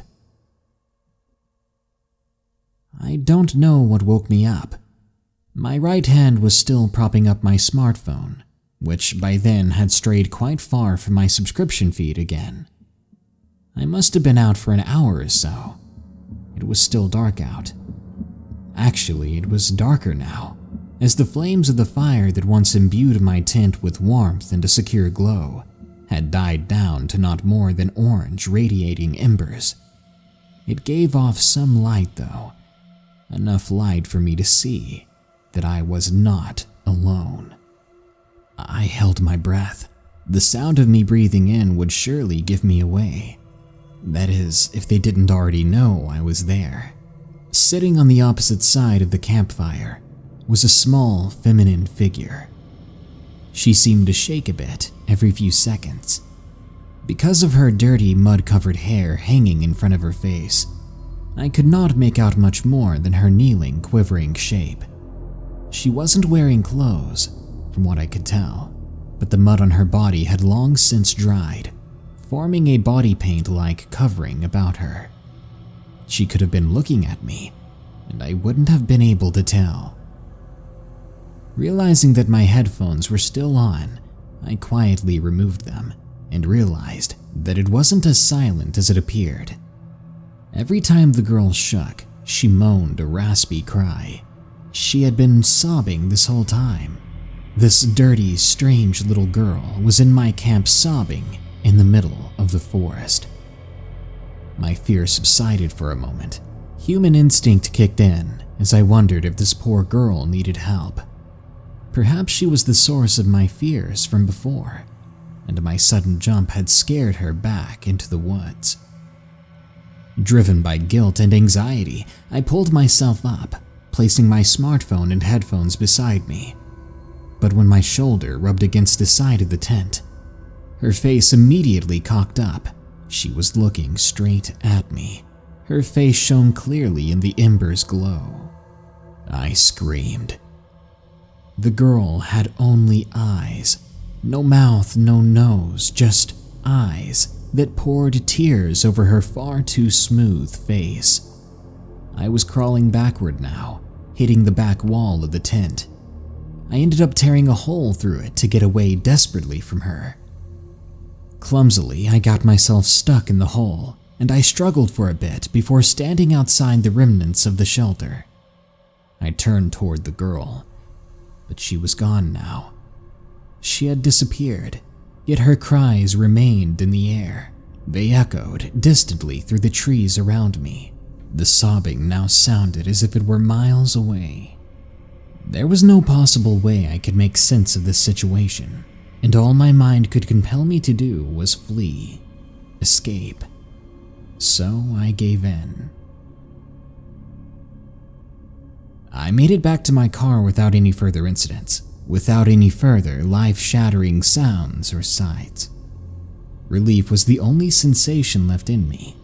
Everything was numb now. I just wanted to go home. After this experience, I'd need a whole new weekend just to escape this failure of a weekend. As I climbed into my car and put the keys into the ignition, I looked up. No, I didn't see the girl again, nor did I hear her anymore. But that was when I did realize something. I'd forgotten my phone and headphones in my rush. The ruins of my tent were there too, an epitome of my experience. I floored the gas pedal and didn't let up until I made it home. I haven't planned any further trips into the woods, and the most I've done is hike on already busy hiking trails, and one thing I no longer do is wear headphones outside. Call it a nonsensical phobia, but I think it's more than that. Take this as a warning. If you ever find yourself in the woods listening to something in your headphones, be careful. You're never quite alone. And if you ever stumble upon a quickly abandoned campsite with an old pair of Sony headphones lying there, turn around and leave. Leave before you hear her crying.